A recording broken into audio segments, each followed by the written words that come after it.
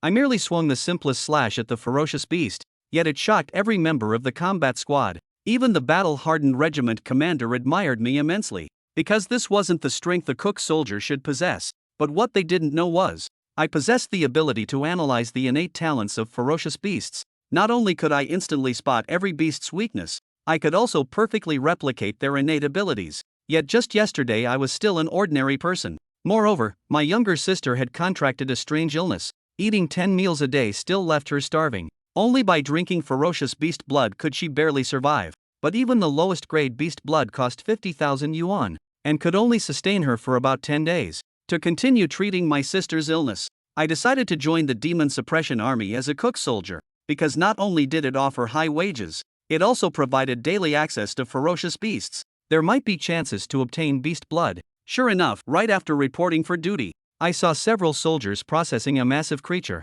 Only this wild boar, knowing its death was imminent, struggled desperately. For a moment, the three men struggled to keep it under control. The old man who brought me here saw this scene. He quickly stepped forward and delivered a palm strike. The wild boar's legs stiffened as it collapsed unconscious. Good thing you arrived, old squad leader.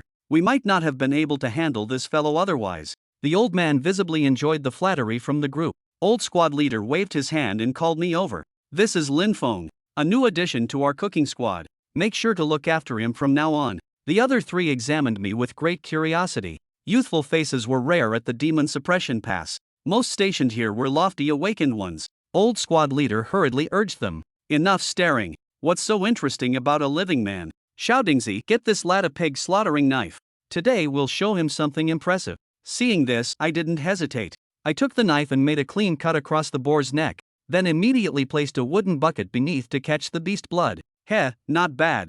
At least he knows the value of beast blood. Old squad leader nodded repeatedly at the sight. But what he didn't know was, essence blood is different from ordinary blood, containing the concentrated essence of a fierce beast. From this entire bucket of blood, only a few drops can be extracted. Ordinary blood is far cheaper than essence blood. Fortunately, Lin Feng had already mastered the purification technique. Otherwise, given Lin Linger's appetite, she would have bankrupted him eventually. The bucket of blood that should have excited Lin Feng didn't attract his gaze. Instead, it left him standing frozen in place, because right before his eyes, a virtual panel appeared. Analyzing ironback boar.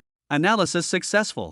Fierce beast profile, ironback boar. Level, non-tier fierce beast. Characteristics: the ironback boar is renowned for its impenetrable defense, with skin as hard as iron that can withstand most physical attacks. Weakness: neck cartilage. Innate divine ability brutal charge. The ironback boar can charge forward with astonishing speed and strength, crashing into enemies and causing massive impact damage. The ironback boar had already been butchered by the kitchen staff.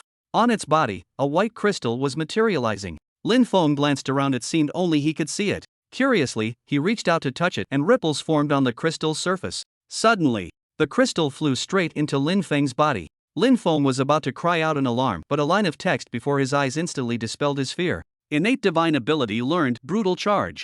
I awakened an innate divine ability. Lin Feng was stunned. The innate divine ability he had obsessed over had just awakened so easily. But why was the awakening method so bizarre?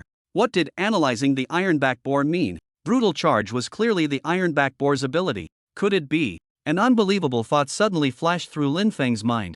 Analyzing fierce beasts can grant innate divine abilities. If that's the case, then no matter what fierce beasts I analyze, I can obtain their abilities.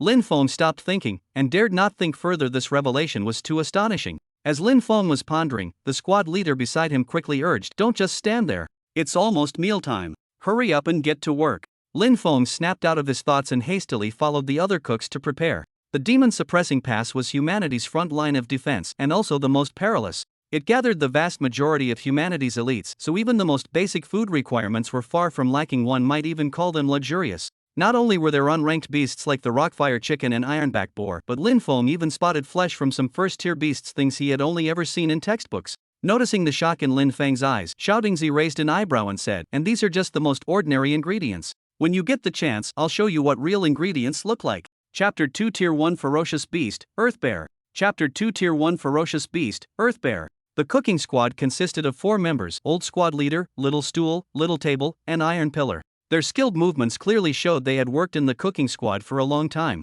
Old Squad Leader glanced at Little Stool, still chit-chatting. "The special ops team will arrive soon. Hurry up with preparations, or we'll be in serious trouble if we delay them." Upon hearing this, Little Stool nodded repeatedly without another word, the chopping knife in his hand moving even faster. And you, old squad leader, turned his head. Familiarize yourself with things first. We'll hold a welcome dinner for you tonight.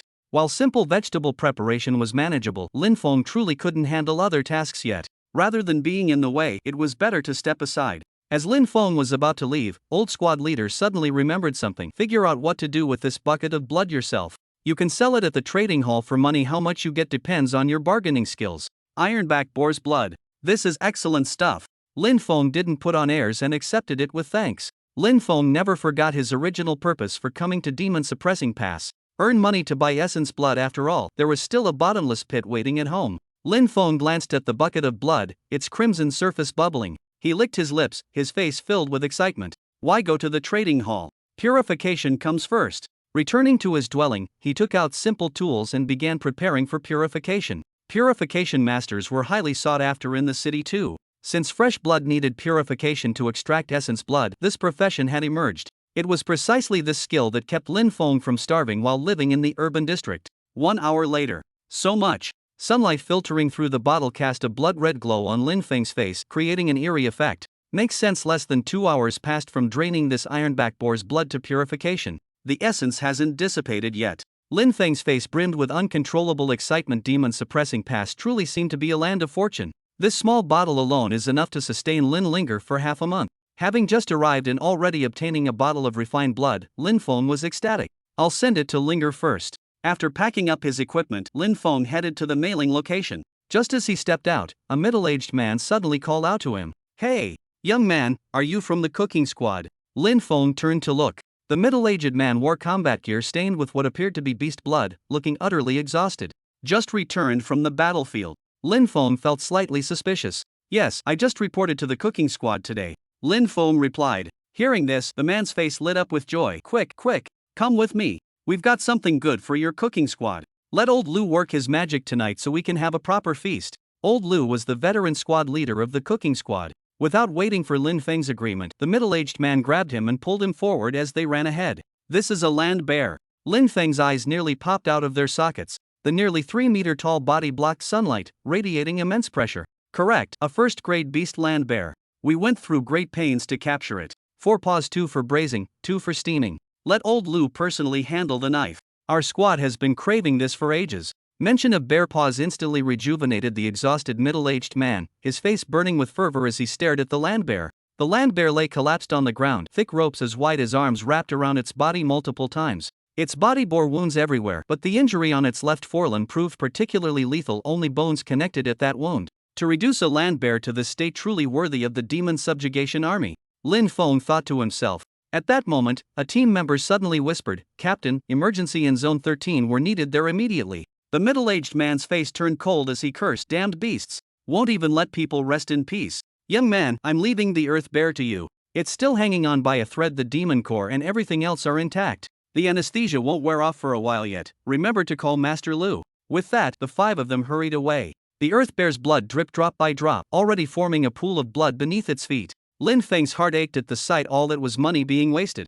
The blood spilled on the ground was already contaminated and unusable, but what the earth bear had in abundance was blood. Just as Lin Feng was about to fetch a bucket to collect the blood, he suddenly sensed the dying earth bear's aura growing stronger. Could my luck be this bad? Has the anesthesia worn off already? But the moment this thought crossed Lin Feng's mind, the earth bear's muscles suddenly bulged. Bang! Bang! Bang! 3 consecutive snaps. The hemp ropes burst apart instantly. Lin Feng's heartbeat suddenly accelerated. Facing the oppressive aura of a first-order fierce beast, even a dying one at that, he dared not even breathe loudly. The pain enraged the earth bear further, its injured eyes slowly streaming with bloody tears. In its current state, the earth bear was extremely sensitive. The slightest disturbance would send it into complete madness. Sensing potential threats, it began struggling violently, trying desperately to break free. But its wounds only made its movements sluggish, each struggle accompanied by agonized roars. Roar! A deafening roar shook the heavens and earth, making Lin Feng's ears throb with pain. Earth bear's innate ability, beast blood boiling. Instantly, a bloody aura enveloped the earth bear as its power multiplied several times over. Lin Feng gulped nervously at this terrifying sight. Run! Absolutely impossible. He knew better than to think he could outrun a first-order fierce beast. With its keen sense of smell apparently detecting Lin Feng's scent, the earth bear let out a heaven-shaking roar and swung its massive paw downward. Lin Feng's pupils contracted as his body nimbly dodged to the side. The giant paw struck where he had just stood, leaving behind a huge crater in the ground. Holy cow, Lin Feng thought, utterly shocked. This earth bear truly lives up to its reputation for raw power. With each attack the earth bear made, its wounds would tear open wider, causing blood to gush forth. Moreover, the blood boil state was consuming its blood rapidly. In Lin Feng's judgment, the earth bear couldn't possibly last much longer. Perhaps I can actually kill it. As this thought emerged, a peculiar gleam surfaced in Lin Feng's eyes. Although he had killed an ironback boar before, that had been like slaughtering a defenseless fish and it hadn't even been a ranked beast. If I'm careful enough, it should be possible, Lin Feng said coolly. Being a man of action, he immediately prepared to carry out his plan. With no weapon in hand and only the savage charge as his innate ability, facing a land bear in its blood fury state was absolutely impossible. The land bear, now driven mad by pain, had completely lost its ability to think rationally. With its vision impaired, 2 consecutive swipes failed to even graze Lin Feng's clothes. Whoosh! The land bear's speed decreased and the red glow around its body gradually dimmed. Lin Feng's eyes sharpened. Now's the time. Savage charge. Lin Feng bent his right arm slightly, channeling all his strength into it. Bam! The massive beast was sent staggering back several steps, its abdominal wound bursting open as blood sprayed everywhere. The power of this strike far exceeded Lin Feng's expectations. Analyzing land bear. Analysis successful. Beast profile, land bear.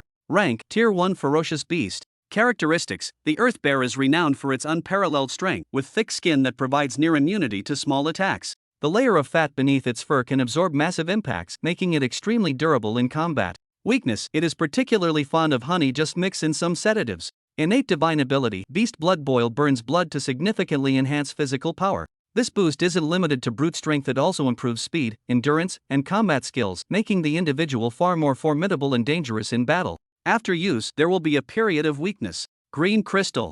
Lin Feng's face lit up with joy. Learned innate divine ability, beast blood boil. Just as I guessed. I can obtain the innate divine abilities of 10,000 beasts. Lin Feng roared inwardly. What's going on?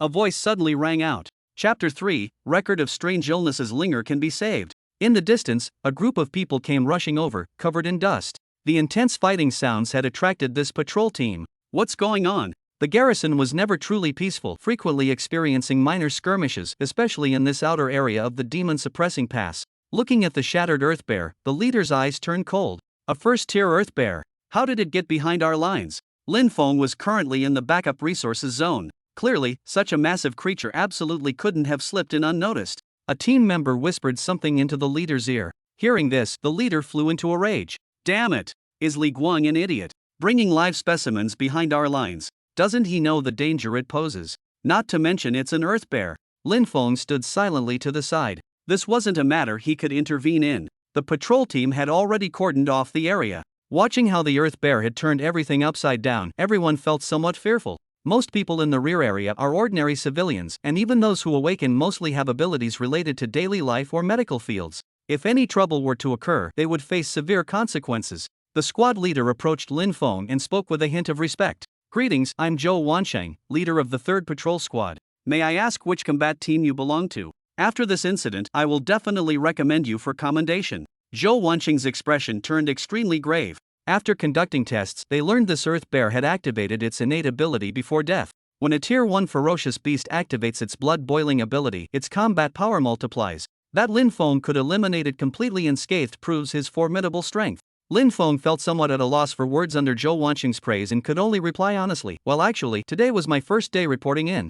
So you're from the academy. Truly outstanding among the younger generation. Zhou Wansheng's eyes shone with admiration. Many universities send students to the demon-suppressing pass for training every year, including some exceptionally powerful individuals. Clearly, Zhou Wansheng already considered Lin Feng to be one of these university students. Hearing this, Lin Feng waved his hands repeatedly. No, I'm not a university student. I just reported today I'm a cook. At these words, everyone froze. Zhou Wansheng's voice rose in disbelief. A cook? Evidently, he didn't believe Lin Feng's words. Seeing this, Lin Feng had no choice but to take out his ID tag and hand it to Zhou Wansheng. Zhou Wansheng took it and carefully compared it to Lin Feng's face. You're really a cook. Zhou Wansheng looked utterly incredulous. How could a cook have killed an earth bear? That was impossible. Everyone in the cooking squad was just ordinary people. What could they do besides cook? The other team members also stared at Lin Feng in shock, their faces full of disbelief. How was this possible? Why would someone so young be assigned to the cooking squad? Lin Feng noticed their doubts and explained. When Li Guang and the others delivered this earth bear, it was already severely injured. The earth bear had activated its beast blood boil, which couldn't last much longer anyway. As for the earth bear's body explosion, Lin Feng didn't offer excessive explanation. His abilities were somewhat terrifying, and he didn't want to reveal them casually. Zhou Wanqing gave Lin Feng a deep look and nodded silently. You've worked hard. If similar incidents occur again, be sure to contact our patrol team. Any observant person could tell Lin Feng wasn't telling the whole story. Everyone has their own secrets, and Zhou Wanqing didn't intend to dig deeper. Lin Feng secretly sighed in relief and glanced at the pile of mush behind him. If there's nothing else, I'll take the earth bear away first. With that, Lin Feng found a cart and, in full view of the patrol team, hauled the earth bear away. Captain! A team member rushed to Zhou Wanqing. The earth bear's beast core is missing. Zhou Wanqing narrowed his eyes. No wonder the kid wasn't telling the truth. He took the beast core. Whatever, consider it his reward. If not for him, who knows what chaos might have ensued. As for Li Guang, I doubt he'll have anything to say about it. At the mention of Li Guang, Zhou Wanqing snorted coldly. The moment Li Guang and his team come off duty, summon them to see me immediately. Yes, sir. Arriving at the mess hall, Lin Feng unloaded the pile of pulped flesh from the trailer. An earth bear. Shouting Z's gleaming bald head shone with grease as he rushed over with a cleaver at the sight of the mangled meat. Lin Feng, where did this come from? The others heard the commotion and hurried over as well. Lin Feng had no choice but to explain truthfully, though he naturally omitted details about his own involvement. Old Lu puffed away at his cigarette, eyeing the earth bear's remains before cursing. How'd it end up as complete mush? What are we supposed to do with this? Xiao Zhu, you and the others lend a hand, chop it into mince. We'll make meatballs for dinner. Seeing that no one had noticed him, Lin Feng approached Old Lu and asked, Old Lu, can I ask you something? Old Lu, wearing a yellowish apron, glanced at Lin Feng. Spit it out. My sister has contracted a strange illness. No matter how much she eats, she's never full. Only consuming essence blood can meet her nutritional needs. Have you heard of such a peculiar condition? I'm just a cook, what would I know about this? But you've been stationed with the army for so long, surely you've seen all sorts of things. That's true, isn't it? Lin Feng discreetly slipped the essence blood he had just extracted into Old Lu's hand. Oh. Old Lu raised his eyebrows with a smirk. This kid knew how things worked. Strange illnesses are common in our army. Many soldiers returning from the battlefield develop peculiar symptoms each year. Although I've never heard of this insatiable hunger condition, still, why don't you check the base library? You might find a solution there. We kitchen staff can enter freely, just show your ID card at the door. He had originally planned to mail the ironback boar's essence blood to Lin Linger, but after meeting Li Guang and seeing the dying earth bear, Lin Feng suddenly realized this was the demon suppression army where gathered humanity's strongest warriors. Perhaps Lin Linger's mysterious illness might find a permanent cure here. As for whom to ask, Lin Feng first thought of Old Lu. This guy had served in the demon suppression army for 30 to 40 years. No one knew the army better than him. Having obtained the answer he sought, Lin Feng hastily took his leave and hurried toward the library.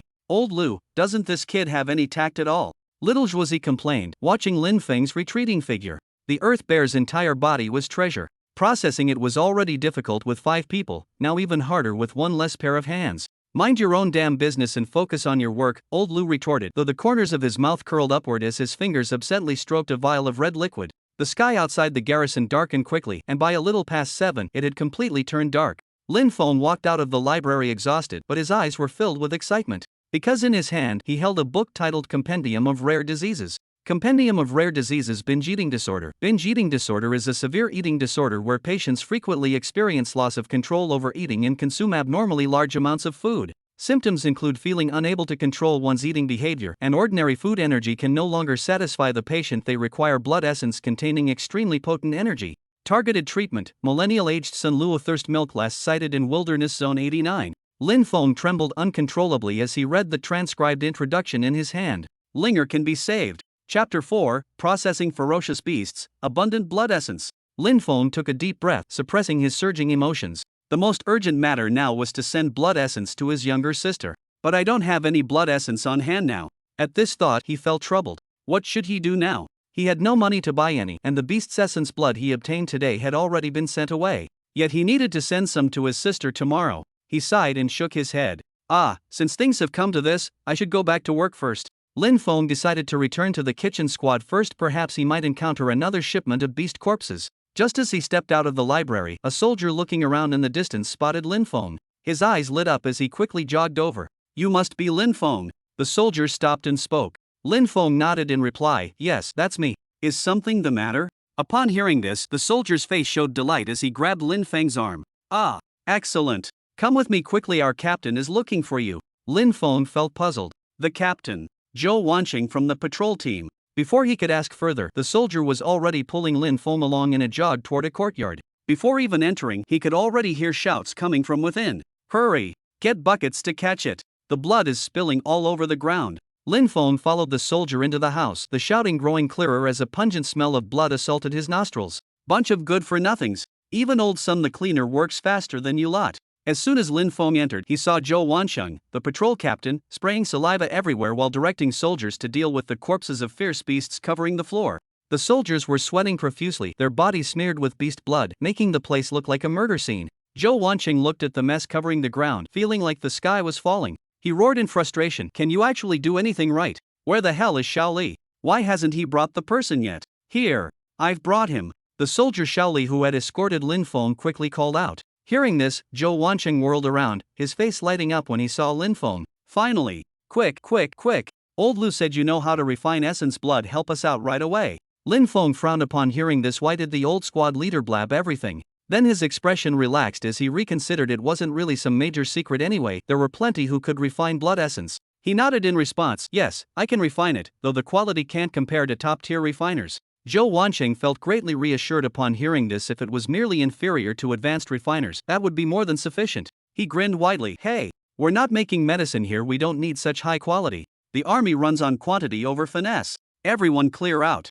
Remember to assist Lin Feng." Zhou Wansheng ordered the soldiers to make space. Lin Feng took tools from a nearby soldier and approached the beast corpses. Seeing all the spilled blood on the ground, he winced in distress. What a terrible waste. He hurried over to one beast and called to nearby soldiers, "Come, help me move this onto the platform." Thud! Several soldiers heaved the heavy carcass onto the metal platform. Lin Feng picked up the knife and skillfully began bleeding the creature. The gleaming blade sliced through the hide, separated the fat layer, and finally severed the artery. Foul-smelling beast blood immediately gushed out, flowing into the prepared buckets. "Bring more buckets." Seeing how the enormous beast's blood couldn't even fill one bucket, Lin Feng quickly called for soldiers to assist. With the splashing sounds of blood, Lin Feng worked with practiced ease, systematically bleeding all the carcasses. Thud! As the last iron bucket was filled with blood and set on the ground, Lin Feng wiped the sweat from his forehead. Phew! That was exhausting. Lin Feng massaged his sore arms. These beasts' bodies were incredibly tough. Processing them was truly a test of strength. After completing this task, Lin Feng suddenly remembered something. Why haven't I heard any system notification? Lin Feng felt somewhat puzzled. Could it be that only beasts killed by his own hands could be analyzed? While pondering this, exclamations of surprise arose from inside the house. Incredible! He actually processed all these corpses alone. Look at those skilled movements, he must be at least an intermediate-level refiner. A mere cook is actually this versatile. Lin Feng smiled faintly upon hearing these remarks. "It's true I'm a cook, but did you really think all I could do was light fires and cook meals? Alright, you handle these corpses. I'm going to start refining the essence blood now," Lin Feng said to Zhou Wansheng. "Ah yes, write everyone out." Upon hearing this, Zhou Wansheng immediately ushered the soldiers out of the room. The method of refining essence blood wasn't particularly difficult, with each person having their own variation, but it wasn't something to be casually shown to outsiders. Noticing how perceptive Zhou Wansheng was bringing the soldiers out before he even had to ask, Lin Feng revealed a satisfied expression. Then, he began refining the essence blood. After some time had passed, Lin Feng called out to those outside, "Alright, you can come in now." No sooner had the words left his mouth than the door was pushed open, with Zhou Wansheng leading the others inside. So many! He stared in shock at the small vials of refined blood essence neatly arranged on the platform. The transparent glass bottles contained dark red blood essence, their clear coloration indicating premium quality. Counting them, there were easily over a dozen bottles. Lin Feng smiled as he spoke. "Mission accomplished, Captain Zhou." Zhou Wansheng picked up a bottle, gasping in amazement at the blood essence inside. Damn, this quality! Although his old squad leader had told him Lin Feng could refine blood essence, he'd only asked as a last resort. But the refined essence he received far exceeded his expectations. This was even better than hiring a senior refinement specialist. He then took out 3 small bottles and stuffed them directly into Lin Feng's arms. "These are your payment. Later, let old Lu handle the corpses. Pick out any materials you fancy." Lin Feng looked at the blood essence in his arms and couldn't help sighing quietly. "This is incredibly generous. You should know that although this essence blood can't compare to what was refined from living savage beasts before, the sheer quantity makes up for it. A single bottle of this essence blood equals 2 bottles of what we previously gave to the old squad leader. Stop nitpicking. In our unit, we don't fuss over petty costs and benefits." Zhou Wansheng clapped Lin Feng on the shoulder and grinned. Seeing this, Lin Feng had no choice but to accept. More savage beasts. This time they're not alive, right? Suddenly, the old squad leader's voice sounded outside the door. He pushed open the door and entered, waving at Lin Feng when he saw him. Come on, let's bring this meat back to the mess squad. The old squad leader pointed at some already processed savage beast meat that the soldiers had prepared. Zhou Wancheng quickly spoke up. Old Lu, don't rush. First help me process these corpses. You and Lin Feng can pick out some materials. The old squad leader sighed upon hearing this. You really know how to give me extra work. Let me say up front, most of these beast corpses are already damaged, not much usable material left. Zhou Wancheng quickly nodded in agreement. The old squad leader picked up his kitchen knife and got to work. After a short while, some usable parts had been dismantled by him. After working for a while, he wiped his sweat and said to Zhou Wancheng, alright, there's nothing left for us to do here. Lin Feng and I will head back first. Fine. We really caused trouble for your cooking squad today. The old squad leader waved his hand and left with Lin Feng. On the way, he suddenly asked Lin Feng, by the way, have you found a solution for your sister's illness? Chapter 5, Second Level Fierce Beast Attack. Chapter 5, Second Level Fierce Beast Attack. Yes. Lin Feng nodded and said with a smile, I've found a treatment method. Oh, you found a cure so quickly. Tell me, what's the method? How to treat it? It was evident that the old squad leader was genuinely happy for Lin Feng. Lin Feng didn't hide anything and explained everything in detail. When hearing that 1,000-year-old Sunlu of thirst milk was needed and they'd have to go to Wasteland Zone 89, the old squad leader froze. Then he sighed regretfully. Wasteland Zone 89 is no simple place. With our current abilities, going there would be a one-way trip. Your sister. Sigh, perhaps we could hire some awakened ones to go. But those awakened are so arrogant, hiring them would require a considerable sum. The old squad leader's joyful expression faded, convinced Lin Feng could never retrieve the medicinal ingredients from Wasteland Zone 89 in this lifetime. How about this? I'll pull some strings. After decades in the mess hall, I've made some connections. Maybe I can ask them to help you. The old squad leader lit a cigarette and began offering suggestions. Lin Feng listened, deeply moved. They had just met, with no prior relationship, yet the old squad leader was already showing him such kindness. No need, I can go myself. Lin Feng replied with a smile. You? Really? The old squad leader's face was full of disbelief. With your delicate appearance, how could you possibly face those ferocious beasts? Alright, I need to return to cook. Weren't you going to sell your essence blood? Go ahead. Hearing this, Lin Feng nodded. Indeed, time was running late. He needed to quickly send the essence blood back home where his sister was waiting. On his way to the trading hall, Lin Feng first went to the mailing counter and handed 2 carefully boxed vials of essence blood to the staff. This is to be sent back to the city district. The staff member nodded, took the package, and began filling out the information. Alright, this package will reach the city district by tomorrow evening at the latest. Much obliged. Having said this, Lin Feng left the trading hall. It's mealtime already, time to get back to work. He made his way back to the mess squad. As soon as he entered, he saw everyone bustling about in full swing. There you are, boy. Finally back. Here, help me cook these meatballs. The old squad leader, sweat wiping ladle in hand, called out to Lin Feng, who had just walked in. Lin Feng walked over to the chopping board where he saw the earth bear meat had already been made into meatballs. Fresh red raw meat mixed with spices was shaped into balls that looked glistening and extremely appetizing. What are you spacing out for? Hurry up and put them in the pot. Seeing Lin Feng frozen in place, the old squad leader hurriedly urged him. Ah, right away, right away. Upon hearing this, Lin Feng quickly dropped the raw meatballs into the pot. When they floated to the surface, he began stirring with a ladle. Immediately, a rich aroma of meat filled the air, causing everyone in the room to sniff eagerly. The meat of the earth bear was extraordinarily fragrant. After cooking the meatballs, Lin Feng lifted the pot. Sergeant, I'll go serve the soldiers now, he said to the old squad leader.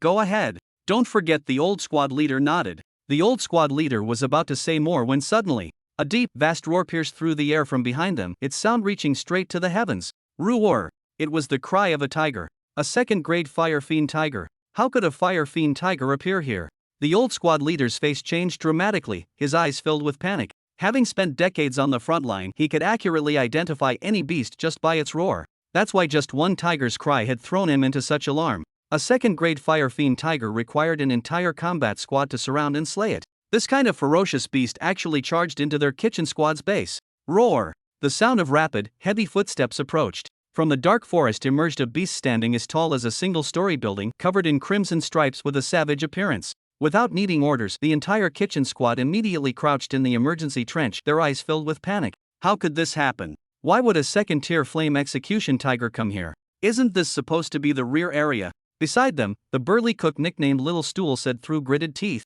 The veteran squad leader, drawing from his extensive experience, quickly forced himself to calm down and analyze the current situation. There must have been a breach in the frontline defenses during nightfall, allowing this second-tier beast to slip through. Let's not panic, stay hidden. That tiger's roar earlier will surely attract the patrol team. Every member of the patrol team is at least a D rank awakened. Once they arrive, we'll be saved. At this moment, the second-order fire fiend tiger's gaze turned toward their direction, sniffing with its fist-sized nostrils. Every member of the cooking squad instantly felt their scalps tingle. No one dared to move a muscle. If they were discovered by the second-order fire fiend tiger, given their combat strength, they would surely die without a chance of survival. They could only pray the fire fiend tiger wouldn't discover them. But just then, the fire fiend tiger seemed to have noticed something and began moving toward them with heavy steps. As the cooking squad trembled in fear and prepared for a heroic sacrifice, a team of people suddenly arrived swiftly from the side. 6D rank awakened one's a full patrol squad. Seeing the patrol squad's arrival, the cooking squad's old squad leader was overjoyed and shouted excitedly, "The patrol squad is here.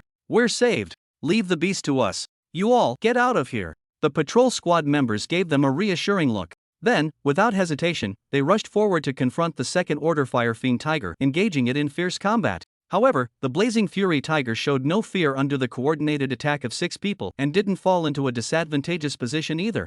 Lin Feng lay prone at the edge of the trench, observing this battle. The blazing fury tiger soon got injured, but this only further enraged its ferocious nature. Under continuous swings of its enormous tiger claws, it actually forced the 6 patrol team members into constant retreat. Before long, these 6 patrol members who had rushed over in haste were already at a disadvantage. They could only deal with the attacks in panic, no longer capable of launching any offense. If things continued this way, the 6 patrol members would undoubtedly be defeated. The patrol members engaged in the battle naturally understood their situation even better. They hurriedly turned their heads and shouted, "Comrades from the mess squad, run quickly. We can't hold on any longer. Go call the Special Combat Company quickly. There's an extremely fierce second-stage blazing fury tiger here with rich combat experience." Seeing the patrol members fall into crisis so quickly, the mess squad leader became so anxious that sweat covered his forehead, and he shouted loudly, "What about you all? What will you do? We'll hold back the flame fiend tiger to prevent it from causing greater destruction."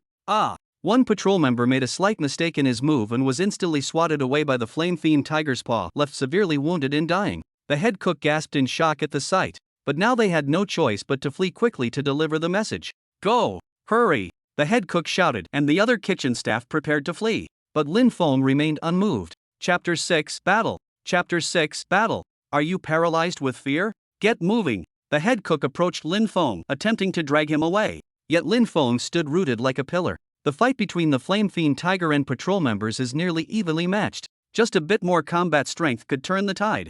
I'm going to help. Lin Feng clenched his fists, brimming with fighting spirit. His previous battle with the Earth Bear had shown him he possessed some capability. At the very least, joining this fight against the Flame Fiend Tiger wouldn't be a problem. Moreover, when he fought the Earth Bear, he only possessed the brute charge talent. After dismantling the Earth Bear, he had already acquired the beast blood-boiling innate ability. His combat power had improved by several levels compared to before. Just as Lin Feng was about to charge forward, the mess sergeant suddenly grabbed his hand. "Are you insane? You're just a kitchen soldier. What business do you have joining the fight? This could get you killed. On the battlefield, keep your mouth shut if you're incompetent." The mess sergeant tried to drag Lin Feng away. But Lin Feng broke free and said earnestly, "Trust me, I can do this. These patrol troops came to save us. Since I have the ability, I can't just stand by and watch them die." The situation was critical now. Every second's delay could cost lives. So after saying these words, Lin Feng wasted no more time and charged straight in. The old sergeant stared blankly at Lin Feng's fearless, charging figure. He lowered his head again and looked at his still throbbing hand. He was a martial artist, though his combat prowess couldn't compare to an awaken's. Among ordinary people, he could take on dozens single-handedly. But the force with which Lin Feng had shaken off his grip just now had been something even he couldn't withstand.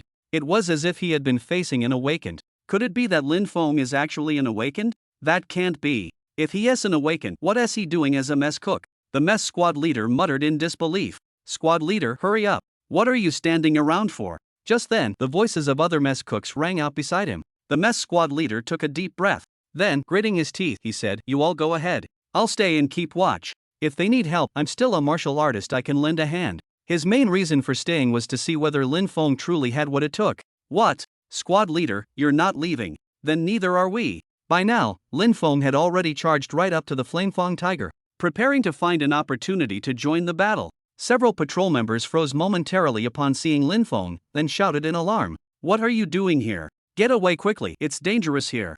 I've come to assist you. Lin Feng shouted loudly. His eyes remained fixed on the flame fiend tiger as he replied while searching for the right moment to enter the fight. A mere cook trying to fight. Don't hold us back.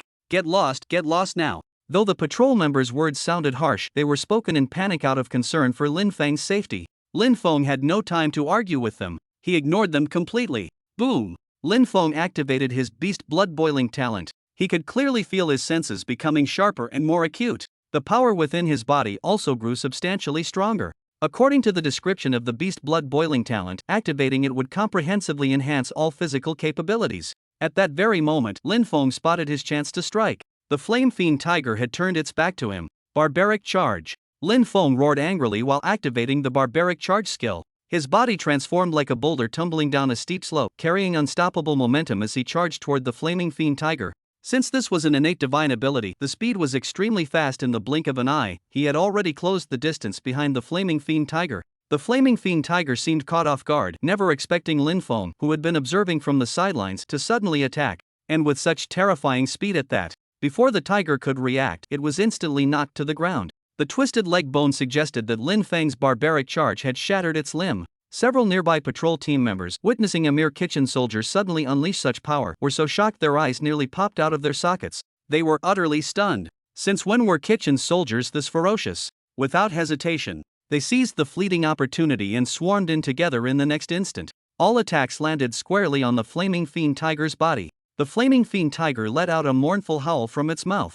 Crack! The next moment, Lin Feng raised and swung his blade. A beast-cleaving bone chopper struck directly at the flaming fiend tiger's neck. A torrent of blood gushed out. It sprayed onto Lin Feng's face, staining it crimson red. Huff! Watching the massive blood flow, and remembering his sister's illness still required beast essence blood, Lin Feng couldn't bear to waste a single drop. In haste, he grabbed a bucket from nearby and placed it beneath the flaming fiend tiger's neck to collect the blood. The flaming fiend tiger's body temperature was extremely high. The blood flowing into the bucket emitted steam like boiling water. At this moment, the nearby patrol team members finally reacted with belated realization. A mess cook had actually killed a second-grade flaming fiend tiger. This was absolutely unbelievable. Mess cooks were supposed to be nothing but kitchen hands who only knew cooking and firemaking. When did he actually possess such formidable combat power?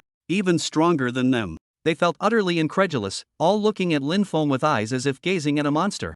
While the cook squad leader behind almost popped his eyeballs out of their sockets. He had already guessed that Lin Feng might be an awakened, but he never expected that Lin Feng's strength could reach such an astonishing level.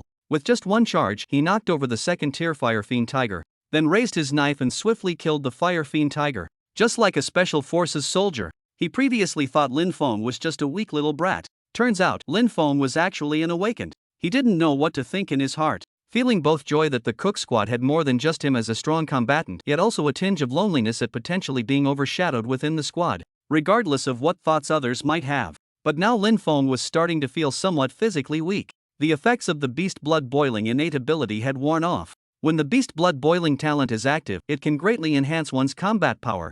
Once the effect of the talent passes, the entire body becomes extremely weak. At this moment, Lin Feng feels dizzy and lightheaded, his steps unsteady. He takes several deep breaths, barely managing to steady himself from collapsing to the ground. But then, Lin Feng spots a green crystal on the firebane tiger's body. Before his eyes, there's also a light screen. Chapter 7, Talent Fusion. Chapter 7, Talent Fusion. Analyzing Firebane Tiger. Analysis successful. Beast profile: Firebane Tiger.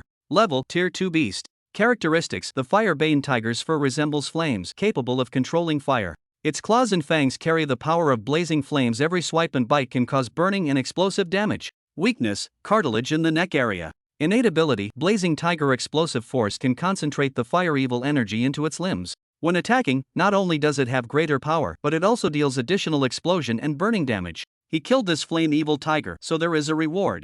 Lin Feng reached out and touched the green crystal that only he could see. It immediately seemed to sense gravity and drilled into his body. At the same time, the system's voice appeared in his ear. Obtained innate ability: Blazing Tiger explosive force.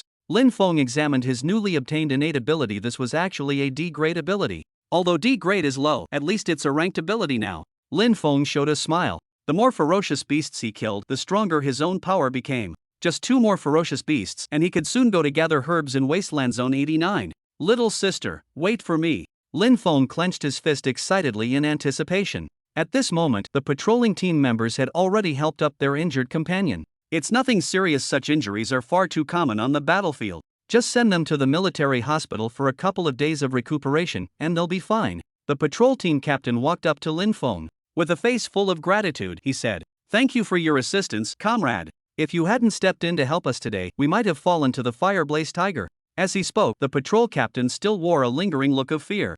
Their situation earlier had been extremely perilous. If Lin Feng hadn't intervened and slain the Fireblaze Tiger, they wouldn't have lasted more than 2 minutes before dying under its claws. Lin Feng smiled dismissively and waved his hand. "We're all soldiers on the battlefield, comrades in arms. Helping each other is what we do. Why the thanks? And if anything, it's your patrol team that saved us. If you hadn't arrived so quickly, we truly would have met our end in the Fireblaze Tiger's jaws." The patrol team leader said modestly, "We are soldiers responsible for combat. This is what we should do." The patrol leader suddenly became curious. He sized up Lin Feng with his eyes, then finally couldn't resist his curiosity and asked, "But you, a cook responsible for stoking fires and cooking meals, how are you so skilled in fighting?" When Lin Feng heard this, he immediately became somewhat displeased. Mumbling with his mouth, he said, Hey, do you really think cooks only know how to stoke fires and cook meals? In order to properly prepare meals, we cooks are also quite capable, you know." The patrol leader was momentarily stunned, not expecting Lin Feng to respond this way. Weren't cooks always considered to be at the bottom in terms of combat capability? Then, he laughed heartily twice and nodded, saying, "That's indeed true. By the way, we can't chat here for long. For a second-tier flame evil tiger to appear behind our defense lines, there must be a reason. We must immediately report this matter and check what went wrong. We'll leave this flame malevolence tiger to you. Tomorrow, make some tiger paws and tiger whips, hahaha." As for the beast core, the beast core was a coveted treasure, especially a second-tier ferocious beast's core. However, after some consideration, the patrol leader generously said to Lin Feng, "Since you killed this flame malevolence tiger, the beast core should go to you." Lin Feng smiled slightly and nodded without refusing. He needed to enhance his strength now to save his sister. He wouldn't let slip any opportunity to improve his power. Since they were willing to yield it, he accepted it without guilt. Soon, the second-tier flame malevolence tiger's carcass was skillfully butchered by the cooking squad members. It would be prepared into dishes tomorrow. As for the most precious beast core, it naturally went to Lin Feng. Ding! Detected second-tier beast core. Beast core fusion talent can be activated. Current fusible talents: Blazing Tiger, Explosive Force, Beast Blood Boiling. To think it can fuse innate abilities. But now is not the time. Lin Feng, it's getting late. We should return to camp and rest. The old squad leader walked up to Lin Feng and called out to him with a smile. In the old squad leader's tone, apart from affection, there was also newfound respect. "All right." Lin Feng put away the beast core, then followed the cooking squad back to camp to sleep. The camp area was quite spacious. Considering each soldier's privacy and various matters concerning innate abilities, every soldier had their own private room. Though not large, it at least provided personal space. When Lin Feng first arrived at the military camp, someone had shown him to his quarters and prepared all his daily necessities. After returning to his room, Lin Feng closed the door. He sat on the bed, adjusting to a comfortable posture. Then he took out that second-tier beast core. Activate beast core. Instantly, Lin Feng felt a surge of power erupt within his body. At this moment, Lin Feng suddenly saw the light screen reappear before his eyes. Second-grade beast core has been used. Innate ability begins fusion and evolution. Bestial Blood Boiling and Blazing Tiger Explosive Force have fused into C-grade ability, Tiger Fiery Body. The next second, information about the Tiger Fiery Body innate ability surfaced in Lin Feng's mind. This was an innate ability that combined the strengths of Bestial Blood Boiling and Blazing Tiger Explosive Force. It retained their advantages while discarding flaws, multiplying its power several times over. Its grade had actually reached sea level. Moreover, there were no longer any side effects from Bestial Blood Boiling. Now, after activating Tiger Fiery Body, he could still greatly enhance his combat power. But when the ability's effects faded, he would no longer suffer from weakness. Lin Feng opened his eyes, his gaze brimming with excitement as he clenched his fists. This system can actually fuse low-grade abilities into stronger ones, but it actually requires beast cores as materials. Obtaining a single beast core means slaying a ferocious beast, all involving considerable risk. Fortunately, at the Demon Suppressing Pass, ferocious beasts are the most abundant resource. Sigh, time to sleep. Prepare to greet tomorrow's sunrise. After a busy day slaughtering 2 ferocious beasts, a task that would exhaust even Special Forces elites, Lin Feng felt somewhat fatigued too. With a yawn, he fell into a deep sleep. Meanwhile, elsewhere in the military camp, an officer with shoulder insignia looked up in astonishment and asked, "What? There's actually such an outstanding cook soldier." Chapter 8. Do you know the consequences of refusing me? Chapter 8. Do you know the consequences of refusing me? A cook soldier. Such a formidable cook soldier. The regimental commander acted with decisive efficiency, slapping the thin report onto the table with such force that the alloy surface vibrated audibly. The crimson ink on the report stung his eyes. It documented a second-grade fire fiend tiger. An ordinary 10-soldier squad might not even retreat unscathed from such a ferocious beast, yet it was single-handedly taken down by a newly arrived cook. The regiment commander's thick, sword-like eyebrows knotted into a frown so deep it could almost crush a fly. He abruptly stood up, his military boots thudding heavily against the ground like a beast ready to pounce, striding purposefully toward the direction of the cookhouse. He wanted to see for himself just who exactly was this Lin Feng. Was he truly capable, or was there more to the story? Inside the cookhouse, steam rose as the aroma of food filled the air. Lin Feng hummed an off-tune ditty while his hands moved with effortless grace, showing no trace of clumsiness. The sharp blade in his hand seemed to come alive. Cabbage sliced paper thin, potatoes cut into perfectly uniform chunks, each precise stroke radiating practiced mastery. He deftly tossed the wok as flames coiled like fiery dragons around his arms, enveloping the ingredients with sizzling sounds while the aroma grew increasingly rich. "So you're Lin Feng?" A thunderous voice boomed, making the kitchen rafters tremble as if shaking. Lin Feng paused his hand movements and turned to see a burly middle-aged man in crisp military uniform at the doorway, his general stars on the epaulets glittering in the dim light. Every weather-beaten groove on that battle-hardened face seemed engraved with the marks of time, adding to his formidable military bearing. An aura of battlefield experience washed over them, an oppressive force honed through years of combat. Lin Feng set down his spatula, turned smartly, snapped to attention and saluted in one fluid motion, reporting, "I am Lin Feng. Good lad, your skills truly live up to your reputation." The regimental commander strode in with tiger-like steps, his hawkish eyes scrutinizing Lin Feng up and down. Lin Feng stood ramrod straight, his back as erect as a pine tree, his gaze clear and free from fear, without the usual stiffness or sycophancy common soldiers display before their superiors. "This kid isn't ordinary," the regimental commander secretly praised in his heart. The regimental commander had a sharp eye. The composed demeanor Lin Feng carried and the thin layer of calluses on his hands both indicated he was no average soldier. To wield a kitchen knife with the aura of a killing blade, this was no ordinary cook's skill. "How about joining the reconnaissance company?" The regimental commander got straight to the point.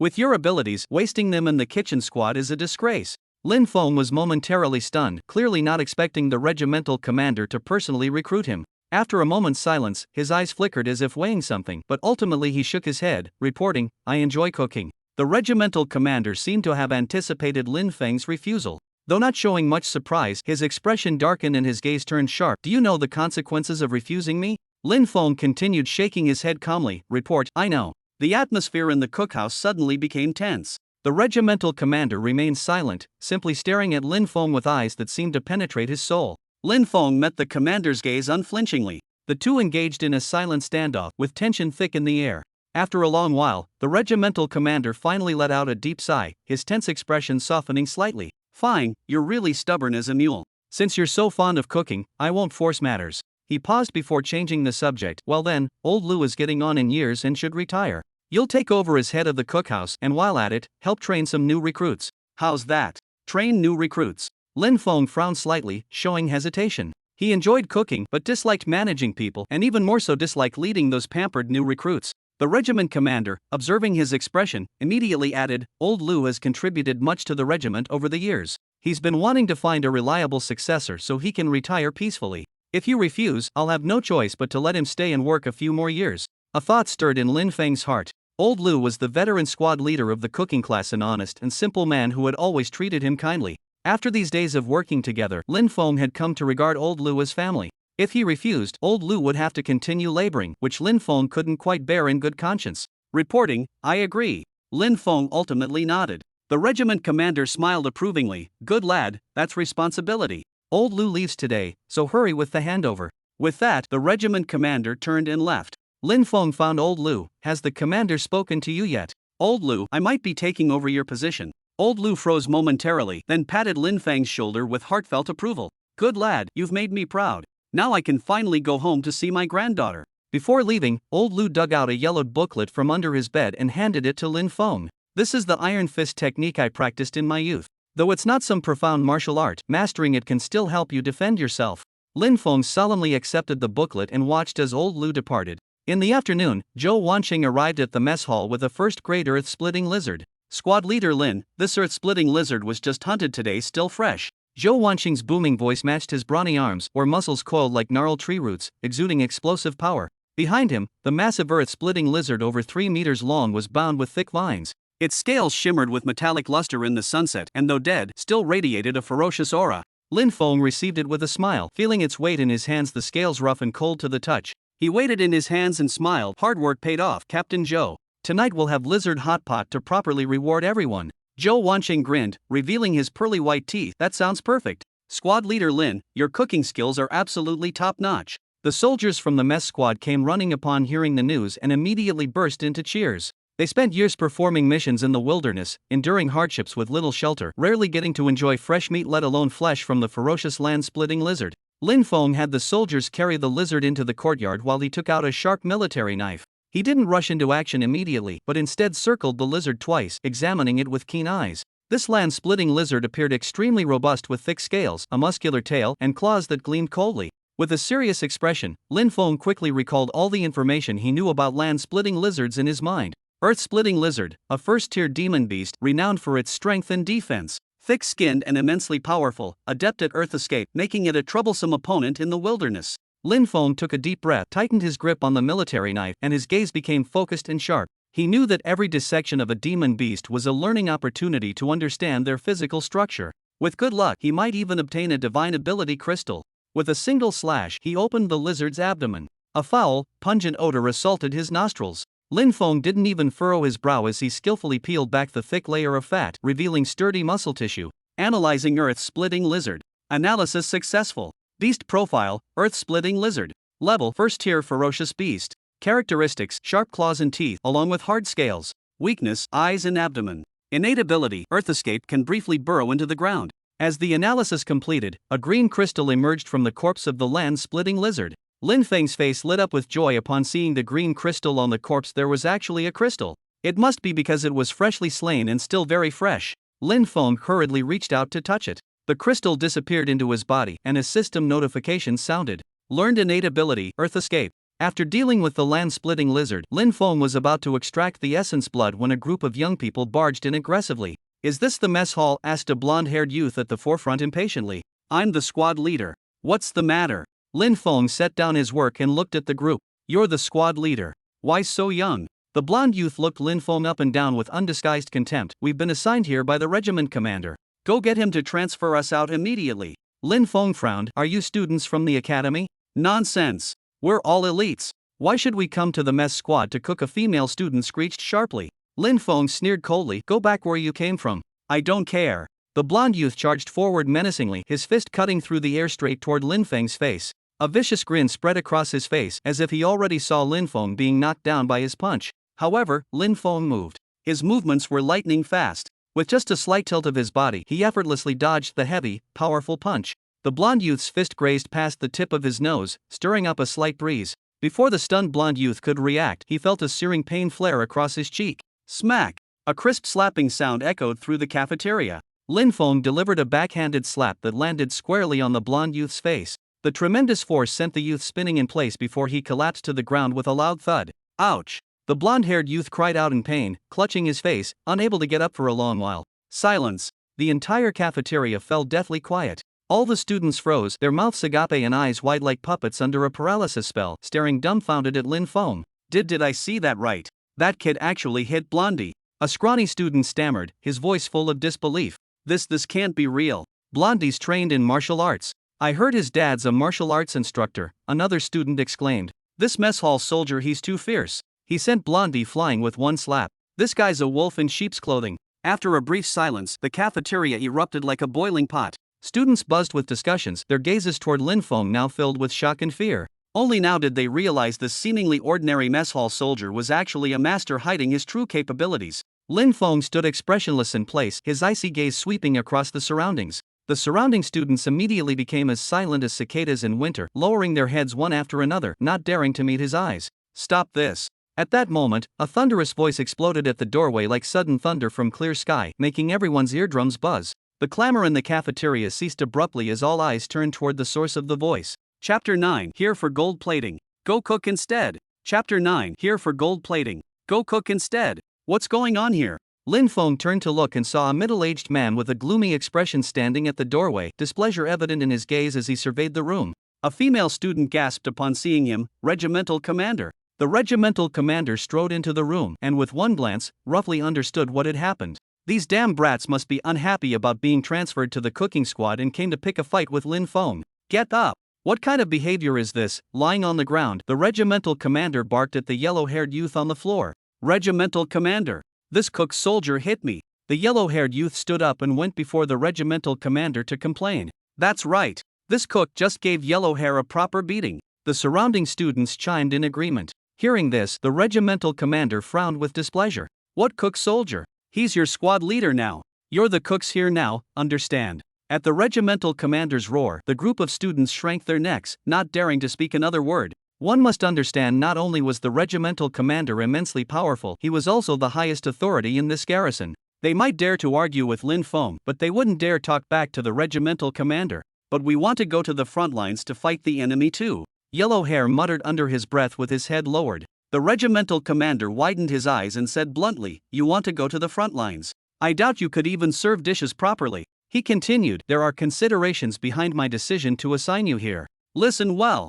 Either obey Lin Feng's orders or pack your things and get out right now." After speaking, the regimental commander ignored the students and walked straight to Lin Feng, saying softly, "Lin Feng, I came specifically to tell you this. I plan to have you take charge of them for a while." Lin Feng saluted the commander, then shook his head and said, "Commander, I really can't handle these students. They're university elites who'd look down on the cooking squad. What could they possibly learn from me anyway? Cooking." Hearing this, the commander patted Lin Feng's shoulder and said, "Enough with the pretense. Others might not know, but do I not know exactly what you're capable of?" He then pointed back at the students and told Lin Feng, "Don't worry, it's just temporary. The front line is too intense right now. You've seen what these students are like. They'd just be delivering themselves as food to the beasts." Lin Feng still frowned after hearing this. He genuinely didn't want to babysit these spoiled young masters and misses. Wouldn't his time be better spent refining more essence blood or analyzing innate divine abilities? His little sister was counting on him to cure her illness. Seeing Lin Feng was still unwilling, the regiment commander spoke up, "I won't make you work for nothing. If you have any requests, just say them out loud. As long as they're reasonable and within regulations, I'll handle them for you." Lin Feng thought for a moment, then slowly said, "All right then. Old squad leader's pension and compensation needs to be delivered to him quickly." The regiment commander froze upon hearing this, asking, "That's it? Nothing else?" Although he knew that due to certain people in the urban district, soldiers' compensations would be delayed for some time, for such a simple matter he didn't even need to call the district, just have the messenger notify them would suffice. Lin Feng thought for another moment, then said, "I want detailed information about Wasteland Sector 89. The regiment commander pondered, then nodded, "That can be arranged. I'll have someone organize the files and deliver them to you tomorrow." Seeing Lin Feng had no further requests, he said, "Very well then, these youngsters will be handed over to you. Don't treat them any special way just because they're university students. Have them do whatever work needs doing. If they disobey, beat them into obedience." Saying this, the regiment commander turned and roared at the students, "Is that understood?" The students quickly stood at attention and replied, "Understood." The regimental commander nodded in satisfaction upon seeing this, then took out a nameplate from his pocket and handed it to Lin Feng. "This is the updated nameplate. Don't lose it." Lin Feng took it and saw the information on the nameplate had been updated to Lin Feng, cook squad leader of the demon suppressing army. "All right, I have other matters to attend to, so I'll take my leave first." With these words, the regimental commander turned and left the room. The students in the room stood where they were, exchanging glances, before reluctantly asking, "Squad leader, what should we do now?" Lin Feng glanced at them and replied calmly, "What should you do? Cook, of course." "Or really cook?" the blonde-haired youth who had just been disciplined by Lin Feng asked in disbelief. Lin Feng ignored them and instead called for Xiaodingzi, telling him, "Teach them. They'll assist you shortly." "All right, I'm leaving now. Call me if anything comes up." Having said this, Lin Feng departed. Xiaodingzi rubbed his shiny bald head and said with a grin, "Hey, you all came just at the right time. I'm swamped with work right now. Come, let me show you around." Little Bench waved at the students, gesturing for them to follow him. Immediately, the students widened their eyes in disbelief. This bald guy really had no manners. Blondie couldn't hold back anymore. "We're all university students, and we're supposed to be your assistants." Hearing this, Little Bench looked at Lin Feng's retreating figure and shouted, "Monitor, look at them." All right, we'll do it, okay?" Seeing the bald guy calling for Lin Feng, they hurriedly spoke up to stop him. Lin Feng glanced at them, shook his head, and left. Returning to his residence, Lin Feng took out the ancient martial arts manual given by his old squad leader and began studying it carefully. Now he did have an innate ability, which had even reached C grade after fusion. But he knew his own limitations. Lin Feng's C grade was different from other awakeners. While innate abilities came with grades upon awakening, some even starting at a grade, subsequent upgrades required actual cultivation. Awakened ones absorb the black mist energy through breathing techniques, gradually improving their physical fitness and ability levels, but these breathing techniques are only available in higher education institutions. Ordinary people generally practice ancient martial arts to absorb the black mist energy, but except for top-tier ancient martial arts techniques, most progress very slowly, like this Iron Fist manual given to me by the old squad leader. But it's better than nothing, Lin Feng murmured to himself. After the incident of the second-tier mutated beast breaking into the rear area, Lin Feng felt a deep sense of crisis. If it was a second-tier beast this time, what about next time? Even staying in the rear isn't absolutely safe. No matter what, I'll start practicing now. Although the old squad leader said this martial arts manual wasn't anything advanced, if one can reach the level of condensing chi in their palms, it probably isn't too bad either. Let me see first. I need to find the chi sensation. Chi sensation. He must mean the black mist energy. Lin Feng felt this ancient martial arts manual was being too cryptic. Why not just say absorb the black mist energy directly? This part wasn't difficult though. Lin Feng, who had already gained special abilities, had his body strengthened by the black mist long ago. As the dark mist energy continuously entered his body, a warm current began circulating within. Gradually, faint white vapor started emerging from Lin Feng's body. He abruptly opened his eyes. Success! Chapter 10, Ancient Martial Arts Levels, New Fierce Beasts. Chapter 10, Ancient Martial Arts Levels, New Fierce Beasts. Lin Feng looked at the rising white vapor around him, his face showing delight. Although this vapor wasn't as condensed as the old squad leaders, that was just because it was freshly cultivated.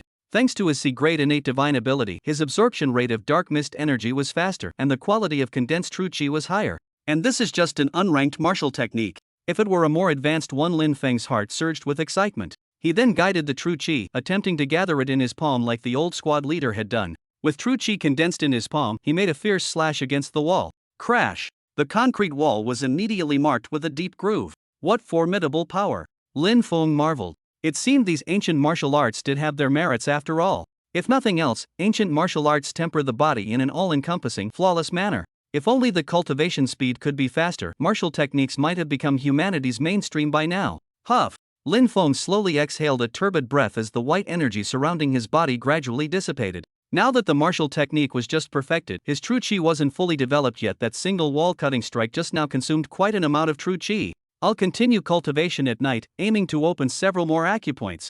Lin Feng murmured while looking at the secret manual in his hands. Though this Iron Fist technique appears simple, it contains all essentials from chi absorption methods to martial stances, even documenting the ranking system of ancient martial arts cultivation. The Iron Fist cultivation requires opening acupoints to convert absorbed dark mist energy into true chi stored within these points. The more acupoints opened, the more true chi can be stored. 9 acupoints represent the Iron Fist's limit. According to records, cultivating to 9 acupoints grants endless true chi flow, with a body capable of crushing metal and breaking stone. By that standard, it should roughly reach the level of a Class C awakener. Lin Feng looked at the records in the manual and sighed slightly. If it weren't for how extremely slow ordinary people progressed in this practice, just the ability to mass-produce Class C awakened would have guaranteed its widespread promotion. And moreover, as Lin Feng spoke, he activated his Tiger Fiery Body divine ability. Flames ignited in his hands as his true chi and fire intertwined, becoming extraordinarily fierce. For a moment, the room's temperature rose by several degrees. Feeling the savage power in his hands, Lin Feng's face showed delight. It really worked! The ancient martial true chi combined with his innate divine ability, their powers didn't just add up, but created an effect where 1 + 1 exceeded 2. Since this move originates from the Iron Fist ancient martial arts, let's call it Flame Fist. Suppressing his urge to unleash the Flame Fist, Lin Feng took a deep breath and dispersed the flames in his hands. Not here, let's test it at the training ground. No sooner said than done, Lin Feng immediately left the room. Passing through a small path, he arrived at the training ground, which was currently empty of people. Indeed, everyone's busy at this hour. I must be the only one with this much free time. The training ground was a vast sandy area, dotted with simple training equipment. This was where the soldiers usually trained. Lin Feng walked up to a scrap tank and touched its worn but still sturdy, thick armor. Let's test my power on this. With those words, Lin Feng circulated his true chi and activated his Tiger Fiery Body. Whoosh! Intense flames erupted from his fist, radiating scorching heat. Fiery Fist. Lin Feng assumed his stance and delivered a swift, powerful punch. Boom! Instantly, violet flames burst forth from his fist, completely engulfing the tank in the blink of an eye. The explosive force from his Tiger Fiery Body even made the heavy tank shake violently several times. As the flames gradually subsided, Lin Feng's eyes widened in astonishment. This power! The tank's body had been scorched pitch black, with a smoking fist imprint visible on its armor. This single strike had already matched the destructive power of heavy artillery. They probably don't need this tank anymore, right? Lin Feng looked at the damage he had caused, glancing around somewhat guiltily. Ah well, time to go back and cook. With that, Lin Feng jogged away. Soon after he left, a soldier carrying a bucket arrived at the training ground, humming a tune. Time to perform maintenance on the tank, it's looking pretty battered. As he spoke, his eyes slowly widened as he saw his beloved tank billowing black smoke like it had been hit by a rocket. My tank! Which damned soul used it for target practice? Wails of despair immediately spread throughout the entire camp. Upon returning to the kitchen squad, Lin Feng immediately heard loud shouts. Don't tell me those students are causing trouble again. Lin Feng frowned and hurried inside. As he stepped through the door, an intense smell of blood assaulted his senses. What's going on? Where is everyone? Lin Feng immediately shouted. Hey! Coming! Little Bench's gleaming bald head poked out from the kitchen as he replied. Lin Feng watched him emerge from the kitchen, his white apron completely stained with blood. What happened? What did you do to those students? Lin Feng asked uncertainly. Little Bench rubbed his shiny head and said with a grin, Boss, you overestimate me too much. What could a mere cook like me do to them? They're university students after all. Then what's this? Lin Feng pointed at the blood on Little Bench's body and asked suspiciously. Just as Little Bench was about to answer, an exclamation came from the kitchen. Ouch! It's moving! Quick, hold it down! I am holding it down. That's not holding, you're practically lying on top of it. Hearing the commotion in the kitchen, Lin Feng immediately strode forward and lifted the curtain to enter. As soon as he stepped in, a foul stench assaulted his nostrils. Several students, covered in blood, were pressing down on a ferocious beast. Sweat poured down their faces, yet they couldn't restrain the constantly struggling creature. Another live one again. Move aside. Lin Feng hurried forward upon seeing this and yanked away the yellow-haired guy sprawled over the beast. This is a Tier 1 ferocious beast, Ironhide Rat. Lin Feng shouted in shock as he saw the large rat trussed up like a zongzi on the table, wriggling incessantly. How could Li Guang bring a live specimen back to the rear again? Setting aside his astonishment, he quickly circulated his vital energy. White chi gathered around his fist as he delivered a punch straight to the Ironhide Rat's head. Squeak! The fist wreathed in steaming white chi struck the Ironhide Rat's head but produced only a dull metallic clang. So tough!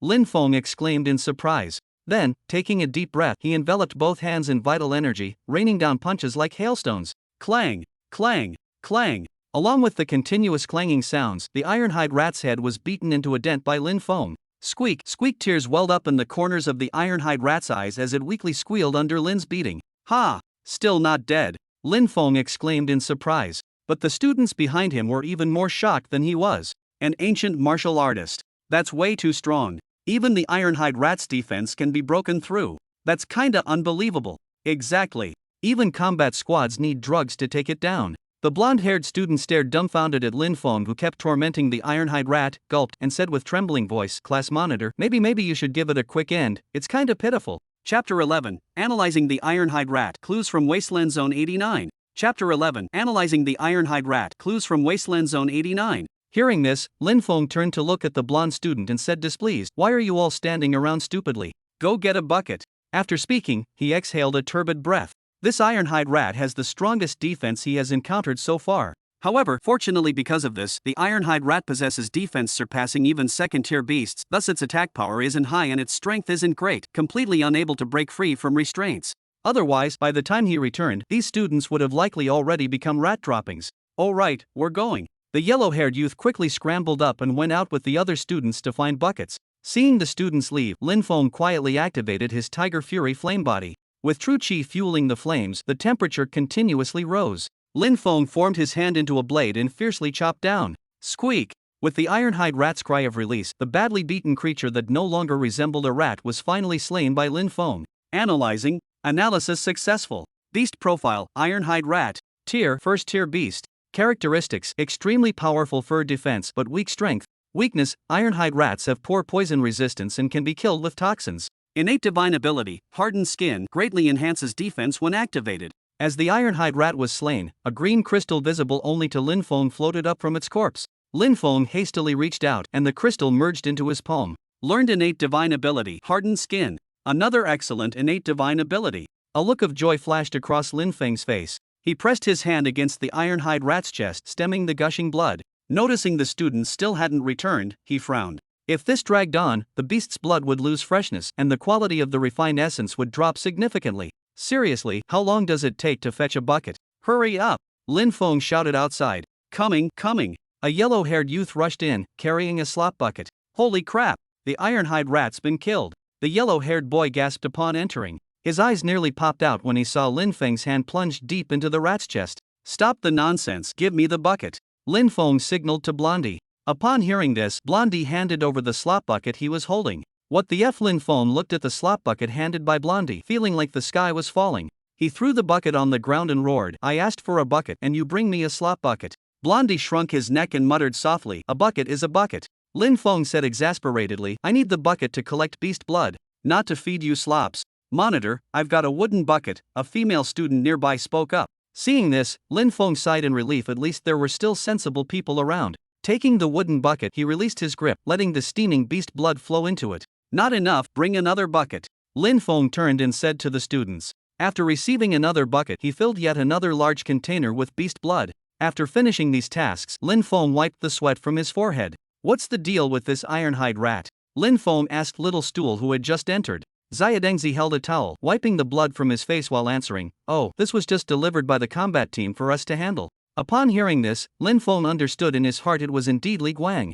Xiaodengzi added further, their captain also said they want ironhide rat stew. Aside from the beast core, you can handle the rest as you see fit. Captain Li really shouldn't have brought live specimens to the rear without even notifying me. Thankfully nothing major happened, Lin Feng said with lingering fear after hearing Xiaodengzi's words. Alright, you all wait here for a while.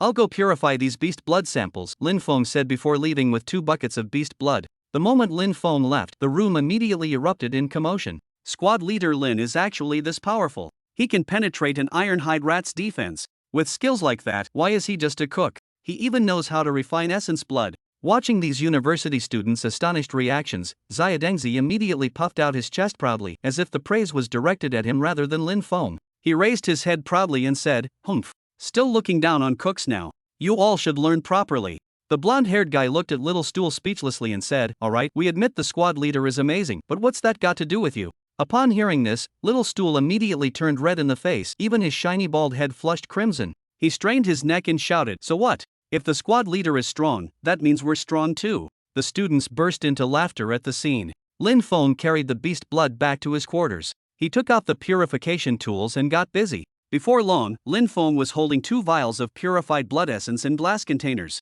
This purity! Looking at the crystalline red color in the containers, Lin Feng couldn't help but exclaim in amazement. Who would have thought that although the ironhide rats are small with little blood, the purity of their extracted blood essence is actually this high? He now felt genuinely happy. This was the first time he had so much blood essence at hand. Now, his little sister wouldn't have to endure the torment of hunger every day. In the past, the essence blood provided to his younger sister was only enough for her daily needs. Though she always claimed to be full, how could Lin Feng believe she was truly satisfied when he saw her pale and emaciated appearance?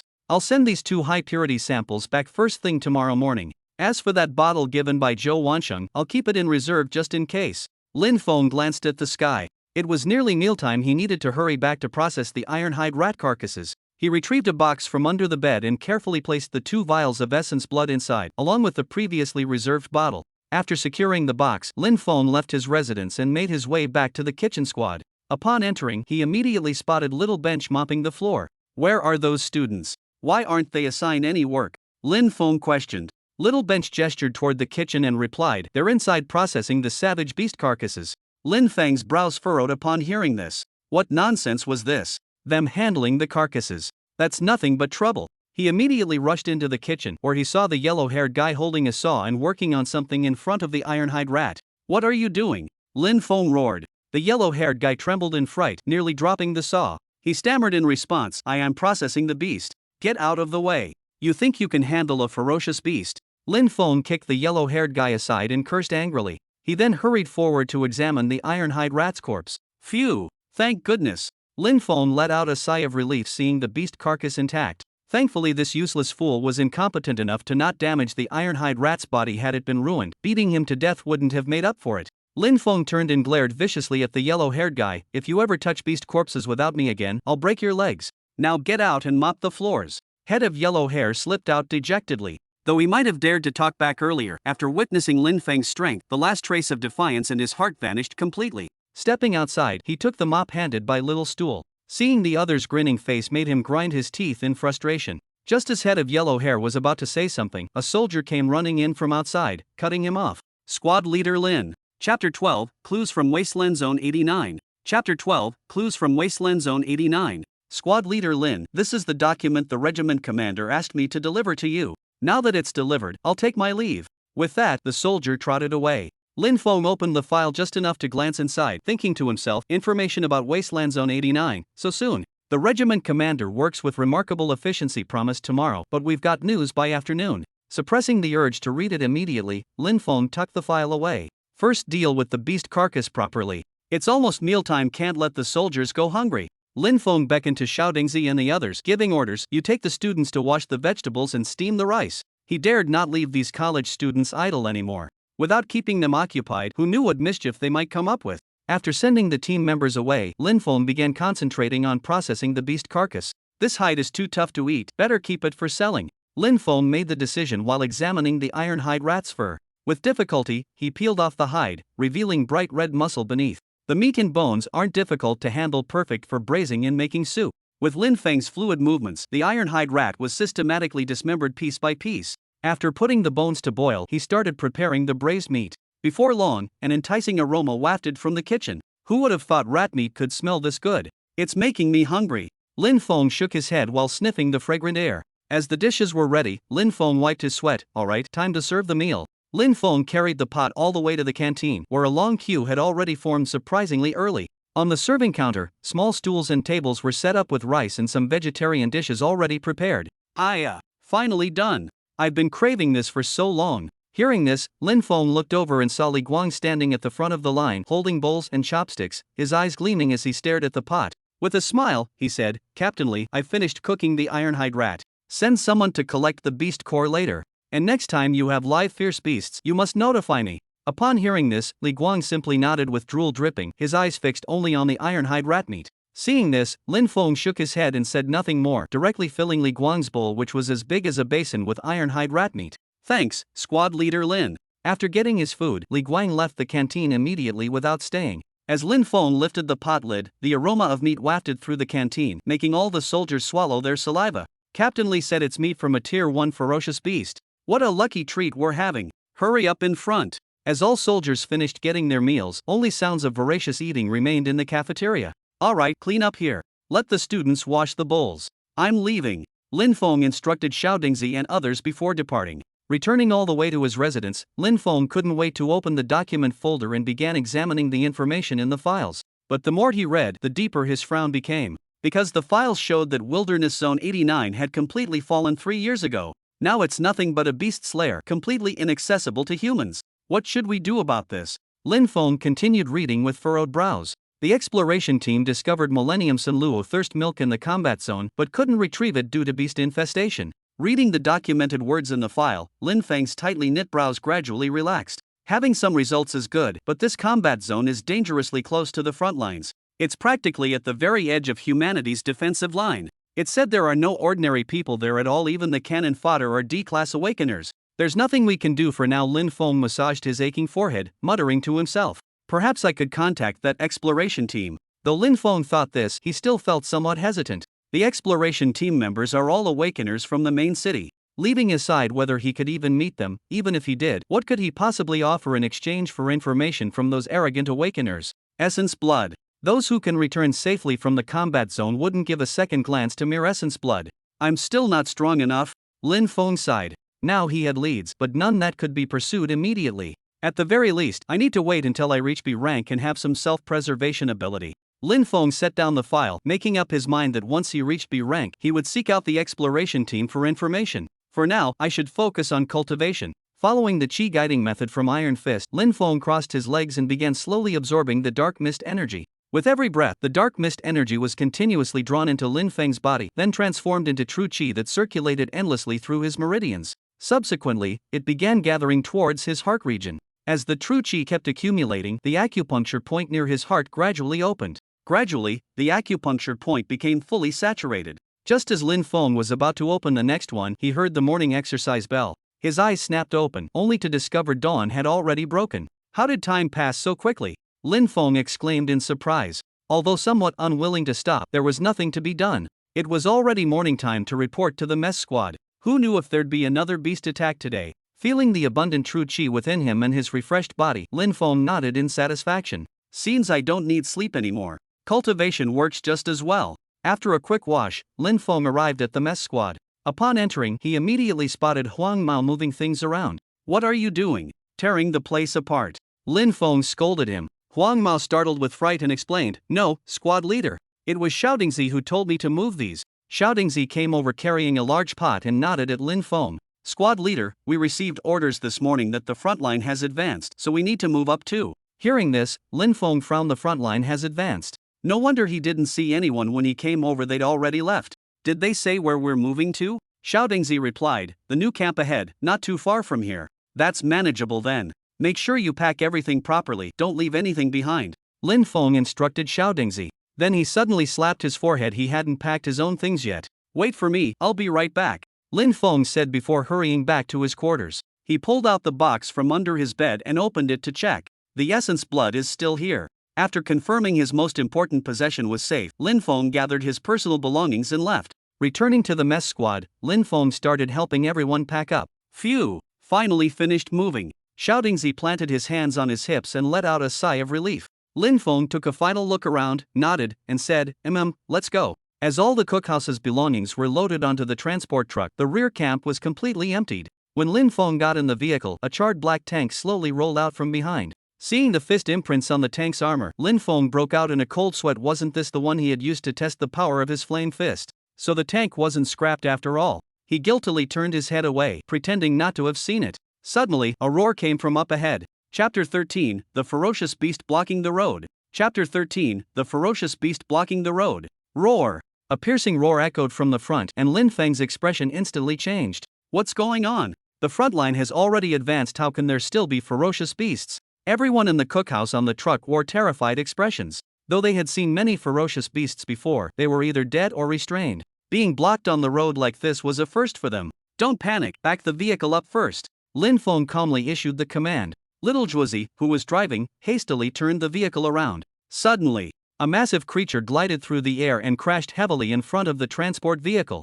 Roar! The beast tilted its head skyward and roared, its muscular body glimmering with faint metallic luster under the sunlight. That's a Tier 1 iron-winged tiger. Huang Mao screamed in terror, his face pale. He'd seen this beast in textbooks. What do we do? This is a live Tier 1 beast. Woo-woo, I don't want to die yet. Where are the combat teams? Squad leader, say something. Chaos immediately erupted in the vehicle. Comrades, don't be afraid. Watch me blast it to pieces. A voice called out. Lin Feng turned to see a blackened tank with someone's head poking out, shouting toward them. Don't approach. It's dangerous. Lin Feng immediately shouted to stop them. But that tank soldier completely ignored the warning. His head disappeared back into the vehicle as the track suddenly rotated, charging straight toward the iron-winged tiger. Boom! The tank fired a shell. A violent explosion kicked up dust and flames that swallowed the ferocious beast. Direct hit! The yellow-haired youth in the truck shouted excitedly. Roar! An ear-splitting roar echoed as the iron-winged tiger's form became visible to everyone. Its body gleamed with a silvery metallic sheen, clearly having activated its innate divine ability.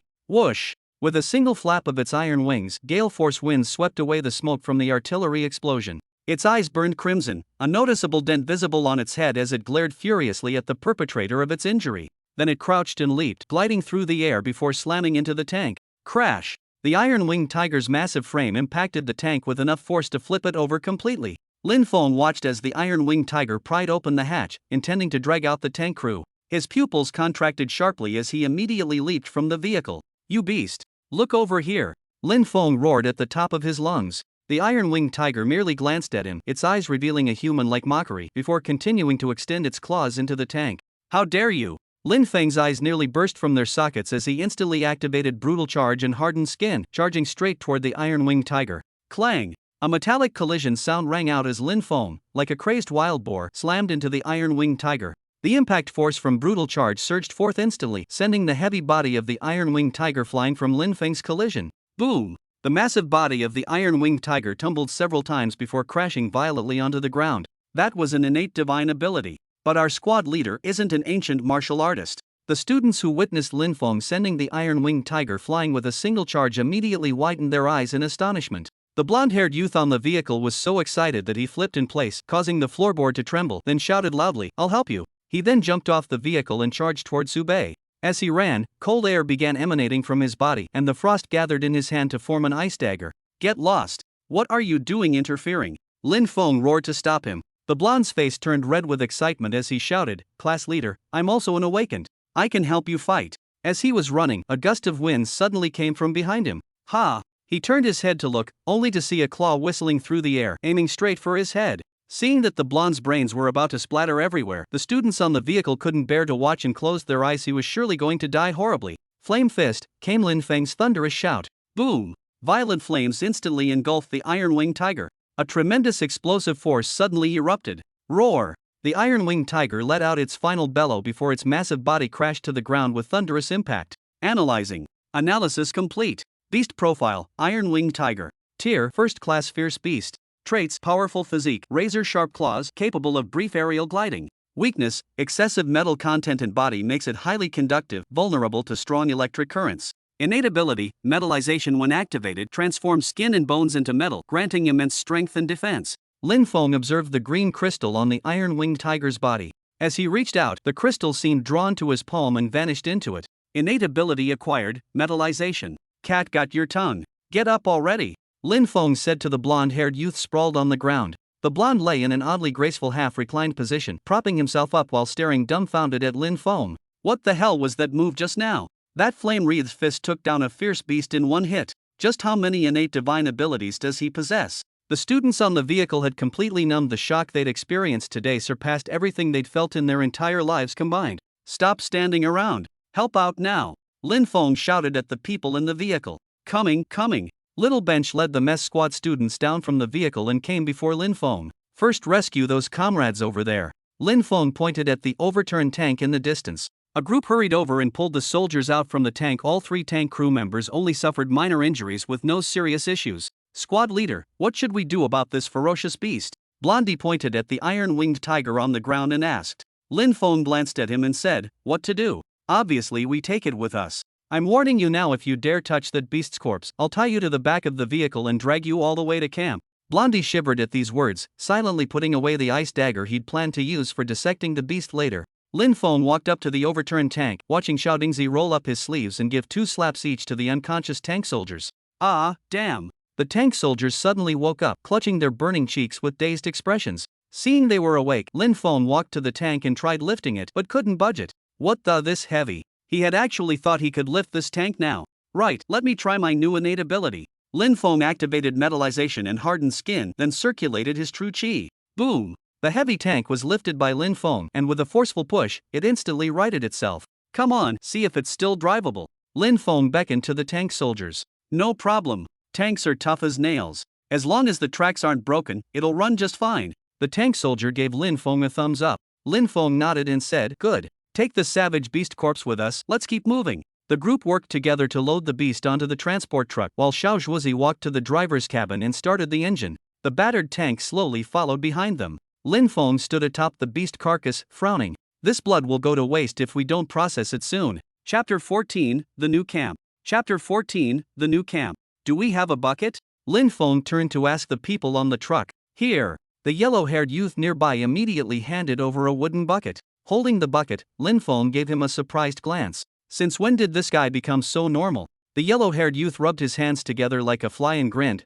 Squad leader, can you let me have some fun? The moment these words were spoken, the air in the truck froze for an instant as everyone stared at him in shock. Lin Feng, who was collecting beast blood at the time, nearly spilled it from the sudden tremor in his hands. His eyes widened in astonishment as he exclaimed, what the hell? Seeing everyone's expressions, the blonde immediately realized the misunderstanding and quickly waved his hands to explain. No, I meant I want to dissect the beast. Watching the flustered blonde with his flushed face trying to explain, Lin Feng understood immediately. So he just wanted to dissect the beast. This guy had been itching to try his hand at it before, but I had stopped him each time. Lin Feng, who was about to scold the blonde, paused with the words on his lips. He suddenly remembered how the blonde had rushed to help him earlier without regard for his own safety, though it turned out to be more of a hindrance. At least his heart was in the right place. Wait first. The blood hasn't finished draining yet. What's the hurry? Lin Feng said calmly while continuing to collect the beast's blood. The blonde, who had prepared himself for a good scolding, froze momentarily when Lin Feng agreed, then burst with excitement.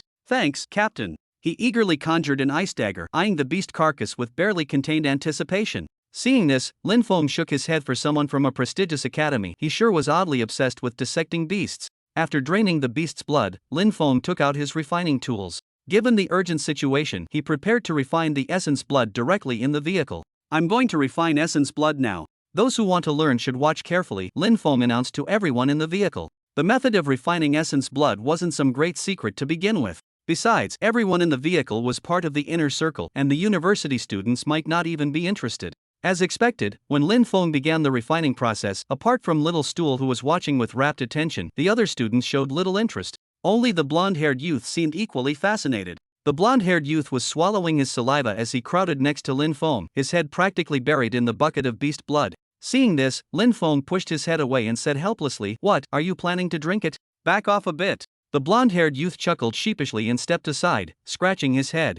"I was just curious, that's all." Lin Feng paid him no further attention, continuing with his work without pause. Before long, the essence blood was successfully refined. Looking at the 2 vials of refined blood essence in the glass containers in his hands, Lin Feng revealed a smile. With more and more refined blood essence in his possession now, his younger sister's life was finally improving. "C-class leader, I can't hold it anymore," the yellow-haired boy nearby stammered, looking like he was about to wet himself. "Hold your horses, I need to extract the beast core first." Lin Feng signaled for the yellow-haired boy to wait while he pried open the iron-winged tiger's skull to search for the beast core.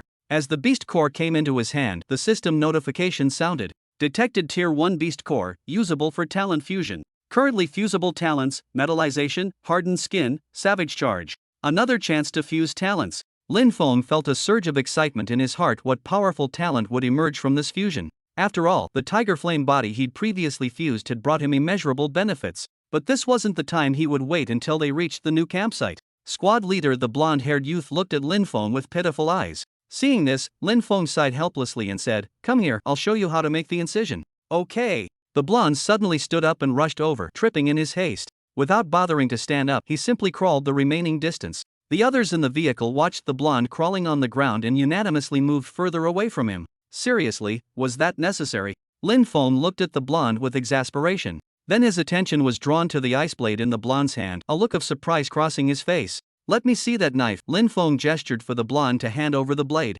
Lin Feng had noticed earlier this blonde could actually condense ice out of thin air. This wasn't ordinary at all. He examined the crystal clear ice blade, cold to the touch without any sign of melting, and incredibly hard. "Here, make the cut from this spot. Don't go too deep." Lin Feng returned the ice blade to the blonde. The blonde youth followed Lin Feng's instructions to dissect the beast carcass, the ice blade in his hand being incredibly sharp, completing the task in no time. Lin Feng looked at him with surprise. This kid was quite deft with his hands. "How about it, squad leader? Did I do well? Just leave any mutant beast carcasses to me from now on." The blonde youth thumped his chest enthusiastically. Lin Feng laughed and scolded, "Get lost. This was an exception. Don't touch any mutant beast carcasses without my permission." "Squad leader, we've reached the new camp." The driver Xiao Zuizi turned back and shouted. "All right, drive it in," Lin Feng ordered. Hearing this, Xiao Zuizi stepped on the gas and drove up to the camp entrance. 2 sentry soldiers standing guard ahead quickly stopped the transport vehicle carrying the mutant beast. "Comrade, hold on a moment.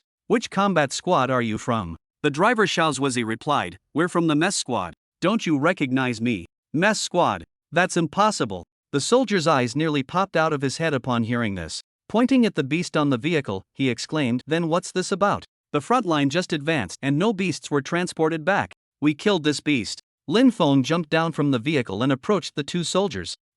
Squad leader Lin. It really is our kitchen squad." Upon seeing Lin Feng, the 2 soldiers instantly relaxed. One of them pointed at the transport vehicle and asked, "Then how did this beast get here?" "I should be asking your patrol team. The front line advanced, so why wasn't the surrounding area properly cleared? This damned creature blocked our way." Cold sweat instantly broke out on the soldier's forehead upon hearing this. Just as he was about to explain, a hand rested on his shoulder.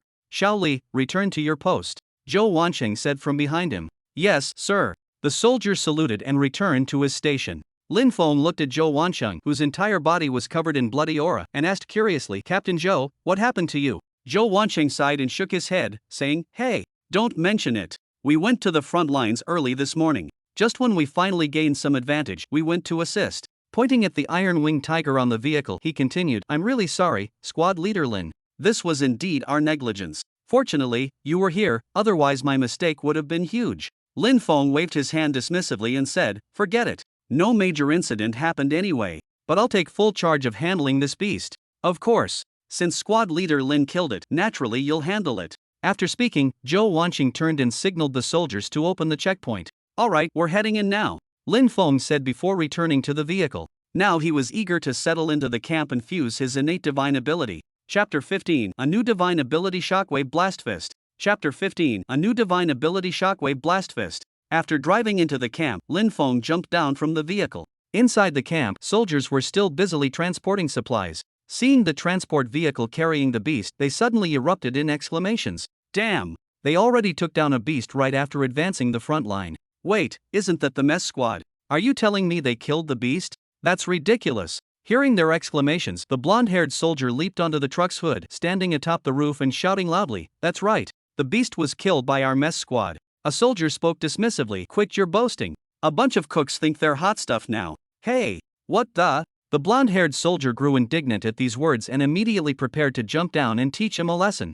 Seeing this, Lin Feng scolded, "Get down here. What kind of behavior is this? Squad leader, they look down on mess cooks." The blonde-haired soldier muttered resentfully, completely forgetting that he himself had once been among them. Suddenly, a helmeted soldier rushed out from behind the blonde-haired soldier, yelling while running, "Take this!" Then delivered a powerful flying kick that knocked the dismissive soldier to the ground. It was that tank crewman. He pinned down the insolent soldier and proceeded to pummel his face repeatedly. "Bro, why are you hitting me?" The beaten soldier looked utterly indignant. The tank soldier roared, "Why am I hitting you? That's no way to talk to my savior. If it weren't for squad leader Lin, I'd have been shat out as monster dung by now." At these words, the surrounding soldiers who'd come to watch immediately burst into exclamations. So the mess squad really killed it. Aren't mess soldiers only supposed to cook and make fires? Lin Feng hadn't wanted to make an issue of it, but hearing the soldiers' comments nearby, he couldn't help feeling displeased. "Hey, who says mess soldiers can only cook and make fires?" Hearing Lin Feng's dissatisfied retort, the soldier who'd spoken quickly waved his hands in apology. "Alright, enough fooling around. Let's go get our things settled," Lin Feng instructed the mess squad members. Following an early arrived soldier to the designated mess squad quarters, Lin Feng and his group began busily moving their gear.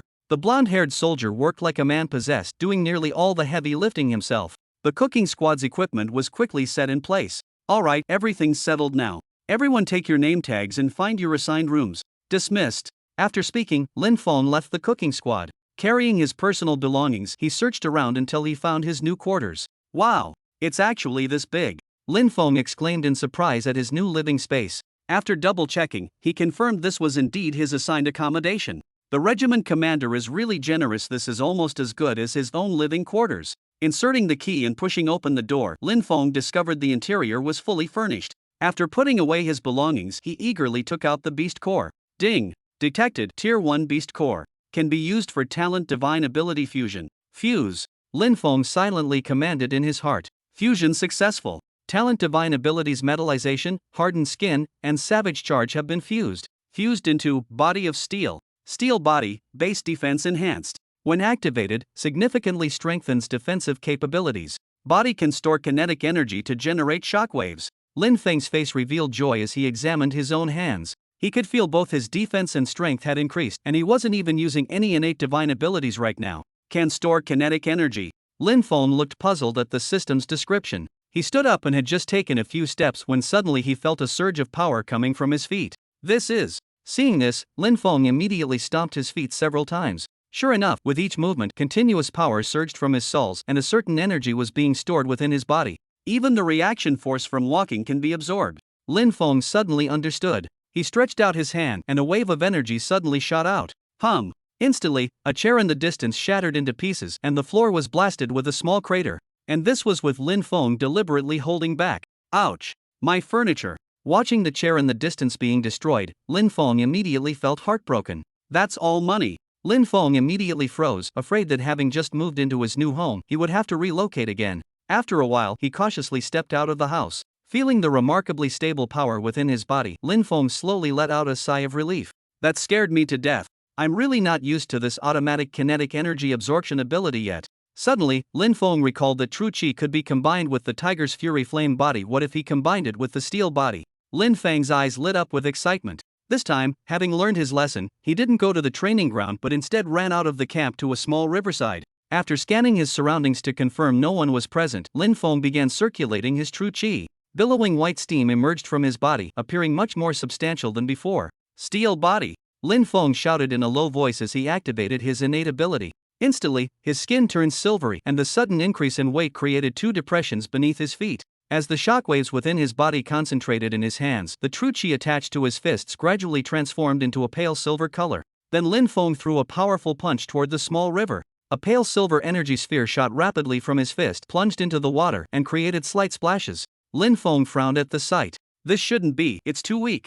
As he spoke, the water surface began to ripple, and the disturbance grew increasingly violent. Boom! Then an explosion sounded, as if a high-explosive grenade had detonated in the water, sending massive splashes everywhere. The shockwaves continued spreading, and slowly, a large number of dead fish floated belly up to the river's surface. So it's a delayed explosion. Lin Feng stared dumbfounded at the destruction he'd caused. Then he exclaimed in surprise, "Ha! There are fish too!" Looking at the pale silver energy sphere in his hand, Lin Feng was utterly confused what exactly was happening with this technique. With this thought, he raised his fist again and struck at a nearby tree. The tree merely trembled slightly, leaving Lin Feng in disbelief. Boom! As the shockwave erupted violently, the tree was split in half and slowly toppled down. So it penetrates defense before detonating. Lin Feng suddenly understood. The shockwave mixed with shattered wood fragments shot toward Lin Feng, but was completely blocked by his steel-like body. Let's call this move the Shockwave Demolition Fist. Lin Feng dispersed his chi and muttered to himself. Looking at the fish floating on the river surface, he thought, can't let them go to waste, I'll take them back to make soup. Lin Feng brought the fish ashore, weaving reeds into a rope to string them together. Seeing dozens of plump fish, Lin Feng left cheerfully. As soon as he returned to the mess squad, Little Bench noticed the fish in Lin Feng's hands. Rubbing his shiny bald head in confusion, he said, "Squad leader, how did you know there was a fish pond at the camp? I was just about to catch some fish for soup." "Hey, this works out perfectly." After speaking, Little Bench took the fish from Lin Feng's hands. Hearing this, Lin Feng froze in place. Fish pond. I blew up the fish pond. Chapter 16, The Defiant Soldiers, Military Competition. Chapter 16, The Defiant Soldiers, Military Competition. Watching Little Bench walk away with the fish, Lin Feng wanted to stop him but froze mid-gesture. He simply couldn't bring himself to explain should he tell Little Bench he'd destroyed the fish pond while testing his techniques. Lin Feng let out a slow sigh. Well, what's done is done. Better start cooking now. With mealtime approaching, it was time to prepare food for the soldiers. Lin Feng entered the kitchen, eyeing the prepared iron-wing tiger meat and considering what dishes to make. Steamed tiger paws, tiger penis for liquor infusion, and let's make a hearty stew with the meat. Decision made, Lin Feng immediately set to work. As Lin Feng grew stronger, his cooking speed had increased dramatically. When Little Bench returned, he saw Lin Feng using Flame Fist's fire to cook the rice. "You're back, is the fish stew ready?" Lin Feng asked Xiaodingzi. Feeling the scorching temperature in the room that burnt his skin painfully, Xiaodingzi stared at the raging flames in Lin Feng's hands, swallowed hard, and stammered, "Squad leader, you must control it. Don't blow up our mess hall." He had seen before just how powerful this technique was. It could kill a first-class fierce beast with a single punch. "Don't worry, this technique is very stable." As Lin Feng spoke, as if to prove his point, the flames in his hands suddenly exploded. "Ah!" Xiaodingzi immediately screamed in fright and fell to the ground. Seeing that the flame fist only exploded without further consequences, Xiaodingzi felt his soul nearly leave his body. It was too terrifying. He had thought the squad leader was about to blow him up just now. Lin Feng couldn't help laughing when he saw Xiaodingzi's reaction and stepped forward to help him up. "Ah, just teasing you. Look how scared you got. Let's go, it's mealtime. We'll go serve meals to the soldiers." Lin Feng turned around and picked up the cooking pot, signaling Little Bench to follow him. Just as they stepped outside, a commotion came from the distance. "Admit defeat. I'm asking if you admit defeat."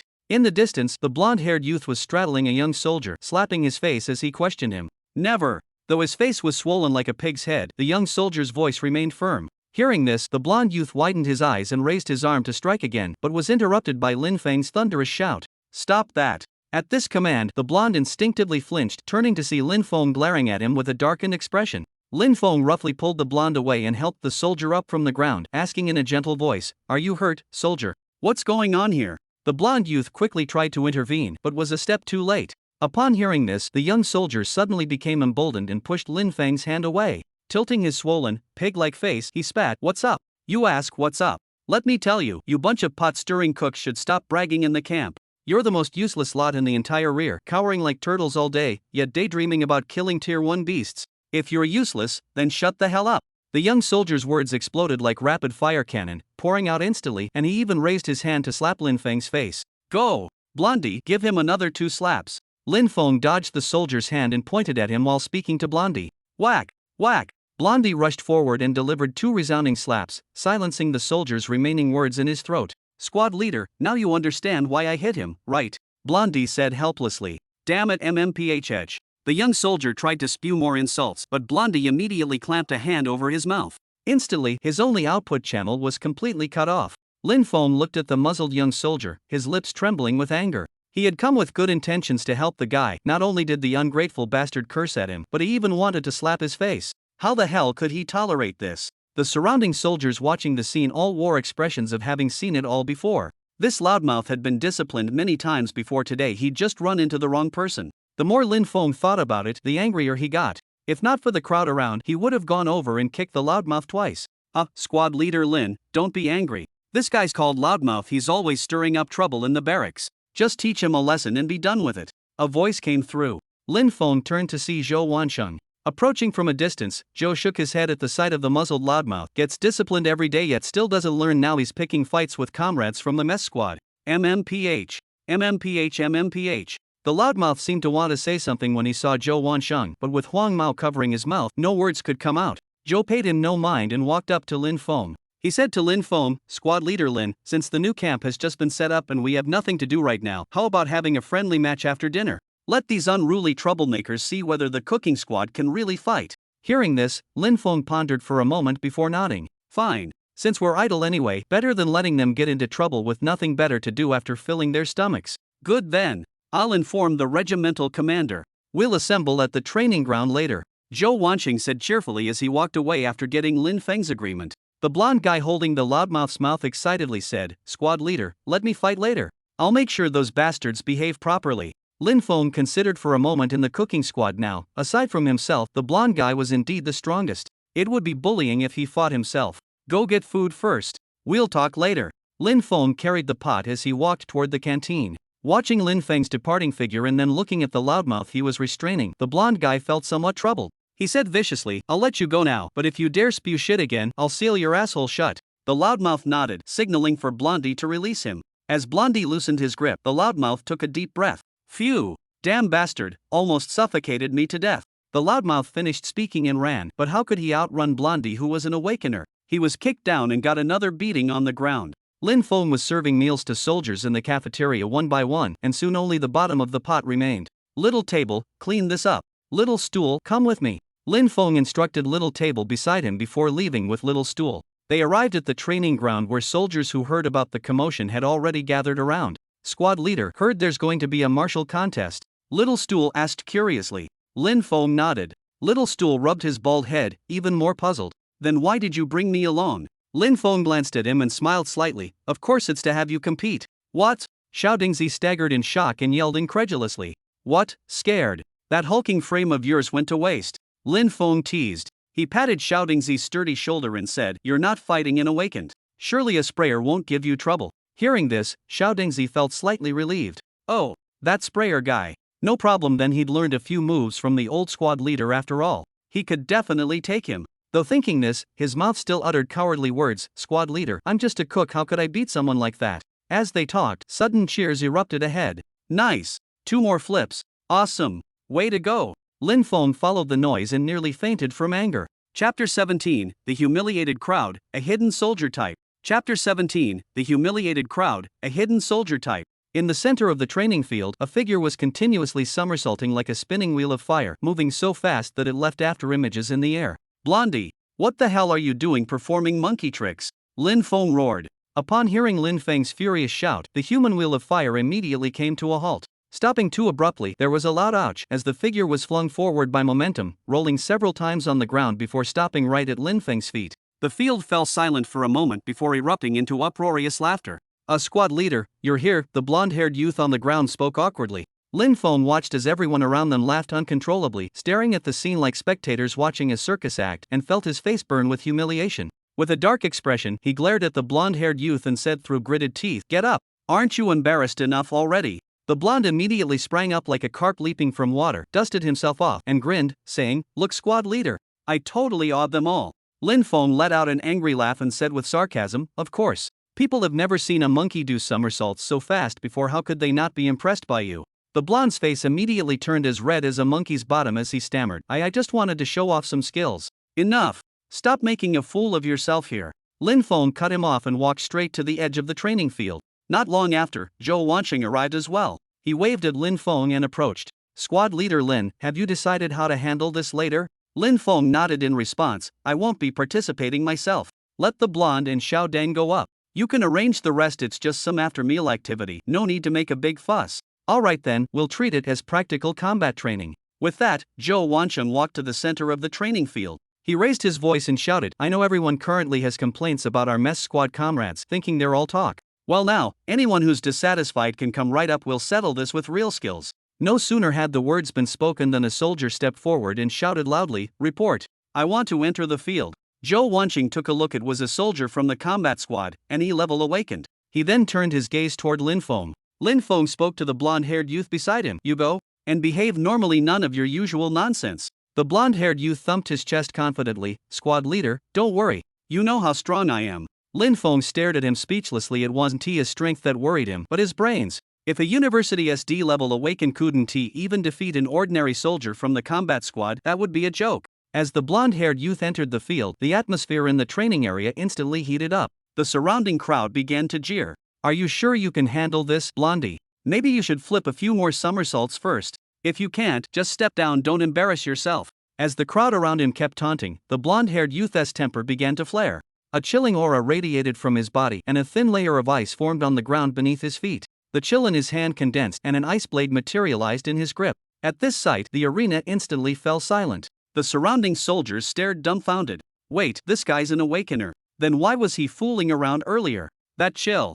It even froze the ground. Hearing the gasps around him, Blondie felt invigorated and smugly declared, So, still looking down on us cooks. His opponent froze in place. Judging by this display, the guy was at least D rank. But having already stepped up, slinking away now would make him a laughingstock, so he had no choice but to press on. As the battle commenced, the fight erupted instantly. The soldier who'd prepared to be one-shot suddenly found himself evenly matched. Seeing this, he flashed a pleased expression, his fists crackling with barely perceptible electricity as he relentlessly pressured Blondie. Hey, quit dodging and fight back already. Lin Feng fumed from below, pacing anxiously. He never expected Blondie to be this useless. The innate divine ability to conjure ice from thin air had been reduced by him to mere close-range turtle-like hacking. Facing a well-trained soldier, his amateurish skills made him look like a complete fool. Immediately, boos erupted across the arena. Lin Feng shouted, Release your cold aura outward. Why are you hacking around with that crappy ice blade? Upon hearing Lin Feng's instruction, Blondie hurriedly released his cold aura. Instantly, white freezing mist enveloped the area around Blondie. The soldier who had been overwhelming him with techniques suddenly stiffened when wrapped in the piercing cold air, his movements growing slower until he became completely immobilized, his body gradually encased in ice. As the white mist dissipated, the scene revealed Blondie holding an ice blade with cold air emanating from his body, while the soldier stood frozen into an ice sculpture. Holy shit! Lin Feng's soul nearly jumped out of his body at the sight. He rushed to the center of the training ground, having no time to scold the blonde guy as he hurried to check on the warrior frozen into an ice sculpture. Lin Feng activated his tiger fiery body technique while circulating his chi. As he extended his hand, fierce flames erupted, radiating scorching heat continuously. The ice sculpture melted instantly. Holy shit! That's an innate divine ability. This temperature is absolutely terrifying. I feel like it's about to explode. We should run. The surrounding soldiers watching Lin Feng's flame fist technique nearly popped their eyes out in shock.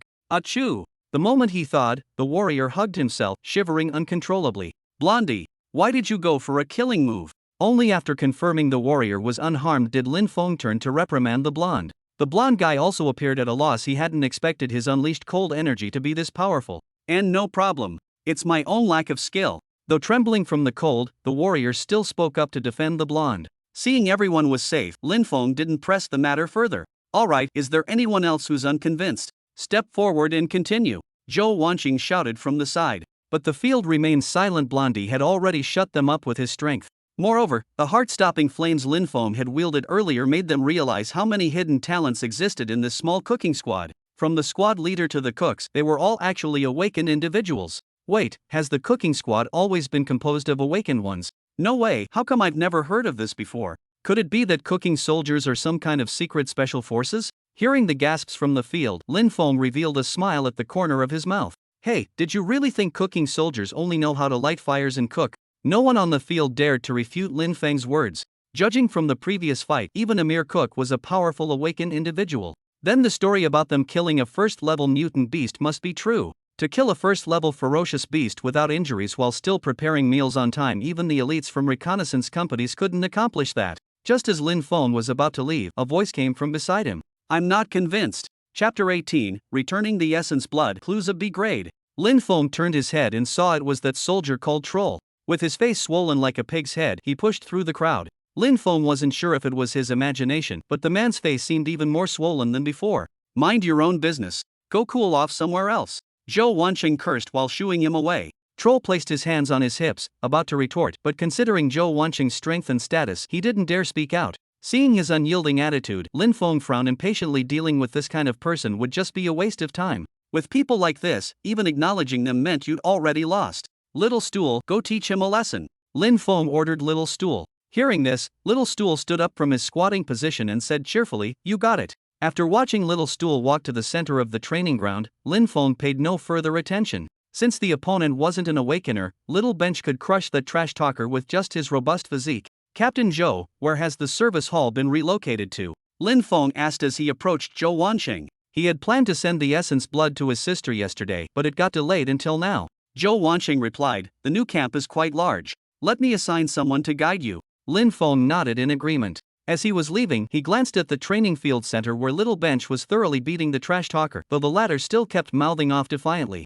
That nickname really fits a pure trash talker who only relies on his mouth.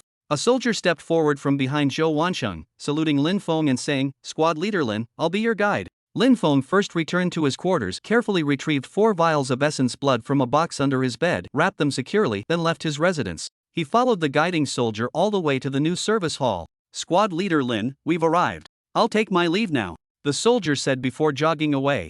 I must go to the mailing office first and send the essence blood back. Just as he arrived at the mailing office, the staff member said to Lin Feng, Comrade, there's a message here for you. Hearing this, Lin Feng felt puzzled. A message from his younger sister. He picked up the phone and pressed the answer button, but the voice he heard wasn't his sister's. Hello Mr. Lin, the essence blood you recently sent back is insufficient for treatment. Please send more as soon as possible. As the unfamiliar woman's voice disappeared from the receiver, Lin Feng frowned. How could it not be enough? He had just sent back 2 large bottles previously. Although the quality wasn't that good, how could it not even last 1 week? Could his sister's condition have worsened? Thinking of this, Lin Feng felt a surge of anxiety in his heart. I must hurry and ask the exploration team for information. If things continue like this, with the demand for essence blood increasing daily, soon there might not be enough supply. Ha! Lin Feng took a deep breath to calm himself. The most urgent matter now was still to send these essence blood samples back first. He handed the box containing the essence blood to the staff and asked, Wait, I'd like to ask if the previous packages have all been delivered to the urban district. Just a moment, comrade. Let me check for you. The staff member finished speaking and began working, making several phone calls before saying, Comrade, I've checked them all. The packages were sent to Urban District No. 2 Sanatorium and have all been signed for. Seeing this, Lin Feng had no choice but to give up. It seemed his younger sister had indeed received the packages. He truly wanted to go verify this personally now. However, returning to the urban district required approved documents. Waiting for the documents to be processed, plus the travel time, who knew how much time would be wasted? And his younger sister urgently needed the essence blood right now. His only means of obtaining it now was to remain stationed at the military camp. Thinking this, Lin Feng's face was completely shadowed by gloom. He needed to quickly improve his strength and obtain sufficient essence blood, then return to the urban district immediately to find his sister. But how could he reach B rank? Lin Feng walked out of the administrative hall, his face full of worry. Right. I'll check the library. Lin Feng suddenly clapped his hands and said, The solution to my sister's illness was found in the library last time. Lin Feng left the camp and arrived at the garrison library. After presenting his identification tag, he was permitted entry. Facing the dazzling array of books, Lin Feng felt troubled how to find what he needed without any proper classification system. Just as he was struggling with this dilemma, a voice came from behind him. Well, if it isn't Squad Leader Lin, what brings you to the garrison? Lin Feng turned to see Li Guang, captain of the combat squad. He strode over energetically and grasped Lin Feng's hand. After shaking hands, Li Guang asked curiously, Squad Leader Lin, what books are you looking for in the library? I come here often, tell me and I'll help you find them. Lin Feng considered for a moment, then answered truthfully, Oh, I'm looking for some cultivation-related books this time. Cultivation books. Right over there. Li Guang pointed in a direction. Thanks, Captain Li, Lin Feng said gratefully. Li Guang grinned and said, Hey, No big deal, just save me a bite when your cooking squad gets something good. After bidding farewell to Li Guang, Lin Feng arrived at the cultivation books section and began researching materials. After reading some basic cultivation books, Lin Feng found a book recording cultivation ranks. Natural awakening can only reach up to a rank at maximum, while even the lowest ranked awaken can level up through cultivation. Lin Feng frowned as he read the records in the book. So I still need ancient martial arts techniques to level up, but Iron Fist only reaches C rank at best. Could it be that I need to purchase new techniques? But how much would ancient martial arts techniques that can cultivate to be rank cost? Lin Feng sighed and rubbed his forehead in distress. He calculated the remaining essence blood in his possession, only one bottle left. First sell the essence blood, then look for ancient martial arts techniques. Lin Feng thought to himself. Leaving the library, Lin Feng came to the garrison's administrative hall. After entering the trading area, he found the official sales counter. Although selling to individuals would fetch a higher price, Lin Feng, who urgently needed money, chose to sell to the official exchange for merit points, which he would then use to purchase martial arts techniques. After submitting the essence blood, he received 5 merit points. Is it really this little? Lin Feng frowned as he asked the staff member. Comrade, 1 merit point is equivalent to 10,000 yuan, so this is the standard price. The staff member patiently explained Lin Feng's query. Lin Feng nodded in understanding. So that's how it was. He then asked, if I want to purchase ancient martial arts techniques, where should I look? The staff member thought for a moment and said, the trading terminal over there was just updated yesterday, comrade. You might want to check it out. Lin Feng nodded in thanks and walked over to the trading terminal. He placed his identification badge on the scanning area. With a beep from the machine, Lin Feng's personal information and current merit points appeared on the screen. Clicking on the ancient martial arts techniques section, Lin Feng began browsing through the options. The techniques were ranked from grade A all the way down to grade D. Lin Feng tried opening a grade A technique but immediately closed it. The reason was simple: he couldn't afford it. Ignoring the obviously unaffordable high-level techniques, Lin Feng clicked on AB grade 1. His smile froze when he saw the merit points required for exchange displayed on the screen. No way, how can it be this expensive? Chapter 19, The Beaten Blondie, Team Mission. Lin Feng couldn't help exclaiming when he saw the merit points number displayed on the trading machine. AB grade Ancient Martial Arts Manual actually costs 60 merit points. Lin Feng felt utterly absurd. A single bottle of Fierce Beast Essence Blood could only fetch 5 merit points, and that was when the quality was decent. Although this Ancient Martial Arts Manual could theoretically enable someone to reach B grade, it was only theoretical. How could it possibly be this expensive? Lin Feng deeply furrowed his brows, unable to figure out how to gather these merit points. If relying solely on essence blood, not to mention his sister's increasing demands, even if the demand remained unchanged, he'd need to collect 12 high-quality bottles. Sigh. I'll just have to take it one step at a time. Lin Feng let out a deep sigh and left the trading machine. He planned to return to the mess squad first. Lin Feng was walking through the hall when he encountered 2 men and a woman approaching him. The leading woman had a tall and slender figure, wearing a fitted trench coat and leather boots, with a faint smile on her pretty oval face. She had one arm around a handsome short-haired young man, while her other hand was groping the buttocks of a muscular man beside her. Well, what a combination, male models perhaps. Both men wore ingratiating smiles as they laughed along with the woman's jokes. Lin Feng couldn't help but take an extra glance at this peculiar group. They weren't soldiers, so they must be mercenaries. Awakened ones from the main city. Lin Feng marveled inwardly.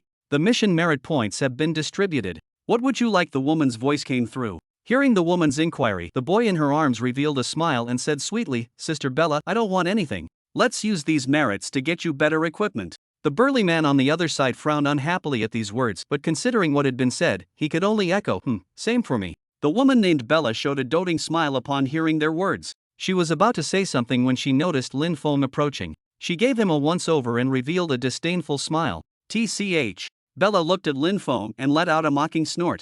Lin Feng was puzzled by this. What screw had come loose in this woman's head? He gave her a cold glance. But then the woman actually threw him a coquettish look. Lin Feng snorted coldly and paid her no further attention. Since the other party didn't escalate matters, he saw no reason to pick a fight with a group of awakened over such a trivial issue. The two parties passed each other by. However, he was quite interested in what they had mentioned earlier. A mission. It must be one issued by the mission hall.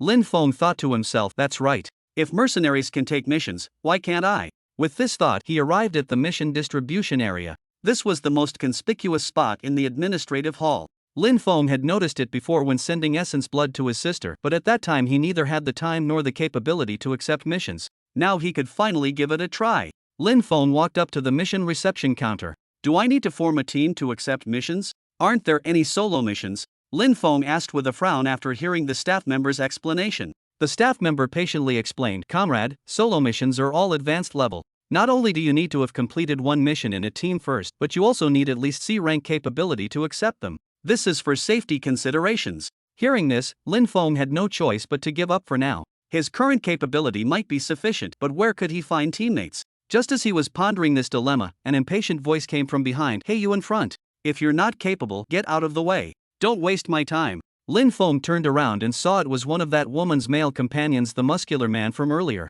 Immediately, his eyes turned ice cold. "I didn't bother with them earlier, yet they come picking fights when I barely stood here for a minute. Do they really think I have no temper?" Lin Feng spoke mockingly. "Well, if it isn't Mr. Male Model. Where's that woman from earlier? Couldn't agree on the price. You're asking for death." The man seemed to have been poked where it hurt. Just as he was about to strike, a uniformed guard appeared silently behind him. A hand rested on his shoulder as the voice spoke gently. "Young comrade from the main city, what's got you so worked up? Let's sit down and talk this through properly." The gentle words and the hand on his shoulder instantly made the man feel as if he'd fallen into an icy abyss. "No problem. I was just joking around with him." Cold sweat broke out on the man's forehead as he thought in shock. When did this person appear? "Oh, that's good then. No fighting allowed in the service hall." The guard patted the man's shoulder and said cheerfully. Having said this, he turned and left. The burly man glared at Lin Feng hatefully and said, "Don't you dare step out of this place." After speaking, he snorted coldly and left. Lin Feng smiled disdainfully to actually make a move against him in the garrison's administration hall. This guy really had balls. Did they really think the guards here were just for decoration? Whatever, not worth arguing with this idiot.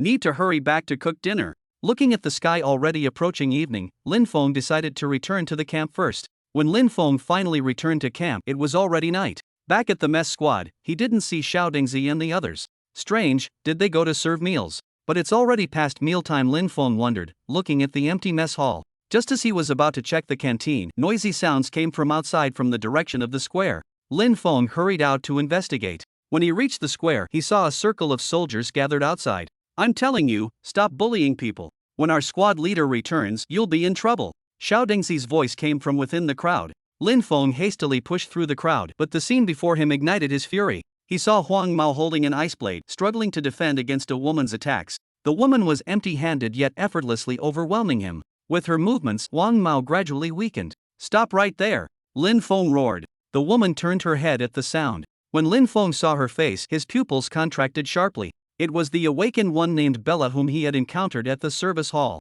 Recognizing Lin Feng, Bella slowly halted her assault on Huang Mao. Before Lin Feng could even sigh in relief, a mocking smile reappeared on her face. Suddenly, she spun and delivered a powerful kick toward Huang Mao. Huang Mao hastily raised his ice blade to block, but the impact still sent him flying. He crashed to the ground with a pained yelp. Witnessing this, Lin Feng's eyes blazed, instantly activating his tiger fiery body. "Damn it! How dare you lay hands on my people!" Intense flames erupted on his hands as he instantly struck toward the woman. Seeing Lin Feng's movement, Bella's face instantly changed dramatically. This power! She hastily dodged, narrowly avoiding this attack. Lin Feng's fist nearly grazed past her face. The fierce fist wind even scraped a wound on her face. The high temperature from the flames set her hair on fire. At this moment, Lin Feng transformed his fist into a palm strike. A flaming slap viciously swung toward Bella's beautiful face. Smack! A crisp sound rang out as Bella's body went flying backward. Chapter 20, The Awakened of the Main City Cleanup Mission. After completing all this, Lin Feng shifted his gaze. He saw a panicked-looking man nearby. It was that male model guy. He directly walked forward and grabbed him. A burning fist punched toward his face. Bella, who had just gotten up in the distance, witnessed this scene. Her eyes instantly widened in shock. "Try touching him if you dare," she shouted sharply. "Oh, what if I do?" Lin Feng moved his fist even closer upon hearing this. Immediately, the man seized by Lin Feng let out a painful scream as his skin turned charred from the heat radiating from Lin Feng's flame fist. Seeing her beloved man being practically roasted, Bella showed a panicked expression and hurriedly tried to intervene. "Wait, don't act rashly." Lin Feng spoke coldly, "Kneel down, or I'll burn him to death."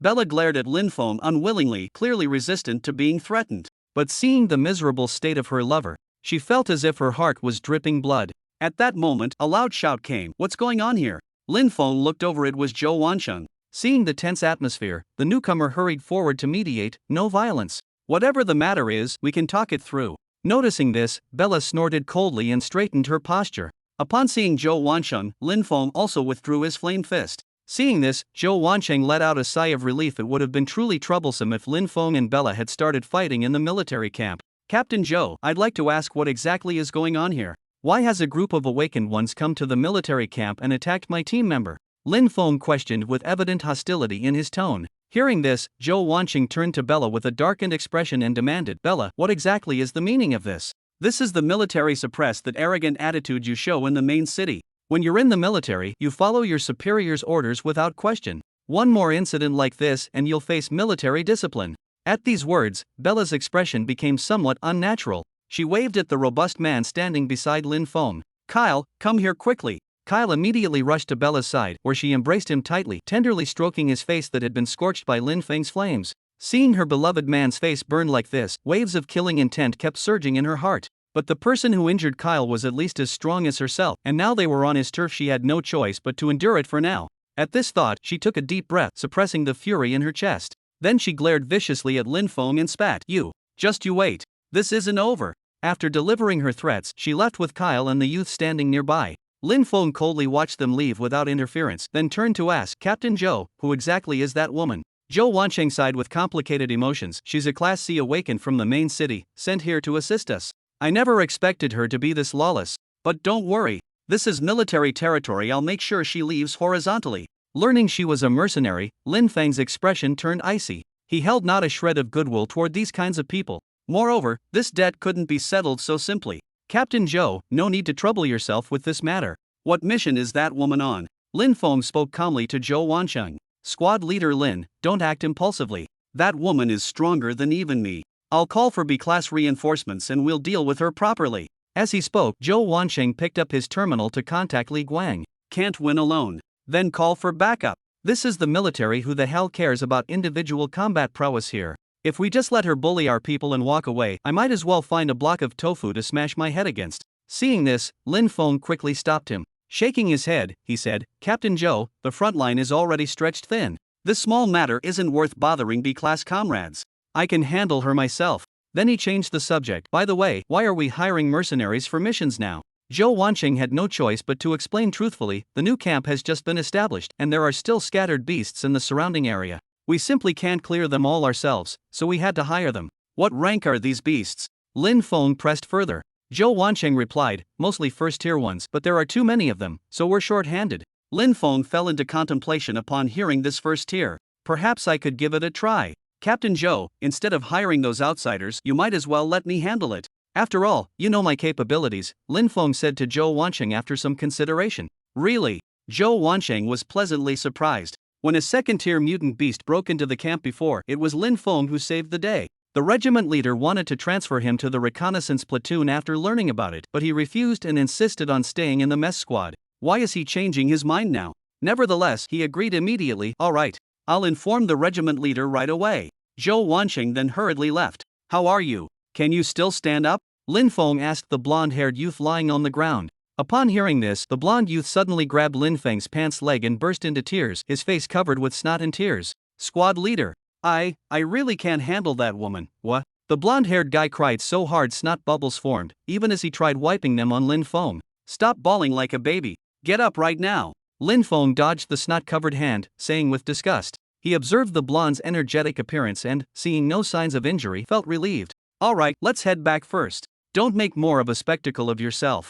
Lin Feng pulled the blonde up and signaled for Xiaodingzi to follow. On the way, Lin Feng asked, exactly how did you provoke that woman? It's all Xiaodingzi's fault. He thought she was pretty and stared a few extra times. Then the guy with her came to hit him. I intervened, but when I beat the guy, the woman stepped in. Hearing this, Xiaodingzi beside them hung his head low. After serving in the army for years where even a sow starts looking pretty, seeing such a beautiful woman he really couldn't help himself. Squad leader, I just heard you talking with Captain Zhou about joining a mission. Huang Mao leaned in and asked with a sneaky grin. Lin Feng glanced at him and asked, why are you asking about this? Huang Mao chuckled, squad leader, you know we came here for career advancement but ended up being assigned to the kitchen squad. Though I'm quite content being a cook now, I still want to fight some beasts. Lin Feng fell into thought upon hearing this. Should I bring them along? First-tier beasts aren't dangerous to me now, and I need merit points. Huang Mao wants career advancement, so completing missions would help. As long as I can ensure their safety, it might be worth trying. Could be good training for them. But while bringing Huang Mao might work, the other students probably aren't skilled enough. Better wait until Zhou Wanqing returns and ask about the specific situation. Having made up his mind, Lin Feng said, no hurry now. Let's get back to the kitchen squad and tend to your wounds first. When they returned to the kitchen squad, Lin Feng had Xiao Dingzi fetch the first aid kit. Just as Lin Feng was about to apply the medicine, Huang Mao stopped him. Squad leader, this might hurt a bit. Huang Mao hesitated, eyeing the alcohol-soaked cotton ball. Lin Feng slapped his hand away. Don't move. This won't hurt. Gritting his teeth, Huang Mao nodded.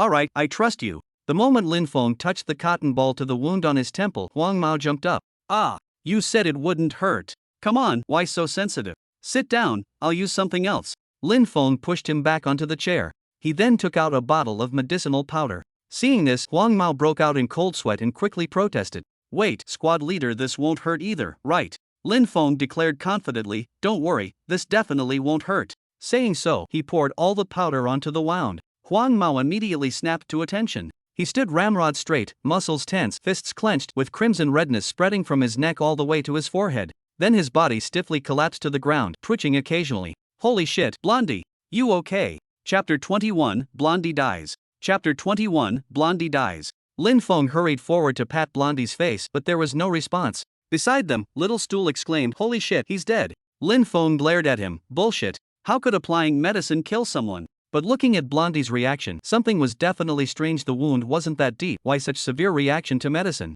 Turning the small bottle in his hand until the labeled side faced him, Lin Feng examined it carefully. The label read, chemical reagent avoids skin contact. Cold sweat instantly broke out on Lin Feng's back. This damn thing wasn't medicine. How did it get in the first aid kit? Little Stool, where did you find this medical kit? Lin Feng roared. Little Stool jumped in alarm, stammering, it was in the kitchen. That box used to hold Little Table's miscellaneous items. What the hell? Lin Feng was momentarily speechless upon hearing this. But there was no time to argue, so he could only order, go get some water quickly. Little Bench immediately rushed out to look for water. Before long, he came running back in, holding a thermos in his hands. Lin Feng looked at the thermos in his hands, staring at Little Bench in astonishment as if seeing him for the first time. Not bad, Little Bench. You've been hiding your talents. You've disliked Blondie for a long time, haven't you? Finally found your chance. Lin Feng said with bitter amusement. Little Bench scratched his smooth head, not quite understanding what Lin Feng meant. He asked in confusion, didn't you tell me to get water? This pot was just boiled, it's still hot. Hearing this, Lin Feng felt absurd and said sarcastically, oh, just boiled. That's perfect. Now Blondie's in for a treat just right for some hair removal. Little Bench suddenly slapped his forehead and said, squad leader, you wanted to wash the medicine away, didn't you? Then I brought the wrong thing. As soon as he finished speaking, he was about to run out, but Lin Feng stopped him. Forget it, there's no time. If we don't wash off the medicine now, it'll probably all get absorbed. Lin Feng frowned and said slowly. He took the hot water kettle, opened the lid, and was about to pour it on Huang Mao's head. Splash! Scalding hot water poured onto Huang Mao's head, washing away much of the medicinal powder. Suddenly, Huang Mao's eyes snapped open from the burning pain. Fucking hell! His body arched violently backward, his head knocking the hot water kettle from Lin Feng's hands as he suddenly leaped up. Scorched by the heat, he rolled several times on the ground, then slipped on the spilled water and did the splits. Little Stool was also screaming from the burns caused by the overturned kettle's spilled water. Only Lin Feng, with his powerful defensive talents, remained unaffected though completely drenched like a drowned rat. As the screams in the room gradually faded, an uneasy silence filled the air. Lin Feng looked at the surrounding mess and couldn't help but laugh aloud. When people reach the height of speechlessness, they truly do laugh. Monitor, what on earth happened here? The blonde-haired boy asked dumbly, his face completely red whether from the scalding or the earlier pain wasn't clear. Lin Feng quietly slipped the medicine bottle into his pocket, then went over and put an arm around the blonde's neck, saying, still half asleep, you silly kid. Look at you, you fell asleep right in the middle of getting your medicine applied. The blonde scratched his face confusedly. I did that. Of course. Would your monitor lie to you? Little Stool immediately chimed in support. Lin Feng patted the blonde's shoulder. Alright, medicine's all done, go back to sleep now. The blonde nodded happily. Okay. By the way, monitor, if you're planning to go clean up those vicious beasts, don't forget to take me along. Fine, go back now. Lin Feng replied. Hearing this, the blonde walked off cheerfully. Watching his foolishly happy demeanor, Lin Feng couldn't help feeling somewhat guilty toward him. Fortunately, Huang Mao is a D-grade awakened. As long as it's not some deadly poison, it won't harm his body. Just some chemical substances, no big problem. Class monitor, it's getting late. I should go back to sleep too. Xiao Dingzi felt extremely exhausted after a whole day's work. Lin Feng nodded in farewell to Xiao Dingzi, briefly cleaned up the messy floor, then turned off the lights and left. After returning to his residence, Lin Feng sat on his bed and began cultivating. As the Iron Fist technique continuously circulated, the dark mist energy was continuously absorbed into his body and transformed into true chi.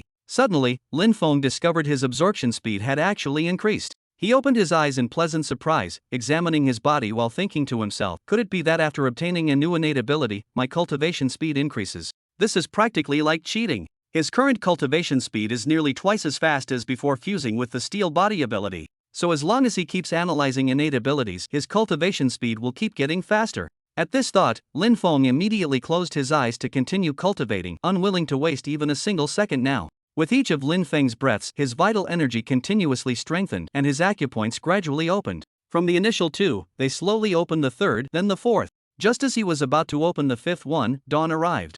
Lin Feng opened his eyes and slowly exhaled a turbid breath. He smacked his lips unsatisfied. Not enough cultivation time, simply not enough. Lin Feng muttered. If only he could cultivate every day without restriction. After a simple morning routine of washing up, Lin Feng left his residence. When he arrived at the mess hall, Zhou Wancheng was already waiting there. Spotting Lin Feng, he excitedly waved and called out, "Squad leader Lin, over here." Lin Feng approached and saw the other holding a document bag. "What's this?" Lin Feng asked curiously.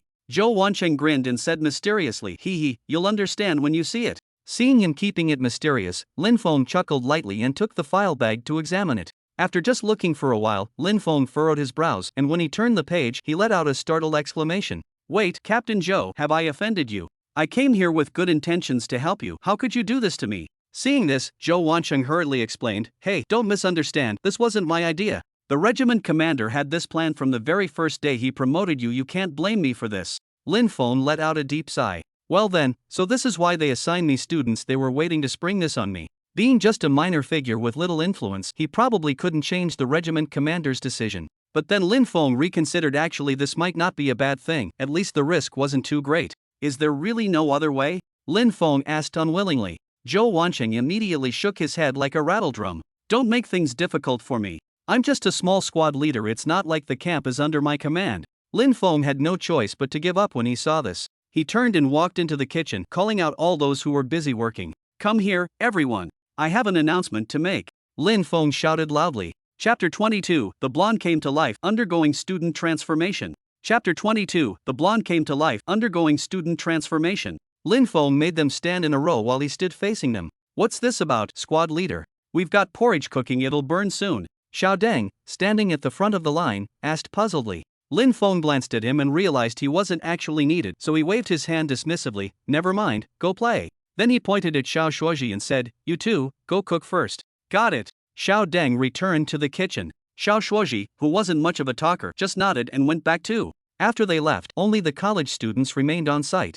Lin Feng sized up the 3 of them, a sleazy-looking blonde with golden hair, a short and stocky fat guy, and the short-haired girl Xiaonan. Looking at their clear yet foolish expressions, Lin Feng sighed. Are these the elites the regiment commander mentioned? When Lin Feng opened the dossier earlier, he realized that the regiment commander had promoted him to squad leader with ulterior motives. The commander knew Lin Feng could kill second-tier beasts but didn't want to join the combat division, so he pulled a sly trick. He planned to secretly turn this cooking squad into a talent development unit. From now on, promising recruits would be shoved in here for Lin Feng to train until they could independently hunt beasts. Only then would they graduate. "I just want to grow stronger in peace, why is it so hard?" Lin Feng wailed internally. Sigh. Lin Feng exhaled heavily. It wasn't entirely a bad deal, though. The dossier stated his benefits would match those of a frontline combat squad leader.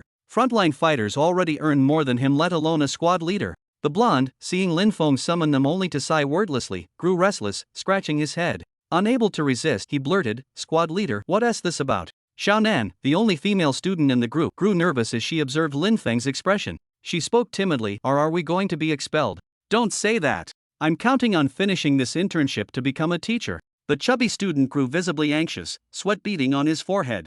Noticing their unease, Lin Feng chuckled lightly to reassure them. "Don't worry, you might just end up being cooks for life." The chubby student cried out in shock, "For life? Squad leader, are you keeping us here permanently?" Xiaonan was nearly in tears. "But you said it was temporary." "Woo, I want to go home." "Ha ha ha, you're not going back. You'll be cooking for the army your whole lives." Lin Feng deliberately put on a villainous expression as he said this fiercely. Xiaonan began crying even louder, while the chubby student was completely stunned. Only the blonde-haired student scratched his head in confusion. Lin Feng nearly couldn't maintain his serious face at their reactions. Clearing his throat, he said, "All right, enough joking around. He then proceeded to explain the real situation to them. Yellow Hair froze completely upon hearing this, pointed at himself and said, "Huh, me fight ferocious beasts, really? We have to kill a first-grade ferocious beast to graduate." Xiaonan also showed a troubled expression. Seeing their gloomy faces, Lin Feng comforted them. "Don't worry, the Demon Suppression Army's compensation is quite substantial. Rest assured, with me here, I definitely won't let those bastards in the main city pocket the money meant for your families." Watching Lin Feng pat his chest with his leave-it-to-me attitude, Xiaonan and Fatty's faces turned green. Noticing their expressions, Yellow Hair said disdainfully, "It's just a first-grade ferocious beast, look how scared you are." "Fine. You're the strongest. Weren't you the one who got pinned to the ground by that woman?" Fatty immediately retorted. "Hey, what the hell?" Yellow Hair flushed red with anger. Wasn't this rubbing salt in the wound? Seeing their behavior, Lin Feng spoke somewhat helplessly. "Alright, stop messing around. I definitely won't send you to your deaths. I'll take you on a few missions first to gain some experience." Hearing this, Xiaonan and Fatty immediately breathed a sigh of relief. Seeing their lack of confidence, Lin Feng felt somewhat exasperated. In truth, they weren't weak. Each was a D-class awakener, especially the blonde guy whose ice conjuring innate ability held extremely high potential. Put bluntly, what they lacked was combat experience. After all, those who could enter elite academies were geniuses ordinary people could only look up to. "Alright, go prepare meals first. Don't miss mealtime. We'll do missions in the afternoon." Dismissed, Lin Feng commanded. The group of students who had mentally prepared for battle now groaned at having to cook instead. Lin Feng could only shake his head at their reaction. "You're unwilling to fight beasts, yet unhappy when told to cook instead." With all students pitching in, breakfast was soon ready. Having Xiao Bench and Xiao Table carry the hot porridge and steamed buns to the cafeteria, Lin Feng gathered the remaining students at the training ground. "This morning, your task is to thoroughly master your innate divine abilities." "Understood." Lin Feng stood at the center of the training ground, shouting at the group of students including the blonde-haired one. He intended to assess to what extent these elites had mastered their innate divine abilities. "Understood," the three students responded loudly. Lin Feng pointed with his hand. "Blondie, step forward and demonstrate your innate divine ability for everyone." "Got it. Watch this." The blonde-haired student excitedly stepped forward. A cold aura emanated from his body as frost gathered in his hands, forming a foot-long icy dagger. With a strange cry, he leapt to the center of the training ground and began demonstrating his knife techniques. The ice blade cut through the air with audible swishes, its frosty tip leaving white trails that matched the blonde-haired student's increasingly rapid slashes, creating quite an impressive spectacle. Xiaonan and the chubby student immediately cheered. "Awesome. Not bad, Blondie." As the cheers continued, Lin Feng frowned. The blonde's swordplay looked intimidating but was actually just random hacking. It only appeared impressive because of his D-rank awakened physique and the special effects from his innate abilities. "Alright, stop now before you get dizzy." Lin Feng covered his forehead, unable to bear watching the blonde spinning like a top. The blonde abruptly stopped when he heard this, accidentally releasing his ice blade which went flying toward Xiaonan. "Watch out!" Fatty shouted in alarm but couldn't stop it in time. Just as the ice blade was about to stab Xiaonan to death, she closed her eyes in terror. Clang! Lin Feng suddenly appeared before her, his palm wrapped in chi as he slapped the ice blade away. The blade spun several times in the air before embedding itself in the ground between the fallen blonde's legs, barely missing, vertically bisecting his little head. "Ah!" Two sharp screams rang through the air. One was Xiaonan's, the other, even louder, came from the blonde punk. The blonde punk sat on the ground staring at his crotch area, scrambling backward repeatedly. Xiaonan felt her head to confirm it was still there, then squatted down and began crying. "Ha!" Lin Feng looked at the chaotic scene and couldn't help but laugh in frustration. Then he roared, "Everyone shut up." Chapter 23, The Blonde Punk's Disgusting Fighting Style. Chapter 23, The Blonde Punk's Disgusting Fighting Style. The three people on the field immediately trembled and fell silent. Lin Feng spoke with a darkened face. "Blonde punk, if I ever see you playing with that damn ice blade again, I'll fucking end you. And you, Xiaonan, why didn't you dodge? Don't tell me a D-rank awakener can't dodge a simple blade." Lin Feng then questioned Xiaonan, who was squatting on the ground. Xiaonan sobbed, I forgot." Hearing this, Lin Feng felt like his world was collapsing. "Forgot? What a perfect excuse. Don't get angry, don't get angry." Lin Feng closed his eyes and kept repeating to himself. Then he took a deep breath, suppressing the anger in his chest. "Blondie, get your ass over here," Lin Feng said viciously. Hearing this, the blonde-haired youth who was inspecting his crotch hurriedly stood up, brushed off the dirt from his clothes, and trotted over. "What's up, squad leader?" Blondie asked cluelessly as he arrived. Lin Feng frowned displeased and slapped Blondie's shoulder hard enough to make him stagger. "What do you mean what's up? You almost took Xiaonan's head off. Apologize to her now." Lin Feng glared while speaking. Blondie immediately turned to Xiaonan and said, sorry about that, almost stabbed you to death." "Ha ha." Xiaonan stood up, her face slightly red, giving Blondie a glare as she said, "What kind of talk is that? Pervert." "Ha." Blondie scratched his head, visibly confused. Seeing this, Lin Feng spoke impatiently. Alright, let's continue training. He looked at Blondie with a mix of frustration and disappointment, saying, what a powerful innate ability you have, and yet you've managed to waste it completely. Then pointing at the ice blade on the ground, he continued, the frost you condense is this solid, why not make a full set of ice armor instead of just waving that short blade around randomly? Blondie slapped his forehead and exclaimed, right, why didn't I think of that? After speaking, cold air gathered around his body, gradually forming a crude-looking ice armor that enveloped him, its roughness showing his unfamiliarity with armor construction. Lin Feng nodded in satisfaction at the sight. He instructed, now release your frost energy outward to form a controlled area, not too much, not too little. Blondie obediently complied, emitting a chilling white mist from his body that formed a roughly 3-meter radius.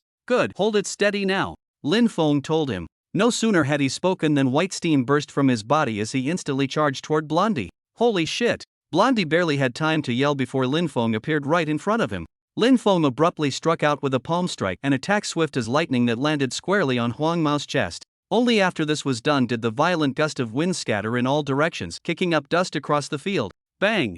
As the dull impact sound rang out, the students on the field finally realized what Lin Feng had done. Xiaonan covered her mouth with both hands, staring blankly at the scene. Class monitor, Huang Mao didn't mean to do it either. This was too much, Fatty said sympathetically. With the class monitor's strength, this strike probably Huang Mao might be. Holy shit, it doesn't hurt at all. Huang Mao's voice suddenly rang out. Xiaonan and Fatty turned toward the sound, only to witness a shocking scene. They saw Huang Mao standing perfectly fine, his ice armor intact except for a palm print on his chest. The area around the palm print was covered in spiderweb cracks, and upon closer inspection, the ice armor bore long, thin fractures, yet it hadn't shattered. Lin Feng stood by, tapped on the yellow-haired boy's ice armor making a clang-clang sound, then chuckled lightly. Look how scared you all were, as if I would actually beat him to death. Xiaonan and Fatty immediately breathed sighs of relief at this sight. Thank goodness. We really thought the class monitor had gone berserk and killed the yellow-haired guy just now. Suddenly, they noticed the ice armor on the yellow-haired boy's body was slowly repairing itself. Damn! Yellow hair's got skills. Not only did he survive the class monitor's attack, his ice armor is regenerating too. Fatty exclaimed while staring at the yellow-haired boy in awe. Xiaonan's eyes also shone brightly as he spoke. I never knew yellow hair was this powerful. Flushed with all the praise from the crowd, the yellow-haired boy practically puffed up with pride.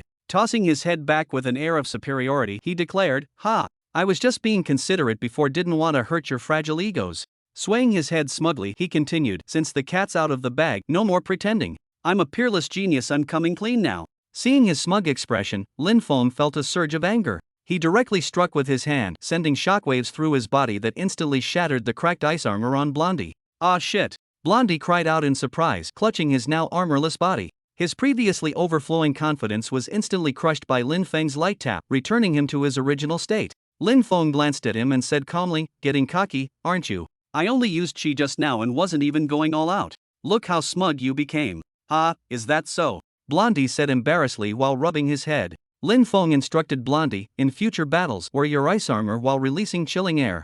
This way enemies can't break your defense while being constantly slowed by the cold, and your ice armor will keep regenerating. You'll be able to wear them down eventually. Blondie's eyes immediately lit up. This technique sounded great. As long as I don't exhaust my internal energy and avoid being one-shot by the class monitor like before, I'll be invincible among peers. Thinking this, he raised his head with a dreamy expression, lost in some fantasy, occasionally letting out a silly chuckle. Lin Feng directly kicked him, laughing while scolding, stop daydreaming. Get back already. On the field, Xiaonan and Fatty saw how just a bit of guidance from Lin Feng had made Huang Mao so much stronger. They could hardly contain themselves. Fatty excitedly spoke up, class monitor, take a look at me too. Lin Feng nodded, alright, show me your innate divine ability.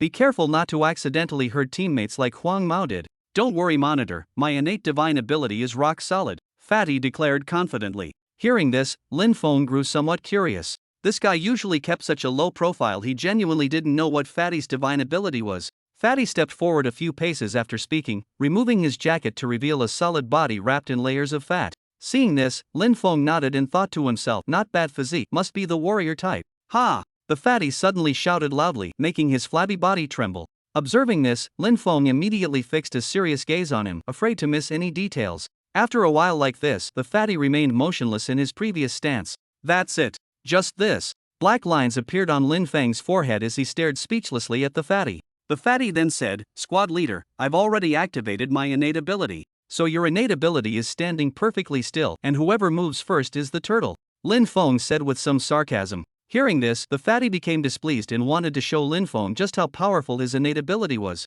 With this thought, his body suddenly accelerated as he began to run. Instantly, the world in the fatty's eyes slowed down. Everything around him became extremely slow, like watching a slow-motion replay. Looking at the completely motionless Lin Feng and others on the field, he revealed a triumphant smile. Hee, Fat Master here usually keeps a low profile, but you really thought I couldn't do it. The fat guy thought proudly in his heart. Seeing Lin Feng standing still, he planned to show off a little. When the other party saw him appear suddenly, they would definitely be shocked. The fat guy ran up to Lin Feng and was about to poke him lightly when he suddenly froze. The originally motionless Lin Feng's eyes suddenly rotated slowly and locked directly onto him. Chapter 24, Meet Shield. Assassin. Chapter 24, Meet Shield. Assassin. Holy shit. The fat guy only had time to exclaim before Lin Feng grabbed him by the neck. The slow motion scene before his eyes instantly returned to normal speed. What the hell was that whooshing sound? The blonde guy trembled in fear and shouted loudly. He had only seen the fat guy suddenly disappear, then reappear with Lin Feng grabbing his neck. It felt like frames had been deleted from a video. Cough, cough. Class monitor, I was wrong. Please let me go. Lin Feng was gripping the chubby guy's neck, watching his pained expression and seeing his body occasionally convulse at high speed like a seizure, then slowly released him. The chubby guy collapsed onto the ground, gasping for air.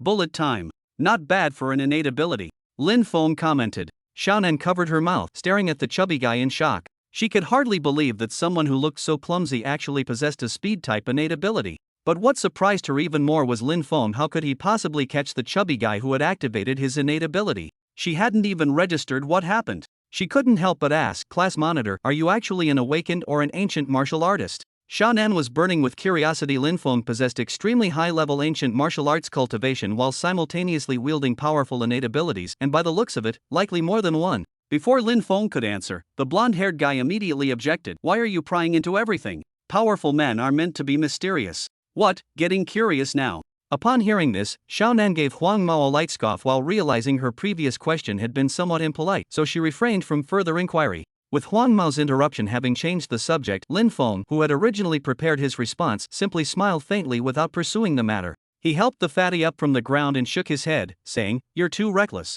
Your ability makes you a natural assassin not meant for charging headlong into melee combat. Against opponents of similar level it might work, but if they're just one tier stronger than you, you'll end up like you just did. Understand. The fatty flushed with embarrassment upon hearing this. He had wanted to show off in front of Lin Feng, but ended up being humiliated instead. Clearing his throat meekly, he asked, Class monitor, how should I develop it then? Previously I'd just been activating my innate divine ability and striking while opponents couldn't react. Lin Feng didn't answer directly. Instead, he picked up several small pebbles from the ground and handed them over, signaling for him to throw them. The fatty took the pebbles, gathered all his strength, and hurled them with full force, sending them flying several dozen meters away. And the higher the level, the stronger this power becomes. The chubby guy looked at his hand in extreme excitement, realizing he had truly been wasting his life before. To think such a powerful technique was only discovered today. Lin Feng saw him getting a bit too carried away and couldn't help but shake his head with a sigh. Come on, throw a stone at me, he said calmly. Hesitating, the chubby guy responded, Squad leader, I know you're strong, but you've seen how powerful this move is. Just do as I say. Stop wasting words. Lin Feng waved impatiently. He's really getting cocky, thinking some small trick could actually hurt me. Gritting his teeth, the chubby guy said, Alright, squad leader, here I come. Though he said this, he decided to aim beside Lin Feng just in case he couldn't block it. As he finished speaking, his figure blurred suddenly as the stone tore through the air toward a spot near Lin Feng. In bullet time, the fat guy saw Lin Feng showing no reaction to the stone about to fly past his face and couldn't help feeling relieved. Good thing he hadn't aimed for the body. Otherwise he might have hurt the squad leader. As he thought this, the fat guy was about to exit bullet time. Suddenly, Lin Feng moved. He abruptly raised his left hand, 2 fingers firmly catching the flying stone. Holy shit! The blonde guy suddenly shouted, startling Xiaonan beside him, who glared in annoyance. Trembling, the blonde guy pointed at Lin Feng and blurted out vulgar words, so fucking fast. Lin Feng flipped his palm, 2 fingers gently separating as the scorching stone dropped to the ground. He suddenly wanted to recite a line from a past life movie, but after consideration kept it to himself. The fat guy stared dumbfounded at Lin Feng and said incredulously, he caught it. Lin Feng rolled his eyes in response and said helplessly, you even held back. Never mind your pitiful speed, it's nothing compared to stronger opponents. And you actually thought this tiny pebble could break through my defense? The chubby guy flushed red from Lin Feng's remarks. Alright, I figured out your future combat style. Your strength isn't great, which comes with being the speed type, so close combat isn't suitable for you. You need weapons that can maximize your speed advantage. Projectiles are just one option. Lin Feng spoke slowly to the chubby guy. Meanwhile, the bleached-haired guy in the team was jumping around excitedly, shaking Little Nan's shoulders wildly as he said, "Little Nan, did you see that just now? The squad leader was so cool." The latter couldn't stand being shaken like this and pushed him away impatiently. "I saw it, stop shaking me already." Hearing Lin Feng's words, the chubby guy asked somewhat confused, "Weapons that can maximize my speed. What would those be?" "For now, just keep using stones. We'll have some throwing knives custom made later. As for weapons, there's no rush." Lin Feng spoke slowly in response to Fatty's question. "Okay, I'll listen to you." Though curious, Fatty managed to restrain himself. Watching Fatty return to the group, Lin Feng then pointed at Xiaonan and said, "Come on, it's your turn now." Xiaonan quickly trotted over to stand before Lin Feng, but then revealed an awkward expression after coming to a stop. "Need to use the restroom." "Go quickly then," Lin Feng remarked casually upon seeing her expression. Hearing this, Xiaonan blushed and explained, "No. It's just that my ability is kind of embarrassing." Lin Feng was completely baffled by this response. "Sis, we're just having you demonstrate your innate ability. How did this become about embarrassment?" Chapter 25, Xiaonan's Ability. Chapter 25, Xiaonan's Ability. Xiaonan said with a bright red face, "Class leader, could you all turn around first?" "What, does your ability involve clothes exploding or something?" said the blonde-haired boy while picking his nose, completely unconcerned. Xiaonan glared at him but didn't refute his statement. "What? She really can burst her clothes?" The blonde guy spoke incredulously upon seeing Xiaonan's expression. Lin Feng glared at him. "Blondie, shut your mouth." After saying this, he turned to Xiaonan. "Do you need us to step aside temporarily?" Xiaonan shook her head gently and said shyly, "You just need to turn around first. My clothes are specially made, it'll be over quickly." Then she looked at Blondie and Fatty and added with some concern, "Why, you better not peek. TCH, who'd want to look?" Blondie said disdainfully. He genuinely had no such thoughts. Fatty, however, blushed and stammered, "Why, you don't need to worry, I definitely won't peek." Everyone showed expressions of disgust at his lecherous appearance. "Don't worry, Xiaonan, if anyone tries to peek using their speed advantage, I'll slap them dead," Lin Feng said while glancing at Fatty. Noticing Lin Feng's gaze, Fatty immediately became somewhat guilty. Seeing Lin Feng's assurance, Xiaonan finally felt somewhat relieved. As everyone turned around, the sound of a zipper being pulled open came from behind. Upon hearing the sound, the Fatty couldn't help but swallow hard. The blonde-haired guy scratched his cheek impatiently. Lin Feng stood in place, curious in his heart what kind of ability could be so mysterious. "Done," came Xiaonan's voice. At her words, everyone turned back around. The sight that met their eyes made Lin Feng's eyes widen. So big," the Fatty exclaimed in shock. The blonde-haired guy was so startled he performed a flying kick in place, stammering, "Holy shit! Neza!" They saw Xiaonan wearing only a black tank top and training pants, her originally petite frame now transformed into an extremely tall and lean figure. Forearms extended from her back, with well-defined abs and streamlined muscles that made her look like a nimble female panther. Lin Feng's eyes were also wide open. Who would have thought the usually delicate and fragile Xiaonan's innate ability would be body enhancement type? And by the looks of it, she's developed it quite well. Seeing everyone on the field looking at her, Xiaonan's face turned red enough to steam, feeling nothing but deep embarrassment. She covered her face with two hands while the remaining four arms shielded other parts of her body, appearing bashful and awkward. "A decent ability. It seems you're different from them, you haven't been slacking off." Lin Feng nodded, giving an objective assessment. The blonde-haired boy stared at Xiaonan's six-armed form in astonishment. He stepped forward and circled around her. Then, tilting his head up to take in her height which surpassed his by more than a full head, he felt slightly irritated. Just as he was about to pat her shoulder and say something, thud! Xiaonan instinctively swung her arm, sending the blonde boy flying. "Holy crap, Blondie!" The chubby guy, seeing this, immediately activated his innate ability and dashed over to check on him. "Put! I'm fine." Spitting out a mouthful of sand, the blonde boy climbed out of the dirt pit, signaling he was unharmed. Lin Feng glanced at the blonde in the distance and said helplessly, "Serves you right for being handsy. Got what you deserved." "Ah, sorry. Huang Mao, are you okay?" Xiaonan asked with concern as she looked at Huang Mao, who had been sent flying by her strike. The moment she instinctively swung her hand, she immediately regretted it. Her power after activating her innate ability was too strong, and she worried she might have seriously hurt Huang Mao. Noticing Xiaonan's worried expression, Lin Feng comforted her. "Don't let Huang Mao's skinny appearance fool you, that guy can take a beating." No sooner had he spoken than the fat guy went whoosh and came running over with Huang Mao in his arms. Seeing Huang Mao being princess carried by the fat guy, Lin Feng couldn't help but laugh. Seriously, what kind of ridiculous pose was this? Huang Mao's slender frame looked particularly delicate and petite, cradled in the fat guy's arms. "Put! Ha ha ha!" Xiaonan burst out laughing uncontrollably. "What are you carrying me for? Let go!" Huang Mao immediately protested, struggling to free himself from the fat guy's embrace. The fat guy, seeing his kindness unappreciated, grumbled, "My good intentions wasted on ungrateful bastards." Get lost then. Ahem, alright, stop messing around, Lin Feng cleared his throat and said. He pointed at Xiaonan and said, does your divine ability have any other enhancement effects? Upon hearing Lin Feng's words, before Xiaonan could respond, Fatty was staring unblinkingly while muttering to himself. He widened his eyes and said, the current enhancement is already quite substantial. Hearing this, Lin Feng immediately kicked him and said, be serious. Xiaonan first rolled her eyes helplessly at Fatty, then spoke softly to Lin Feng, I have another ability, but I haven't mastered it well. Oh, show me. Lin Feng immediately became curious. Xiaonan said hesitantly, I haven't fully figured out this ability yet, I only know it can reflect attacks and it doesn't work every time. Reflect attacks. Hearing her say this, Lin Feng immediately became interested. Then he directly activated his tiger fiery body, flames igniting on his hands as he prepared to strike. Wait!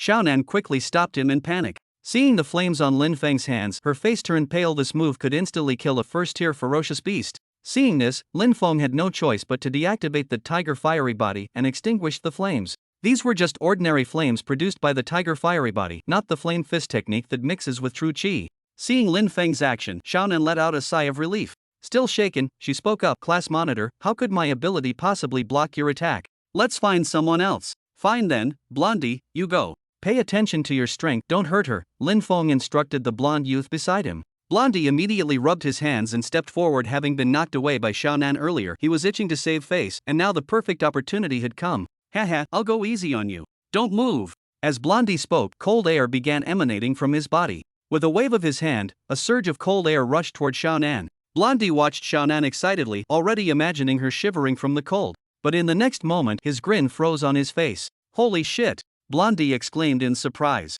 Xiaonan nimbly dodged the cold air, then reached out and grabbed it. The frigid mist actually behaved like a solid object as she caught it in her hand. What is this? Lin Feng also stared at her in astonishment. The cold air in Xiaonan's hand fluttered like white silk, showing no signs of dispersing. Snap! With a sudden flick of her wrist, she whipped the cold air like a lash, producing a crisp crack in the air. The chubby guy gaped dumbly at the white frost swirling around Xiaonan and couldn't help muttering, so beautiful. Alright, I think I understand now. Lin Feng pinched his chin thoughtfully before speaking slowly. He said to Xiaonan, your ability isn't rebounding, it's touching. Chapter 26, Accepting the Mission, The Swamp's Ferocious Beast. Chapter 26, Accepting the Mission, The Swamp's Ferocious Beast. As he spoke, he reached out to touch the white cold air Xiaonan had captured, icy to the touch, with a gelatinous texture. Lin Feng continued, your ability should be about touching intangible substances and then controlling them. The physical enhancement is just a side effect. The extra arms are meant to help you better utilize this ability, not just to punch people with more hands.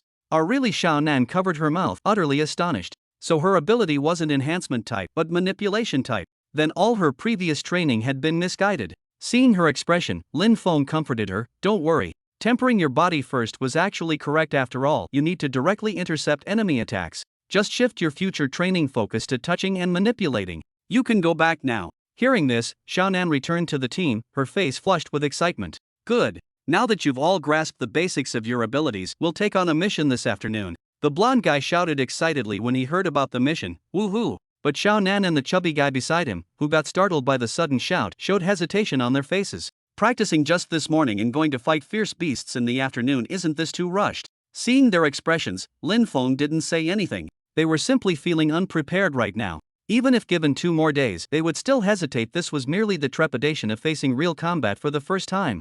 After speaking, Lin Feng led them away from the training grounds. Along the way, the blonde kept waving his frost-covered hands while providing sound effects for his movements, seemingly fantasizing about how to confront the beasts that afternoon. Upon returning to the kitchen squad, Little Bench and others were already busy preparing lunch, their faces lighting up upon seeing Lin Feng's group return. Ah, squad leader, you're finally back. The 2 of us simply can't handle all this work, Little Bench exclaimed while sweating profusely in his apron. Without waiting for Lin Feng's instruction, the blonde immediately entered the kitchen to help. What are you standing around for? Go cook, Lin Feng said to the hesitant Xiaonan and Fatty. Hearing this, the 2 reluctantly picked up their aprons and entered the kitchen with sighs. Lin Feng watched their busy figures, let out a light chuckle, and left. Now he needed to select a suitable mission to train Blondie and the others. Thanks to the captain's arrangements, although nominally he was still a cook, his authority and benefits were now at squad leader level. At least for missions issued within the camp, he didn't need to go to the mission hall like those mercenaries. Making his way to the patrol team's station, Lin Feng found Zhou Wansheng. Upon seeing Lin Feng, the other man immediately approached excitedly. Squad leader Lin, you finally came. Have you decided which mission to take? Lin Feng smiled slightly. I plan to first let the students get familiar with combat. For their safety, we'll temporarily avoid missions involving second-level beasts. No problem. We have plenty of first-level beasts currently. We haven't gathered full intel on second-level ones yet. No rush. Zhou Wanqing cheerfully handed Lin Feng a stack of files to choose from. Lin Feng took a look and exclaimed in surprise, "This many?" Meanwhile, he thought to himself, no wonder they had to hire mercenaries. With so many tasks, even splitting Zhou Wanqing in two wouldn't be enough to handle them all. Watching Lin Feng examine the tasks, Zhou Wanqing spoke somewhat awkwardly. Well, squad leader Lin, about that mercenary named Bella, I've already reported it to the regimental commander, but... He paused before continuing. The regimental commander was furious when he found out. But she's already accepted the mission, and according to procedure it can't be cancelled now. So you might still encounter her later. Seeing Zhou Wanqing's discomfort, Lin Feng said, "It's alright, Captain Zhou. I can't let personal matters delay the camp's missions. If I meet her later, I'll be careful to avoid conflict." Hearing this, Zhou Wanqing felt even more embarrassed. He added, "But rest assured, the regimental commander said that woman won't be getting any more missions from the Demon Suppression Army in the future." "Alright, please thank the regimental commander for me. I'll take this mission then." Lin Feng first offered some comforting words, then handed over his selected task. The mission form was boldly marked with several large characters. First class fierce beast Crimson Venom Snake. "Hey, squad leader Lin, you sure know how to pick. This beast is one of the toughest targets among these missions, but it should be no problem for you," Zhou Wanqing said, handing Lin Feng a terminal. He pointed at the terminal and said, "All the detailed mission information is right here." "Alright, I'll head back now," Lin Feng said to Zhou Wanqing. After leaving the patrol team station, Lin Feng returned to the cookhouse. Little Bench and Yellow Hair had already gone to the mess hall to fetch meals. After waiting a while, Yellow Hair returned carrying a cooking pot. The moment he entered and saw Lin Feng, he rushed over excitedly and asked, "Squad leader, did we get a mission?" "Right, we're heading out soon." "Hey, no somersaults. You'll spill the soup." Lin Feng was speaking when he saw Yellow Hair getting excited enough to attempt somersaults again and hurriedly stopped him. Yellow Hair had just entered when Little Nine came in behind him carrying a swill bucket. "Squad leader, are we going now?" She looked down at her outfit hesitantly. "We just finished cleaning and I'm still wearing an apron, and now we're going to hunt beasts." Lin Feng nodded and said, "Leave the remaining work to Xiaodingzi and the others. Go change your clothes, assemble in 5 minutes. 5 minutes later, Lin Feng looked at the 3 fully prepared members and shouted, "Move out." According to the terminal display, this mission's target was a swamp not far from the camp. A soldier went missing while fetching water. After investigation, it was discovered to be the work of a first-grade beast called the Crimson Venomous Snake. Lin Feng drove the off-road vehicle with Huang Mao and the others out of the camp, arriving at a swamp where they stopped the car. "Stay sharp. Observe the situation first, don't charge in recklessly, understand?" Lin Feng said to Huang Mao and the others. "Understood," the 3 replied in unison. "Good. Huang Mao, take this bait and place it in the swamp ahead, put it as far as possible." Lin Feng took out a small bottle emitting a pungent smell and handed it to Huang Mao. The latter grabbed it and immediately moved forward. Lin Feng grabbed him and said helplessly, "That's a swamp ahead. How dare you go without activating your innate ability?" Hearing this, Huang Mao slapped his forehead, then emitted cold air from his body before stepping onto the swamp. With each step he took, the viscous swamp was covered with a thin layer of frost without sinking. Lin Feng nodded at the sight. This was precisely why he chose Huang Mao for the task. His ability made him unaffected by the swamp, and his frost-covered body was extremely difficult for snakes to detect.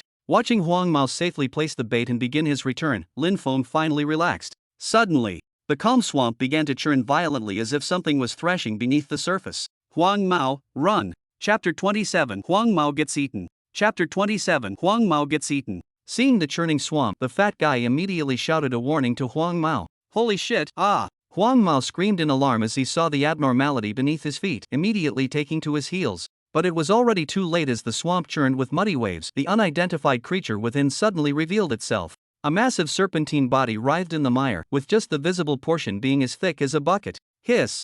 With an eerie hiss, the enormous snake head emerged from the mud, its blood-red eyes locking onto Huang Mao. It was a first-grade ferocious beast, the Crimson Venomous Serpent. Huang Mao fled desperately, his feet pounding across the rapidly spreading ice sheet as he kept glancing back over his shoulder. What he failed to see was that the serpent had already circled ahead of him, its foul-smelling maw gaping wide, waiting for him to run straight into it. Xiaonan's face paled as he shouted in warning, "Huang Mao, look ahead!" Ha! Reacting instinctively to Xiaonan's cry, Huang Mao turned his head forward and immediately turned deathly pale. He immediately halted his running steps and hurriedly turned back, but the crimson venom snake's tail instantly coiled around his body. Then the tail lifted Huang Mao, preparing to stuff him into its gaping maw. "Monitor! Save him, where is he?" The The chubby guy turned to Lin Feng for help when seeing Huang Mao about to be swallowed, only to find him gone. Xiaonan directly discarded her coat, invisible energy circulating around her body as she activated combat mode, shouting urgently at the chubby guy, "No time. I'll save him." With these words, she prepared to charge forward.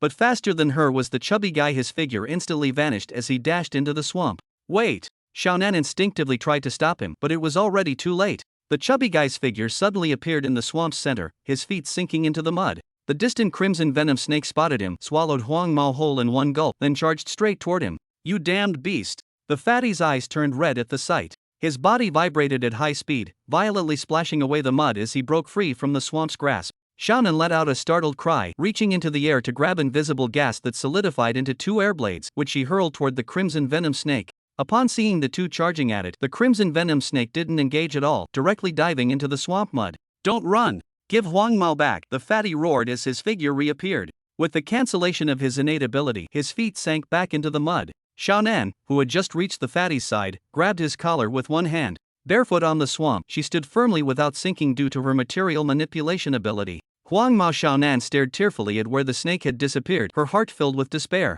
Thud! The fatty beside her slammed his fist violently into the ground, splattering mud everywhere. Blondie was eaten by the beast right before their eyes. Sigh. It seems I was too impatient. Lin Feng's voice suddenly rang out. She sighed and stood beside Fatty, reaching out to pat his shoulder. Fatty looked up in pleasant surprise and shouted, "Class leader!"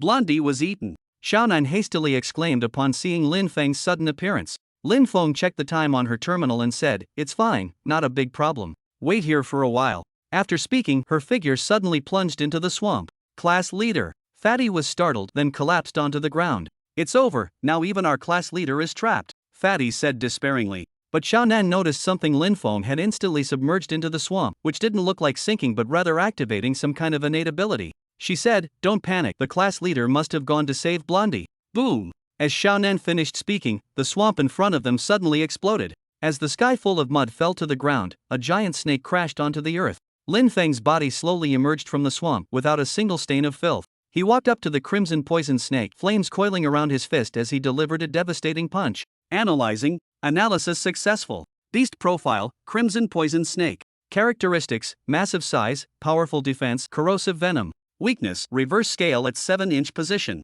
Innate ability, poison mist can release deadly toxic gas when activated. With the death of the crimson poison snake, a green crystal emerged from its corpse. Lin Feng reached out his hand, and the crystal merged into his palm. Learned innate ability, poison mist. Class monitor. Blondie is still inside this beast's stomach, the fat boy shouted at Lin Feng. Lin Feng was about to cut open the snake's belly when he suddenly froze. The crimson poison snake's belly bulged noticeably, with something struggling inside. Squelch! A blade section suddenly emerged from the scales on the crimson venom snake's belly, then the blade slashed fiercely. Chilling air sprayed from the torn opening as a hand covered in frost extended out from within. Fucking hell! I was suffocating in there. The blonde-haired youth clad in ice armor crawled out from the snake's belly. "Blondie, thank heavens you're alive!" the fat guy in Xiaonan cried out from afar. Lin Feng grabbed Blondie's hand without regard for the disgusting mucus covering him, pulling him up. Xiaonan, dragging the fat guy by his collar, rushed to Lin Feng's side as they both surrounded Blondie. The fat guy asked with concern, "How are you feeling?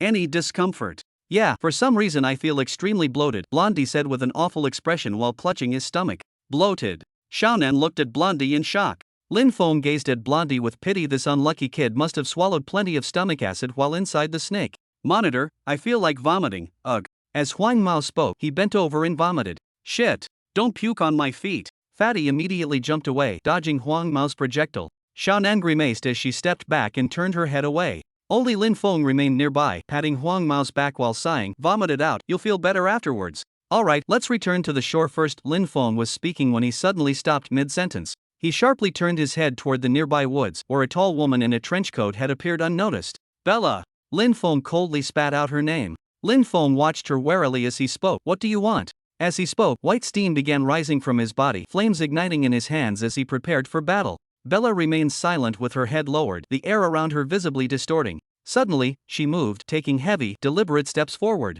"Stop right there!" Lin Feng barked in a low voice. But the other party ignored the warning and even walked faster and faster. "Blondie, you guys go first. This woman is strong, I won't be able to protect you if fighting breaks out," Lin Feng ordered the blonde youth beside him.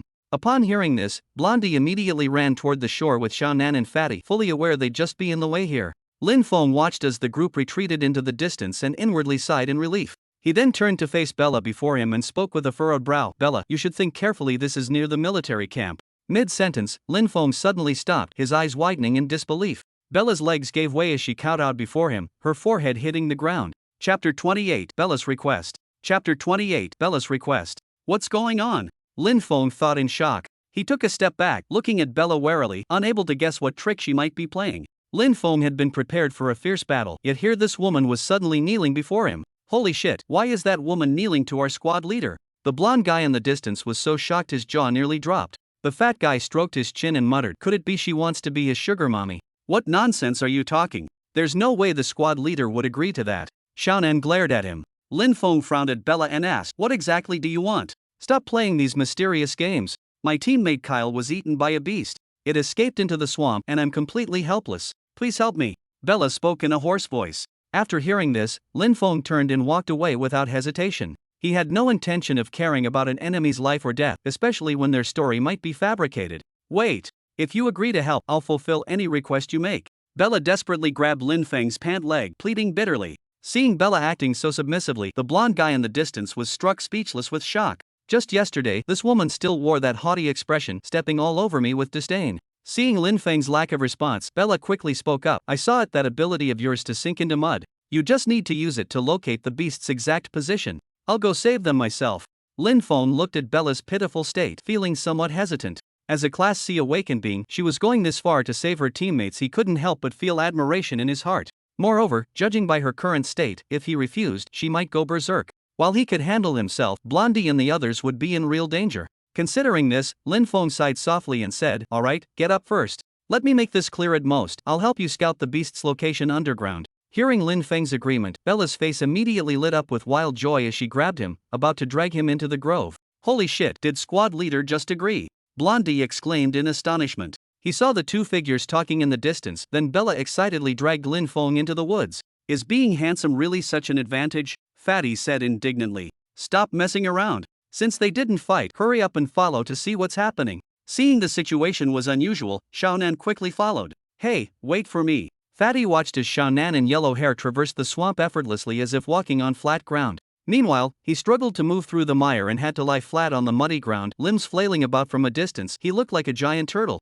As if unsatisfied with his speed, Fatty activated his innate talent, his limbs becoming a blur with afterimages as he crawled rapidly forward. In the woods, Bella ran anxiously ahead with Lin Feng following steadily behind. Right up ahead, Bella suddenly stopped at a swamp's edge, pointing at the open marshland before them. Not far away, a mud-covered boy came running while shouting, Sister Bella, have you found Brother Kyle? The boy crashed into Bella's embrace. She heart-wrenchingly wiped the mud off his little face, then spoke somewhat sternly, Lin, didn't I tell you to go back first? Bella suddenly felt a wave of retrospective fear. This was an area where second-grade savage beasts lurked.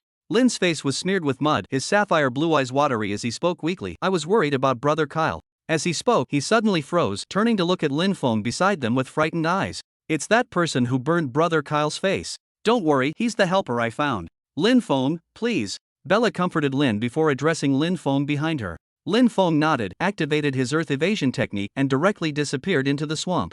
After submerging into the mud swamp, a unique field of vision appeared before his eyes. Despite the zero visibility mud, Lin Feng could perceive the outlines of nearby objects. This was an ability granted by his Earth Escape innate divine power.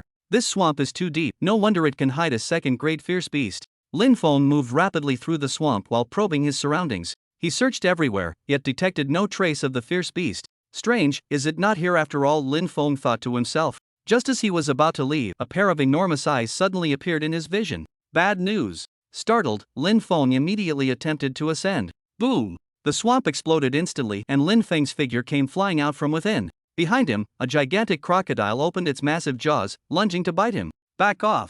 Lin Feng roared, flames burning on his hand as he struck toward the crocodile's head. Instantly, fierce flames engulfed its skull. Hiss! The crocodile let out a pained scream before attempting to retreat back into the swamp. Not so fast. Seeing the creature trying to escape into the mud again, Bella from afar quickly rushed forward and grabbed its tail. She shouted loudly, Lin Feng, help now! Hearing this, Lin Feng leapt into the air, activating his steel body technique, his body shimmering with silver light.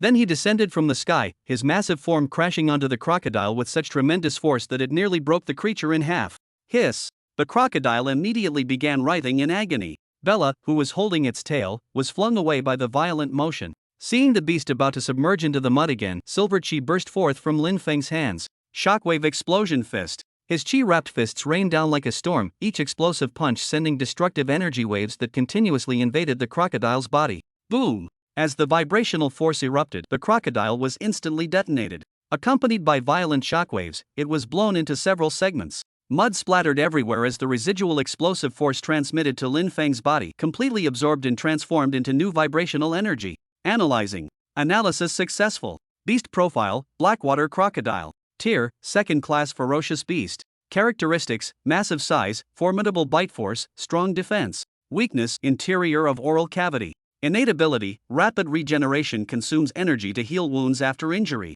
Lin Feng absorbed the green crystal from the Blackwater crocodile's corpse into his palm. Innate ability learned, rapid regeneration. Squad leader. Huang Mao's shout suddenly came from the distance. He came sprinting from afar, forming a long icy path beneath his feet. Xiaonan followed closely behind him, stepping briskly through the mud. Behind them, an unidentified creature wrapped in mud was crawling at an unnaturally high speed, as if chasing Xiaonan and Huang Mao. That damn thing is so fast. Huang Mao's in danger.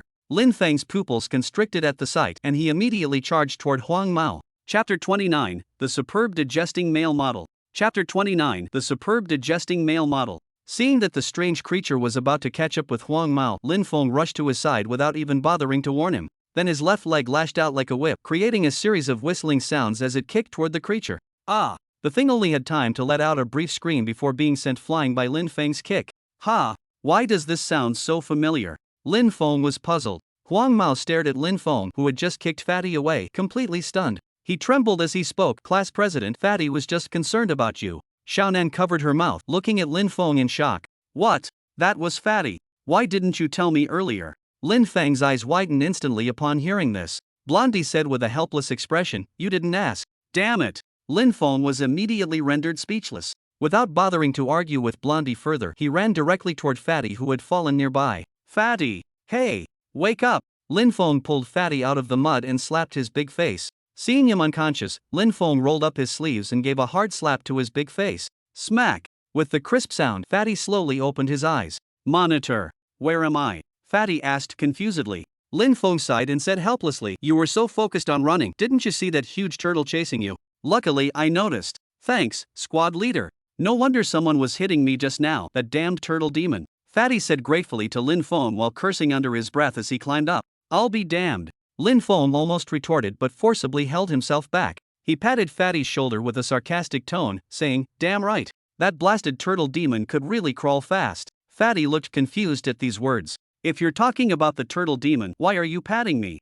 Alright, let's go check if male model bro has digested yet, and dig out the beast core while we're at it. Lin Feng said to Fatty before walking toward the distant corpse of the Blackwater crocodile. In front of the beast's corpse, Bella and Lin were already rummaging through its stomach. Blonde watched them curiously, not understanding what they were doing. Seeing Lin Feng arrive, he asked curiously, squad leader, that woman is digging through the beast's stomach, is she looking for food to eat? Lin Feng gave him a glare but didn't respond. Suddenly, Bella found something. With both hands exerting force, she dragged out a skeleton wrapped in plasma. Kyle! She screamed in despair, clutching the skeleton to her chest and bursting into loud sobs. Looking at her state, Lin Feng felt somewhat conflicted. This woman was quite devoted in love. But observing the skeleton in Bella's arms, he felt the size didn't quite match. He spoke up, I say, maybe you should keep looking. Your teammate was pretty tall, right? This skeleton doesn't seem like him. Right. Brother Kyle must still be alive. Let's keep searching. Lin quickly chimed in to Bella. Upon hearing this, Bella immediately threw away the skeleton in her arms.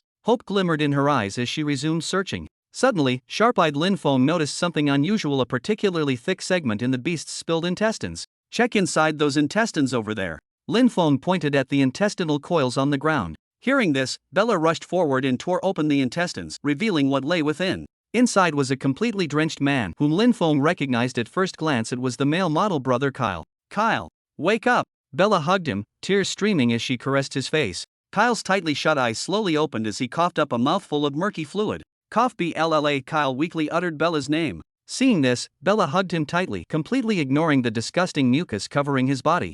With joyful surprise, she said, "You're alive. Thank goodness, I'll take you back to camp for treatment right away." But Kyle shook his head and said, "No need, I don't have much time left." His hand touching Bella's face, he spoke with fading breath, "Bella, do you love me?" Looking at her dying lover, Bella cried, "Of course I love you." "Wah! You're lying. You kept stabbing me all day, wouldn't let me stab you back, and now you say you love me." Kyle sobbed at Bella.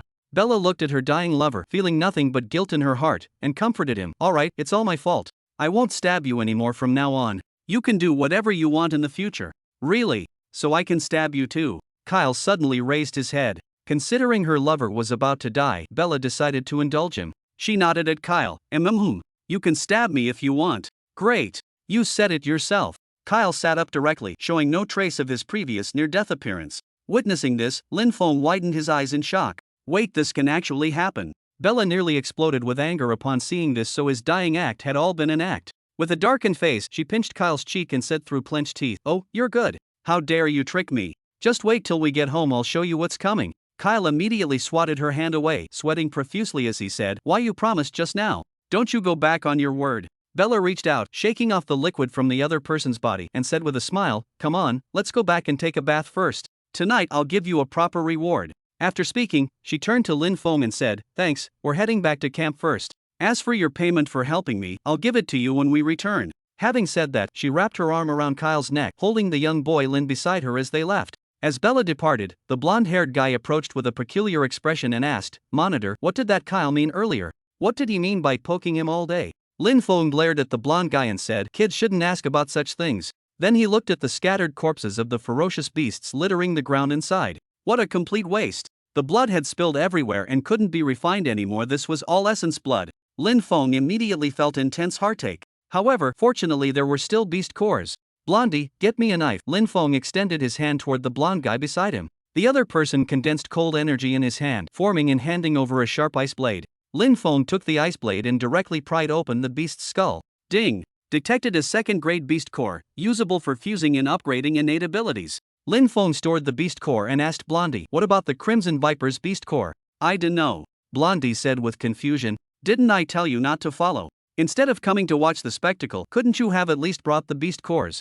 Lin Feng gave him a speechless look. Then he sighed and began dissecting the blackwater crocodile's body. However, due to the concussive explosion fist technique, only its head and tail remained relatively intact. "Blondie, you take the tail. Xiaonan, carry the head. Let's head back," Lin Feng ordered the two. Their abilities weren't affected by the swamp, making them the most suitable candidates for transporting the beast carcasses. Xiaonan looked at the blackwater crocodile's ferocious head with a troubled expression and said, "Class monitor, can't we let Fatty handle this instead?" "How to carry it? Put it on him." Lin Feng pointed at the fat guy lying on the ground like a big turtle, saying speechlessly. Chapter 30, Returning to Camp, the Advancing Male Model. Chapter 30, Returning to Camp, the Advancing Male Model. "Alright, enough nonsense, let's go." Lin Feng stopped paying attention to Xiaonan and turned to leave directly. Blondie dragged the blackwater crocodile's tail and followed. The fat guy lay in the mud, his limbs paddling rapidly as he crawled away swiftly. Watching the others walk away, Xiaonan sighed helplessly and picked up the blackwater crocodile's massive head.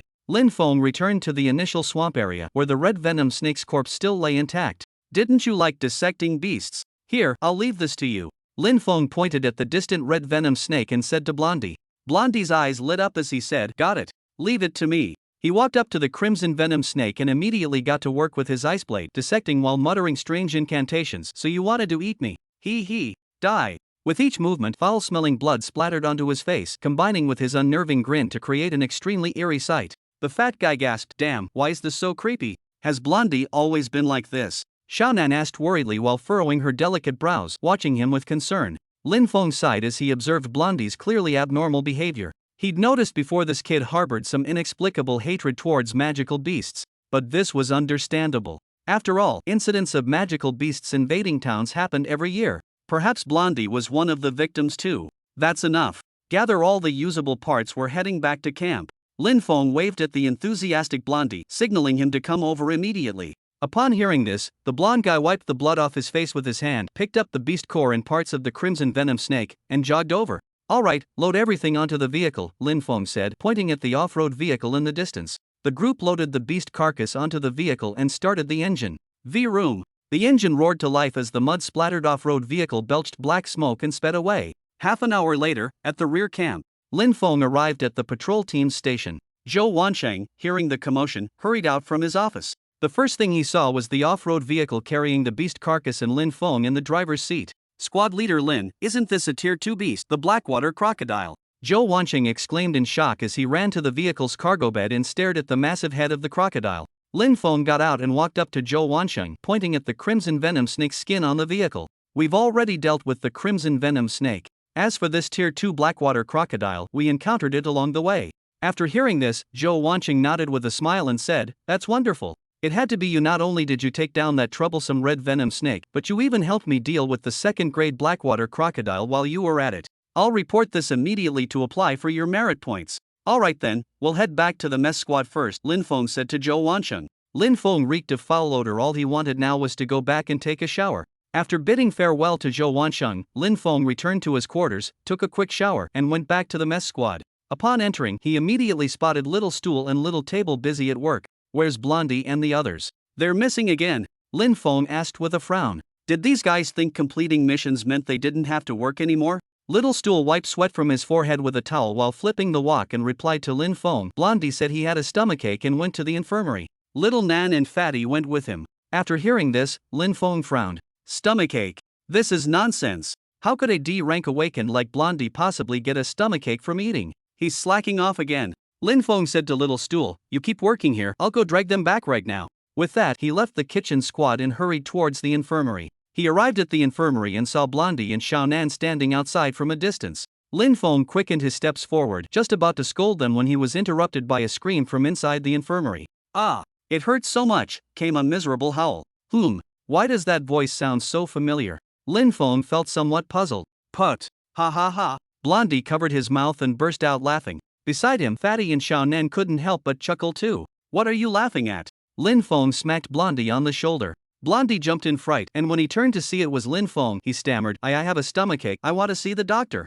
"If you're really in pain, just say you want to slack off." Lin Feng glanced at him, not believing it at all. He turned to Xiaonan and Fatty. "What about you two? Stomachache too?" The two scratched their heads sheepishly. They were just accompanying Blondie to skip work. Bang! Suddenly, the infirmary door was violently slammed open. "Ah, I'm not getting treated." A man ran out while pulling up his pants but tripped face first before Lin Feng, his butt sticking up. "Hey! You're supposed to be changing your dressing, where are you running?" Bella rushed out, yelling at the man on the floor. The man trembled violently upon hearing Bella's voice. He didn't even bother pulling up his pants, just frantically clawed at the ground, wriggling forward like a worm. But how could he outcrawl Bella? She caught up in just a few steps. "Try running again," Bella snarled. Whack! She smacked the man's pale buttocks hard. "Woo woo! My butt hurts." The man raised his head and cried out. Lin Feng looked at his face in astonishment. Wasn't this the male model brother Kyle? "Ha ha ha ha." The blonde-haired guy laughed hysterically, pointing at Kyle on the ground while gasping for breath and punching the fat guy. "Ow! My poor bottom hurts." The blonde guy pinched his throat and imitated Kyle in a high-pitched voice. "Put!" Xiaonan couldn't help but laugh out loud when she saw the blonde's ridiculous antics. The fat guy patted the blonde's back, laughing until tears streamed down his face. Even Lin Feng couldn't hold it in and turned his head away. Bella, seeing the laughing fits around her, felt utterly embarrassed, her face flushing red involuntarily. She pulled up Kyle's pants and yanked him to his feet, saying through gritted teeth, "Stop fooling around." Kyle sniffled and sobbed at Bella, "No way. That medicine hurts too much, I can't take it back there." Bella hurriedly covered his mouth, seeing the strange looks from Lin Feng and the others, wishing she could disappear into the ground. "Well, you see, Kyle has hemorrhoids. I was just helping him apply medicine," Bella explained with a red face, clearly flustered. Lin Feng nodded at her with an understanding expression in his eyes. "You knew I had hemorrhoids, yet you used that oversized MMPH." Kyle cried out indignantly before Bella muffled his mouth again. Lin Feng barely suppressed his laughter, maintaining a straight face as he said, I get it. Just take it easy, okay? Kyle's injuries aren't fully healed yet. I'll go get the medicine now, you guys talk." Unable to bear Lin Feng's teasing any longer, Bella fled, dragging Kyle back to the infirmary. Seeing this, the blonde guy collapsed to his knees, clutching his stomach, pounding the floor while gasping for breath between fits of laughter. "Ha ha ha, I can't wheeze, it's too much. My stomach groan, I think I'm gonna puke," he managed between laughs. As he spoke, the blonde-haired guy retched a few times and spat out several oval-shaped eggs from his mouth. "Holy shit! What's this?" Chapter 31, The Egg-Laying Blonde. Chapter 31, The Egg-Laying Blonde. The fat guy stared wide-eyed, pointing at the things the blonde had vomited on the ground, shouting in shock. Upon hearing this, Lin Feng quickly stepped forward to investigate. "What's going on? Blondie, Blondie." Lin Feng lifted the blonde up by his collar and shook his shoulders. The blonde rolled his eyes back, his body swaying limply with Lin Feng's movements, completely unconscious. Whack! Whack! Seeing no response, Lin Feng directly slapped him twice across the face. But there was still no reaction. The fat guy tremblingly reached out and placed his fingers beneath the blonde's nose. Then he said in a quivering voice, "He's not breathing." Bullshit. How could someone die from laughing too hard? Lin Feng glared at the fat guy upon hearing this. Without wasting more words, he immediately began pressing the blonde's philtrum, the groove above upper lip, in emergency resuscitation. Xiaonan covered her mouth, staring blankly at the scene, then suddenly came to her senses and hurriedly ran into the infirmary to call a doctor. The doctor in a white coat rushed to Lin Feng's side, shining a flashlight into the blonde's eyes. After a quick examination, he relaxed and said, "It's alright, he's just in shock. Let's take him inside for a more thorough checkup." As he spoke, he suddenly frowned and looked at the substance the blonde had vomited on the floor. The doctor bent down, poked at it with tweezers, and a puzzled expression appeared on his face. Holy shit! Suddenly, he stepped back with a horrified expression. The egg on the ground suddenly cracked open, and a small black creature leaped out, lunging straight for his face. Whoosh! Flames flashed past, instantly reducing the small creature to ashes. Lin Feng frowned at the few unhatched eggs on the ground, raised his hand, and flames immediately engulfed them. The doctor, who had fallen to the ground nearby, patted his chest in lingering fear. Adjusting his glasses, he said uncertainly, "This seems to be a parasite." Hearing this, Lin Feng frowned and asked doubtfully, "A parasite? How could something like this be inside Blondie's stomach?" The doctor stood up, shaking his head as he said, "It's not clear yet. Let's get him inside first." The group hurriedly lifted Blondie and carried him into the infirmary. The doctor directed everyone to place Blondie on the bed, then took out an instrument to begin examination. After a while, the doctor said with furrowed brows, "His stomach is full of those eggs we saw earlier. What has he eaten recently?" Lin Feng was puzzled upon hearing this. They hadn't eaten anything unusual. Could it be from drinking that acidic fluid in the Crimson Viper's stomach earlier? He then explained to the doctor about Blondie being swallowed by the Crimson Viper. That explains it. The Crimson Viper stores its eggs in its stomach. He must have swallowed them, the doctor said with sudden understanding after hearing Lin Feng's account. Lin Feng asked worriedly, "Can it be removed?" The doctor said casually, "A minor issue. I'll prescribe some medicine for you. Have him drink it to kill the snake eggs, then they'll be expelled naturally." After speaking, he stood up and went to get the medicine. Watching the doctor's departing figure, Lin Feng let out a sigh of relief. As long as it can be treated, that's good enough. After a while, the doctor returned with the medicine. He poured the medicine from a small bottle into Huang Mao's mouth, saying, "Alright, when he wakes up, he just needs to expel the eggs and he'll be fine." "Good, thank you." Lin Feng expressed his gratitude. The fat guy looked at Huang Mao and whispered, "Monitor, maybe we should wake him up first, otherwise he might vomit on the bed later." "We can't wake him anyway, let's leave it like this for now," Lin Feng said helplessly. Just as Lin Feng was speaking, Huang Mao suddenly opened his eyes. Ugh! He abruptly sat up, his face turning red, his hands involuntarily gripping the bedsheet. "What's going on here?" Lin Feng, seeing Huang Mao suddenly wake up, quickly stepped forward to ask. The blonde didn't respond, just flushed red while straining hard, his expression grave. His face alternated between pale and red before suddenly relaxing as he let out a long sigh. "Squad leader, I think I soiled the Kong bed," the blonde stammered awkwardly. Lin Feng's expression changed dramatically as he cried out in disbelief. "What? Why didn't you say you needed the toilet earlier?" "I couldn't hold it," the blonde blushed deeply, looking thoroughly embarrassed. Little Nan nearby grimaced and retreated toward the doorway. The fat guy also showed disgust while gazing at the blonde with some pity. Lin Feng darkly yanked the blanket off the blonde, his face instantly contorted in shock as the scene beneath was far worse than imagined. There beneath the blonde's crotch on the bed were actually a dozen or so snake eggs of varying sizes arranged in rows. Holy fucking shit! The blonde screamed upon seeing the sight beneath the blanket. He startled upright trying to leap from bed, only to trip on the blanket and crash to the floor, shrieking as he scrambled about wildly. Ugh! Xiaonan retched, covering her mouth as she fled the room without looking back. Holy shit! Yellow hair laid eggs! Fatty stared in shock at the snake eggs on the bed. Lin Feng stared dumbfounded at the snake eggs on the bed, feeling utterly absurd in his heart. He never dreamed that one day he would witness a human laying eggs in a man at that. "Everyone shut up!" Lin Feng roared, veins bulging on his forehead as he looked at the chaotic scene in the room. Yellow Hair, who had been scrambling wildly on the floor, trembled at Lin Feng's shout and accidentally knocked over Fatty. "Damn it!" Fatty yelled as his over 200-pound body came crashing down on Yellow Hair's skinny frame. Despite his scrawny appearance, Yellow Hair possessed surprising strength, carrying Fatty's heavy body with ease as he continued scrambling frantically across the floor. Bang! Lin Feng stomped his foot, causing his jinchi to explode outward, instantly flipping everyone in the room over. "Get up now!" Lin Feng said displeasedly, his brow furrowed. On the ground, Blondie and Fatty were overturned by the jinchi, their bodies tangled together. Fatty struggled to push Blondie away, but the other didn't budge an inch.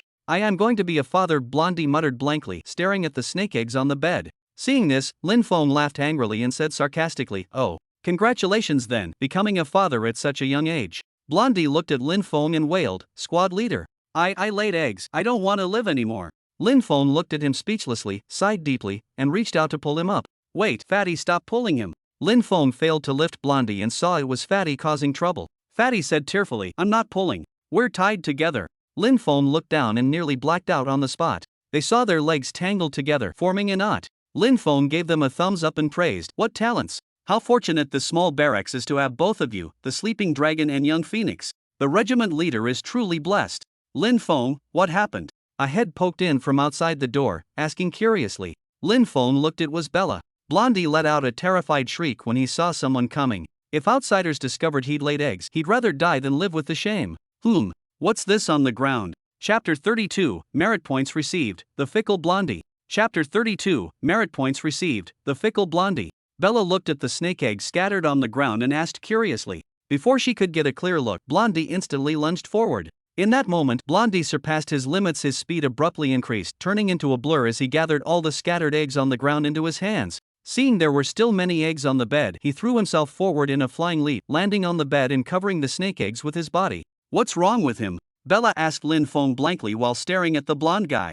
Upon hearing this, the blonde on the bed instantly turned stern-faced, as if someone had touched his reverse scale, shouting, "None of your business. Get out. Hey!" Hearing the rude words, Bella immediately furrowed her delicate brows and rolled up her sleeves, ready to teach him a lesson. But just as she was about to move, she forcefully stopped herself. After all, Lin Feng had saved her beloved, and she hadn't even thanked him yet. It wouldn't be proper to beat up his team member now. Thinking this, she snorted coldly, "Humph. Fine, I'm leaving." With that, she stormed out angrily. Watching Bella leave, Lin Feng spoke helplessly, "Alright, she's gone now. Aren't you going to get down from there? What are you doing, hatching eggs?" Seeing her leave, the blonde let out a sigh of relief. But looking down at the snake eggs beneath him, he felt another wave of sorrow in his heart. With tears streaming down his face, he caressed the snake eggs beneath him and said in a choked voice, "No matter what, I've already given birth to you all. I'll raise you properly." Damn, he's actually being responsible. Lin Feng silently mocked in his heart. "Enough. Stop crying over there. Those are crimson poison snake eggs. You just accidentally ate them." Lin Feng couldn't bear to watch anymore and said while covering his forehead, "What? Monster beast eggs?" Hearing this, the blonde guy immediately perked up. His eyes widened as a sudden burst of cold energy emanated from his body, turning the entire bed into a block of ice. "Holy shit!" The blonde guy kicked out, sending the frozen bed along with the snake eggs flying as shattered ice fragments. Lin Feng looked at the fuming blonde guy, at a loss for words. "Alright, clean this up quickly. Look what you've done to the infirmary." Lin Feng grumbled, pointing at the complete mess on the floor. The fat guy on the ground got up, mumbling, "Wasn't it your Jinchi shockwave that caused this?" Blondie immediately slapped him and glared, "When the squad leader tells you to do something, just do it. No backtalk." Fine, I'll do it alright." As soon as the fat guy finished speaking, his figure blurred violently, leaving after images as he instantly cleaned up everything salvageable in the room. Lin Feng looked at the hospital bed reduced to frozen shards and heaved a deep sigh. "This spendthrift bastard destroyed the hospital bed, and now I have to pay for it.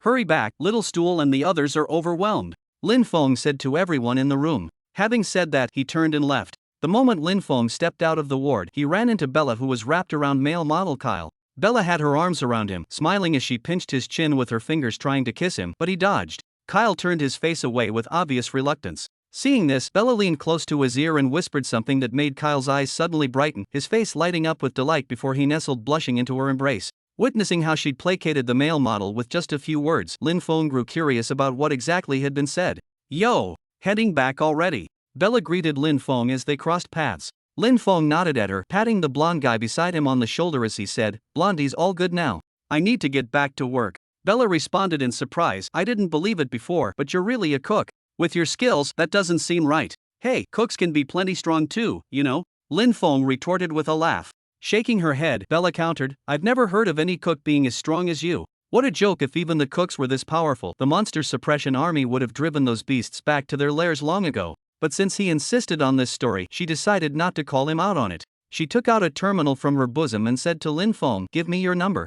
I'll transfer my mission merit points to you this time. Of course, this definitely isn't enough to repay my debt to you. If you need anything in the future, just say the word, I'll definitely help." Seeing this, Lin Feng didn't decline and directly told her his number. After Bella's quick operation, Lin Feng's terminal beeped. 20 merit points had been deposited. "We're leaving now, goodbye." Bella slapped Kyle's buttocks, waved at Lin Feng and departed. Kyle immediately shivered, feeling a dull pain behind him, but recalling what Bella had promised him earlier, he relaxed again. At least he wouldn't get stabbed tonight. Watching their retreating figures, Lin Feng couldn't help but smile. This male model was completely under her thumb. Squad leader, what's up with that woman? The blonde guy asked curiously while watching Bella and the other leave. Lin Feng didn't answer him. Instead, the chubby guy nearby grinned and beckoned the blonde to come closer, gesturing for him to lend his ear. The blonde guy leaned in to listen, then widened his eyes in shock. What? That's possible. But she doesn't even have that thing, the blonde exclaimed in astonishment after hearing Fatty's words. He felt his entire worldview had been shattered.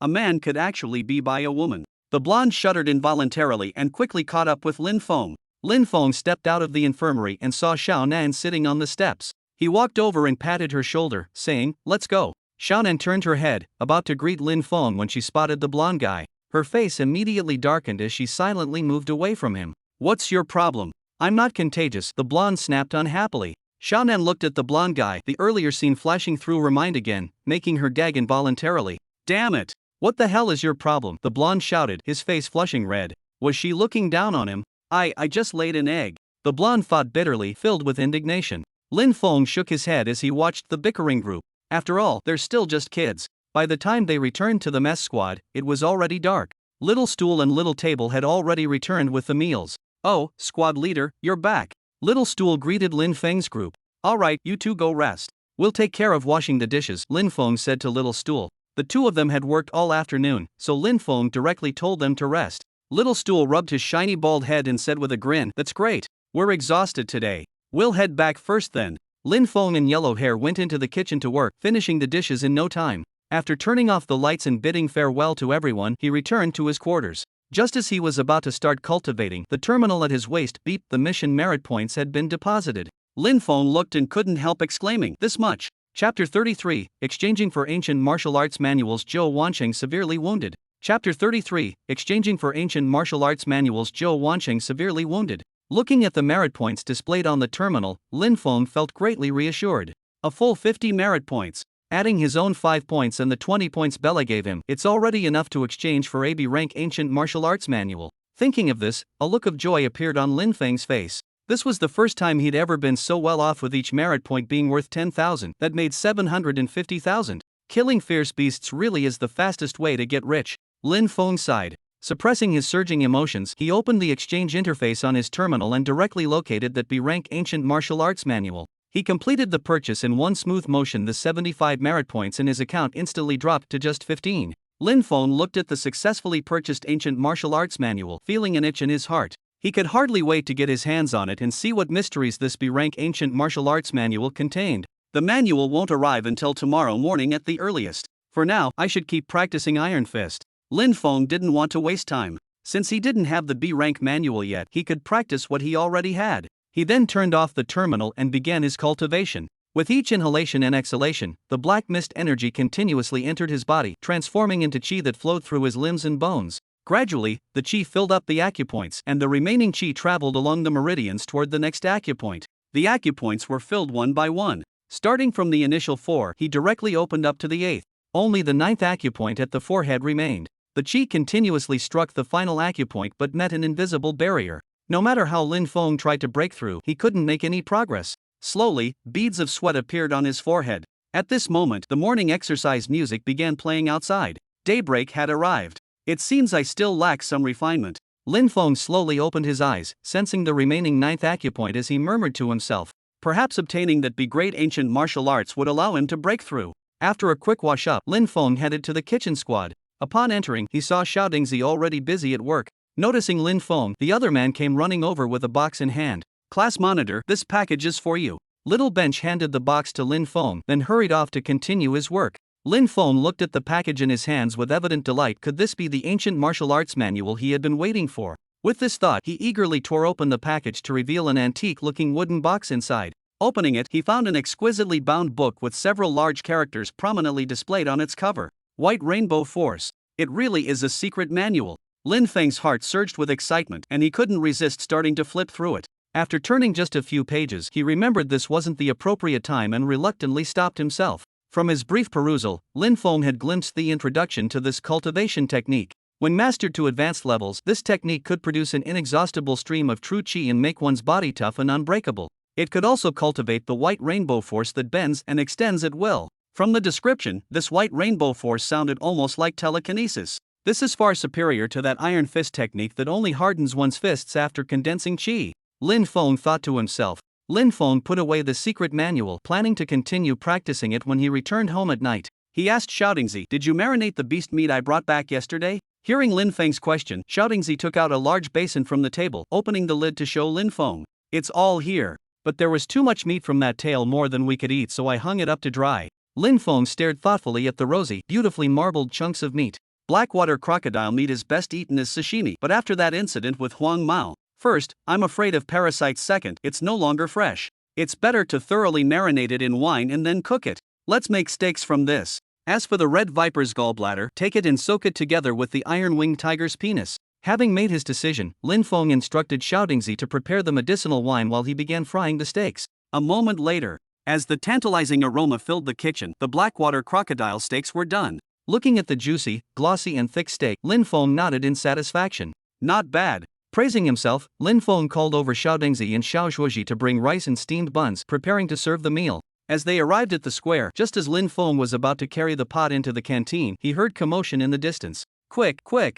Put pressure on the wound. Where's the medic? Why isn't he here yet? Lin Feng followed the sound and saw several soldiers carrying a blood-soaked man. As the soldiers moved, the man suddenly coughed up a mouthful of blood. Lin Feng looked at him and exclaimed in shock, "Isn't that Zhou Wansheng?" After saying this, he handed the pot to Xiaodingzi and rushed forward quickly. "What happened?" Lin Feng asked a nearby soldier. "Don't get in the way, squad leader Lin." The soldier pressing on Zhou Wansheng's wound looked anxious. When asked, he was about to scold, but upon seeing it was Lin Feng, he quickly changed his tone. "The captain is severely wounded protecting us. The bleeding won't stop," he said anxiously. As he spoke, tears uncontrollably streamed from the soldier's eyes. "Let me see." Lin Feng quickly stepped forward to assess the situation. He saw Zhou Wansheng's sunken chest with wounds of varying sizes continuously oozing blood. "No good, we must stop the bleeding immediately." Lin Feng examined the wounds and, seeing no internal organ damage, directly ignited flames in his palm and pressed them against the wounds.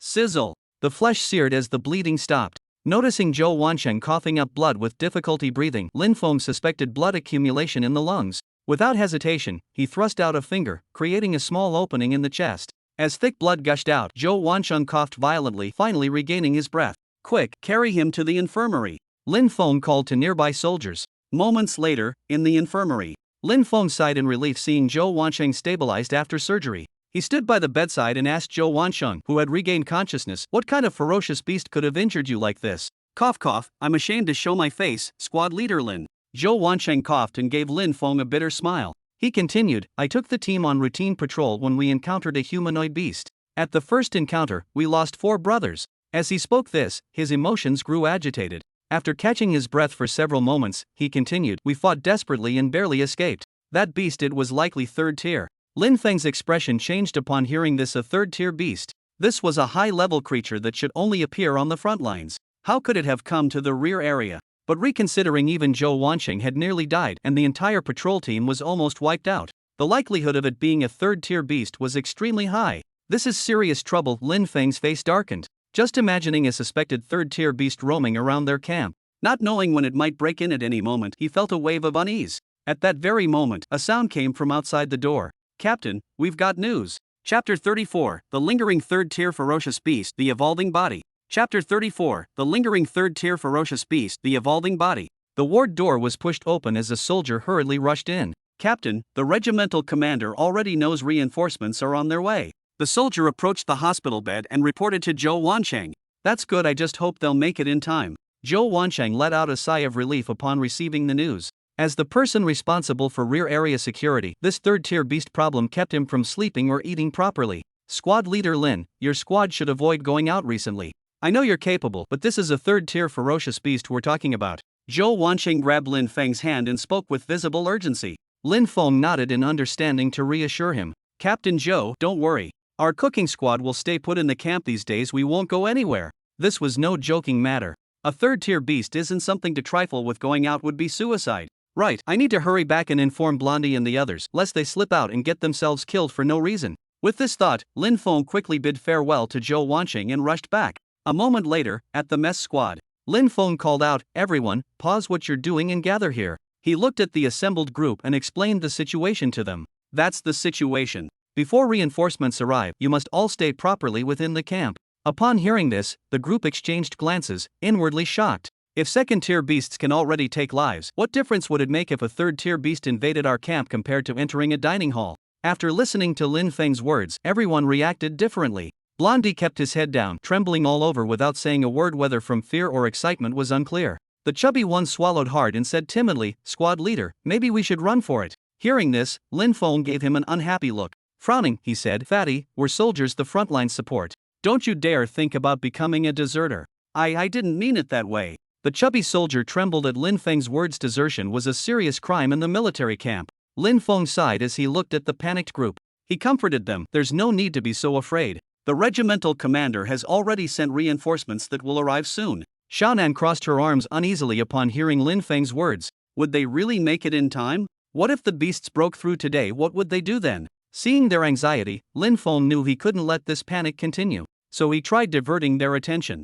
"Alright everyone, carry on with your duties. Don't worry, I'll handle everything." After speaking, Lin Feng gestured for them to resume work. After all, as long as they were alive, they still needed to eat. The kitchen squad's work couldn't stop. But for their safety, he needed to improve his own strength quickly. At the very least, gaining more self-defense capability before any accidents would be beneficial. After giving instructions, Lin Feng left the kitchen squad. It was still afternoon, and he decided to start practicing White Rainbow Force now. Even if I can't achieve much in a short time, at least I'll open the 9th acupoint. After returning to his residence, Lin Feng directly took out the White Rainbow Force manual and began studying it. Soon, he finished reading the thick manual. It recorded subsequent realms that Iron Fist technique didn't have. After opening 9 acupoints, the next step was to open the Qi Si. Once the Qi Si was opened, true Qi could circulate continuously within the body, gradually enhancing physical constitution. Moreover, unlike before when true Qi would need to be replenished by absorbing dark mist energy after depletion, now, he only needed to circulate White Rainbow Force to continuously regenerate true Qi.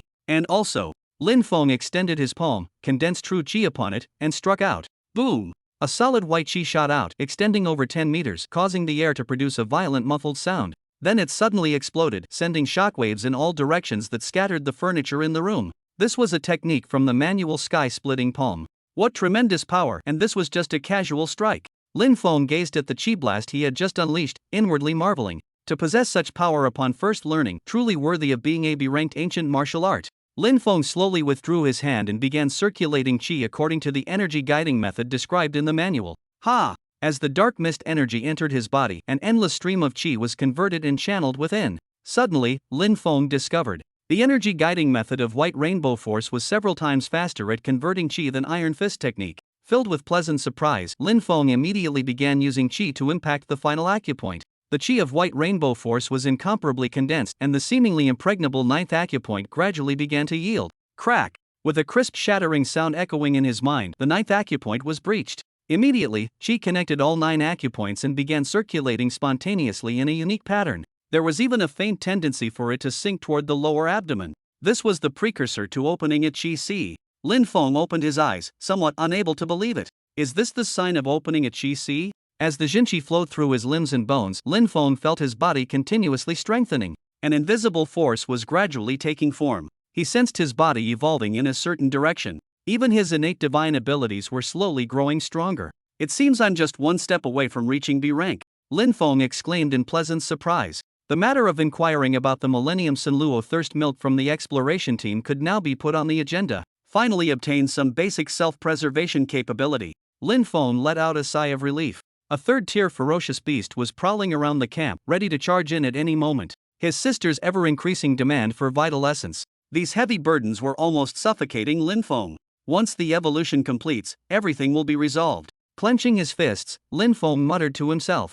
At this moment, a sudden scream made his eyes widen instantly. That was Blondie's voice. Lin Feng immediately dispersed his Jinqi, flung open the door and rushed out. Following the direction of the sound, he ran all the way to the public toilet at the back of the campsite. Blondie, where are you? Lin Feng shouted anxiously. But in the pitch-black night sky, there was nothing but his own echo. Damn it! Lin Feng couldn't help but curse under his breath. Just as he was about to check each toilet stall one by one, a sticky chewing sound came from the other side of the wall. Lin Feng immediately jumped onto the wall and looked down. The scene that met his eyes made them nearly burst with shock. There stood a slender humanoid monster.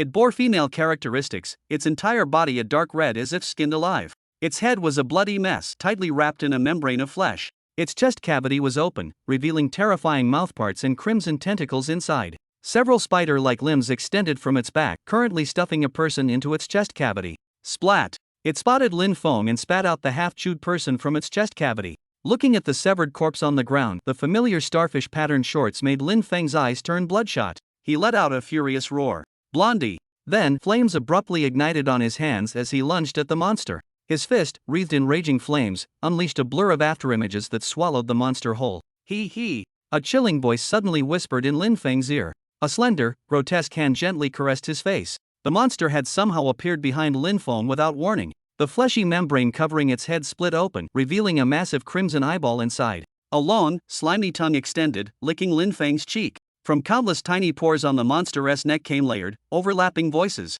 Big Brother Linger is so hungry. Chapter 35 The Dread Siren, half of Blondie. Chapter 35 The Fear Banshee, half bald blonde. As the invisible psychic waves reached him, Lin Feng's eyes turned white as his thoughts became paralyzed. Linger, Lin Feng murmured unconsciously. Seeing him lose consciousness, the humanoid monster retracted its long tongue, the split on its face slowly closing. Big Brother Delicious, the monster's sharp, overlapping voices came from the neck cavity. Immediately after, its chest split open as terrifying mouthparts and tentacles extended, preparing to swallow Lin Feng whole. Suddenly, Lin Feng jolted awake. Confronted with the nightmarish maw about to devour him, he roared, unleashing a tremendous shockwave. Boom! The violent explosion shattered everything in the surroundings with its concussive force. As the dust settled, Lin Feng's silver glowing body stood unscathed amidst the massive crater his power had created. His eyes were so red they seemed about to drip blood, glaring hatefully at the monster as if his reverse scale had been touched. Beast! You deserve death.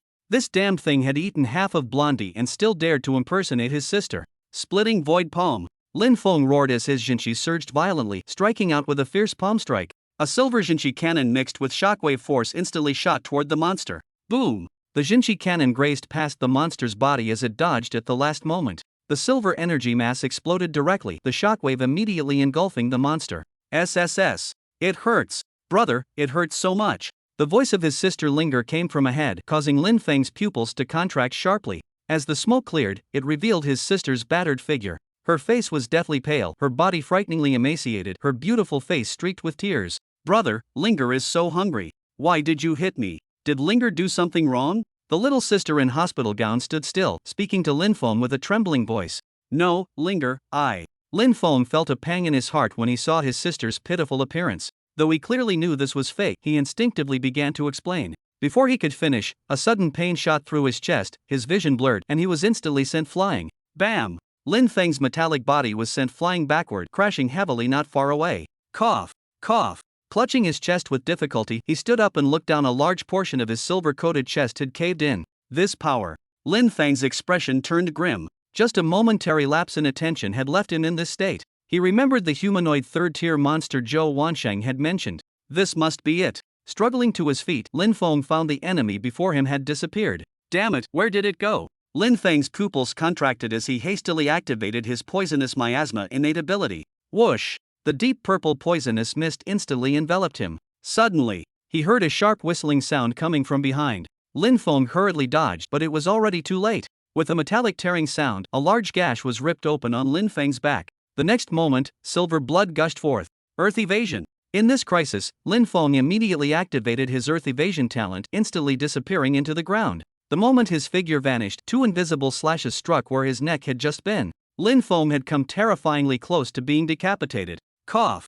Underground, Lin Feng spat out a mouthful of blood. The strength of this third-tier ferocious beast far exceeded his expectations. No wonder it had injured Zhou Wansheng so badly, nearly wiping out the entire patrol squad. Thud! Thud! In the perception range of earth evasion, tremors came from above. Those were the footsteps of the humanoid beast. So it's invisible. No wonder I couldn't see it. Lin Feng realized. Lin Feng hid underground, not daring to move a muscle.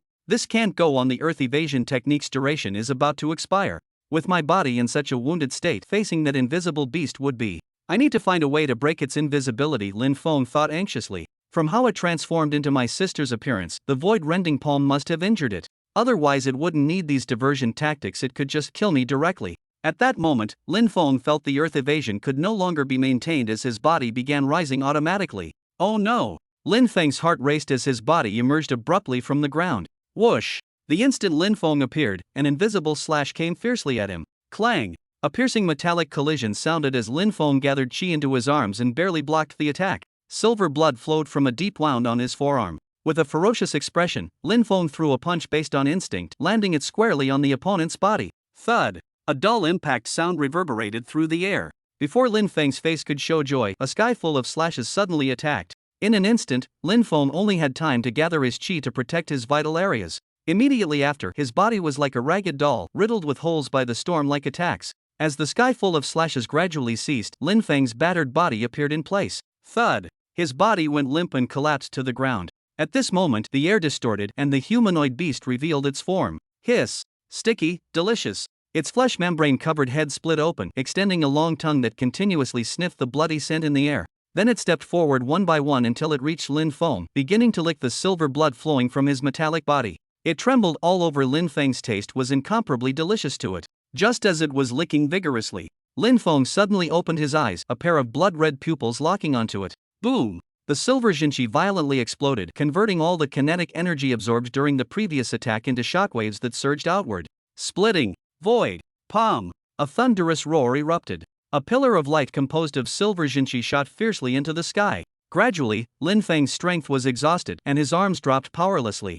As the Jinchi pillar vanished, the humanoid beast missing its upper torso crashed beside Lin Feng. Analyzing. Analysis successful. Beast profile, Dread Banshee. Tier, 3rd class beast. Characteristics, humanoid form, psychic attacks, flesh transformation. Weakness, Dread Banshee is extremely vulnerable to cold sub-zero temperatures, can kill it. Innate ability, Soul Devourer mode. Effect, enters flesh transformation state, significantly enhancing combat power while gaining invisibility and mental shredding. Lin Feng lay on the ground, barely alive. Staring at the blue crystal on the Dread Banshee's corpse, he struggled to extend his hand as the crystal merged into his palm. Talent Divine ability learned, Soul Devouring mode. As the Talent Divine ability crystal merged into his body, Lin Feng, who was on the verge of death, suddenly shuddered. Cough! The spiritual energy within him surged violently before sinking downward, forming a vortex in his lower abdomen. The Chi Sea had been successfully opened. In an instant, Lin Feng's evolution was complete. His aura grew increasingly powerful and his Talent Divine ability underwent a substantial leap. His current rank was now B class. Feeling the severity of his injuries, Lin Feng activated his upgraded hyper regeneration. His wounds gradually closed and his aura stabilized. He slowly rose to his feet and took a deep breath. Blondie. Lin Feng gazed at the mutilated corpse on the ground, his face filled with sorrow. You idiot, I told you not to come out. Hot tears streamed uncontrollably from his eyes. At that moment, a noise suddenly echoed from the ruins in the distance. Damn it, I nearly choked to death. Chapter 36, The Clever Blondie, Reinforcements Arrive. Chapter 36, The Clever Blondie, Reinforcements Arrive. Lin Feng suddenly turned his head and saw a person completely covered in mud. The person pushed aside the rubble and crawled out. Ugh, this is way too salty. The other person shook off the mud, revealing a head of golden hair. Yellow hair! Lin Feng shouted in pleasant surprise. He quickly walked up to Yellow Hair and was about to help him up when a foul smell made Lin Feng halt his movement. What the hell is this on you? Don't touch me! As Lin Feng saw the feces-covered Yellow Hair about to hug his thigh, he hastily retreated in horror. Yellow Hair missed his target and fell to the ground, casting a resentful look at Lin Feng. Wah! Squad leader, I almost died, he sobbed to Lin Feng. Looking at his appearance, Lin Feng's face showed a conflicted expression. Just moments ago, he had thought Yellow Hair was dead and had been grieving. But before even a single tear could fall, the guy had crawled out of the rubble. If not for all the feces covering him, Lin Feng would have given him a hug. What exactly happened? How did you encounter that ferocious beast? Lin Feng asked Huang Mao with a furrowed brow. Although Huang Mao wasn't dead, that half-corpse on the ground wasn't fake.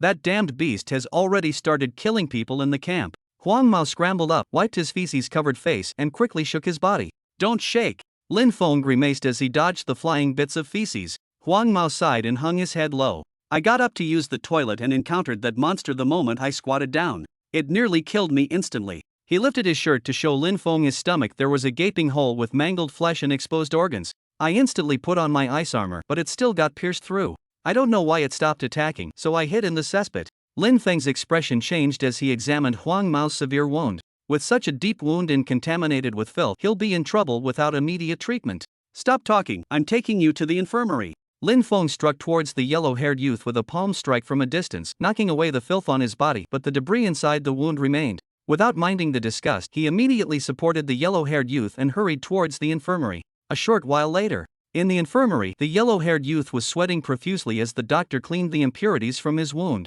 "Endure it. Your constitution is too strong. Anesthesia won't work on you. It'll be over soon." The doctor spoke to the trembling yellow-haired youth. Lin Feng sat nearby, frowning deeply as he observed the brightly lit camp. After the recent commotion, even a deaf person would have been awakened. The patrol squad had already received news about the Third Order beast invading the camp.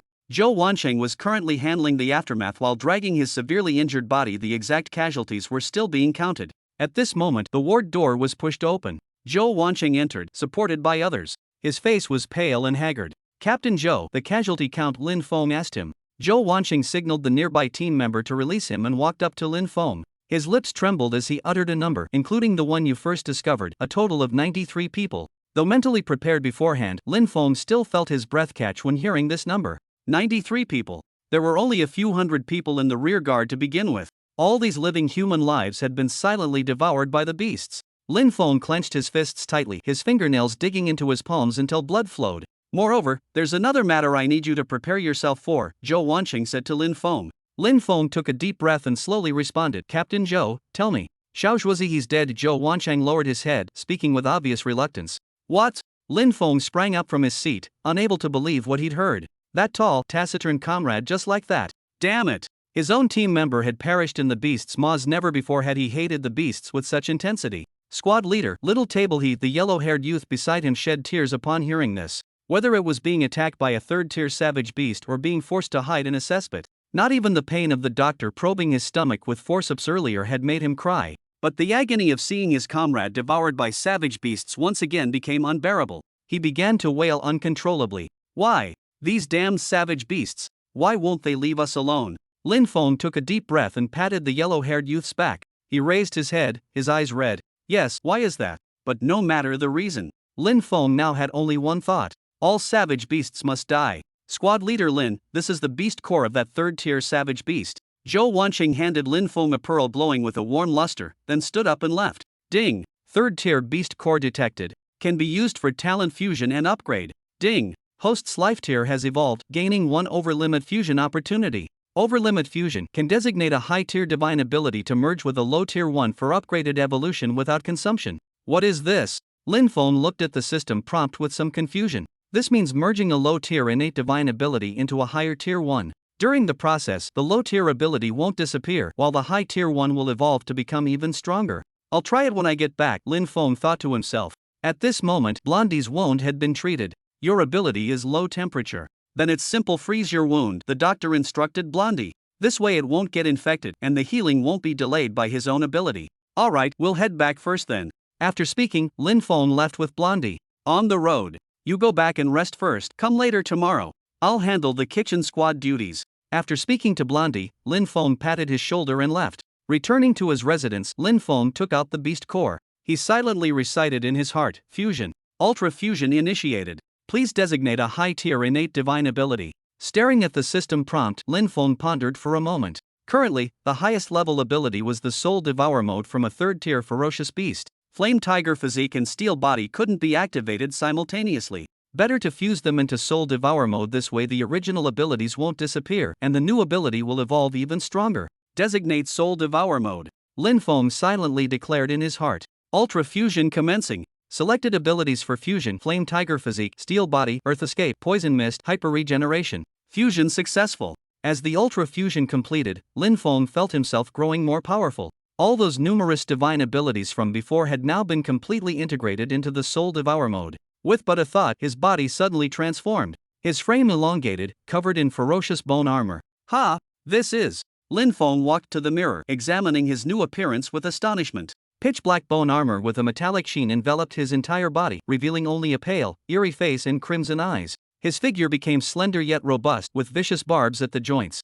For appendages extended from his back, their tips radiating a chilling gleam. "This is too cool," Lin Feng murmured to himself while examining his appearance. After activating Soul Devourer mode, it felt like wearing a living bio-armor. And none of my abilities have disappeared.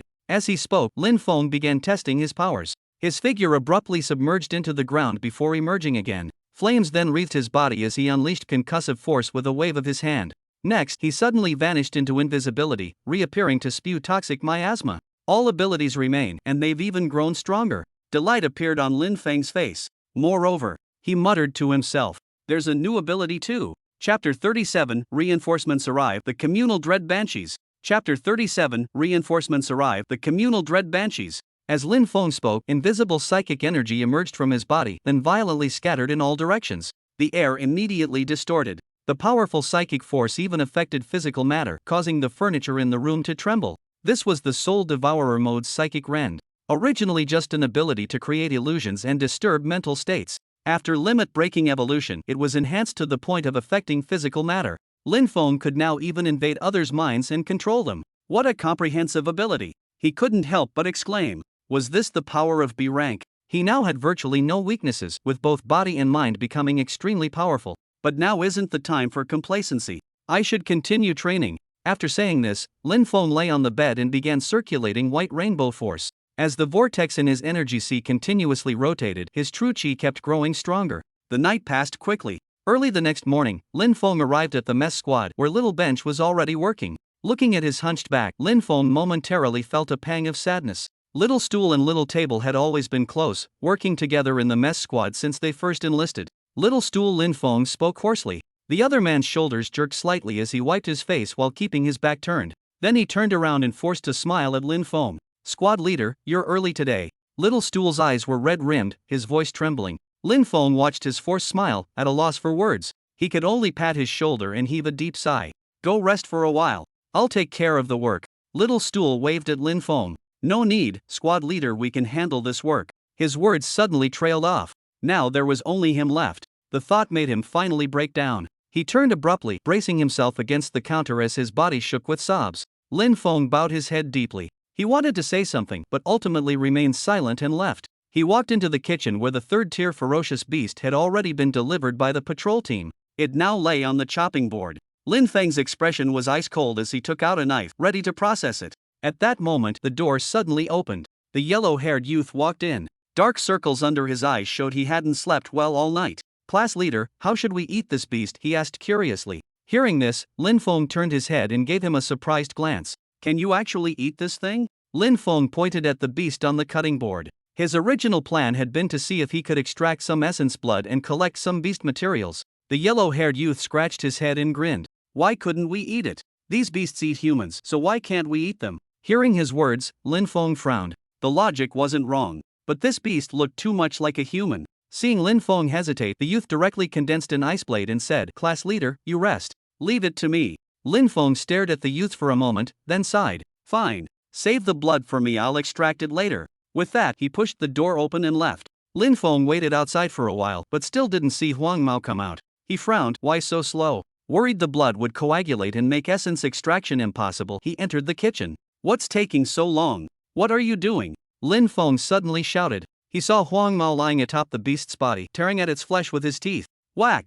Lin Feng stepped forward and slapped Huang Mao aside. Huang Mao staggered, nearly falling. Huang Mao, have you gone mad? Lin Feng quickly restrained him, both shocked and furious. He thought to himself, could he be under some control? But Huang Mao's next words dispelled his doubts. Ouch! Squad leader, let go of me. You're breaking my arm. Seeing clear consciousness in Huang Mao's eyes with no signs of influence, Lin Feng released him. You freak! Gnawing on raw beast meat, want to birth another litter? Lin Feng said with a dark expression. The blonde guy's expression changed upon hearing this, then relaxed again. He waved his hand indifferently. Hey! So what if they're born? At worst I'll just kill them again. Damn it! Lin Feng grew increasingly angry seeing his careless attitude. Yet finding that even this couldn't frighten him anymore, Lin Feng felt deeply puzzled. Frowning, Lin Feng asked, Tell me, what's really going on with you? The blonde guy touched his blood-stained lips and lowered his head. Class leader, you should know those of us without names or surnames were all orphans, the blonde said in a trembling voice, slowly explaining to Lin Feng.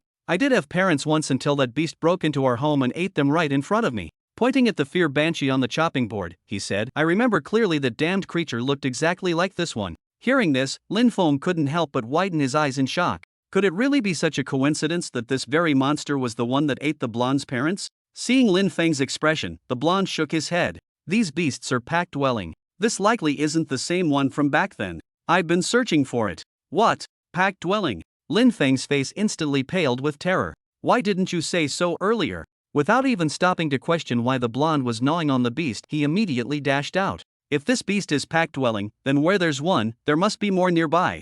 Lin Feng sprinted all the way to the patrol team and urgently pushed open Zhou Wanqing's office door. Captain Zhou. The moment he entered, Lin Feng shouted. The office was empty, no one was there. Ha! Squad leader Lin. A soldier in the corridor spotted Lin Feng and called out curiously. Where's your Captain Zhou?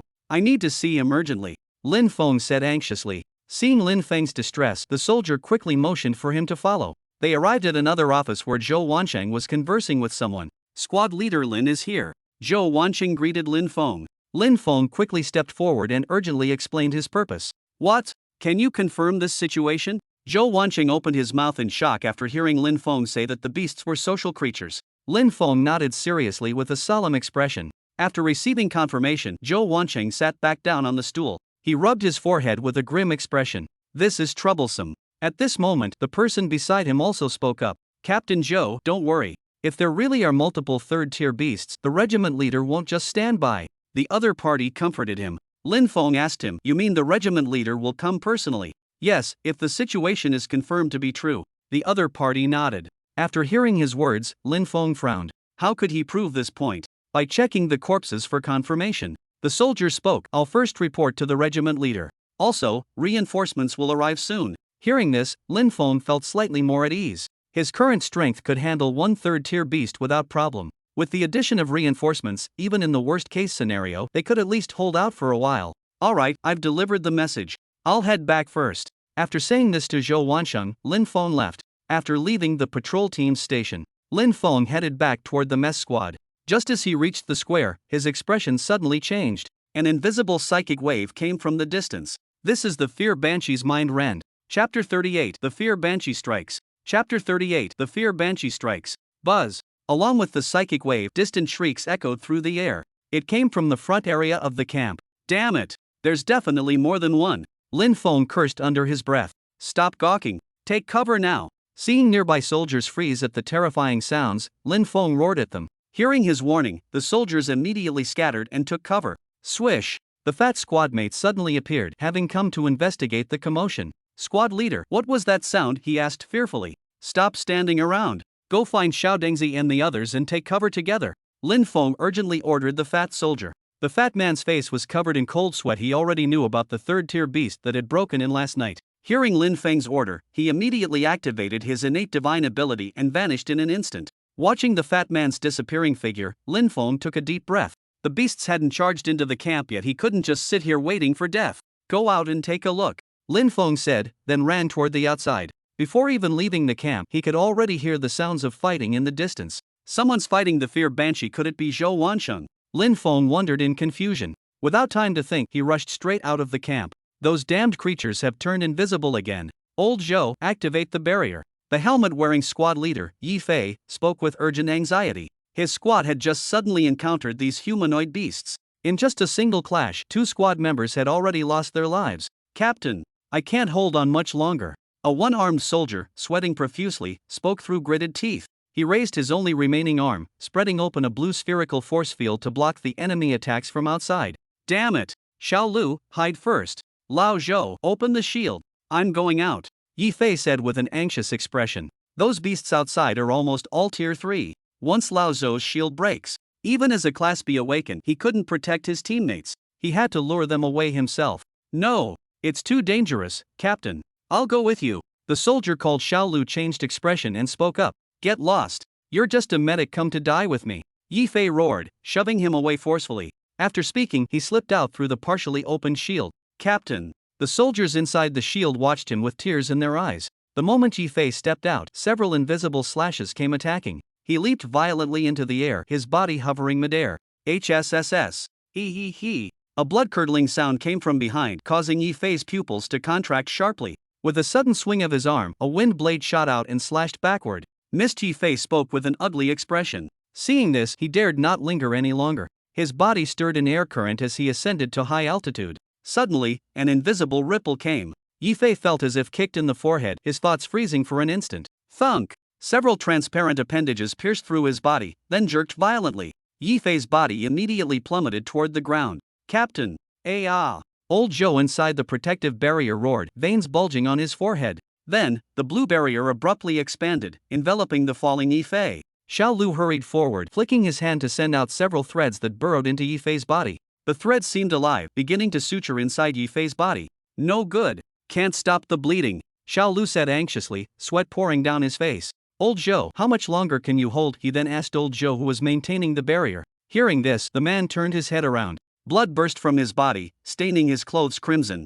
Before I die, these beasts will never get in. He coughed up a mouthful of blood as he finished speaking. The enemies outside never ceased their assault on the protective barrier for even a moment. Gradually, more and more cracks appeared on the barrier. Seeing this, Old Joe roared loudly as a blood-red energy erupted from his body. He was now burning his own life force to maintain the barrier. Old Joe Little Lou's eyes turned red. Comrades, I'll be going ahead first. Old Joe looked at the nearly shattered barrier and prepared to channel all his life force into his innate divine ability. He would use his final moments to buy his comrades a slim chance of survival. At this very moment, a series of thunderous booms came from the distance, as if something was flying toward them at incredible speed. Sky-splitting palm. With an explosive shout, a thick silver energy pillar instantly shot over from afar. Boom! Boom! Boom! As the energy pillar passed, it utterly destroyed everything in its path. As it swept past the barrier, there was a sudden loud bang. Instantly, a bloody explosion filled the air as a fear banshee appeared, its body slowly sliding down along the barrier. Whoosh! A figure abruptly appeared, and only after he came to a standstill did the shockwave explode behind him. Wait, Old Joe! Someone's come to help us! Xiao Lu urgently called out. Is this a fierce beast? He spoke uncertainly, observing the dark, menacing figure. Lin Feng slowly straightened up, placing his hand on the blue barrier as he spoke softly. It's all right, comrades, you're safe now. Seeing the stranger speak, Xiao Lu instantly let out a sigh of relief.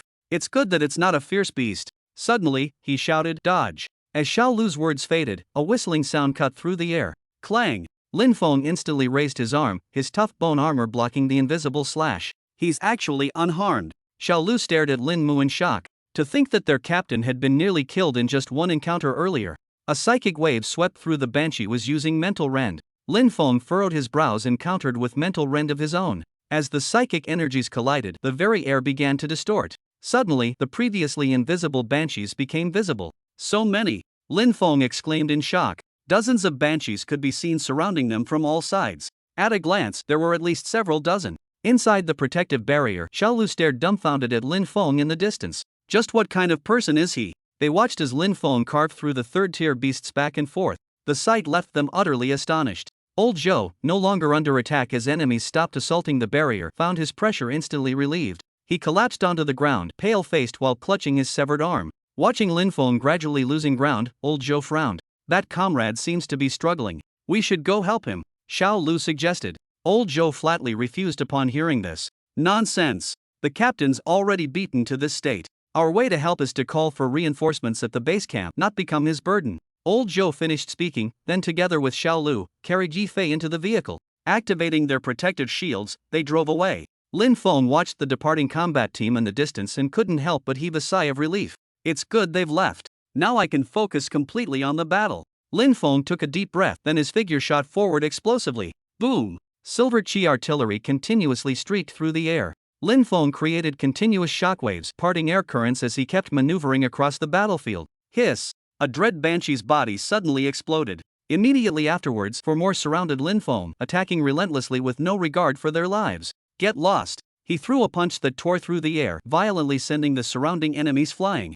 Damn it! There's too many! Lin Feng's expression turned grim. His fearsome bone armor was covered with densely packed scars. As the battle progressed, Lin Feng's stamina was gradually depleted. Watching the dread banshees constantly closing in, Lin Feng deeply furrowed his brows. This is troublesome. Chapter 39, Lin Feng surrounded, the annihilating strike. Chapter 39, Lin Feng surrounded, the annihilating strike. His Xinqi was nearly exhausted, every muscle and bone in his body groaning in pain. Sensing his physical condition, Lin Feng felt the urge to retreat. He glanced back at the rear position and took a deep breath. No retreat. If I flee, these third-tier savage beasts will breach the camp. That would be the end. At the very least, I must hold out a little longer to buy time for their retreat. With this thought, Lin Feng's gaze turned resolute. Come at me, you beasts. Flames ignited over his shattered bone armor as he spoke with icy calm. Suddenly, a ripple of psychic energy emanated from the distance. The dread banshees simultaneously halted, their faces splitting open as they extended long tongues in response. What the? Lin Feng spoke with a furrowed brow. The next moment, the fear banshees slowly retreated. Just as Lin Feng thought they were leaving, buzz! An intense psychic assault struck instantly. The fear banshees opened their facial flaps and simultaneously used psionic rend against Lin Feng. What? Lin Feng's expression changed dramatically. He hurriedly mobilized his psychic energy to resist, but the fear banshee's psychic forces merged together, forming a violent psychic storm. Lin Feng simply couldn't withstand it. Ah! Veins bulged on Lin Feng's forehead. Dozens of psychic forces had merged, becoming tangible. He felt his brain was about to be crushed. This can't go on. Ah! In this critical moment, Lin Feng remembered that technique he had conceptualized. Go all out. Lin Feng roared as fierce flames erupted from his body. Then he gathered oscillating force. His hands came together in a void grip as energy, a fusion of true chi flames and oscillating force, began coalescing. Gradually, the air itself began to distort. Terrifying high temperatures swept through the surroundings. A small sphere emitting blinding light appeared in his palm. He could feel the extremely unstable energy in his hand, as if it might explode at any moment. Lin Feng hastily thrust out his palm. Die! The dazzling light sphere shot forward. Suddenly, the banshees scattered in all directions. But it was already too late. Violent energy erupted abruptly. Feeling that destructive power, Lin Feng's hairs stood on end. Flee! This was the only thought in Lin Feng's mind. His speed instantly reached its limit as he desperately fled. Boom! A tremendous explosion sounded. A massive light sphere appeared at the spot, then slowly expanded. Light and heat erupted continuously, while shockwaves with unstoppable force swept through everything around. Moments later, the earth-shaking explosion had dissipated, leaving only a charred crater hundreds of meters wide. No trace of the fear banshees remained at the site. Cough! Cough! Lin Feng slowly emerged from the ground. His pitch-black bone armor had shattered, oozing silver blood. Damn! I almost got blown to pieces. Lin Feng clutched his chest, speaking with lingering fear. If he hadn't used his innate ability to burrow underground earlier, he would have been obliterated along with those dread banshees. How could the explosion be this powerful? Lin Feng marveled inwardly. He had nearly been killed by the combined psychic tear from the dread banshees. He'd been forced to merge all the power granted by his innate ability, forming that small glowing sphere. But the destructive force had truly shocked Lin Feng. My chi was completely drained by that last attack. I need to return immediately. Lin Feng was about to turn and leave. At that moment, a distant roar suddenly echoed. The sound of dread banshees. Lin Feng's expression changed. Not good. The camp. Meanwhile, at the camp, chaos reigned across the square. Limbs and severed body parts were scattered everywhere. The firearms in the soldiers' hands spat tons of flame. Bullets formed a metallic storm, continuously sweeping toward the humanoid beast ahead. Ah! You bastard! Stop this at once! The dread banshee slowly turned around upon hearing these words. Its chest cavity opened, leisurely chewing on a human being. With each movement, feeble screams of agony continuously arose. Stop! Stop this right now! The middle-aged squad leader's eyes were bloodshot, watching his comrade being devoured alive by the beast, yet utterly powerless to intervene. It was clear the bullets had no effect whatsoever on the creature. At that moment, a young soldier beside him suddenly charged forward. Shotgun! Get back here! Those nearby rushed to stop him, but were already a step too late. Boom! A violent explosion erupted as flames engulfed the monstrous beast. Shotgun tears welled in the veteran's eyes as he numbly stared at the scene before him. The stubborn talking soldier they called Shotgun hadn't uttered a single word. He'd simply detonated his grenade without hesitation. As the dust settled, the form of the fear banshee became visible. The previous explosion had merely added some scraps of flesh and dust to its body, with no real effect. You beast! I'll fight you to the death. The middle-aged soldier's eyes turned bloodshot as he threw his gun to the ground and drew his dagger. Put! He! The fear banshee spat out rotten flesh from its mouth and let out a mocking laugh. At that moment, a figure suddenly appeared. The middle-aged soldier only saw a blur before he was carried to a distant location. Blondie, the fat man, shouted as he turned his head. As his words faded, a surge of icy energy erupted violently. Blondie, clad in ice armor, stood before the ferocious beast. Upon sensing the opponent's chilling aura, the fear banshee instinctively took a step back.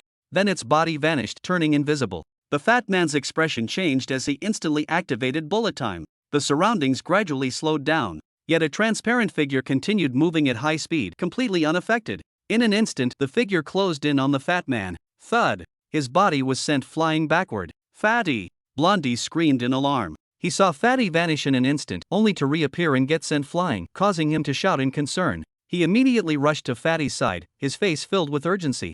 At that moment, the sound of approaching footsteps echoed. Xiao Nan came sprinting from afar. The scene that met her eyes made them widen in shock. She saw severed limbs scattered everywhere, the ground splattered with blood.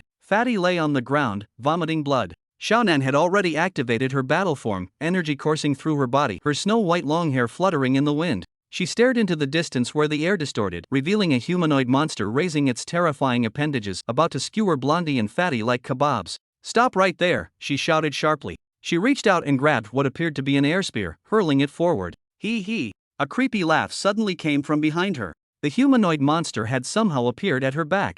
"Xiaonan, dodge!" The fallen Fatty roared from the ground, but it was already too late. Squelch! Blood splattered as Xiaonan's body was hurled into the air, finally crashing violently onto the ground not far away. "You beast!" The fat man's eyes turned crimson, his body vibrating at high speed. In an instant, he turned into a blur as he charged forward. Bam! His figure was sent flying back. The fear banshee walked up to Xiaonan. It grabbed Xiaonan, opened its chest cavity, revealing hideous mouthparts and tentacles, eagerly stuffing her inside. "Let her go!" Huang Mao roared. Hee hee. The fear banshee turned its head to glance at Huang Mao. Horrifying sounds emanated from the densely packed holes on its neck. Then it prepared to begin chewing. Swish! Several ice spikes flew out, interrupting the creature's action. Hiss! The fear banshee, interrupted during its meal, was instantly enraged. It flung Xiaonan to the ground, then abruptly disappeared. Seeing this, Huang Mao explosively released freezing air. The next moment, crash! His ice armor shattered instantly, sending him flying backward amidst exploding ice fragments. Cough! Cough! The blonde-haired youth's chest caved in as he coughed up a mouthful of blood. His trembling hand stretched out, releasing a chilling air that froze Xiaonan in the distance and the fat guy on the other side into ice blocks. Then his arm dropped powerlessly. "At least this way I can hold on a little longer," he thought to himself. Weakly, he turned over and looked up at the sky. Cough! This time I didn't run away again. The blonde's vision blurred, and in his dazed state, he saw flowing golden hair. "Mom," he murmured softly. A pair of gentle hands lifted him up. A soothing energy spread throughout his entire body. He felt warm all over. "Mom, have you come to take me away?" The blonde struggled to open his eyes, trying to clearly see the figure he had been longing for day and night. Chapter 40, The Ruin Camp, Attack of the Tier 4 Fierce Beast. Chapter 40, The Ruin Camp, Attack of the Tier 4 Fierce Beast. When the blonde finally opened his eyes, what greeted him was a completely different face. "Silly boy, who are you calling mom?" The hole in the banshee's neck transmitted his younger sister's voice. Lin Feng's pupils contracted instantly, halting his fatal strike mid-motion. Then he released his grip. Ha! True chi erupted from Lin Feng's palm, invisible energy strands intertwining with poisonous miasma. "You damn creature! I was going to make your death quick." Lin Feng's face twisted savagely, veins bulging on his forehead as he spat the words through clenched teeth. His palm descended, forcing the poison-infused energy into the banshee's body. Hiss! Ah! Immediately, the nearly dead banshee unleashed a soul-rending shriek. Its body contorted, flesh rotting away inch by inch at an agonizingly slow pace. Lin Feng's poisonous miasma and white rainbow energy ravaged its insides. Bone-deep, soul-tearing pain assaulted it without respite. Lin Feng watched coldly before turning toward Blondie's direction. "Where are the others?" Lin Feng asked. Huang Mao struggled to lift his hand, pointing at two large ice blocks in the distance as he spoke weakly. "I froze Fatty and Xiaonan. I didn't see Little Bench." As Huang Mao spoke, Lin Feng finally noticed the two lumps of ice in the distance. He hurried forward and, seeing Fatty and Xiaonan each encased in separate ice blocks, his pupils constricted involuntarily. He immediately ignited flames in his hands, about to melt the ice. "Stop! They're severely injured. Take them to the infirmary first." Huang Mao quickly stopped Lin Feng. Lin Feng took a closer look and froze mid-breath. Inside the ice, Fatty's arm was twisted unnaturally, while Xiaonan had a gaping wound on his back, exposing his lungs. "How did they get hurt this badly?" Lin Feng exclaimed. Just then, a distant voice called out, "Squad Leader Lin." Lin Feng turned and saw a soldier jogging toward him, followed by several medics. They were Zhou Wanqing's subordinates. "There are wounded here too, even in the ice blocks. Hurry!" As he spoke to the medics behind him, he prepared to lead little yellow-haired Xiaonan and the others away. Lin Feng quickly followed. A moment later, at the medical team's station, "The patient's conditions have stabilized. They're all awakened. They'll definitely pull through. Don't worry." The doctor was a middle-aged man in his 50s, his face showing exhaustion, but his voice remained vigorous and strong. Hearing his words, Lin Feng finally felt relieved. Having said this, the doctor hurried off to treat other patients. The medical station was now packed with wounded, most lying on the ground due to insufficient beds. Little Yellow-Haired and the others had been assigned beds, however. Xiaonan and Fatty remained unconscious. Little Yellow-Haired had already opened his eyes. "Squad leader, don't worry about us. You should go look for Little Bench." Little Yellow-Haired spoke weakly, his thin frame lying on the bed as if he might breathe his last any second. "All right, stop talking now. Rest first. I'll come back soon," Lin Feng said to him. Xiao Dengzi's life is uncertain now. No matter what, I must go and look for him. Lin Feng finished speaking and left. Just as he stepped out, he saw the patrol team members, but Zhou Wanqing was conspicuously absent. Lin Feng deeply furrowed his brows. The camp has been reduced to such a state. Logically speaking, he should have shown up by now, shouldn't he? Unless, comrade, where's your captain? Lin Feng stopped a hurried patrol team soldier. The captain, he sacrificed himself. The soldier's eyes reddened as he spoke, then quickly walked away. Lin Feng felt as if struck by lightning upon hearing this. Sacrificed? How could this happen? Lin Feng uttered in disbelief, followed immediately by a wave of profound grief. That dutiful, responsible man had died just like that, even dying without a sound. Lin Feng took a deep breath and forcibly composed himself. This wasn't the time for mourning. Xiao Dingzi's fate still remained unknown. A moment later, Lin Feng had searched every corner of the camp but found no trace of Xiao Dingzi. Finally he arrived at the square. Before him lay severed limbs everywhere, flesh and blood mingled together. Lin Feng fell silent. Only this place remained now. Splat! Lin Feng stepped on the sticky plasma, picking up an apron soaked with blood. Little stool. Hot tears fell. Why? Lin Feng bit his lip, his entire body trembling. First little table, then Zhou Wansheng, now even little stool is dead. If only I could have returned sooner. Rain began to fall from the sky. Lin Feng tilted his head back, raindrops sliding down his cheeks. He stared at the gloomy sky, his heart filled with resentment. How many people must these beasts devour before they're satisfied? He clenched his fists, feeling only profound helplessness. Damnable savage beasts! Lin Feng cursed. At that moment, a rumbling sound came from the distance. Thunder! Then, a black shadow tore through the clouds, approaching with sonic booms. SSS! My child! A piercing screech sounded. Lin Feng's eyes gradually widened. What is that? A dark shadow hovered above the camp, its wingbeats sending continuous waves of wind pressure. Fierce winds scattered rain in all directions. Sensing that terrifying presence, Lin Feng's heart instantly turned ice cold. A fourth-tier savage beast. Instantly, alarm sirens blared throughout the camp. When the soldiers spotted the beast above them, expressions of utter despair appeared on their faces. We're doomed. A soldier collapsed to the ground. Seeing this, Lin Feng roared. Retreat! Everyone move, now! Boom! The moment Lin Feng finished speaking, the beast landed. Violent shockwaves rippled outward. Only when it landed could Lin Feng clearly see its form. An appearance identical to a dread banshee, with a massive body dozens of meters tall. The wings spread behind it were covered densely with tiny eyes. Suddenly, the eyes above bulged violently outward. Countless grotesque insects with blood-red eyeballs on their heads came crawling out. The strange insects immediately began attacking nearby people upon landing. The eye-like markings on their heads glowed red, then directly burrowed into their bodies. When they emerged, only empty human skins remained on the ground. Stop! Lin Feng's eyes nearly split from rage as he instantly entered soul-devouring mode. Ferocious bone armor covered his entire body while his figure transformed into a blur as he charged forward. But there were too many of these bizarre insects. Lin Feng couldn't possibly kill them all. He could only watch helplessly as the insects continued devouring his last remaining comrades. You deserve death. His eyes bloodshot, Lin Feng disregarded that his opponent was a third-level dire beast. He directly launched a palm strike against it. Sky-rending palm. The silvery chi blast flew out, but when it struck the fourth-level dire beast, the effect was like throwing an ox into a muddy sea. Witnessing this scene, Lin Feng fell into despair.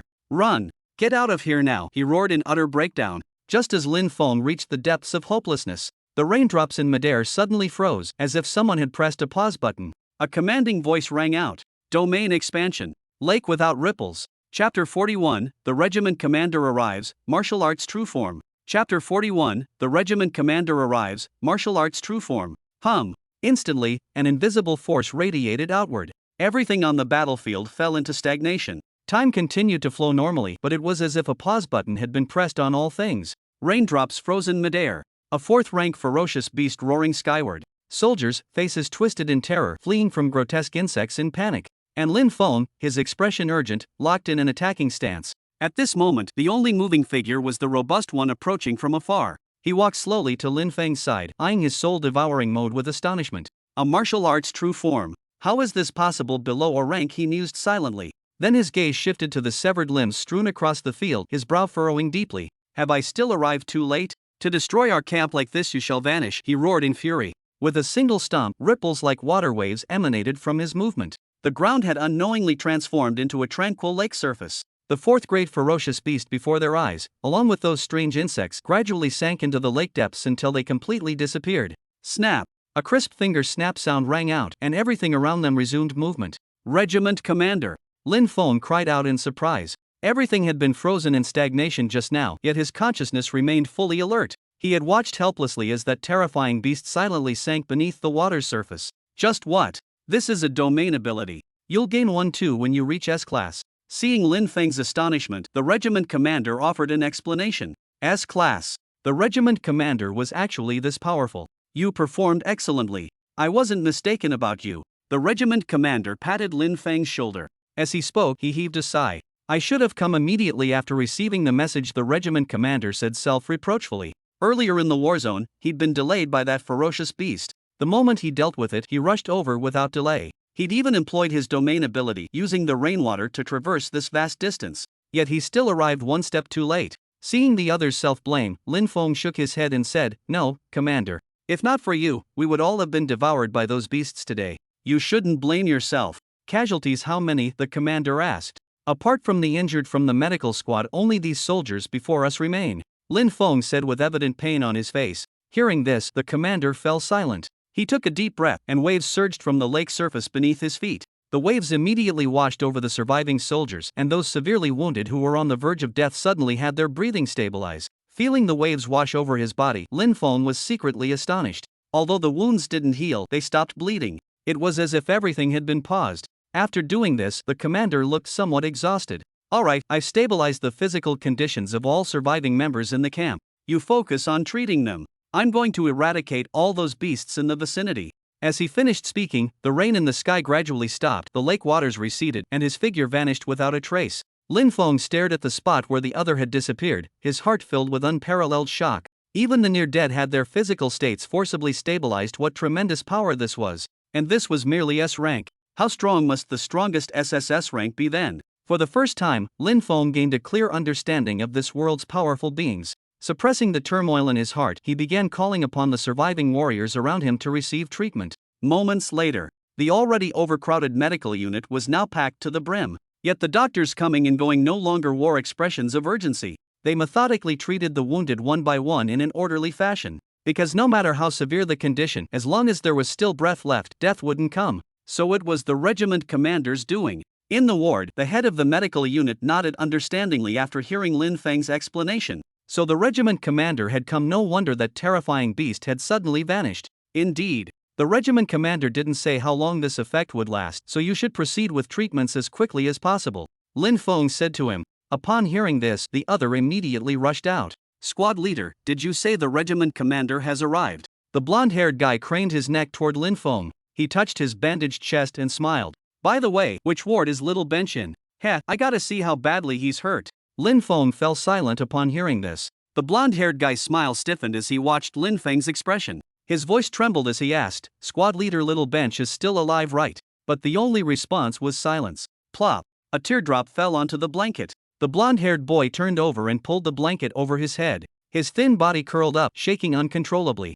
Lin Feng reached out his hand but froze mid-air, unsure how to comfort him. Little Nan beside them could no longer hold back and burst into loud sobs. These orphans with no one to rely on had long considered the mess squad their family. Now they'd lost another family member. The fat boy's eyes were bloodshot as he clutched his arm, speaking hoarsely. Little Bench, I swear I'll avenge you. Lin Feng patted each of them on the shoulder before walking out of the ward. He stepped outside and took a deep breath. The cool, moist air was thick with the smell of gunpowder and blood. So this is the battlefield, Lin Feng murmured to himself. At the rear positions, they had suffered heavy casualties from Tier 3 beasts. Tier 4 beasts left them completely helpless, nearly wiping them all out. What kind of dangerous days must the frontline soldiers be enduring? Drive all the beasts back to where they came from, Lin Feng muttered. This was the battle cry of the Beast Suppression Army. Countless soldiers had charged forward one after another for this goal. They advanced the battle lines with their own flesh and blood. Perhaps it was time for him to do something too, Lin Feng thought to himself. At that moment, a distant roar sounded. A figure came streaking through the air, creating sonic booms. As he approached the camp, he gradually slowed down, finally landing lightly on the ground. Seeing his figure, the nervous Lin Feng immediately breathed a sigh of relief. That was the team leader returning. He carried the scent of blood about him but bore no injuries whatsoever. Not even his clothes had the slightest wrinkle. Lin Feng thought to himself, indeed, the team leader was S rank after all. How could there possibly exist anything near the campsite capable of harming him? How are the injured doing with their treatment? The team leader asked with concern. Most have stabilized, though some severe cases will need more time, Lin Feng answered truthfully. The team leader nodded. I'll stay here a while longer. I'll leave only after all the injured have recovered. My abilities can't sustain them from too far away for long. By the way, where's Zhou Wancheng? The team leader inquired. He sacrificed himself, Lin Feng said, lowering his head. The team leader fell silent upon hearing this. I see even that kid. His voice remained calm, but his clenched fists revealed the pain within. Seeing this, Lin Feng didn't know what to say, for he knew the team leader also bore the surname Zhou. Chapter 42, Rebuilding the Camp, Journey to the City District. Chapter 42, Rebuilding the Camp, Journey to the City District. The regiment commander stood in place for a long time. As his sorrow deepened, rain began to fall from the sky. Lin Feng stood silently behind him, watching the man's hunched figure. You should go back first, the commander spoke hoarsely. Lin Feng nodded, wiped the moisture from his face, then turned and left. He walked all the way back to the mess squad. Looking at the empty room, Lin Feng turned on the light. It's already afternoon. Time to start cooking, he said. Normally at this hour, the mess squad would already be bustling with activity.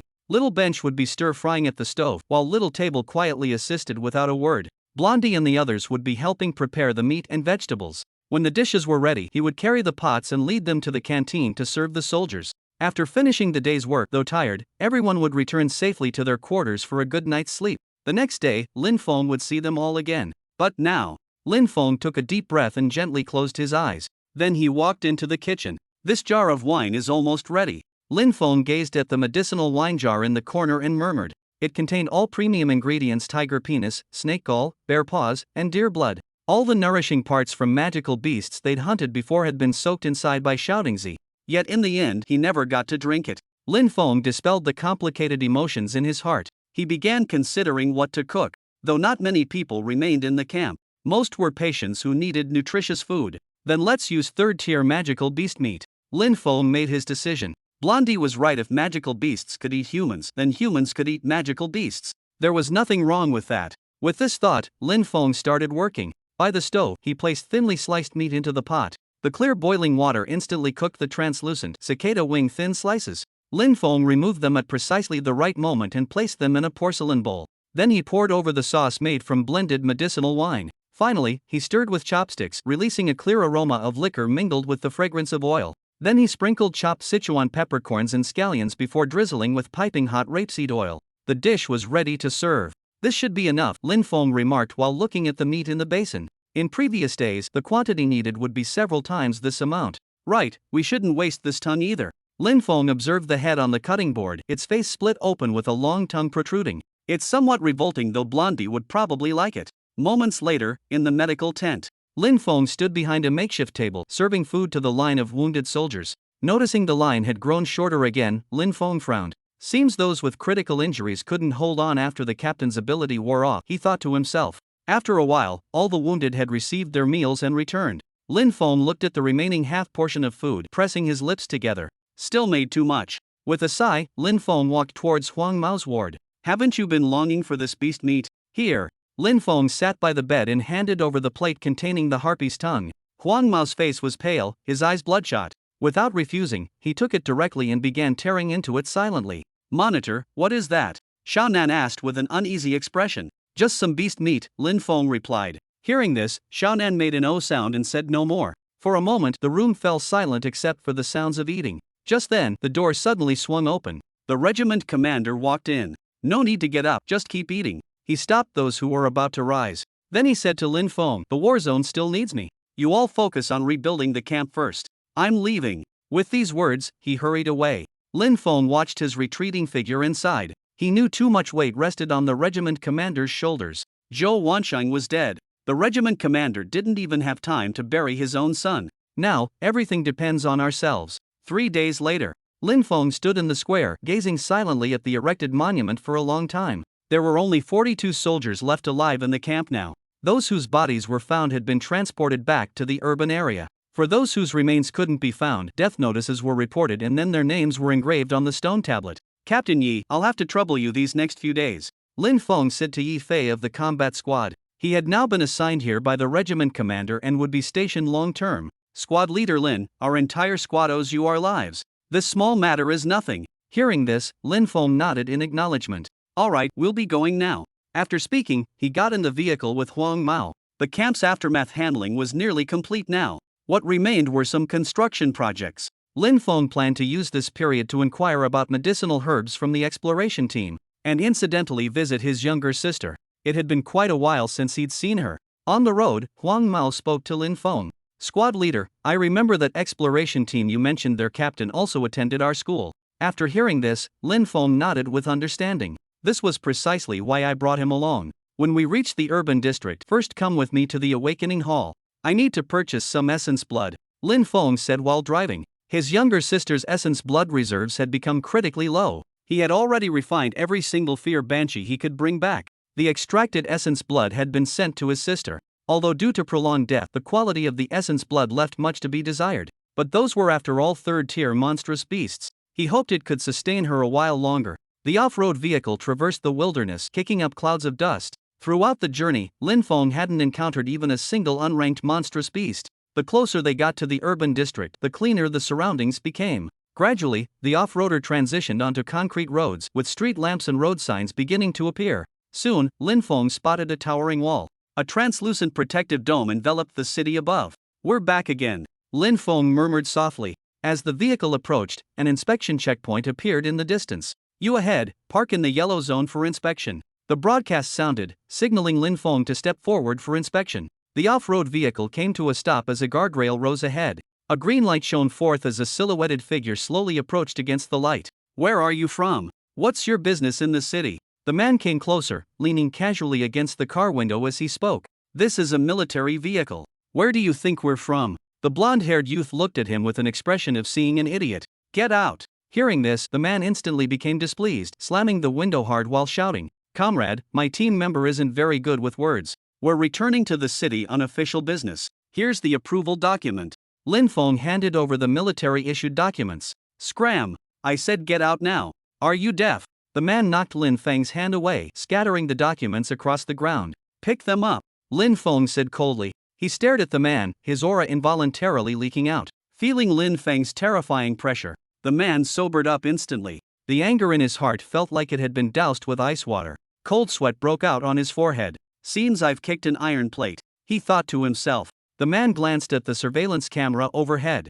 If he really went to pick it up, where would he put his dignity in front of his colleagues? Thinking this, he clenched his teeth and pressed the alarm on his chest. Buzz! Instantly, the green lights turned crimson. The alarm sounded. Anomaly detected. Requesting backup. Chapter 43, Returning to the Urban District, Blondie Goes Home. Chapter 43, Returning to the Urban District, Blondie Goes Home. As the man's shout echoed, a squad of soldiers came running from afar. He pointed at Lin Feng and yelled, They refuse inspection. I suspect there are contraband items in their vehicle. A group of soldiers surrounded the off-road vehicle. The lead soldier stepped forward and saluted Lin Feng. I'm City Defense Captain Wang Gang. Comrade, is what he said true? Please cooperate with our inspection. Lin Feng gave the man a surprised look. This one actually seemed reasonable. Seems the previous guy was just some errand runner putting on airs. Comrade, we're from the Demon Suppression Army. Lin Feng returned the salute. He pointed to the documents on the ground and said, The city entry approval documents are right there. Just now he didn't even look at them and directly sounded the alarm.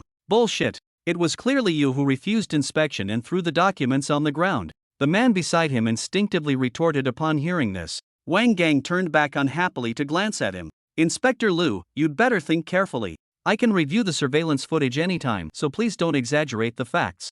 Upon hearing this, the man called Inspector Liu turned pale with anger, snorted coldly, and fell silent. Since there are documents, we'll take a look. If they're verified, we'll let you pass, Wang Gang said to Lin Feng. He understood the situation immediately upon arrival. It was definitely this Liu fellow causing trouble again. The blonde-haired man said with a grin, The documents are right over there. Have a look if you want. Wang Gang nodded and spoke sidelong to Inspector Liu. Well then, Inspector Liu, examining documents is your duty. If there's no issue, I'll let these two comrades pass. You, don't push people too far, Inspector Liu said through gritted teeth. Seeing this, Lin Feng narrowed his eyes. What's wrong? Weren't you going to inspect? Don't tell me you sounded the alarm without reason. That's against regulations. Supervisor Liu glared at Wang Gang with resentment upon hearing this. He hadn't expected the other party wouldn't speak a single word in his defense, merely watching coldly from the sidelines. Facing Lin Feng's threatening gaze, he couldn't help but shudder. With no other choice, he bent down to pick up the documents from the ground. Well, any problems? Wang Gang asked. No problems. Everything's perfectly fine. Supervisor Lu gritted his teeth as he spoke. Wang Gang snorted derisively. Should have thought of that earlier. Had to go and provoke a comrade from the demon suppression army with his own stupidity, only to find they wouldn't play along with his tactics, ending up making a complete fool of himself instead. Seeing this, Lin Feng decided not to bother with him further. He had too many matters to attend to. No time to stoop to this clown's level. Alright, we're leaving then, Lin Feng said as he started the vehicle. Wang Gang saluted Lin Feng. Goodbye, comrade from the demon suppression army. Goodbye. Staring at Lin Feng's retreating figure, Inspector Lu's expression turned vicious. He gave Wang Gang a cold glance before turning to leave.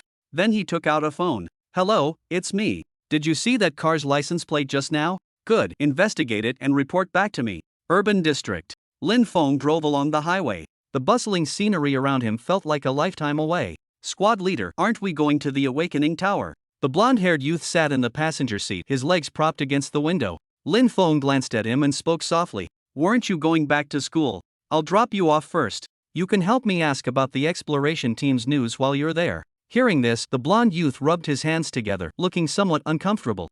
Squad leader, I actually wanted to stop somewhere first. Lin Feng gave him a strange look. Where do you want to go? I'll have you know those kinds of places violate the Monster Suppression Army regulations. Squad leader, what are you thinking? I wanted to visit the orphanage. Seeing Lin Feng's misunderstanding, the blonde youth hurried to explain. Hearing Huang Mao's answer, Lin Feng breathed a sigh of relief. Good, I thought this kid had stayed in the military camp for too long and couldn't resist making a mistake. Alright, I'll go with you then. Where's the address? Lin Feng said. Huang Mao responded by naming a place. A moment later, Sunshine Orphanage. Lin Feng slowly parked the car at the front gate. We're here, he said. As soon as the car stopped, a group of children in the yard noticed it. Wow, such a big car.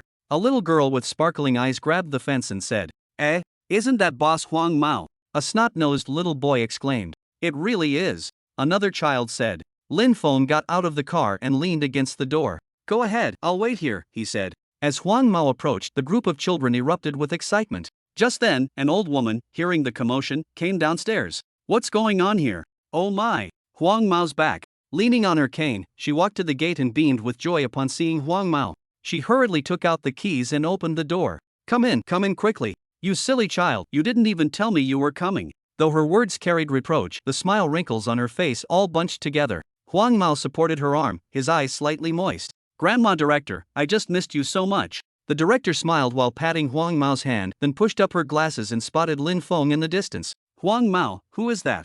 Oh, that's our squad leader. Come on, squad leader, come in with us. Huang Mao explained to the director while waving at Lin Feng. Lin Feng gave a light chuckle and walked over. Hello director, I'm Lin Feng. The director nodded with a smile. Ah, hello to you too. Come now, don't just stand there, let's go upstairs. Lin Feng followed her to the second floor. Inside, the director placed 2 cups of tea on the table. Stay longer this time you're back, the director said cheerfully. Huang Mao scratched his head somewhat sheepishly. Well, actually, I can't stay long this time. I need to go handle some matters with the squad leader. After speaking, he took out another thick envelope from his pocket. Granny Director, please take this money. Yellow Hair handed the envelope over. Seeing this, the director frowned. What are you doing? Even if this old woman is useless, I wouldn't ask a child for money. Seeing the director refuse, Yellow Hair immediately scratched his head anxiously, his face full of worry. Director, you paid for my university education. I don't mean anything else, I just want to help you. But no matter how Yellow Hair pleaded, the other party refused to accept it.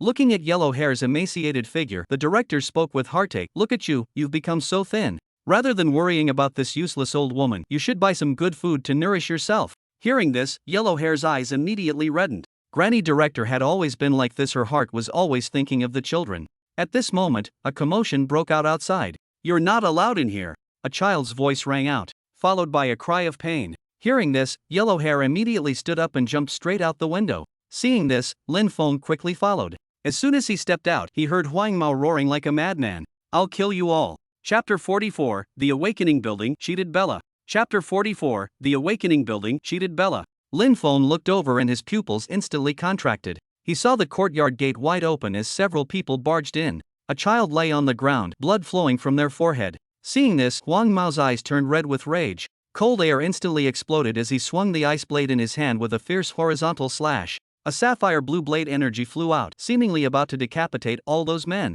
Stop!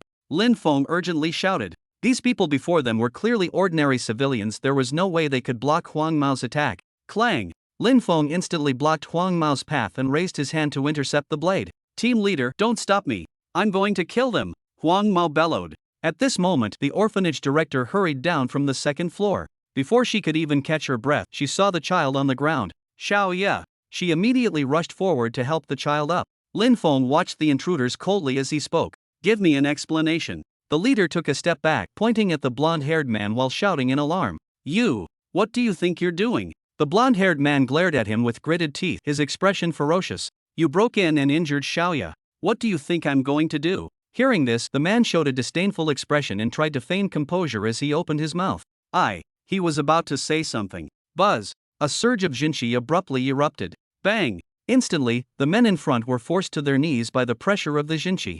Lin Feng spoke coldly. I said, give me an explanation. As he spoke, he unleashed his aura without restraint, though deliberately avoiding the dean and children. A suffocating sensation still swept through the entire room. Drip! Sweat droplets fell. The men kneeling on the ground stared at the floor in terror. The suppression from a higher level being gave them a near-death experience. Speak! Lin Feng walked up to one man and spoke while looking down at him. The man's heart nearly leaped out of his chest as he stammered, We're here to see collect debts. Beside them, the orphanage director held Xiao Ye in her arms, her face showing clear anger. I've already paid you. This is the third rent increase you've demanded this year. Hearing the director's words, the leader of the men trembled as he spoke. Someone told us to come. Lin Feng frowned. Who was it? Supervisor Lu, the man replied, beads of cold sweat forming on his forehead. Upon hearing this, Lin Feng immediately understood. So it was that bastard. He hadn't wanted to bother with him, but this guy just wouldn't stop. Break them. Drag them out. Don't scare the children, Lin Feng ordered. Upon hearing this, Huang Mao stepped forward with a ferocious expression. Ignoring their pleas for mercy, he dragged the men out of the courtyard. A short while later, as the screams died down, Huang Mao returned covered in blood. The children immediately gathered around him, showing no fear whatsoever. This was how Huang Mao had always protected them before.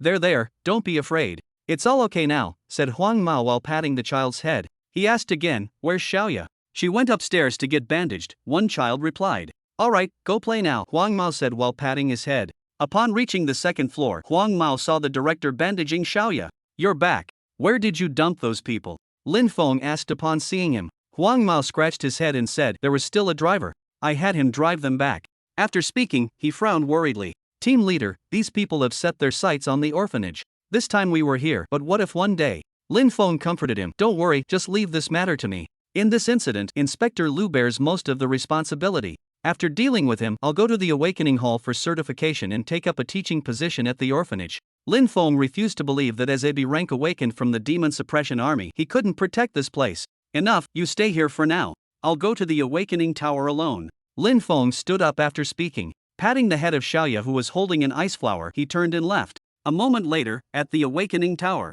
Lin Feng gazed at the magnificent structure before him, his face full of awe. This was the service hall for awakened in the city district. Level certification, equipment purchases, item trading, all were handled here. Carrying a package, Lin Feng entered the hall. The place was packed with people, yet not crowded, a testament to its spaciousness. Clutching his bag, Lin Feng didn't know where to go for trading. He planned to sell the Fear Banshee's beast core to exchange for high-quality essence blood to cure his sister's illness. Just as he was pondering, he suddenly sensed wind movement behind him. He dodged instinctively. A hand brushed past Lin Feng's rear end, missing its target. Who the hell, Bella? Lin Feng was about to see who was harassing him. Turning around, he saw Bella's beautiful smiling face. Ahem, my apologies, it was just instinctive. Bella coughed lightly, her expression slightly awkward. She just felt that familiar, perky bottom looked very recognizable. Her hand instinctively swatted at it. Lin Feng saw it was Bella and broke into a smile, not minding what just happened. Oh, the male model Kyle is here too. Lin Feng nearly called him male model bro but quickly corrected himself. Kyle crossed his arms and snorted, maintaining his cool guy demeanor without saying a word. Bella laughed and slapped his butt, making him shudder. Kyle reluctantly gave a greeting. Hello. Seeing this, Lin Feng couldn't help but smile. Noticing only Kyle remained by Bella's side with the previous young man gone, he curiously asked, where's Lean? At these words, Bella's smile immediately froze as she sighed. That bastard said his family member was sick and needed money. Bella gave him all her savings, then he disappeared. Kyle angrily interjected. Lin Feng looked surprised upon hearing this. So this sister got scammed by a male model? No, it wasn't apparent. He had thought that young man was quite innocent. Back in the swamp, that behavior didn't seem fake either. Kyle, don't talk nonsense. Maybe Lin has some business. Bella defended him. But halfway through, she couldn't continue. What urgent matter couldn't he discuss with us? Kyle snorted coldly, his expression displeased. I told you before, these gene-compiled humans pretty to look at but completely untrustworthy. At the manufacturer's slightest command, they come running back obediently. Bella fell silent upon hearing this, because Kyle wasn't wrong. But Lin Feng showed surprise upon hearing Kyle's words. Gene-compiled humans, he asked in confusion. Kyle explained, literally what it sounds like, artificial humans created through genetic technology. They may look human, but it's all an act. They'd even abandoned their own children. Kyle's expression suddenly became agitated. Bella held him, gently stroking his back.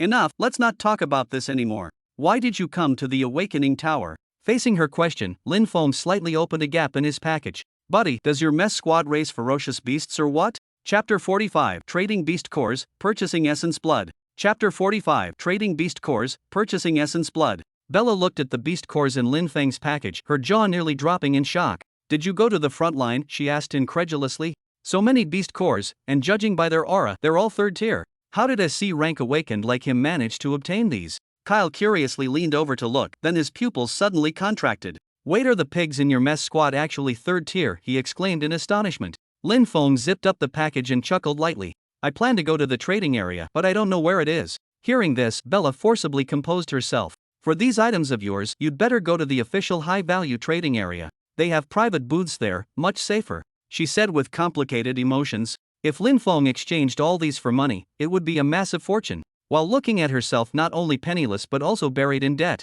Well then, could you please show me the way? Lin Feng asked. Bella nodded and signaled for Lin Feng to follow. Along the way, Bella held back for quite some time. Eventually, she couldn't resist speaking up.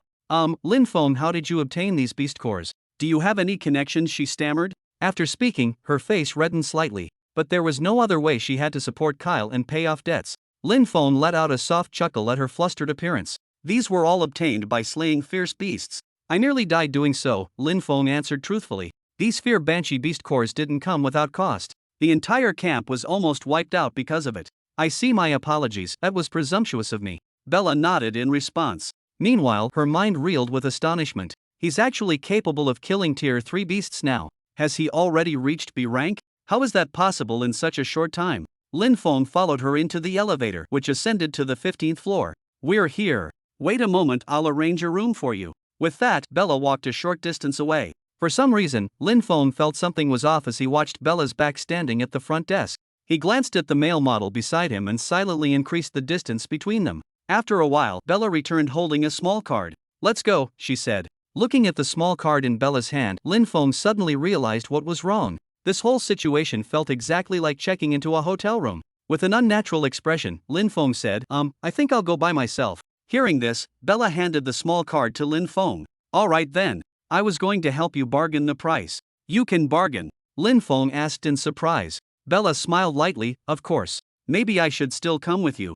You definitely don't have experience with this being your first time. After hearing her words, Lin Feng opened his mouth but hesitated to speak. Wait, why does this conversation sound suggestive? But considering he genuinely didn't understand the process, he agreed to let her come along. Thus, Lin Feng and Kyle followed behind her into a room. The furnishings inside were simple, with bright lighting. Lin Feng sat down as the back door opened. A woman in a professional suit walked in. She nodded politely at Lin Feng and took a seat on the opposite sofa. Hello, I'm trader number 6. You're here to trade items, correct? Lin Feng nodded and placed the package on the table, sliding it over. The trader opened the package, glanced inside, and her face showed surprise. She stood up and bowed slightly to Lin Feng. Sir, thank you for your contribution to humanity. I'll go fetch an appraiser. With so many beast cores here and all third tier that this exceeded her authority. She could only ask Lin Feng to wait for a while. After speaking, she exited through the back door. What's this about? Lin Feng asked Bella, confused. It's nothing. The trader I booked doesn't have high enough clearance.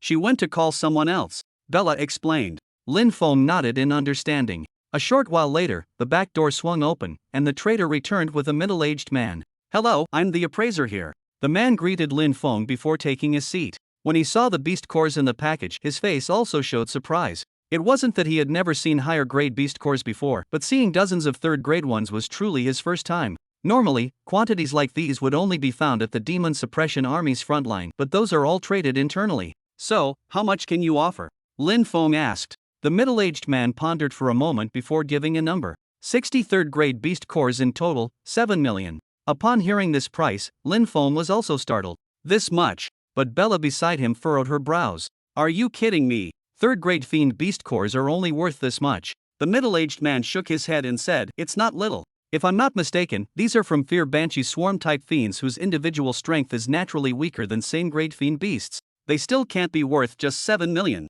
At least 9 million. Bella refused to back down. Lin Feng watched this scene without speaking. He knew leaving it to Bella was most appropriate. After some bargaining, they finally settled on a price of 10 million. Sir, the money has been transferred to your card. The trader handed a black card to Lin Feng. Lin Feng accepted it and left the room with Bella. In the corridor. Let me transfer you some money, don't refuse. If not for you, I wouldn't have gotten this much, Lin Feng said to Bella while holding the card. You saved Kyle's life and I haven't repaid you yet. How can I accept this? Although Bella verbally refused, her hand had already taken out the terminal. Seeing this, Lin Feng smiled without saying anything and directly transferred 500,000 to her. This is too much. Thank you. Bella immediately revealed a pleasantly surprised expression. She hadn't helped Lin Feng expecting any benefits, but she never anticipated such an unexpected windfall.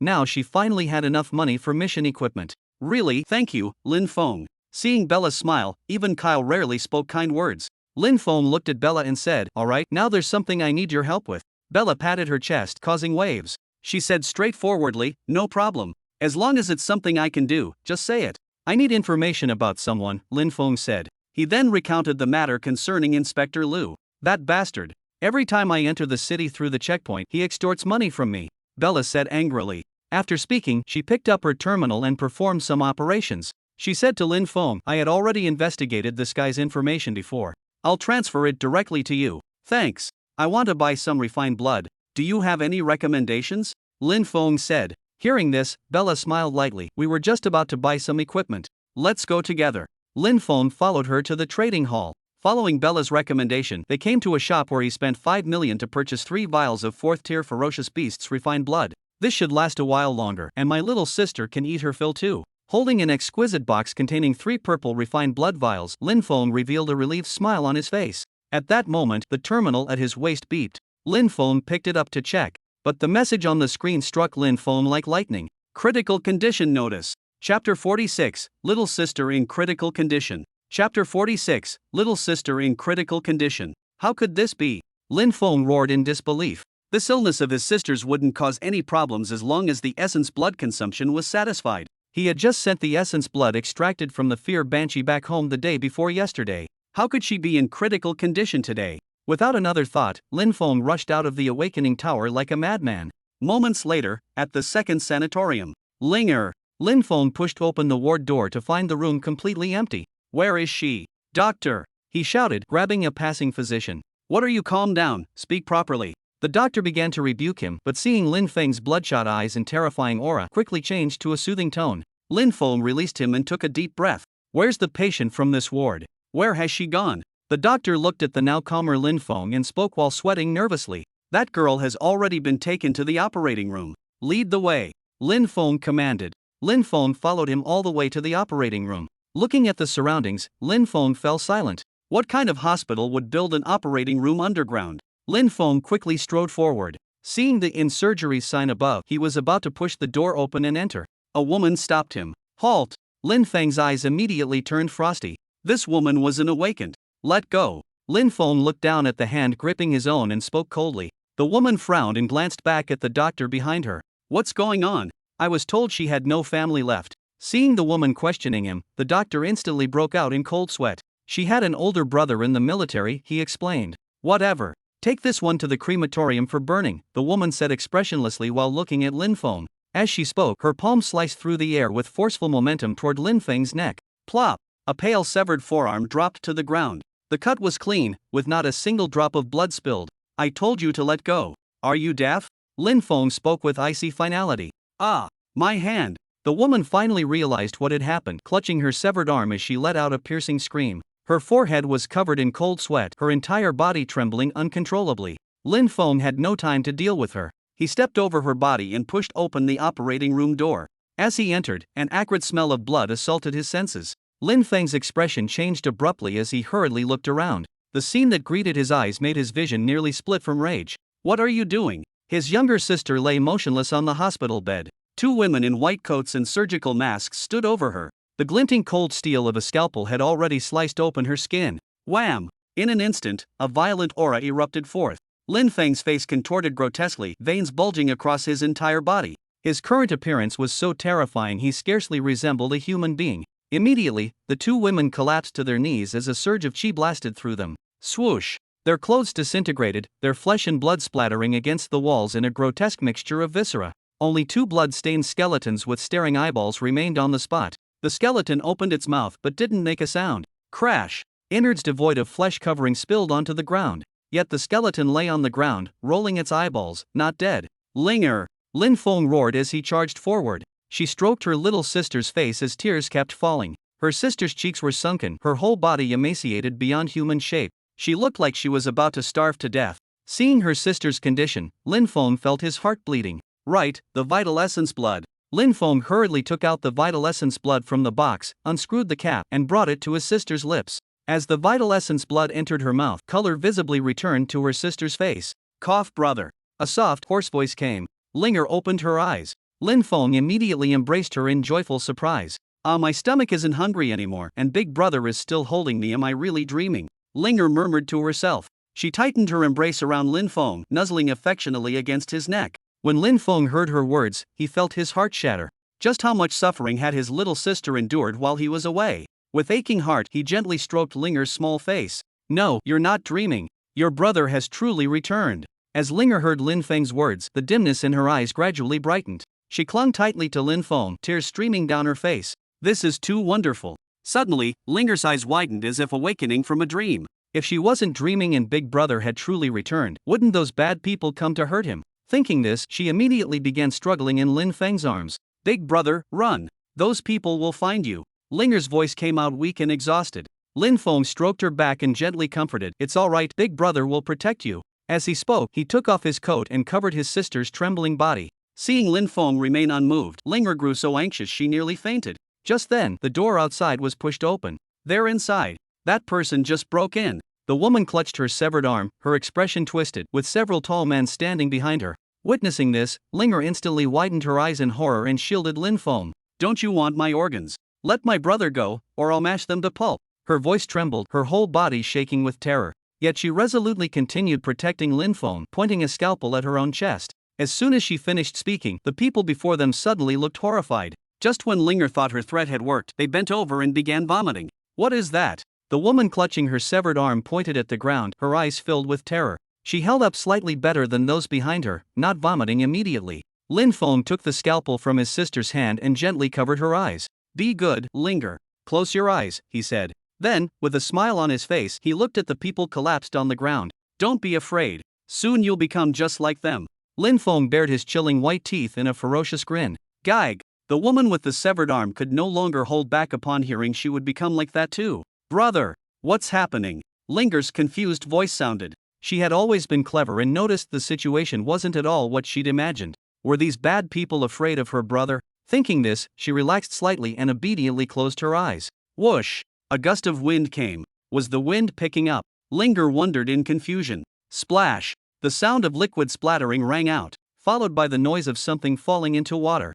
Then came the thick, squelching sound of something wriggling. Alright, don't open your eyes. Big Brother will take you out, Lin Feng's voice sounded. Hearing this, Linger moved to get off the bed. Plunk! She felt her foot step on something thick and sticky. Ah! She screamed in shock. Lin Feng quickly scooped up his sister who had stepped into the pool of blood. It's okay, I'll clean you up in a moment. After saying this, he prepared to carry Linger away. Feeling his sister's paper lightweight, Lin Feng clenched his teeth. He turned to the one-armed woman he'd deliberately kept alive for questioning and spoke coldly. Get up, follow me. Chapter 47, The Group That Embezzled the Pension Funds. Chapter 47, The Group That Embezzled the Pension Funds. Carrying his sister horizontally, Lin Feng walked outside. Brother, my foot feels sticky, Linger said, curling her toes uncomfortably. Okay, let me clean it for you, Lin Feng said softly. After speaking, he turned to look at the one-armed woman behind him and coldly ordered, take off your clothes. Upon hearing this, the woman's body trembled before delight appeared on her face. She immediately moved to lift her shirt. How wonderful! He's interested in me, I don't have to die. Linger frowned at the sight, her expression somewhat pained. Brother, she's quite pitiful. Don't torment her, just kill her directly. The one-armed woman hastily spoke up. No, I'm willing. Don't kill me. Lin Feng let out a mocking laugh. Auntie, don't misunderstand. I meant for you to take off your outer coat to wipe my sister's feet. The woman froze upon hearing this, realizing she had misunderstood. She had actually thought he was interested in her. Hurry up, Lin Feng urged. Not daring to delay, the woman quickly handed over her white lab coat. Lin Feng took the coat and gently placed his sister on the bench against the wall. Then he knelt down on one knee, lowered himself, lifted Linger's feet and began wiping them softly. Looking at his sister's once plump and fair feet that had now become gaunt and bony, Lin Feng felt a pang of sorrow in his heart. If he had returned earlier, his sister wouldn't have suffered to this extent. After completing everything, he threw his blood-stained coat to the ground. It's done. Lin Feng showed Linger a smile. Linger gave a faint smile but then revealed a worried expression. Seeing this, Lin Feng's heart skipped a beat, and he quickly asked with concern, "What's wrong? Are you hungry? Your brother still has some essence blood here." As he spoke, he was about to take out the essence blood from his bosom. His sister shook her head to stop Lin Feng and said softly, "Linger isn't hungry yet." Again with the not hungry. Lin Feng showed a worried expression. In the past, whenever he asked his sister, she would always say she wasn't hungry. But Lin Feng had witnessed more than once. At night, his sister would secretly get up and frantically drink water from the tap. At that time, Lin Feng had no money and could only watch helplessly, his heart aching as if cut by knives. And the next day he would work even harder. "Linger, brother has money now, you'll never go hungry again," Lin Feng said with heartfelt pain. "Linger really isn't hungry right now, brother. Did anyone see you when you came in?" she asked worriedly. Though she hadn't seen it, she had already guessed that Lin Feng had killed all those people. She was thinking about how to prevent this matter from being discovered. "Who else did you inform? Tell me, and I can ask brother not to kill you," Linger asked the one-armed woman. "If I tell you, will you spare my life?" the woman bargained. Lin Feng frowned and was about to teach her a lesson when his younger sister gently pressed his hand. Seeing this, he stopped his movement. Linger smiled at the woman and extended her slender arm, making great effort to help her up. "Brother has already killed too many people. I don't want him taken away by the management bureau. If you help us, we'll let you go." The woman hesitated for a moment, remembering how vulnerable and easily bullied Linger usually appeared. Seeing how Lin Feng obeyed her every wish and coaxed her into good humor, the woman softened she might actually survive. With this thought, she began confessing to Linger. "We only took control of this place half a year ago." Linger supported the woman while listening, maintaining a gentle smile. Meanwhile, Lin Feng's expression grew increasingly darker. It turned out this woman, though holding the title of director, was merely a minor player. They were a gang specializing in embezzling compensation funds for soldiers sacrificed at the front lines. And those like Linger once deemed useless would have their organs harvested. A moment later, the one-armed woman spilled everything she knew like beans pouring from a bamboo tube. Linger tested her several more times, confirming the truth of her statements. She spoke softly to Lin Feng. "Brother, this woman is useless now. Kill her." Lin Feng nodded, trusting his sister's judgment completely. The one-armed woman screamed in despair upon seeing this.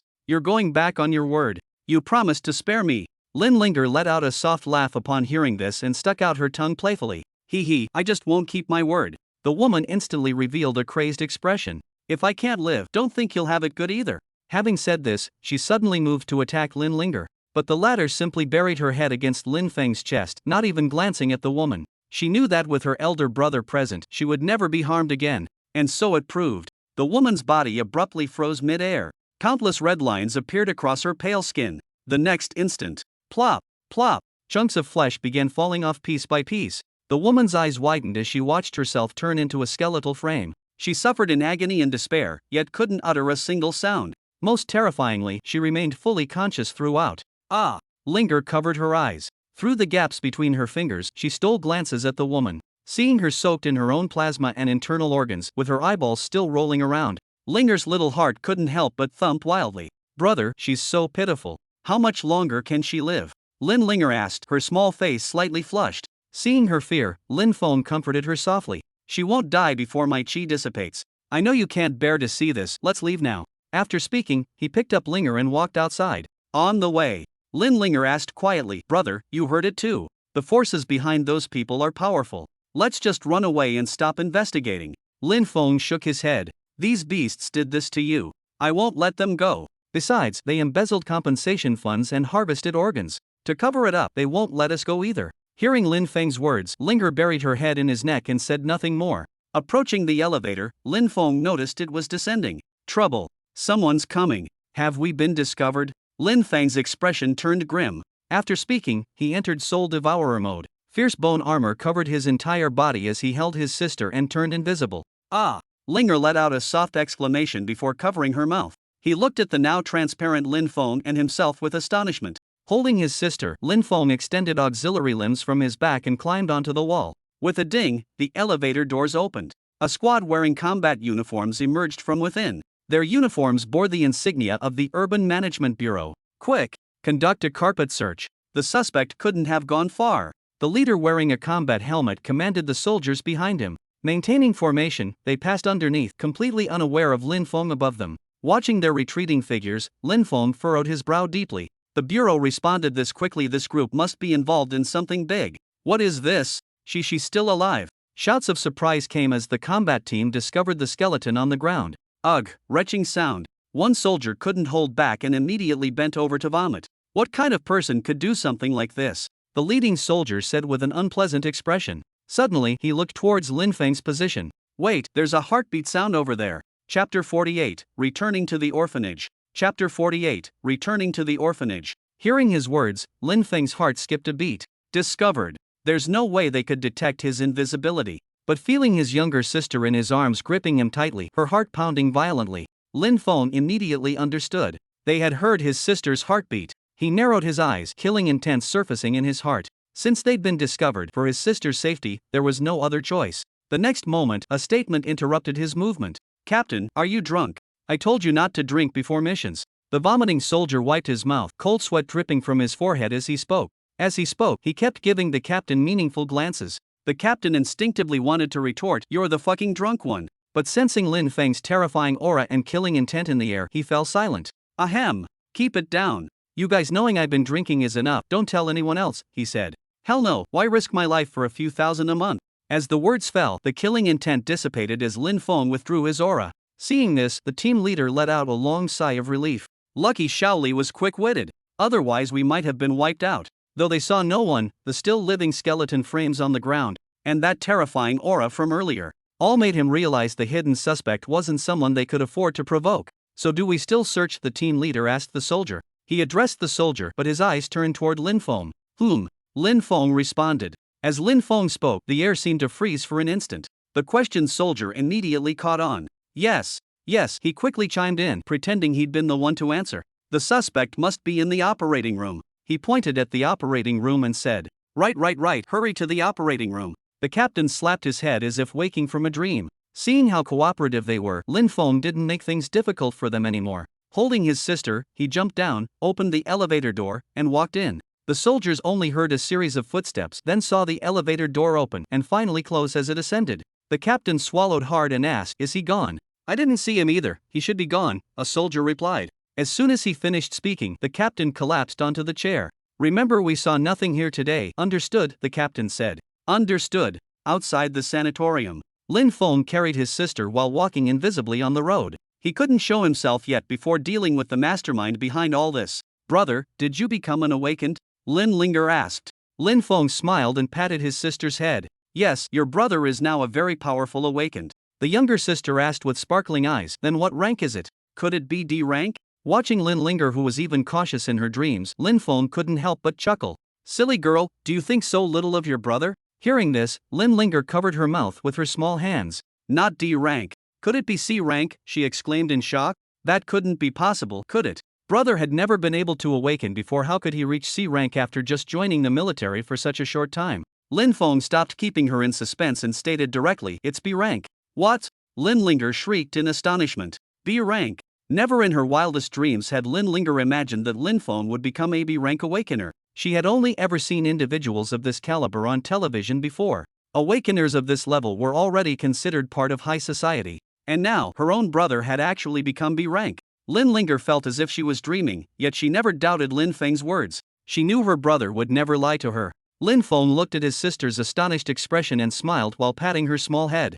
Alright, this is just the beginning. There will be more surprises for you in the future. Lin Linger, however, nestled her small head against Lin Feng's chest. She only felt heartache for her brother. From being unable to awaken to now becoming a B rank. Just how much suffering had he endured in between? Feeling the dampness on his chest, Lin Feng thought his sister was recalling the grievances she suffered at the sanatorium. His heart ached with tenderness. It's all right now. Big brother will always protect you. Holding his sister, Lin Feng sprinted all the way and soon arrived at the orphanage. Inside the compound, the sky had already darkened and the children had finished their meals and returned to their rooms to rest. Lin Feng climbed through the window to the second floor. Upon entering, he first carefully put his sister down, then deactivated his invisibility. Lin Linger was still very weak physically, so Lin Feng supported her, afraid she might fall. Brother, where is this place? Linger asked curiously. Ha! What's this? Before Lin Feng could answer, her sparkling eyes focused on his bone armor. She touched the dark, ferocious-looking armor without a trace of fear on her face. Earlier at the sanatorium, when Lin Feng activated Soul Devourer mode and turned invisible, she hadn't noticed. Looking at his sister who seemed to have discovered her favorite toy, Lin Feng showed an indulgent smile. Since childhood, his sister had always liked strange and unusual things, showing no interest in dolls or similar toys. This is my ability. As for this place, we'll rest here temporarily, Lin Feng told her. Brother, you look so cool now, and your face has become especially handsome. Linger leaned against Lin Feng's chest, tilting her head up with rosy cheeks. Alright, I'll change back first so I don't scare others, Lin Feng said gently to his sister before deactivating the Soul Devourer mode. In the distance of the corridor, the dean's office was still lit. Light streamed out through the door gap. Lin Feng stepped forward, lightly knocked, and pushed open the door. Upon entering, he saw Huang Mao sitting at the table, conversing with the dean. Anyway, don't worry, Huang Mao and I will handle it, he comforted the frowning dean. Huang Mao turned his head upon hearing the door open. Monitor! You're back, he exclaimed in surprise. Noticing Lin Linger behind Lin Feng, he showed astonishment. Huh, who's this? Lin Feng gave a gentle smile. This is my younger sister. Seeing this, Lin Linger greeted them. Come, have a seat. The dean motioned for Lin Feng and Lin Linger to sit at the table. As Lin Linger sat before the table, the desk lamp clearly illuminated her figure. The dean and Huang Mao frowned at her emaciated frame. Goodness, how has this girl become so thin? The dean's face showed deep concern. Lin Feng sighed and told them about his sister's strange illness and the incidents at the sanatorium. These beasts. After hearing this, the blonde-haired youth's eyes turned bloodshot as he clenched his fists. The director also removed her glasses and wiped away tears. This poor girl has really suffered. After saying this, the director stood up and said, "Let me prepare some food for you." She couldn't bear to see children go hungry, and Lin Linger's emaciated appearance made her extremely uneasy. Director, please don't trouble yourself. Linger can only be satiated by consuming essence blood. Lin Feng hurriedly stopped her. But you still need to eat too. As she said this, the director opened the door and left. Seeing her leave, the blonde-haired youth moved closer to Lin Feng. Class monitor, I wanted to ask earlier, did you kill those people? Hearing the blonde-haired youth's question, Lin Feng nodded. That complicates things. Those who dare do such things openly likely have connections with the management bureau, the blonde-haired youth said with a frown. Lin Feng had already anticipated his concerns. Now the basic information about this group had been figured out.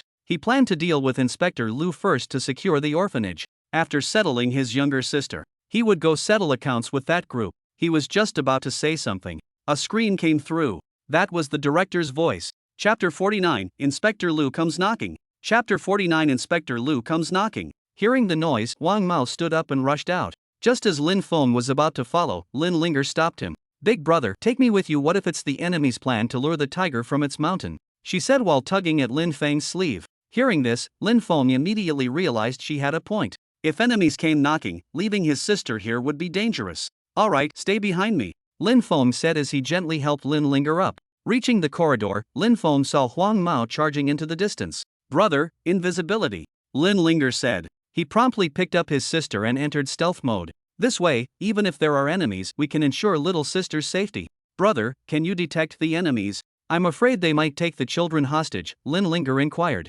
Hearing his sister's question, Lin Feng nodded. I can. Let me scan with spiritual power. As he spoke, an intangible wave of spiritual power surged out, instantly sweeping through the surroundings. The children are all asleep. There are enemies in the kitchen and courtyard, Lin Feng said with his eyes closed. Lin Linger nodded. Let's go. Huff. Lin Feng wrapped his sister in true qi to protect her from harm. Then his figure shot forward. Passing through the corridor, Lin Feng rushed into the kitchen. Before entering, voices could be heard from within. Let the director go, came Huang Mao's angry shout. Brother, don't drop the invisibility. Let's enter quietly, Lin Linger whispered into Lin Feng's ear. Lin Feng nodded and extended his auxiliary limbs coated with true qi. Silently, they entered the kitchen. Inside the room, a black-clothed man stood by the window holding a small knife and restraining the nursing home director. The blonde-haired youth stood not far away, his body emitting terrifyingly low temperatures. The kitchen walls had frozen over with a layer of ice. His eyes bloodshot, he glared at the opponent and said through gritted teeth, "I'll say this one last time, let the director go." The black-clothed man shivered uncontrollably from the freezing cold in the room. He shouted with suppressed ferocity, "Step back, or I'll kill this old woman." As he spoke, he pressed the knife harder, causing a trickle of blood to appear on the director's neck. Seeing this, the blonde youth's eyes nearly burst from rage, the cold emanating from him growing even more terrifying. But seeing how the director was also trembling from the cold, he clenched his teeth so hard that blood seeped from his gums. He took a step back. The black-clothed man let out a relieved sigh at this sight. This damn skinny blonde kid was too terrifying. If it weren't for his concern about this old woman, I'd already be dead 10 times over. Seeing Huang Mao's vicious glare fixed on him, he couldn't help but feel a chill down his spine. "What are you looking at? Give me." Before the black-clad man could finish speaking, both his arms fell to the ground. Lin Feng materialized behind him, his eerie eyes glowing with crimson light. "Ah!" The black-clad man screamed loudly, only to have his neck seized by Lin Feng's secondary limbs. "Director!" Huang Mao rushed forward to support her. Lin Feng dragged the black-clad man aside with his secondary limbs. "Cough cough. I'm fine, Huang Mao. Go check on the children first." The director, still catching her breath while being supported, immediately asked about the children's safety. Hearing this, Huang Mao dared not delay and prepared to go check. Lin Linger stopped him upon seeing this. "I already had brother scan with his spiritual power earlier, all the children are safe." She turned to the black-clad man on the ground with a gentle smile. "Would you tell me who sent you here?" Lin Feng saw the black-clothed man trying to speak, so he loosened his auxiliary limb slightly. The man coughed violently several times before saying, "I will only tell you alone. Come here." Lin Feng's expression instantly turned ferocious as his auxiliary limb tightened, nearly crushing the man's windpipe. "Do you think we're fools?" Seeing the man's pained expression, a red glint flashed in Lin Linger's eyes while an inexplicable smile appeared on her face. "Brother, he's quite pitiful too." "I have an idea," Lin Linger said, gesturing for Lin Feng to lean closer. After listening for a while, Lin Feng turned to look at his sister, his face showing concern. But he ultimately sighed and beckoned to the yellow-haired man. "Come here." The yellow-haired man approached Lin Feng. The latter whispered something in his ear. "This was your sister's idea." The yellow-haired man looked utterly shocked. Lin Feng nodded. The yellow-haired man glanced at Lin Linger, shivered involuntarily when seeing her gentle smile. He said, "Dean Grandma, please step out first. I need to ask this person some questions." Hearing this, the dean walked out. She knew Blondie had good judgment. Watching the dean leave, Blondie was about to begin the interrogation but paused. He glanced at Lin Linger, worried she couldn't handle what was coming next. But remembering this cruel method was her idea, he felt he was overthinking. "Let's begin," Lin Linger urged eagerly, her face full of anticipation. She couldn't wait to see the expression on this black-clad man's face later. Lin Feng showed no reaction. Since his little sister wanted to watch, he might as well indulge her. With this thought, he loosened his appendages slightly so the captive could scream properly later. Blondie's hands emanated a chilling aura as he approached the black-clad man restrained by Lin Feng. With a light touch of his finger, the cold energy seeped into the captive's body. The black-clad man's eyes filled with terror when he saw Blondie's movements. He shouted, "If you're going to kill me, do it quickly. Stop with these useless tricks." The blonde youth ignored him, focusing intently on controlling his chilling energy. The black-clad man's eyes widened abruptly. A sensation both piercingly cold and searingly hot surged through his veins. He immediately let out a blood-curdling scream. "Ah, kill me. If you have the guts, just kill me." Lin Linger's face revealed disappointment. This wasn't quite what she'd envisioned. Could it be this blonde punk couldn't perform that particular maneuver? She pondered silently. The next moment, her smile returned. "Ha! It actually works." She covered her small mouth, eyes sparkling with a barely perceptible red glimmer in their depths. The black-clad man's body began swelling visibly. His originally normal physique started expanding like an overinflated balloon. The liquids and organs inside him were swelling from freezing solid. His blood vessels protruded grotesquely beneath the skin as his blood crystallized. Put! Countless ice shards burst from his vessels, puncturing through his skin like needles. Crack! The black-clad man's eyes widened as a strange gurgling sound escaped his throat. Unspeakable agony and despair enveloped him. All he wanted now was to die. "That's enough. We won't get any information if this continues." Lin Linger hurriedly stopped Blondie from using his ability further. She stepped within 2 meters of the black-clad man and flashed him a smile. "Come on, quickly tell us everything you know, and then the pain will stop." The black-clad man nodded frantically, his mind consumed by the desperate wish for immediate death to end this torment. Blondie made the ice restraining his throat disappear, allowing him to speak. "My superior is Inspector Liu. He's the boss's nephew. We came to kill you and cover up the nursing home scandal. That's all I know. Just kill me." Through clenched teeth, the black-clad man forced out all the information he possessed. "You'd better not be lying to me," Lin Linger said suspiciously, her eyes locked onto him. She picked up the terminal device the black-clad man had dropped and, after some operation, opened an image file. Wow, this little sister is so adorable. Who is she to you? Linlinger asked curiously. The black-clad man instantly reacted as if his reverse scale had been touched when he saw the photo. You demon! If you dare touch her, I won't let you off even as a ghost, he roared madly. Chapter 50, Inspector Lu's Home. Chapter 50, Inspector Lu's Home. Seeing this, Linlinger quickly retreated behind Linfeng, her face showing a frightened expression. Don't scare me, I'm terrified of ghosts, she said weakly. Then she smiled again and said, if you dare lie, there'll be 2 ghosts then. The black-clad man immediately broke down. I'm really not lying. That bastard Lu's life can't compare to my daughter. Alright, I believe you, okay. Linlinger spoke as if coaxing a child. She nodded at Linfeng. Brother, give him a quick end. Hearing this, Linfeng gestured with his chin at the blonde-haired man. Bang! An explosion sounded. Then came the sound of glass shattering across the floor. Staring at the crimson ice fragments scattered everywhere, the blonde-haired youth fell silent. He had never imagined his abilities could be used for such cruel purposes. At that moment, Linlinger spoke again. Brother, there are still more in the courtyard, she said to Linfeng with flushed cheeks. Linfeng frowned in displeasure. Enough? Wah! Linlinger trembled in fright and buried her face against Linfeng's chest. She hadn't expected her brother to suddenly scold her. Linfeng's brows knitted deeply. Then he sighed. Linger, what exactly is wrong with you? His voice softened, filled with concern between his knitted brows. The day's events made Linfeng feel increasingly uneasy.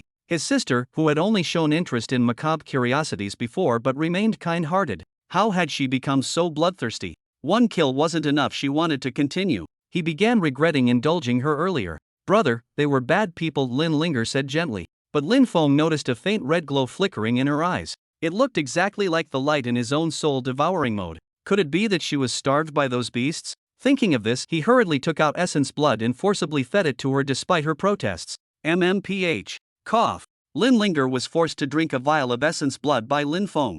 As the essence blood entered her stomach, the red glow in her eyes gradually faded. Even her body visibly plumped up. Her cheeks became smooth, oval-shaped like goose eggs. Though still not voluptuous, she now had the proper figure of a youthful maiden. So it really was hunger, Linfeng murmured in a daze. At this moment, Linfeng wished he could slap himself dead. He had been messing around all this time without realizing he should have given his sister essence blood. Brother, it feels so good. Is this what being full feels like? Linlinger leaned against Linfeng's chest, blissfully narrowing her eyes.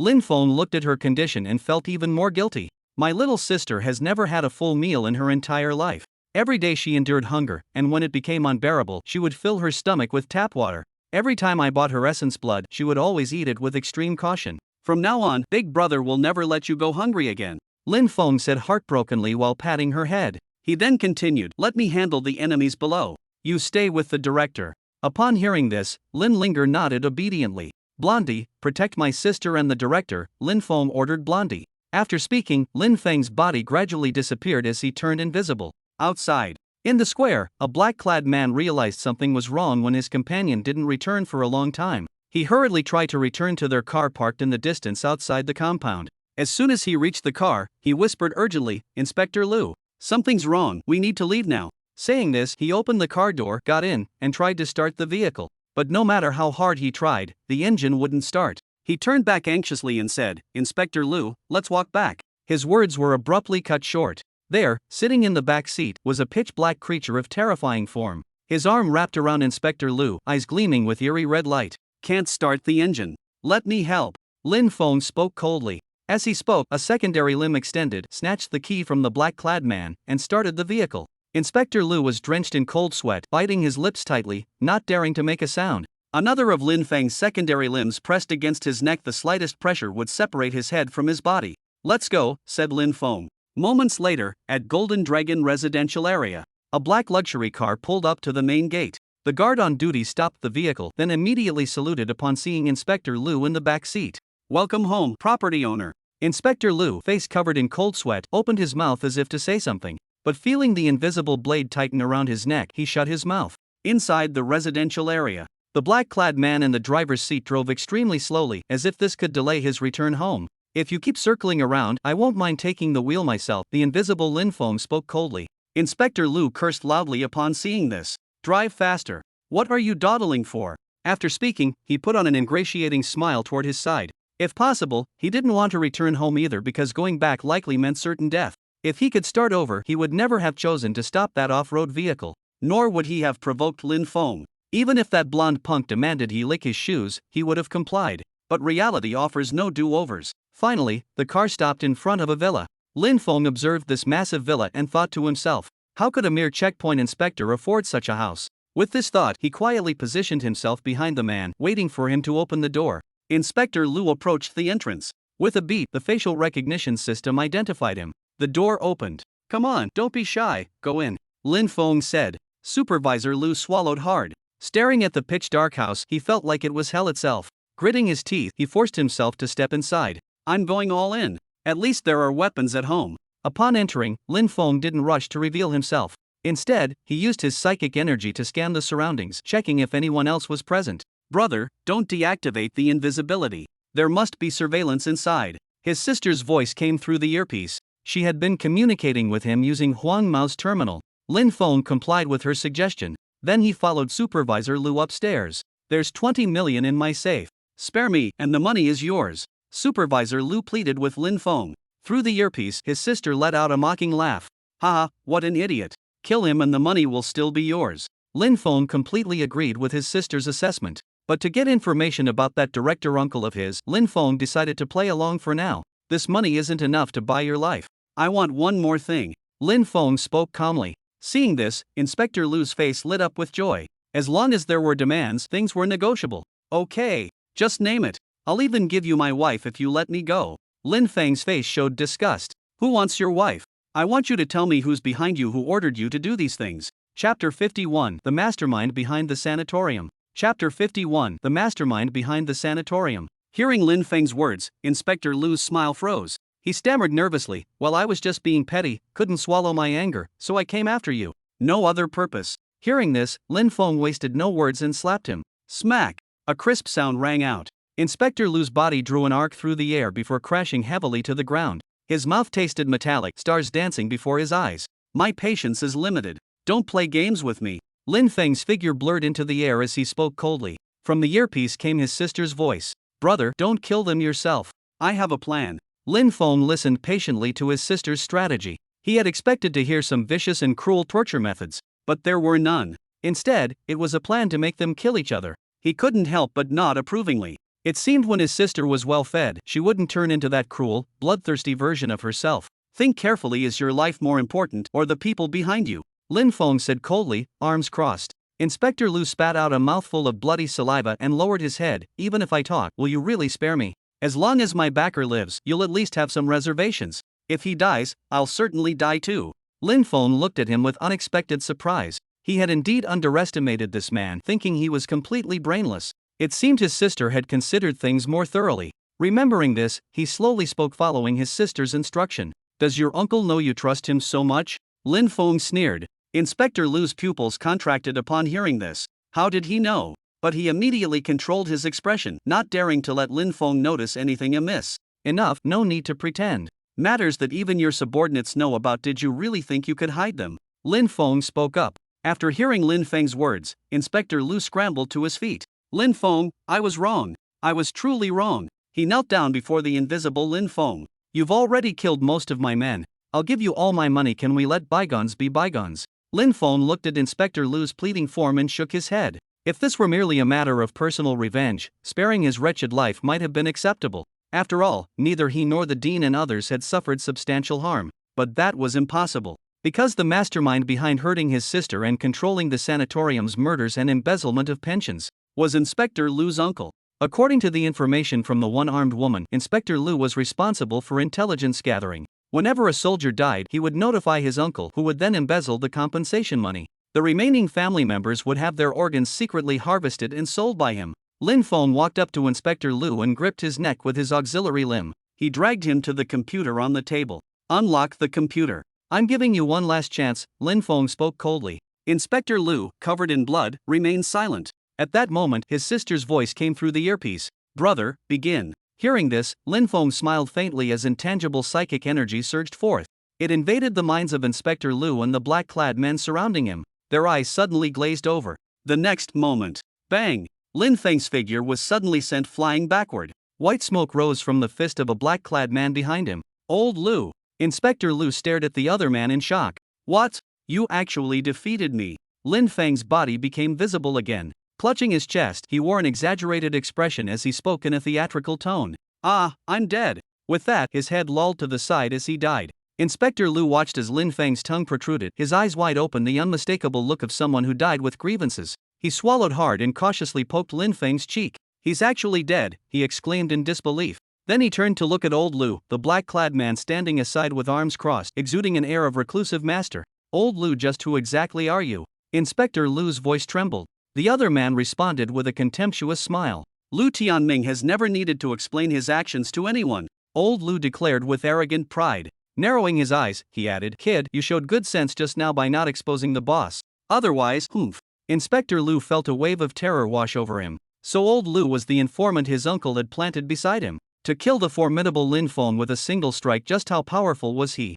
Fortunately he hadn't compromised earlier, otherwise. Looking at Lin Feng's corpse with its unseeing eyes, he felt a surge of retrospective fear. Enough. Hurry up and turn on the computer, I need to use it, old Lu said in his cocky manner. Seeing this, Inspector Lu didn't dare ask further questions and hurried forward to unlock the computer. Old Lu nodded in satisfaction, then spoke up. Alright, you're useless now. Do you know what you're saying? If you dare kill me, my uncle won't let you off, Inspector Lu said with a terrified expression. But the other party wasn't listening at all, mumbling something under his breath. Run quickly. I'll hold him off, take care of my family, old Lu said as he threw a punch. Inspector Lu had no time to process this nonsense. He hastily raised his arms to block but was still sent flying with one hit, crashing through the door panel and landing outside. At this moment, the air distorted slightly as Lin Feng's translucent figure gradually materialized. His eyes glowing red, he coldly observed the two men killing each other outside. Idiots, he sneered. Affected by his mental fragmentation ability, they were hallucinating and didn't notice anything amiss. Brother, it worked. His sister's soft voice came through the earpiece. Lin Feng smiled faintly. As expected of my sister, I'd almost forgotten that mental tearing was originally used to create illusions. Then, he turned his gaze to the unlocked computer and sat down before it. Let me see, Lin Feng said. He opened the messaging app and began checking Inspector Lu's contacts. Only 3 people, Lin Feng exclaimed in surprise. On the screen was a dark, minimalist chat interface displaying only 3 contacts. One he recognized, the profile picture showed that woman from the sanatorium. The other 2 had no profile pictures at all. Lin Feng opened the woman's chat window and began examining it. Seeing a video file the woman had sent, Lin Feng curiously clicked to open it. The contents made his eyes widen in shock. What the hell? Lin Feng blurted out. The video immediately played unmistakably intimate sounds. The female lead was indeed that hospital woman, but the male lead turned out to be someone else entirely. She was even calling out Inspector Lu's name. Lin Feng hurriedly closed the file. Damn, this guy's into some kinky shit. Taking a deep breath, Lin Feng tried to purge the disgusting imagery from his mind. After looking for a long time, apart from even more perverse methods, there were only some reports. Lin Feng clicked to view. A cargo list. He immediately began flipping through it. The deeper he read, the more his brows furrowed. Suddenly, a photo made Lin Feng widen his eyes. This is Chapter 52, The Gang. Chapter 52, The Gang. Lin Feng looked at his sister's photo in the document, his face turning gloomy. Name, Lin Linger. Orphaned, has one elder brother, suffers from a strange illness. Main symptoms, extreme appetite and absorption ability. Recommend bringing in organs and body for further research. These beasts, they've had their eyes on my sister all along, Lin Feng said with a ferocious expression. He felt a surge of violent anger. Soon, he finished reading the document. Lin Feng tried to find more information about his sister, but there was none left. A moment later, Lin Feng had browsed through all the information on the computer. His eyebrows were tightly knitted, his expression complex. They're actually treating people as commodities to be traded, Lin Feng said furiously. These people belonged to an organization called the Gang. They had long been engaged in the business of embezzling pension funds and trafficking organs. If he hadn't returned in time, his sister would have been hollowed out of her organs. At this thought, Lin Feng's expression turned ferocious. These beasts don't deserve to live.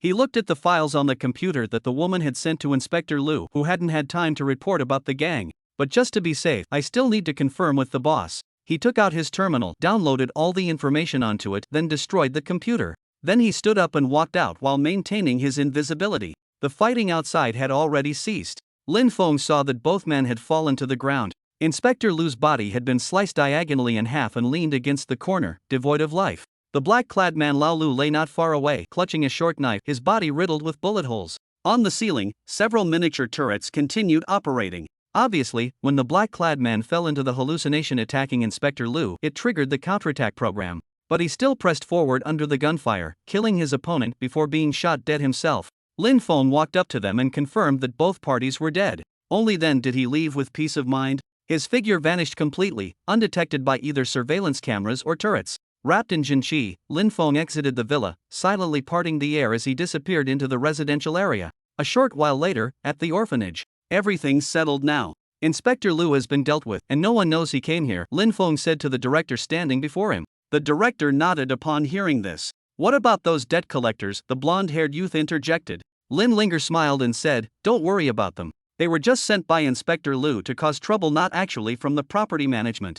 Lin Feng nodded in agreement. Exactly, they're just minor characters. After I complete my rank certification and take a teaching position here, the property management won't dare to arbitrarily raise the rent anymore. Hearing Lin Feng's confident words, the dean asked curiously, oh, could it be that you're the combat captain of the Demon Suppression Army? Lin Feng shook his head. No, I'm the mess squad leader. Upon hearing this, the dean nearly spat out her water. She asked incredulously, what, a mess cook? Aren't you an awakener? When the dean heard Lin Feng say he was a mess cook, she grew suspicious in her heart. What kind of powerful awakener would go cook in the mess squad? A smile appeared on Lin Feng's face as he said, I am a mess cook and also B rank. The dean froze completely. Then her voice unconsciously rose. B rank. She looked at the yellow-haired youth, her eyes filled with astonishment. Dean, I'm just a D rank awakener, let alone the squad leader. Seeing her disbelief, the yellow-haired youth explained. The dean shook her head, wearing a pitying expression. With your strength, why suffer as a mess cook? Coming to the main city to join the management bureau would at least get you a platoon leader position.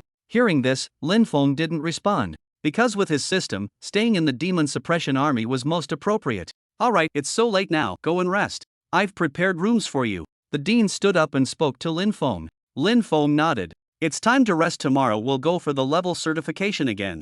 Leaving the office, Lin Feng arrived at the room prepared by the dean. He lay on the bed and began his cultivation. Suddenly, the door was pushed open. His younger sister walked in holding a pillow. Brother, I'm a little scared alone, Lin Linger said softly, her cheeks slightly red. Seeing this, Lin Feng showed a helpless smile and beckoned to her. At the same time, in an office, Brother Dao, here's the surveillance footage. A tall woman handed him a tablet. Sitting behind the desk, Lu Tiandao watched the footage without saying a word. After pondering for a moment, he spoke, Xiao Yun, do you think old Lu would suddenly become so desperate as to kill my nephew? The woman called Xiao Yun thought for a moment upon hearing this. She said in a gentle voice, no, he has weaknesses and no motive. I suspect someone is playing tricks. Lu Tiandao nodded in agreement with this statement. But the death of his son made him very unhappy, even though it was just an illegitimate child. He beckoned to Xiao Yun. Come here, I'm currently filled with rage. Upon hearing this, Xiao Yun tied up her silky long hair. She gracefully walked in front of Manager Lu, her beautiful face revealing a smile before she knelt down.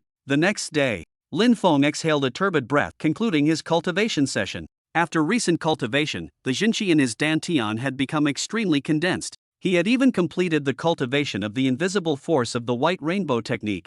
Lin Feng could now control Jinqi effortlessly, as naturally as moving his own limbs. Time to get up. As he was about to rise, he accidentally disturbed his younger sister beside him. Good morning, brother, she said while yawning. Lin Feng gently patted her small head. Won't you sleep a bit longer? Lin Linger comfortably narrowed her eyes and shook her head. Then let's get up and wash up, Lin Feng said with a smile. Big brother, stay with me a little longer. Lin Linger clung to Lin Feng's arm, coquettishly pleading. Alright now, you're already this big yet still clinging to your brother. Aren't you afraid people will laugh at you? Lin Feng teased his younger sister. Upon hearing this, a blush spread across Lin Linger's face. Embarrassed, she hid under the covers. Alright, no more lounging in bed. I'll wait for you outside, Lin Feng said before leaving. After a while, Lin Linger dressed and came out. Lin Feng was in Huang Mao's room, holding a terminal and discussing something with him. These are the documents I found yesterday. Take a look and submit them to the administration. Can we take down this gang? Lin Feng asked him. Huang Mao sighed upon hearing this. I doubt it. These local gangs in the district probably have connections with the administration. Lin Feng immediately furrowed his brows. He knew about the darkness in the district but didn't expect it to be this rotten.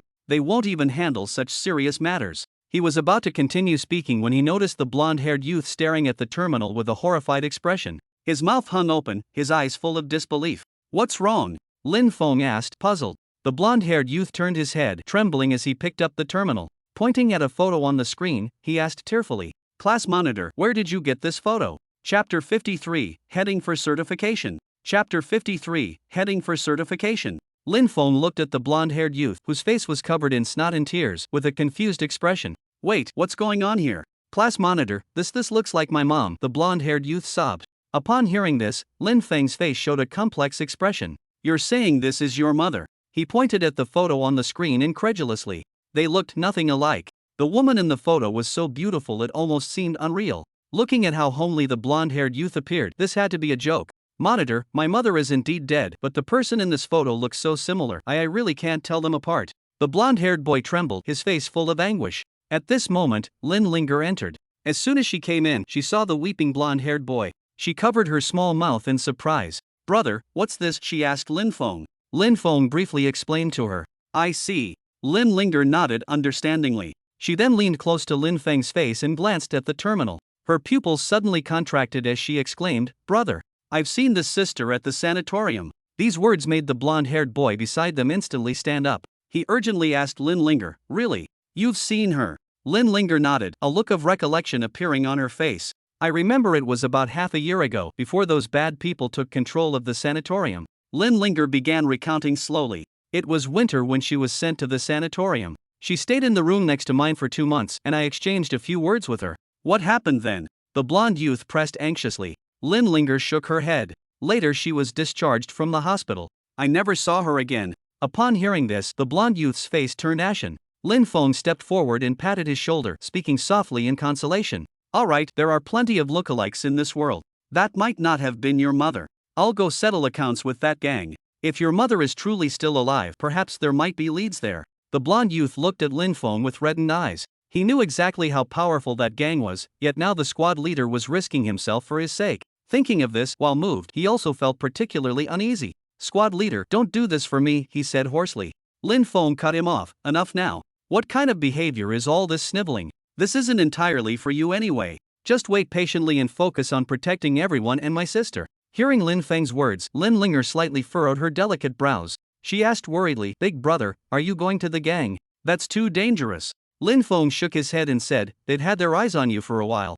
Since I rescued you, they'll eventually track us down. Rather than waiting for death, it's better to strike first. Seeing his determination, Lin Linger said nothing more. She knew her brother was right. Although Lin Feng doted on her, no one could change his mind once decided. Thinking this, she spoke softly, Alright then, but brother, you must get your rank certification first. That way, even if something happens, they'll think twice before attacking AB rank awakened. Lin Feng nodded in agreement. He'd had the same thought. Good. Stay safe at the orphanage until I return, Lin Feng said. With that, he stood up and left. Before going, he instructed Blondie to protect everyone, then took his terminal and departed. Outside, Lin Feng only deactivated his invisibility after leaving the orphanage grounds. He didn't take a car. The license plate poses a risk of exposure, and the Demon Suppression Army's off-road vehicle is too conspicuous. He planned to walk directly to the Awakening Hall like this. Meanwhile, at the gang headquarters, Lu Tiandao sat in his office, watching the trembling young man before him while patiently listening to his report. Inspector Lu had me track a military vehicle. They later went to the orphanage, the young man said, sweating profusely. Lu Tiandao listened to the report, his eyes gradually turning cold. So someone is indeed playing tricks. He narrowed his eyes. Looking at the frightened young man, he waved his hand and said, This isn't your fault, but you should have informed me earlier. Don't let it happen again. You may leave. Upon hearing this, the other party hastily retreated as if granted amnesty. Lu Tiandao knitted his brows together, his expression grave. After a while, his expression relaxed. Xiao Yun, go to the orphanage and investigate this matter thoroughly for me, he instructed. Upon hearing this, Xiao Yun crawled out from under the desk. She wiped her mouth and revealed a gentle smile. Leave it to me. At this moment, Awakening Tower. Lin Feng stood in the lobby, watching the surging crowd. Why aren't there any signs? This is so user-unfriendly, he said with a frown. Just then, a staff member noticed Lin Feng. She displayed a professional smile and approached him. Sir, may I ask what business you're here for? Lin Feng looked at the smiling woman before him. Tall figure, dressed in professional attire, with neat short hair. Moreover, judging by her aura, she was actually an awakened. I'm here for level certification, Lin Feng answered truthfully. At these words, her eyes flickered slightly. Coming for certification at this age. He must be an ordinary person who recently awakened. Though she thought this, there wasn't any contempt in her heart. She smiled and said, Understood, please follow me. After speaking, she led Lin Feng through the lobby to a machine. Lin Feng saw at a glance there was a row of machines ranging from the lowest E grade all the way up to a grade, and now the woman had brought him before the grade E machine. She smiled politely and said, "Sir, this being your first certification, you don't have authorization yet. Let me initiate the test for you." As she spoke, she extended her fair-skinned hand toward the machine, ready to start the certification process. Wait a moment, Lin Feng stopped her movement. This was the lowest grade detection device apparently she had misunderstood. He explained, "I'm not grade E, don't bother with this, just activate the grade B one directly." Upon hearing Lin Feng's words, surprise appeared on the woman's face. But then she realized here was another one who had believed the rumors. It was true that some high-level awakeners manifested late due to their initial rank being too high. But this was a small probability event, at least it hadn't occurred in recent years. "Sir, since you've just awakened, I suggest starting from the last instrument and checking sequentially forward. That would be safer," the woman thought to herself, but still patiently advised. Seeing this, Lin Feng knew reasoning wouldn't work. It was just a matter of releasing a bit of his aura anyway. But this is in the Awakening Tower. If he really did that, he'd probably be surrounded in the next second. "Fine, let's start from the lowest level then," Lin Feng said helplessly. It was just a matter of spending a little more time, he didn't want to waste any more words. As the woman operated it, the instrument lit up. The next moment, her expression became extremely animated. How is this possible? Chapter 54, Verification Successful, Xiaoyun enjoying the blonde. Chapter 54, Verification Successful, Xiaoyun enjoying the blonde. On the instrument's screen, a line of large characters was displayed. Exceeds detection range. Seeing the woman's astonished expression, Lin Feng shrugged. "I told you not to waste your time," he said. The woman quickly controlled her surprise. If it wasn't E rank, then it must be D rank. While first awakenings at D rank weren't common, they weren't unheard of either. Thinking this, she put on a polite smile and said to Lin Feng, "In that case, we'll use the next instrument for testing." Seeing that she still intended to go through them one by one, Lin Feng didn't say anything more. After all, it's indeed hard to believe that an uncertified ordinary person could directly reach B rank. The woman walked to the next instrument where a man was being tested. With no staff around him, he was clearly an already certified awakened here to check if he'd leveled up. "Damn it! How could the authentication fail?" the man said angrily upon seeing the authentication failed message on screen. Noticing the man still occupying the spot after finishing his test, Lin Feng couldn't help speaking up. "Friend, are you done here?" Lin Feng asked softly. Hearing this, the man turned his head to glance back. Seeing the woman beside Lin Feng, he immediately revealed a mocking smile. At his age, still needing staff help to start the test, clearly a hopeless waste, still stubbornly trying to awaken. He scoffed, "Brother, if you can't awaken, accept reality. Don't waste everyone's time." Lin Feng immediately frowned, with someone not even D rank actually mocking him now. Where did this dog come from? Get lost. Lin Feng didn't humor the man at all, directly shouting at him. Hearing this, the man immediately stepped forward with a ferocious expression, planning to teach this ordinary person before him a good lesson. Then, he formed his palm into a sword finger and thrust fiercely towards Lin Feng. He couldn't wait to see the other party getting a hole punch through him, wailing with a tearful expression. Lin Feng crossed his arms, watching him coldly, not even bothering to dodge. The woman beside them suddenly narrowed her pupils, not expecting the man would dare to attack in the awakening hall, and hurriedly moved to intervene. The next moment, crack! A crisp bone-fracturing sound rang out. "Ah!" The man clutched his hand and screamed in pain. His entire hand had become twisted, all the bones inside completely shattered by Lin Feng's vibration force. The woman beside them gaped at the sight, reaching out a hand but unable to find words. Lin Feng remained with arms crossed, coldly watching the man scream in agony. He spoke lightly, "You saw it yourself, he was injured while attacking me." The woman beside him suppressed her shock and ordered the guards who had noticed the situation take him to the management bureau, charged with unprovoked assault. As soon as the woman finished speaking, the guards stepped forward and dragged the man away. Lin Feng watched as a guard covered the man's mouth, and the man received a punch during his struggle. He turned to the woman and said, "All right, that should suffice. I have other matters to attend to. Let's proceed directly to the B-grade instrument." Having witnessed the previous events, the woman now understood Lin Feng was no ordinary individual. Without further words, she led Lin Feng directly to the instrument. As the woman activated the device, a beam of light shone upon Lin Feng. After a while, the light faded and the results appeared. "It's actually B+. The woman couldn't help but exclaim in surprise. She stared at the characters on the screen, covering her mouth with her hand, utterly astonished. Her outburst immediately drew the attention of those nearby. "What's happening? Is there a B-grade awakened one? Wait, why is there staff accompanying him? This is his first awakening certification, starting with B+ right away. How is this possible?" As the crowd gathered around, Lin Feng didn't want to attract attention and quickly left the certification area. He then went to the hall and received an exquisite silver badge. This was the symbol of B rank. Moreover, because Lin Feng was B+, the badge even had gold-trimmed patterns, making it look exceptionally extraordinary. Time to settle accounts with those people, Lin Feng murmured softly. Just as he was about to exit the hall, the terminal at his waist beeped. Lin Feng picked it up and immediately his pupils contracted. Return immediately, enemies. It was a distress message from his younger sister. He instantly disappeared from his spot and ran toward the orphanage. At this moment, at the orphanage, chilling air filled the courtyard. Battle scars were everywhere. The ground was covered with a thick layer of solid ice. Yellow Hair stood clad in ice armor, emanating terrifying low temperatures all around him. He stood in place, white vapor spraying from his face mask with each breath. Dean, take the children and run, Huang Mao shouted loudly. You're not going anywhere. Die. A ferocious grin spread across Xiao Yun's beautiful face. Zheng. The sword sang as it was drawn. The long blade sliced through the air, instantly slashing toward Huang Mao. Clang. Two blue ice blades crossed to block the sword's edge. Huang Mao felt the tremendous force transmitted through the blades, his body gradually being pressed down. Get lost, he roared, a burst of intense cold erupting as he pushed with both arms, forcing his opponent back. Xiao Yun retreated explosively, landing steadily after a few leaps, shaking the ice shards off her suit. This scrawny monkey has incredible strength, she said with a grimace. Sent here by Brother Dao, she had thought the mission would be a breeze. Yet here she was, a Class C awakener, being held back by some nobody. Can't drag this out any longer, Xiao Yun thought to herself. She flexed her frost-stiffened body and took a deep breath. Pale blue chi instantly surged forth as she raised her sword. The air currents gathered above, condensing into a dozen-meter-long energy blade.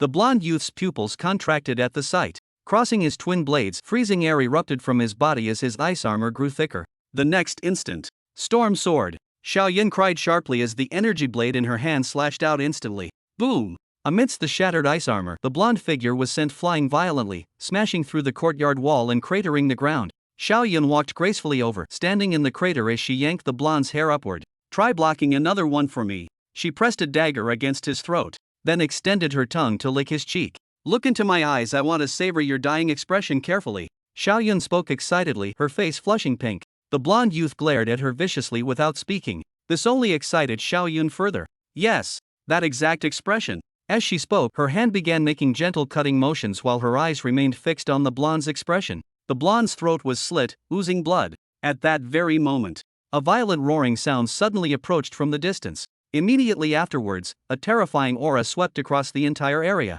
Instantly, the air became thick and viscous. Xiao Yun was already pressed to the ground by chi pressure, unable to move. Boom! Boom! Boom! Heavy footsteps sounded as Lin Feng approached slowly, his head lowered and his entire body encased in black bone armor. As he drew nearer, Xiao Yun became further pressed into the ground by the chi pressure. Lin Feng stopped before her and yanked her up by the hair. His words seemed squeezed through clenched teeth. Bitch! How do you want to die? Chapter 55. Enraged Lin Feng heads to the gang. Chapter 55. Enraged Lin Feng heads to the gang. Lin Feng stared at Xiao Yun with bloodshot eyes, murderous intent erupting violently. At this moment, the blonde-haired youth beside him clutched his throat, coughing up several mouthfuls of blood. Blondie! Seeing this, Lin Feng abandoned the woman in his hands without hesitation, dropping her to the ground. He immediately rushed forward, anxiously checking Blondie's condition. He saw that the other's throat had been slit, with blood steadily flowing out. Lin Feng held Blondie, urgently patting his face. Wake up! Don't sleep, use your ability to freeze the wound quickly. With great difficulty, Blondie opened his eyes, mumbling incoherently, Squad leader. Seeing his disoriented state, Lin Feng knew he had lost too much blood. He quickly extended his hand, using his Jinqi to block the wound. But Blondie's artery had been completely severed, the bleeding simply wouldn't stop.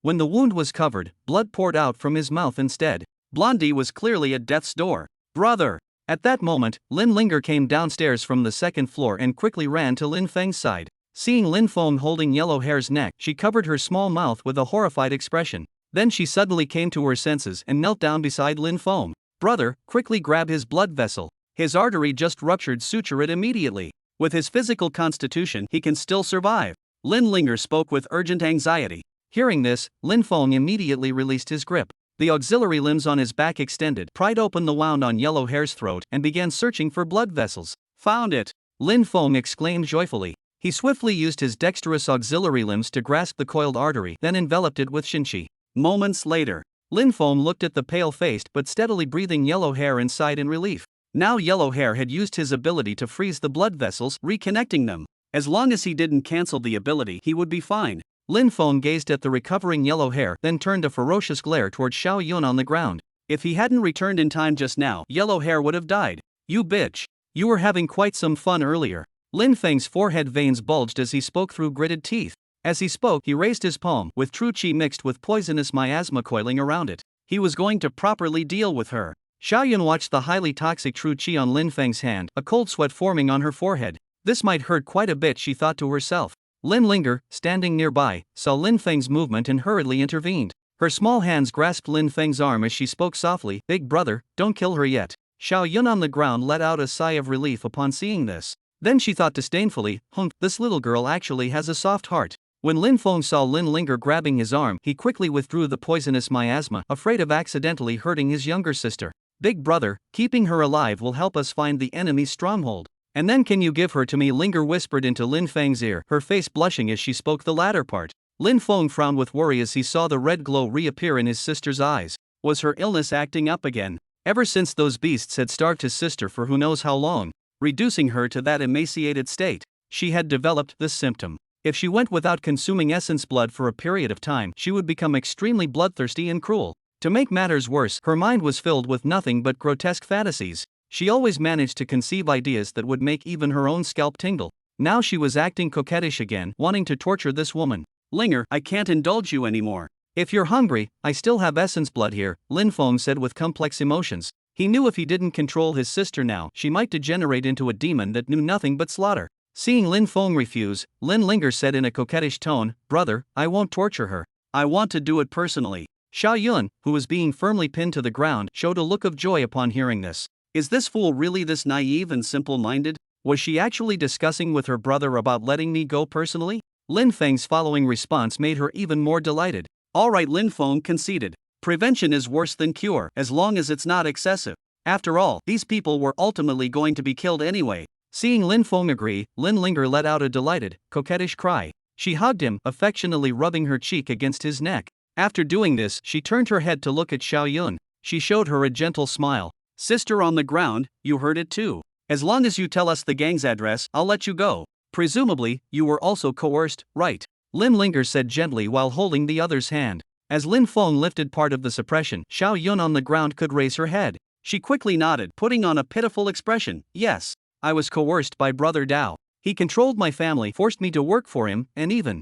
Lin Linger listened to her lies with a smile. So the mastermind is called Brother Dao, she thought to herself. Then, she began coaxing Xiaoyun again, and as expected, the latter spilled all the information. The information was half-truths and half-lies, but they had already obtained the gang's address. "Brother, you must be careful. I'll stay here with this sister," Lin Linger said softly while stroking Xiaoyun's hand. Her gaze at Xiaoyun was like appraising a precious toy. Lin Feng nodded. Now that they had the address, going alone was the most suitable option. He would catch them off guard before they could react. But for his sister's safety, he decided to disable Xiaoyun first. With this thought, he sent out a palm strike from a distance, the Jinqi mixed with shockwaves destroying her meridians. Put! Caught unprepared by the attack, Xiaoyun spat out a mouthful of blood. She lowered her head, her eyes filled with venom, not daring to let Lin Feng see her expression. "After you leave, I'll definitely kill that naive little sister of yours." Xiaoyun roared furiously in her heart. "Ah, sister, you're coughing up blood. Let me treat you," Lin Linger said with heartache. "If we don't treat her quickly, this toy won't last long." Having said that, she supported the other and walked toward the garage in the courtyard. Lin Feng looked at Xiaoyun with pity and shook his head. "If it had been left to me, it would have been quick, but now that she's fallen into my sister's hands, death would be a mercy. Rest well. I'm leaving," Lin Feng said to Huang Mao. Huang Mao's face was pale, but his eyes were resolute. "Monitor, you must be careful. If it's too dangerous, retreat immediately. With your abilities, no one can stop you," Huang Mao said to Lin Feng. Lin Feng nodded at him, then his figure vanished as he departed. A short while later, at the gang's location, Lin Feng looked at the factory before him, his heart turning cold. This was the gang's headquarters. From the outside, it appeared to be an ordinary factory. But inside, it was a completely different world. Then, Lin Feng in soul-devouring mode, wrapped in Jinqi, infiltrated like a ghost. The invisibility derived from the fear banshee had undergone complete transformation in Lin Feng's hands.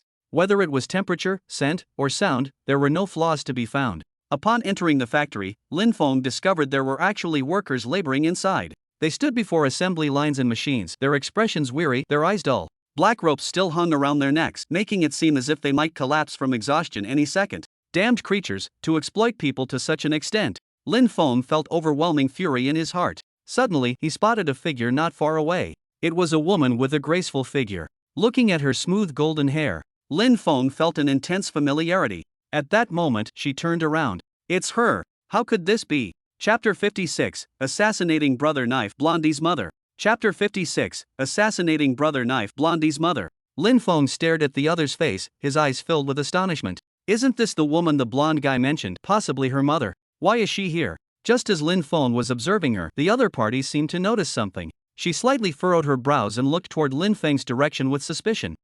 Strange, she said while resting her chin on her hand. Lin Feng immediately held his breath, feeling equally incredulous. Has she discovered me? Lin Feng thought to himself. Suddenly, the blonde woman started walking in this direction. Oh no! We've been spotted! Startled, Lin Feng circulated his chi throughout his body, preparing for battle. A silver chi mass condensed in his palm, ready to unleash a sky-splitting palm at any moment. When did this person die? The blonde woman stopped in front of a machine, exclaiming in surprise. Lin Feng glanced over and saw a dead worker. The worker lay lifeless beside the machine, a rope tightly wrapped around his neck. He had actually been worked to death. Someone, come drag him away, the blonde woman shouted. As the words fell, several people wearing full-face helmets and combat uniforms approached. They nodded at the blonde woman and dragged the person away. After completing this, she turned her head back again. She stood at the center of the workshop and waved her hand. A surge of green energy dispersed, sweeping over the exhausted-looking workers. Instantly, they became energetic. Their movements also quickened. However, Lin Feng noticed the aura of death on the workers' faces had grown heavier. Seeing this, the blonde woman nodded in satisfaction. This should last for a while longer, but we'll need to replace them with a new batch soon. After speaking, she turned and left. Lin Feng stood in place, fists clenched tightly. He struggled to restrain his killing intent. The workers before him, affected by the blonde woman's ability, had become excessively agitated. They worked while shedding tears, their necks tightly constricted by ropes that dug deep into their flesh. Lin Feng watched them and was reminded of his former self. Back then, because he couldn't awaken his powers and needed to support his sister, he had worked in a factory, enduring the pitch-black environment and performing heavy labor for over 12 hours each day. In the end, he could only receive meager wages while being scolded daily. At that time, Lin Feng could only endure silently, while mentally cursing the unscrupulous boss's entire lineage for 18 generations. Now, he had the capability. He had the power to flip the table. Hold on a little longer, I'm coming to save you soon, Lin Feng murmured while looking at these workers. At this moment, in the office, Lu Tiandao sat in his chair, listening to his subordinate's report. This batch is nearly exhausted. Lady Erica sent me to inform you, the young guard said cautiously. Lu Tiandao pondered briefly before nodding to acknowledge the message. Then, he waved his hand to dismiss the subordinate. The duty of replenishment originally belonged to his illegitimate son, Inspector Lu. Now that he was dead, that was trivial, but failing to replace the workers would delay his profits, and that simply wouldn't do. At this thought, irritation welled up in his heart and unnamed anger continuously surging. He was just about to call Xiao Yun over when he suddenly remembered the other wasn't here. Why hasn't she returned yet? Lu Tiandao frowned as he spoke. Xiao Yun's absence made him feel extremely inconvenienced. He was just reaching for the landline on his desk to contact her when suddenly the power went out. What's going on? Lu Tiandao furrowed his brows. He didn't panic but waited for his subordinates to come in and report the situation. But no one came in for a long while, and outside was completely silent. Something's wrong, Lu Tiandao said with an unpleasant expression. He abruptly stood up. At that moment, footsteps sounded from outside. Erica, he called out tentatively. There was no response from the other side. Suddenly, a figure violently crashed into the room, lunging straight at Lu Tiandao. Lu Tiandao swung his hand, releasing a blade energy that sliced the attacker cleanly in two. Thud! The two halves of the corpse fell to the ground, blood and organs spilling out. Ha! Overestimating yourself. Lu Tiandao sneered as he walked over. He wanted to see who would dare to be so bold as to attempt his assassination. Approaching closer, he recognized the assailant's face under the moonlight and his pupils involuntarily constricted. It was the subordinate who had just given him a report earlier. Not good. Lu Tiandao's expression changed drastically as he immediately attempted to retreat. The next instant, two invisible slashes came attacking. He hastily waved his hand, releasing several blade energies. With only a clang sound, the blade energies shattered. The slashes continued their relentless advance, aiming straight for Lu Tiandao's neck. Scram! He roared as multiple blade energies surged around his body before violently scattering outward. The blade energies flew out, cutting through the room's furniture before ultimately piercing through the walls and disappearing. Having done all this, Lu Tiandao promptly rushed toward the window. He then shattered the glass and leaped out. Lin Feng stood motionless where his figure had vanished. His bone armor bore several white marks from the blade energies, which faded away the next moment. Judging by his aura, he's B rank at most. Even at full power, he's only this strong. How does someone like him control a gang? Lin Feng thought to himself while observing the destroyed room. He then gave chase. In the square, Lu Tiandao was running at full speed. All along the way, every guard he saw lay fallen in pools of blood. Damn it! They let intruders slip in without noticing. Couldn't you at least make some noise before dying? Lu Tiandao roared inwardly. He dashed wildly forward and saw a golden-haired figure approaching. Seeing her, he couldn't help but sigh in relief. With her here, we're safe. Thank goodness. Erica, there's an enemy. Before Lu Tiandao could finish speaking, she kicked him aside. A silver chi blast grazed past his clothing. Boom! Dust flew as the explosion created a massive crater in the ground. Erica held Lu Tiandao by his collar, suspended in midair. Lin Feng noticed she was standing on several extremely thin threads. The enemy has gone invisible. Lu Tiandao gasped, his face turning red from the collar's chokehold as he struggled to speak. Erica nodded, swung her arm, and threw him far away. Then she took off her black jacket, revealing her athletic body clad only in a tank top. She half squatted on the silk threads, her sharp eyes scanning the surroundings. Seeing this, Lin Feng smiled faintly, having no intention of engaging with her. He was going straight for Blade Brother's life. With this thought, Lin Feng directly extended his auxiliary limbs and silently bypassed her. Just as Lin Feng passed by Erica, her eyes suddenly shifted, locking onto him. The next instant, zing! Several silk threads instantly lashed out, carving deep trenches into the ground. Lin Feng leaped into mid-air, blood trickling down his cheek. Shock flooded his mind. This woman could see him. Seeing her first attack miss, Erica's arms became blurs as silk threads filled the air, shredding everything around them to pieces. As the dust settled, it revealed the cracked ground, with the distant buildings having chunks sheared off their corners. Lin Feng, clutching his arm, revealed his form. At this moment he looked utterly disheveled. A massive wound on his bone armor-covered chest was oozing silver blood. He stared in shock at the golden-haired woman standing aloft in midair, her expression ice-cold. She was actually a rank. Chapter 57. The blonde recognizes his mother. Chapter 57. The blonde recognizes his mother. Erica stood poised on the threads, her golden hair dancing in the wind. She narrowed her beautiful eyes at Lin Feng, whose body was fully encased in bone armor. Beast. As she spoke these words, her previously calm face twisted slightly with ferocity. Another humanoid beast. If not for these damned creatures, her son would never have.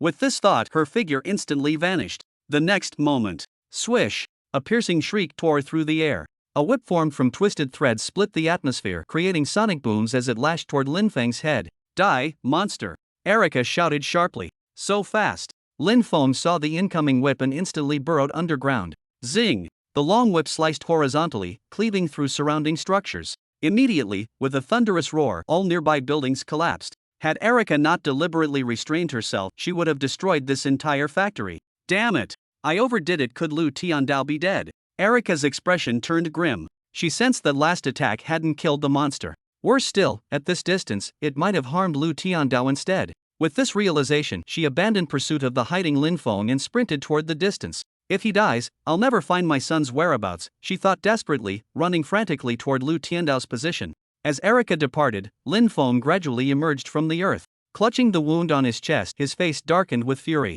An awakened of this caliber could command a sector at the front line. Why would they work for some third-rate gang? This makes no sense at all. But if I don't deal with her first, there's no way I can kill that brother Blade. This is troublesome, Lin Feng said with a grim expression. Meanwhile, Erica was frantically searching for Lu Tiandao. After some time, she finally found him amidst the rubble of collapsed buildings. Wake up! Don't you dare die! At least tell me my son's whereabouts before you die. Erica snarled, gripping his collar with a ferocious expression. Lu Tiandao was immediately jolted awake. Cough! Quick, heal me. If I die you'll never find your son, he said weakly. Erica's face twisted with reluctance. If possible, she'd rather not heal this bastard who's been coveting her all along. But she had no choice. He alone held the clues to her son's whereabouts. With this thought, Erica's hand emitted a green glow as she forcefully plunged it into his chest. She then pulled out a steel bar and threw it to the ground. Paying no attention to Lu Tiandao's screams, she extended her hand again. Green energy seeped into his chest, causing the flesh to melt and heal instantly. In the end, it transformed into a hideous scar. Erica deliberately left him with this scar and didn't even properly set his bones. Alright, get the hell up now. I won't have time to protect you later. She stood up and spoke coldly. Lu Tiandao clutched his painful wound, his forehead covered in cold sweat. His face darkened as he glared viciously at Erica's graceful back. An evil flame rose in his heart. Bitch! Sooner or later I'll make you kneel and lick my feet. Slap! A crisp sound rang out. Lu Tiandao's body arced through the air before crashing down some distance away. Erica withdrew her hand, shaking it with disgust even through a layer of energy. She found him repulsive.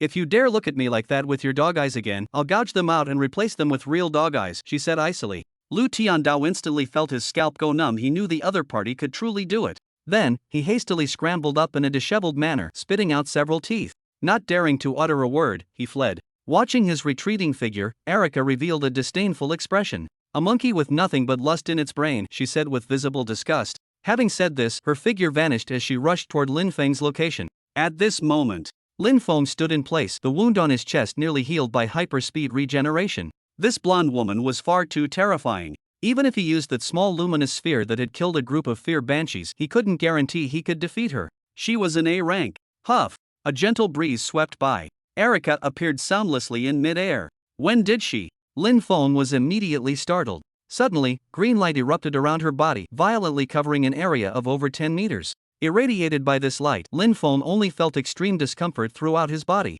His vital energy churned violently as he attempted to resist. But under this green light's illumination, his vital energy was actually dissipating. How can this be? Lin Feng thought in shock. He saw the ground softening and distorting before his eyes. This power to alter terrain and suppress enemies. Could it possibly be a domain? Ah! Lin Feng roared in agony. He felt his entire body's flesh and blood twisting, as if it might tear apart at any moment. He wanted to activate Earth Escape to flee, but was completely immobilized by the suppression. At this critical moment, "Mom!" a voice rang out. Erica's pupils instantly contracted. Hearing this word, her mind momentarily blanked. As if seeing a small golden-haired boy before her. "Alan," she trembled as she spoke, immediately releasing her power. Thud! Lin Feng collapsed to the ground, gasping heavily. His bone armor had cracked, silver blood seeping out. When Erica turned, she saw an emaciated figure. The person stood there motionless, tears streaming as they looked at her. The next instant, Erica pulled them into a tight embrace. "Alan," Erica said tearfully, tenderly stroking the blonde-haired boy's face. Though his appearance had changed greatly, she could never mistake him. This was the son who had haunted her dreams. "So I have a name. I'm called Alan," the blonde boy murmured dazedly. A moment later, the blonde boy stood amidst the ruins, tightly embraced by Erica. "Mom, I can't breathe," he said with a pained expression. Hearing this, Erica quickly released him, looking anxious. "Alan, are you hurt somewhere?" She tenderly stroked her son's face. Gazing at his emaciated cheeks, she felt as if her heart was being cut by knives. Suddenly, she noticed the hideous wound on the blonde boy's throat. Her pupils contracted as she hastily reached to examine it. "Even the artery is severed. Who did this to you?" Erica's face twisted with fury, waves of killing intent surging within her. But seeing yellow hair show discomfort under the influence of her aura, she quickly suppressed her killing intent as green energy surged around her hands, gently touching his neck. Under her healing, the wound gradually closed without leaving even a trace of a scar. "Mom, it was Xiao Yun, one of Blade Brothers' subordinates. She almost killed me." Held in Erica's arms, yellow hair seemed to return to childhood and couldn't help but sob to her. Erica's pupils instantly contracted. So it was that bitch. Her heart aching, she hugged yellow hair tightly and softly comforted. "It's all right now, Mommy's here." Lin Feng, clutching his wound, watched the reunited pair and opened his mouth as if wanting to say something. "Hey, isn't anyone going to care about my injuries?" Just as he was about to interrupt them, noises came from outside. "People inside. You're surrounded." Chapter 58 Bureau Agents Arrive. Chapter 58 Bureau Agents Arrive. As the voices sounded, Lin Feng raised his head to look. Several helicopters hovered in mid-air, their searchlights sweeping across the area. Bang! The sound of heavy objects hitting the ground echoed. Several soldiers jumped down from the helicopters. None of them concealed their auras, all were C rank. Gradually, Lin Feng found himself surrounded. Why are bureau personnel here? Lin Feng thought in confusion. This was the suburbs. Even with the considerable commotion from the earlier battle, they shouldn't have arrived this quickly. "All of you, kneel down. Hands behind your heads." A man in black combat gear at the front shouted. Judging by his aura, he was actually B rank. Lin Feng looked at him, frowning as he spoke. "Comrade, we are." Before he could finish, a sharp blade shot past, grazing Lin Feng's cheek. "Don't make me repeat myself, kneel," the man roared. Lin Feng's expression instantly turned frosty, his killing intent uncontrollably surging forth. Beside him, the blonde youth showed a worried expression. Seeing his state, Jessica reacted like a cat whose tail had been stepped on, instantly bristling. Green light dispersed, and everything around began to distort. The man before them showed an expression of terror. This was Domain Awakening. That blonde woman was an A rank. Jessica's face twisted ferociously as she prepared to melt them all. But the yellow-haired youth grabbed her. "Mom, stop." You can't kill them, he said with urgent panic. These people were bureau personnel, after all. Harming them would mean opposing the entire district. Lin Feng stepped forward, arms crossed. You need proper justification for arrests. The leader of the men was drenched in cold sweat, mentally cursing Lu Tiandao to death. Weren't we told AB rank was causing trouble here? What's this a rank awakened doing here? Gritting through excruciating pain, he forced out, isn't attacking a factory unprovoked justification enough? Lin Feng snorted coldly at this. This factory embezzles compensation funds, harvests organs, and chains workers like livestock until they die. Why don't you mention that? Faced with Lin Feng's questioning, the other party was momentarily left speechless. He certainly knew about it and had initially intended to intervene. But Lu Tiandao's offer was simply too generous. I advise you not to act rashly. Come back with us first. The Management Bureau will thoroughly investigate this matter, the man said while sweating profusely. Lin Feng frowned upon hearing this. If possible, he still wanted to resolve this through proper channels. After all, his younger sister still needed to live in the urban area. With this in mind, he turned to the blonde-haired youth and said, "You all return first. I'll go to the Management Bureau." "But squad leader, what if they?" the blonde youth said worriedly. "If they entered the opponent's territory, what if something happened?" Lin Feng patted his shoulder to reassure him. As long as his mother remained outside, the Management Bureau wouldn't dare act recklessly. After all, their bureau chief was only a rank. Seeing Lin Feng's decision, Jessica withdrew her power. As the green light dissipated, the surrounding soldiers collapsed to the ground. The leading man was deliberately forced to kneel by Jessica's power. "Oh my, what's with this grand courtesy?" Lin Feng asked with feigned surprise, deliberately pretending not to know. The man tried to stand up, but an invisible force pressed him down. "Could you help me up?" He forced an unpleasant smile as he asked Lin Feng. Lin Feng scoffed and decided not to waste any more time with him. He directly grabbed and pulled the man up. "Let's go," Lin Feng said. A short while later, at the Management Bureau, Lin Feng sat calmly in the interrogation room. A short-haired woman in a suit sat across from him and began questioning. "Name?" Seeing her strictly business-like attitude, Lin Feng grew somewhat impatient. He directly took out the Demon Suppression Army's identification tag and placed it on the table. "All the information is here. Take a look and you'll know," he said. The woman immediately frowned and scolded angrily. "Behave properly. This is the Management Bureau." Lin Feng's expression turned cold as he looked at the woman slamming the table. "Everything's written on the tag. Read it yourself if your eyes work. Don't waste my time." Under Lin Feng's gaze, the woman couldn't help but feel her heart clench. Then came a belated realization that only served to fuel his humiliation and rage. He sprang to his feet and marched toward Lin Feng, already raising his foot to kick. The insignia on the desk had caught his eye, just a mere cook soldier. Lin Feng furrowed his brows, his expression clearly impatient. "Is this woman an idiot? Or did whoever brought me here not explain anything to her?" With this thought, he channeled his psychic energy, immobilizing her where she stood. Slap! The woman struck her own face. Her eyes widened in terror as she watched her body move against her will. Lin Feng didn't even glance at her, walking straight to the mirror ahead. "Enough tricks. Come in now," he said coldly, arms crossed. His gaze pierced through the glass, spotting the figures behind. "What's going on with this one?" asked Zhang Yuan from behind the mirror. Standing beside him was the very man who had captured Lin Feng. "Chief, this is a Class B awakener from the Demon Suppression Army who attacked the gang's factory," he reported. Hearing this, Zhang Yuan frowned. "B rank. Don't tell me you've arrested the combat captain of the Demon Suppression Army for me." He glared at the man. The man instantly broke out in cold sweat. That idiot Lu Tiandao dumped this mess on him, and now the director was here. He had no idea how to handle this situation. "Enough, I'll go see for myself. You find me all his information," Zhang Yuan said. He opened the interrogation room door and entered. "Hello, I'm Zhang Yuan, director of the 13th District Management Bureau." Zhang Yuan immediately greeted Lin Feng upon entering. Lin Feng sat back in his chair, observing the middle-aged man before him. "Please release my subordinate," Zhang Yuan said, pointing to the woman nearby. Lin Feng waved his hand, lifting the mental control. The woman quickly ran out of the room. Zhang Yuan noticed an identification plate on the table and picked it up for examination. "Lin Feng, Cook Squad Leader, Demon Suppression Army." Seeing the words on it, he breathed a sigh of relief. How could a B rank awakener possibly be just a cook? The intelligence must have been mistaken. It's good that he's not a combat captain of the Demon Suppression Army, otherwise I wouldn't be able to wrap this up today. Even if you're from the Demon Suppression Army, city district affairs are none of your concern. Seeing Lin Feng was just a cook soldier, Zhang Yuan immediately became more assertive. "Now, all I need to do is silence him to settle this matter." Lin Feng spoke indifferently. "Gangs embezzling pension funds, trafficking organs, and nearly killing my sister. You say I shouldn't interfere?" Zhang Yuan snorted coldly. How ungrateful. He had only come to look because he heard they'd caught someone from the Demon Suppression Army. Now this guy actually dares to put on airs with me. Watch your tone, youngster. This matter doesn't require your interference. Commit murder in the city district, and not even the demon suppression army can protect you. Zhang Yuan narrowed his eyes, pressing his aura toward Lin Feng. Lin Feng felt the opponent's pressure but showed no discomfort. He just stared at him with frosty eyes. Seeing this, a flicker of surprise appeared in Zhang Yuan's gaze. This mess cook could actually withstand his imposing aura. A trace of anger flashed across his face as he prepared to unleash his power and teach the other party a lesson. Just at that moment, the door opened. A young man walked in with an anxious expression. "Director, there's a call from the Demon Suppression Army headquarters." He handed a red telephone to Zhang Yuan.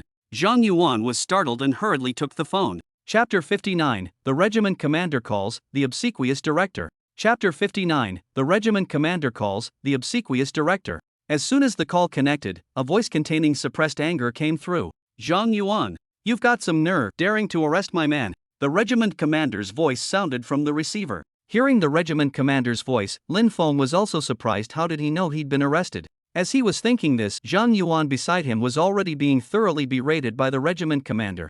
Beads of cold sweat covered his forehead as he didn't dare utter a single word in rebuttal. Damn it! Just who is this Lin Feng anyway? Because of him, even a regiment commander had personally called to intervene. "Take care of that gang matter immediately and release my man at once, or I'll come over there personally." The regiment commander coldly said a few words before hanging up the phone. Zhang Yuan wiped the cold sweat from his forehead, his face alternating between pale and flushed. He never dreamed in his wildest imagination that arresting a mere cook would bring him into conflict with the demon-suppressing army's regiment commander. The other party was a figure one rank higher than even the city lord. He rarely even got to see the city lord's face normally, let alone someone of such high status. Seriously, if you had such powerful backing, you should have said so earlier. Ahem, comrade, rest assured, I will definitely give you a proper explanation regarding this gang matter. Zhang Yuan forced an awkward smile as he spoke to Lin Feng. Lin Feng couldn't help but sneer at the other's sudden change from arrogance to humility. Where was this attitude earlier? Now you know regret. I've already eliminated all the gang members. Bring Lu Tiandao to me. Lin Feng commanded him. Lu Shan, get your ass in here immediately. Zhang Yuan picked up the walkie-talkie and barked. Soon after, hurried footsteps approached from outside the door. A man pushed the door open and entered. It was the same man who had arrested Lin Feng. "Chief, what's wrong?" Before Lu Shan could finish speaking, he received a slap. He covered his stinging cheek, looking at Zhang Yuan in bewilderment. He couldn't understand why the chief would hit him. "What's wrong? Do you know what kind of trouble you've caused me?" Zhang Yuan said through gritted teeth. Normally, Lu Shan taking bribes through his position was one thing. It wasn't like he hadn't taken any himself. But this time, he'd actually created this enormous mess for him. A legion commander could crush him to death just by farting. Thinking of this, fury rose from his heart. He raised his hand and slapped Lu Shan twice more. Smack! Smack! Two crisp sounds rang out. Lu Shan was sent spinning like a top. Finally, he fell to the ground with a thud. What did I do?" he said dazedly, holding his swollen face. Zhang Yuan grew even angrier seeing his expression. Grabbing him by the collar, he sprayed spittle onto Lu Shan's face.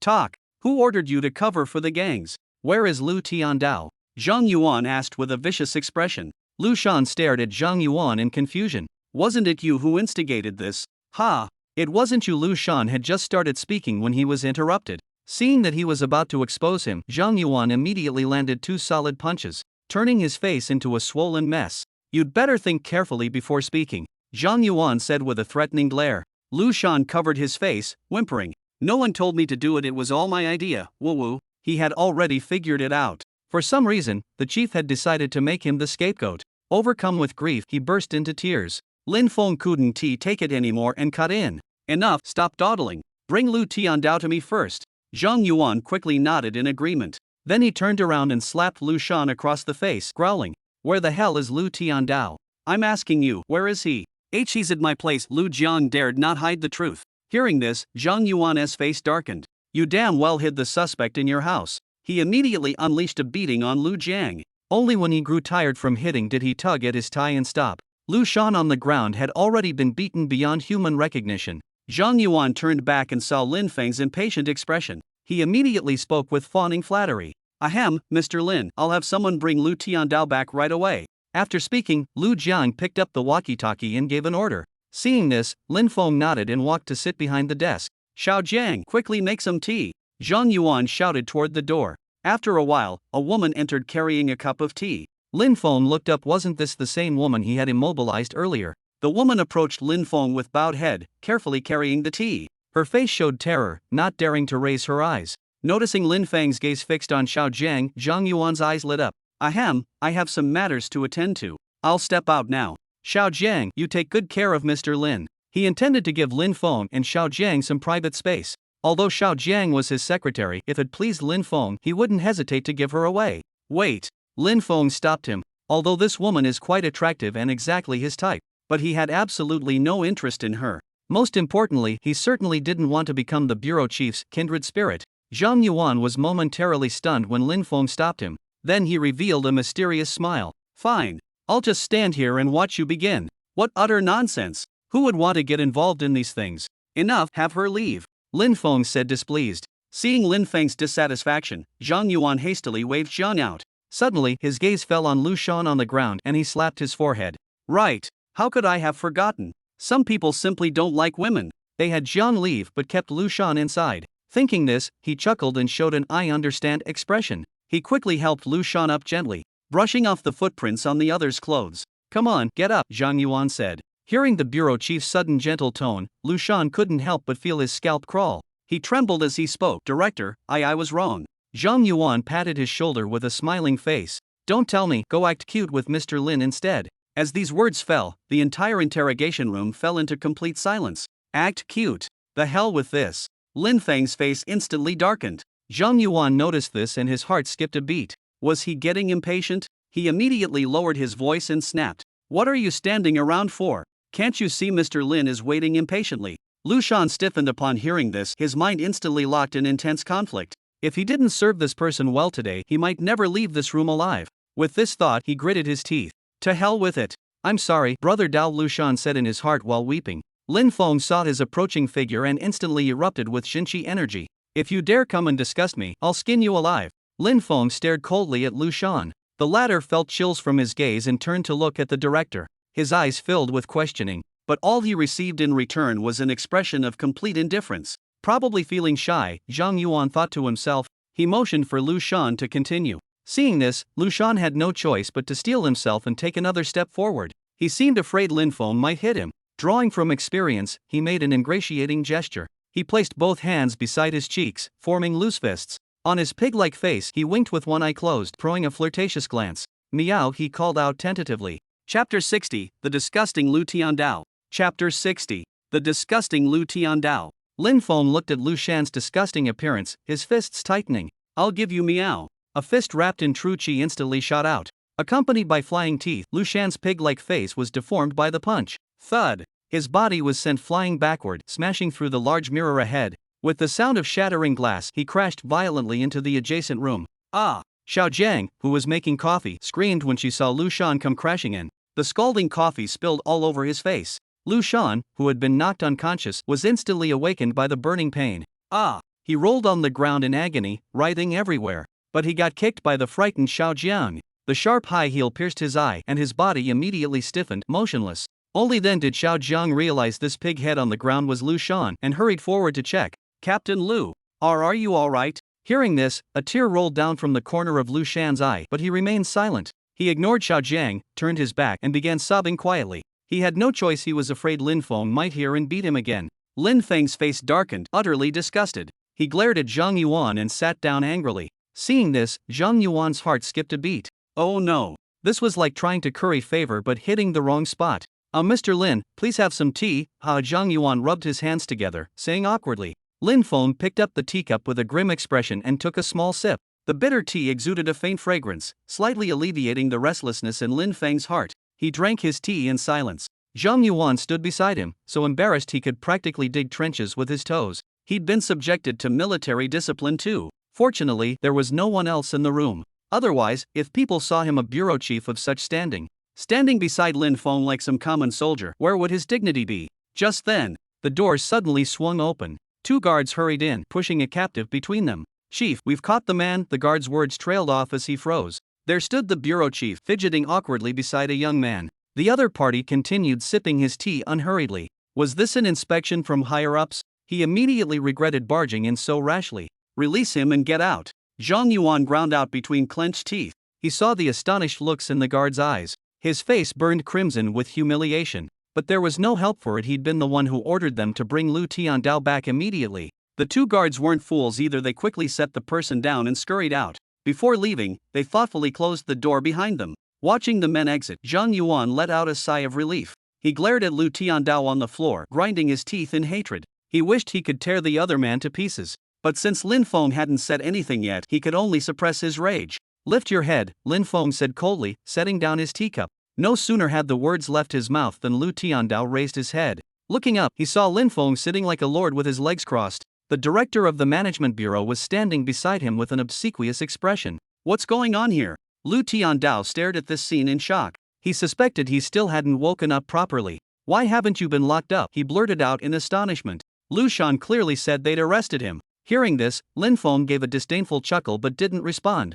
Beside him, Zhang Yuan immediately flew into a rage. He leaped up and began cursing wildly. "You damned bastard! How dare you speak to Mr. Lin like that?" Lin Feng raised his hand, stopping Zhang Yuan, who was barking like a small dog. The other party immediately fell silent. "Tell me, when did you set your sights on my sister?" Lin Feng narrowed his eyes and spoke coldly. Lu Tiandao swallowed hard. He saw Zhang Yuan, the bureau chief, who stood beside Lin Feng like a lackey. Even a fool could tell something was wrong now. Not daring to conceal anything, he answered truthfully. "I truly don't know who your sister is. Did my men harm her?" Lu Tiandao said tremulously. Seeing his expression, Lin Feng believed he wasn't lying. Moreover, the document in Inspector Lu's computer earlier hadn't been sent to him. So he nodded. "Then, who were you selling the organs to?" Lin Feng asked. At this question, Lu Tiandao remained silent. Seeing this, Lin Feng thought this must involve something big. "Think carefully. Speaking might not mean certain death, but not speaking I'll make you wish for death but be unable to find it," Lin Feng said evenly. Lu Tiandao still kept silent. Seeing this, Lin Feng stood up. At his movement, Lu Tiandao was startled. Lin Feng directly stepped past him, crossing over the shattered mirror to enter the adjacent room. When he returned, he was holding another person. "This must be your little lover, right?" Lin Feng said, pointing at the badly beaten Lu Shan in his grasp. Lu Tiandao's pupils instantly contracted. Seeing his expression, Lin Feng knew his guess was correct. From Lu Shan's previous death threats and Lu Tiandao hiding in his house, Lin Feng had suspected they had an intimate relationship. Now seeing this, it was indeed true. "I'll count to 10 if you don't talk, I'll kill him," Lin Feng said with a vicious grin. Hearing this, Lu Shan immediately wet himself in fear. "Brother Dao," he cried out in terror. Crying counts as time too," Lin Feng said, slapping Lu Shan's face. As he spoke, he formed his fingers into the shape of a gun. A silvery Jinshi bullet condensed at his fingertip, pointing directly at Lu Shan's head. After doing this, Lin Feng immediately began counting down. 10. Lu Tiandao remained silent. 9, 8, 7. Lu Tiandao's face showed signs of struggle. 6, 5. "Husband, say something," Lu Shan wailed. 4. "Time's almost up," Lin Feng shouted loudly. Lu Tiandao turned his head away, refusing to look in this direction. A ball of Jinshi gathered at Lin Feng's fingertips, ready to fire. He continued counting. 3, 2. "Dad." Facing imminent death, Lu Shan suddenly screamed. The moment those words left his mouth, the air in the room turned deathly still. Lin Feng gaped in shock, forgetting to keep counting. "Ha! What the hell?" Lu Tiandao's face immediately flushed crimson. He flusteredly retorted, "What nonsense are you spouting? Who's your father? Don't listen to him, he's slandering me." Watching his panic denials, Lin Feng stared at him with undisguised disgust. It was like looking at a piece of dog shit. He knew rich folks in the city had their vices, but even his own. Zhang Yuan was also too stunned to speak. He felt his entire worldview had been shattered. Lu Shan wept pitifully, his voice breaking as he wailed, "You heartless scoundrel! You use and discard women. My mother and I must have been blind to ever trust you." Listening to his sobbing accusations, Lin Feng felt nauseous. He only wanted to vomit right now. He even withdrew the hand that had been gripping Lu Shan.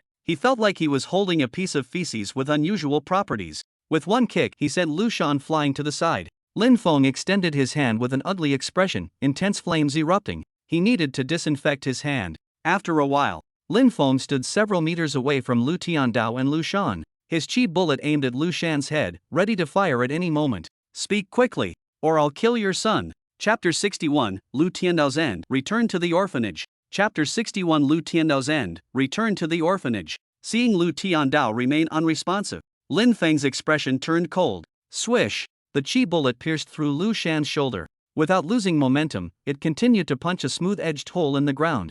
Arg! Lu Shan howled in pain. "Don't test my patience. The next shot will blast his head open," Lin Feng said coldly. Lu Tiandao looked at Lu Shan, who was about to be executed, a trace of reluctance appearing on his face. What should he do? Should he speak? If I speak, I won't live to see tomorrow. But if I don't, my son will pay the price. After an internal struggle, he made his decision. I was the one who embezzled the pension funds and controlled the nursing home. All the organ trafficking records are on this card. Lu Tiandao confessed slowly.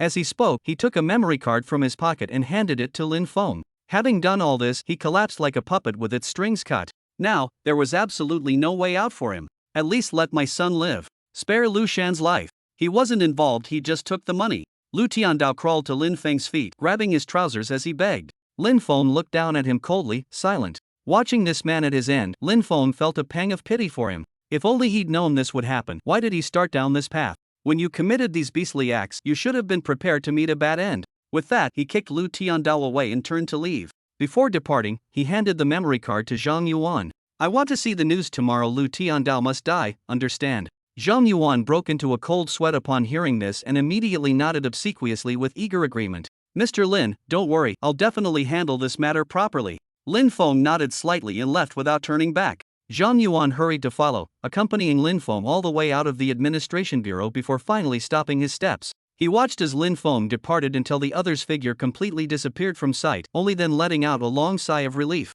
Finally got that powerful figure off my hands. Then he quickly took out his phone and began instructing his subordinates. Send someone to clean the interrogation room, and also. Lin Feng left the administration bureau and directly hailed a taxi by the roadside. Shortly after, at the orphanage, Lin Feng stood in the courtyard, watching the blonde-haired youth busy at work. The collapsed wall had been mostly reconstructed by him already. Squad leader, you're back. The blonde-haired youth spotted Lin Feng and immediately ran over. On the second floor, Lin Linger also poked her little head out upon hearing the commotion. Big brother, she called out and quickly came downstairs. She immediately threw herself into Lin Feng's arms upon arrival. The blonde youth froze mid-reach when he saw this. He awkwardly scratched the back of his head. He'd originally wanted to hug the class president. Lin Feng was embraced by his younger sister, about to comfort her when he suddenly caught a whiff of blood. Frowning, he asked, Linger, that woman. Had his sister done something extreme again while he was away? As if sensing Lin Feng's concern, Lin Linger raised her head with a sweet smile.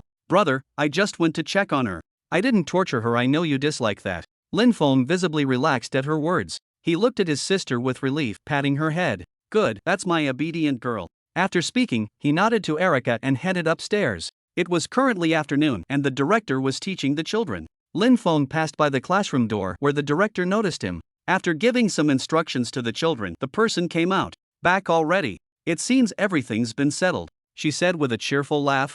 Lin Feng nodded to her. Let's talk in the office. Lin Linger stood in place, watching as Lin Feng left. What should I do? Brother seems to have noticed something wrong. I told you not to go so far. With a fragile expression, she muttered to herself. Then, a red glow emerged in her eyes as she sneered disdainfully. Trash. Just a woman, kill her if you must. Even if brother finds out, he wouldn't say anything. But the red light in Lin Linger's eyes faded, her face showing complex emotions. If brother discovered that thing, he would definitely be upset. Lin Linger remained standing, continuously muttering to herself, her eyes occasionally flashing with red light. After a long while, she returned to normal and headed towards the second floor. Upon reaching her room, Lin Linger retrieved a box from under her bed. Better get rid of this quickly, she said. Just as she was about to get up and leave with the box, sudden knocking came from outside. Linger, your brother is calling you, Erica's voice came through. Lin Linger started in surprise. Okay, coming right away. She hastily placed the box behind the curtain and went out after opening the door. A moment later, in the director's office, Lin Feng sat on the chair and explained everything about the management bureau's affairs. In short, the gang has been completely dealt with now, so you don't need to worry anymore, Lin Feng said to everyone. That's great. At last the orphanage is finally safe, the blonde guy said. Lin Linger nodded and added, those guys finally got the punishment they deserved. By the way, what does Erica plan to do afterwards? Lin Feng asked. Erica, who was standing next to the blonde guy, heard Lin Feng's words. A gentle expression appeared on her usually cool face. Of course I'll stay with Alan. All these years, I haven't been by his side. As she spoke, a guilty expression appeared on her face. The blonde guy looked troubled upon hearing this. Mom, I still have to return to the military camp. If possible, he would also like to live with his mother. But he prefers to stay with the Demon Suppression Army and continue working under his squad leader. Upon hearing this, Erica's face instantly fell. He unhappily ruffled Blondie's hair. You kid, you've actually gotten addicted to being a mess cook. Hearing this, Blondie immediately became displeased. What's wrong with being a mess cook? Mess cooks can be strong too. Seeing Blondie's determination, Erica knew she couldn't change his mind. She sighed and patted Blondie's head. I haven't been by your side all these years. Can't you stay with me a little longer? Looking at Erica's expression, Blondie's eyes grew slightly moist. Mom, he called softly. Fine then, I'll become a mercenary. That way I can still see you often. Seeing Blondie's dilemma, Erica comforted him gently. Hearing her decision, Lin Feng thought to himself, that's actually not a bad decision. Erica has a powerful A rank awakened. The front lines aren't particularly dangerous for her. When awakened reach a rank, they awaken their domains. A rank ancient martial artists, depending on their level, awaken martial true forms and martial divine abilities. They can even surpass awakened of the same rank in certain aspects. The essential requirement to cross the A rank threshold and officially become S rank is awakening one's own domain. When one can deploy their domain, completely alter terrain, and form an independent space, that's when they become S rank. Just thinking about the team leader's ability to freeze everything and alter the environment. The power that made 4th tier monstrous beasts disappear without a trace. Lin Feng felt a surge of passion in his heart. At this moment, Erica walked up to Lin Feng and spoke softly. Lin Feng, there's something I want to tell you. Chapter 62, Nangong Shui. What is it? Lin Feng asked curiously. Erica smiled faintly and said gently, I've decided to stay here. When not on missions, I'll be protecting your sister and the orphanage. Hearing this, Lin Feng felt greatly relieved. That's wonderful, I really appreciate your help. Lin Feng said gratefully. With such a powerful awakened protecting his younger sister, he could finally return with peace of mind. At this moment, the yellow-haired youth suddenly spoke up. By the way, squad leader, while you were at the management bureau, I managed to contact the exploration team, the yellow-haired youth said to Lin Feng. Lin Feng's eyes lit up. This news came at the perfect time. Now that the gang was dealt with, but his sister's strange illness hadn't disappeared and had even worsened. Not only did her appetite increase significantly, but if she didn't consume essence blood periodically, she would become extremely cruel and bloodthirsty. Moreover, Lin Feng didn't know if more severe changes might occur if this continued. The 1,000-year Sunluo thirst milk must be found as soon as possible. Lin Feng thought to himself. That's excellent. Did you tell them about my purpose? Lin Feng asked. The yellow-haired youth nodded. I did. Their team leader said they'd meet with you tomorrow morning to discuss in detail. Hearing this, Lin Feng felt greatly reassured. As long as they could meet, the rest would be easier to handle. He patted Blondie's shoulder and said with a smile, Thanks, you've really done me a huge favor. Hearing this, Blondie scratched his head and gave a silly chuckle. Do you need me to go with you? Erica spoke softly. Lin Feng shook his head. It's nothing, no danger at all. Just meeting someone for a deal, that's all. Erica nodded. Just tell me directly if you need my help. You helped me find Alan, this kindness I'll remember forever. As she spoke, she looked at Blondie and patted his head. You just stay here and take good care of my sister, Lin Feng said with a smile. Then he glanced at the time. It's about time to start cooking. Now that everything was finally settled. With some free time, Lin Feng decided to return to his old profession. That is, cooking. Captain, let me help you, Blondie said. Lin Feng nodded. Alright, come on then. The kids must be getting hungry. Humming a tune, he walked briskly toward the kitchen. Lin Feng and Blondie bustled around in the kitchen, with even Erica coming in to help. With her assistance, the meal was prepared quickly. After a while, hey, chicken soup is here. Lin Feng carried the pot as he entered the dining hall. Erica followed behind him, wearing an apron. Blondie came in carrying a large basin of rice. Why aren't you coming to get your food? Blondie asked the children in confusion. The children stood not far away, whispering among themselves while looking at Erica. I heard she's Blondie boss's mom. Really? But this sister is so young and pretty. Yeah, the boss is so ugly, how could his mom be this beautiful? Veins bulged on Blondie's forehead as he listened. I said that's enough. I can hear you. Come get your food now. Lin Feng chimed in, you're still growing, and besides, chicken soup is good for you. Hearing Lin Feng's words, the children quickly stepped forward and consciously formed a neat line. After finishing their meal, Lin Feng and his younger sister ate a little before returning to their room to rest. Inside the room, Lin Feng lay down on the bed and began absorbing the dark mist energy. The vortex in his energy sea continuously expanded, showing faint signs of liquefaction. Lin Feng was shocked this was the phenomenon recorded in the ancient manual, True Qi liquefaction. When the True Qi fully liquefies, one's martial arts cultivation would achieve a substantial leap. It might even directly elevate him to a rank. However, the process was extremely slow. The portion about to liquefy was far too small compared to the entire vortex. At this rate, it would likely take several years to complete. No wonder there were so few powerful ancient martial artists. Lin Feng's comprehension of beast talents granted him accelerated cultivation speed. His cultivation speed was already about 10 times faster than ordinary people's. Yet even so, the liquefaction process remained remarkably slow. This demonstrated just how difficult the path of ancient martial arts truly was. Lin Feng, lying on the bed, felt sunlight shining on his face and slowly opened his eyes. It was already morning. He exhaled a turbid breath, concluding his cultivation session. Moving away the snow-white thigh resting on him, he gently got out of bed. After a simple wash-up, his younger sister also woke up. "Good morning, brother," she said with a yawn. Lin Feng wiped his face with a towel, then did the same for his sister. "Alright, you go eat first. I'm going out for a while." Lin Linger nodded, washed up, put on her clothes, and headed to the cafeteria. Lin Feng walked to the garage and drove out in an off-road vehicle. He started the engine. On the road, Lin Feng turned on the car radio. Recently, the Management Bureau captured a gang embezzling frontline soldiers' pension funds and trafficking organs. Listening to the news on the radio, Lin Feng gave a light chuckle. Zhang Yuan was quite efficient. He had already handled the matter early in the morning. Following the road, Lin Feng arrived at the location mentioned by the blonde guy, a large breakfast diner. Lin Feng parked his car by the roadside and went inside. "Welcome. What would you like to order?" the proprietress greeted warmly. "I'm waiting for someone, I'll order later," Lin Feng replied. However, upon hearing this, the proprietress smiled. "Ah, you must be Lin Feng. Wait a moment, I'll call my daughter down." With that, she went upstairs. A short while later, outside the breakfast diner. "Let me introduce myself, I'm Nangong Shui," the young woman said. "I heard you're asking about the millennial Sunluo thirst milk." Leaning her chin on one hand, Nangong Shui bent forward slightly, bringing her face closer to Lin Feng's as she spoke. Lin Feng nodded. "Yes, and also about the terrain and beast distribution in that area." Nangong Shui let out an "oh," then leaned even closer. Lin Feng could now clearly feel the warmth of her breath against his face, along with a faint, delicate fragrance. Instinctively, he tilted his head back a little. "Then, what are you planning to offer in exchange?"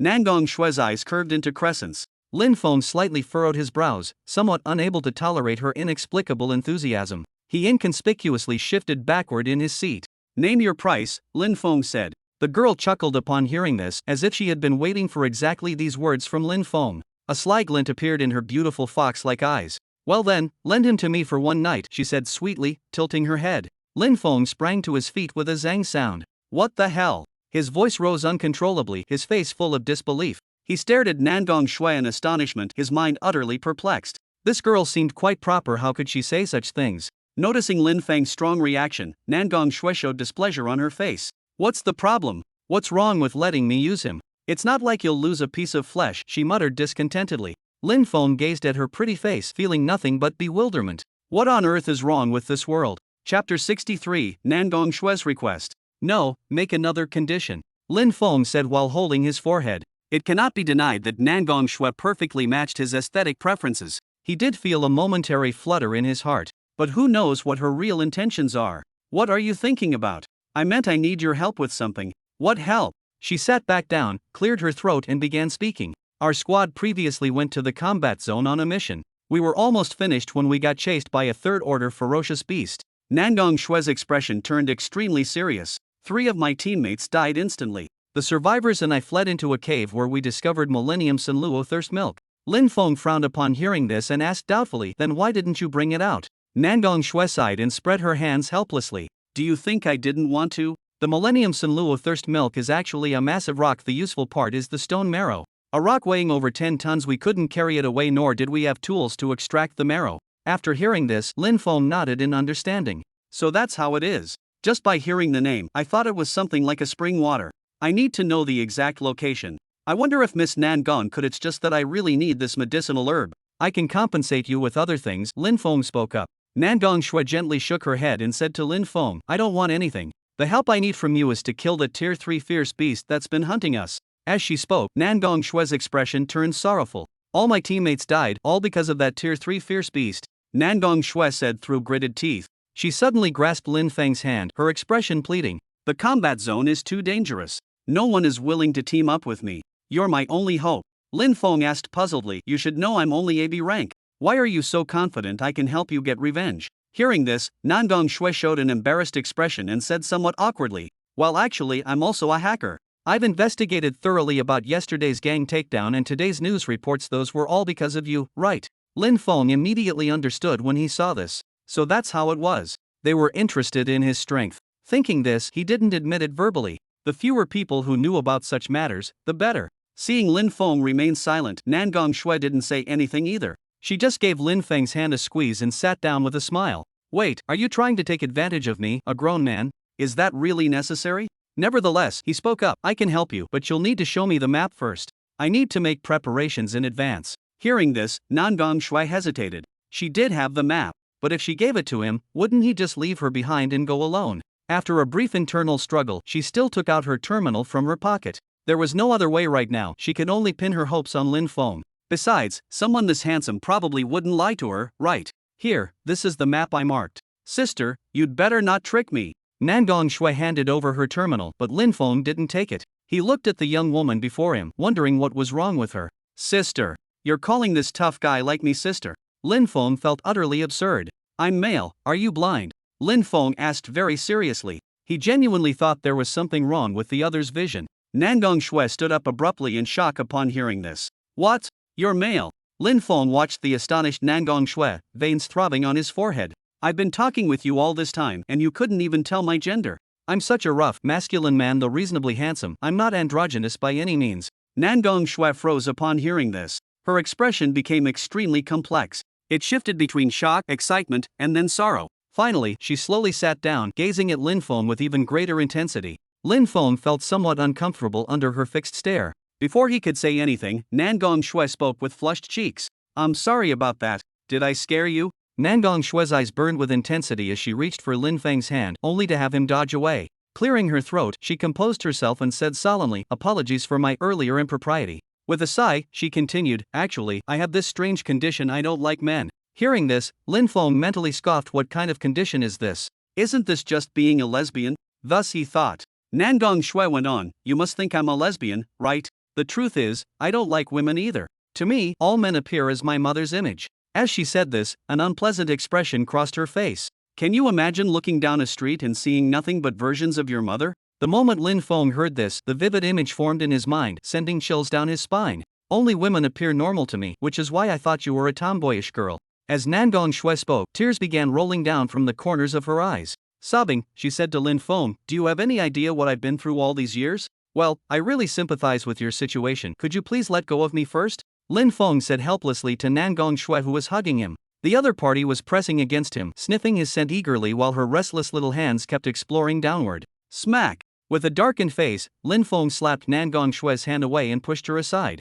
He spoke in a serious tone. Now that we have the map, I'll return to camp to apply for deployment to the combat zone. I'll notify you when there's news. Having said this, Lin Feng stood up to leave. Hey! Wait, at least exchange contact information first. Nan Gongshui hastily grabbed Lin Feng. Her eyes were filled with resentment, like an abandoned wife. Lin Feng directly took out his terminal, added Nan Gongshui as a friend, then fled like escaping. Contact me often when you're free, Nan Gongshui called after him. Watching Lin Feng's retreating figure, she reluctantly withdrew her gaze. Hee. So men can be this good looking and smell this nice. I absolutely won't let you get away. After speaking, Nan Gongshui looked at the mothers filling the street and sighed deeply. What a sin, she wailed. Then she turned around and went back to the breakfast shop. On the road, Lin Feng drove the off-road vehicle, his expression still somewhat unnatural. Nan Gongshui's overly enthusiastic behavior earlier still made him somewhat uncomfortable. Moreover, her strange illness was something he had never heard of before. Seeing all men as one's own mother.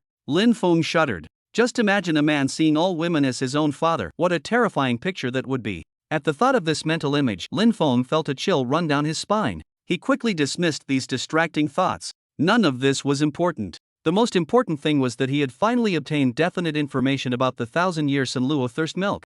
My sister's illness, there's finally hope, Lin Feng said with relief. Lin Feng couldn't wait to share this good news with his sister. Thinking this, he stepped on the accelerator and increased his speed. Chapter 64, Little Sister's Box, Out of Control. Moments later, at the orphanage, Lin Feng parked the car in the garage, then walked to the second floor. Where's Linger? He muttered in confusion. At this time of day, his younger sister would usually be playing with the children in the classroom. Thinking this, Lin Feng made his way to his sister's room. Linger, are you in there? Lin Feng knocked on the door. When no one answered, he pushed the door open and entered. The room was dark, with no lights on. Suddenly, Lin Feng caught a whiff of a pungent smell of blood. What's going on? Startled, Lin Feng quickly turned on the light. The room was instantly illuminated, revealing its furnishings. On the neatly made bed lay some clean clothes the headmistress had brought. The curtains were drawn, blocking out the sunlight. The smell of blood was coming from the other side of the bed. With a grave expression, Lin Feng walked over and saw a box wrapped in a plastic bag.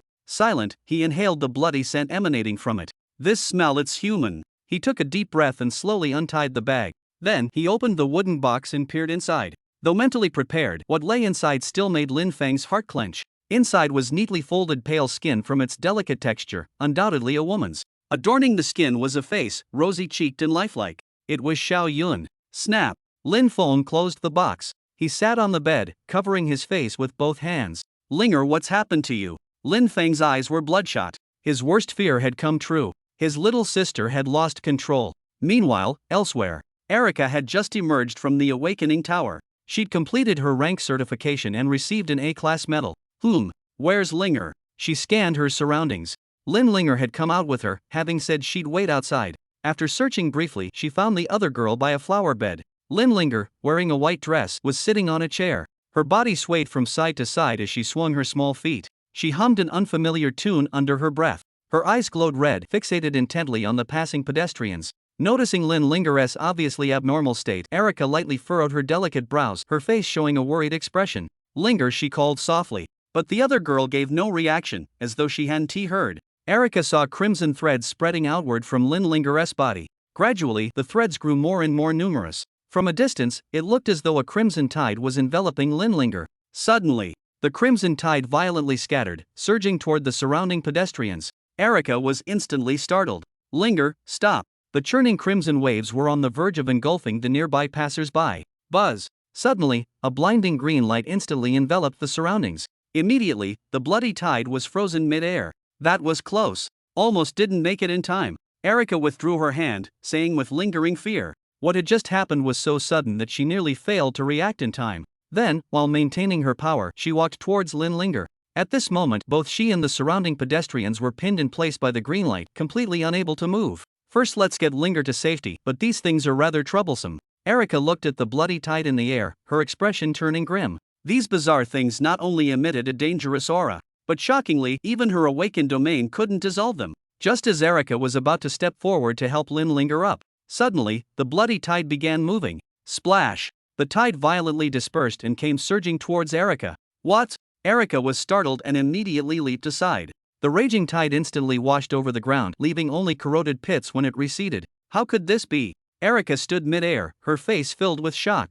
Linger was just an ordinary person, never mind how she broke free from the domain's suppression. What in the world was this terrifying crimson tide? Before she could think further, the tide surged toward her again. Seeing this, Erica increased her power output. Immediately, the surrounding objects began to soften and distort, and the crimson tide was once again immobilized. Ugh! Lin Linger, enveloped in green light, suddenly coughed up a mouthful of blood. Erica's pupils constricted at the sight. Damn it! I used too much power. She immediately tried to withdraw her power. But seeing the crimson tide that nearly filled the entire domain, she gritted her teeth and stopped. If it were just her, it wouldn't matter. But if she cancelled her power now, this tide would instantly devour the surrounding bystanders. Although I don't care about these people myself, Lin Linger would get wanted by the city district because of this. Damn it! What should we do?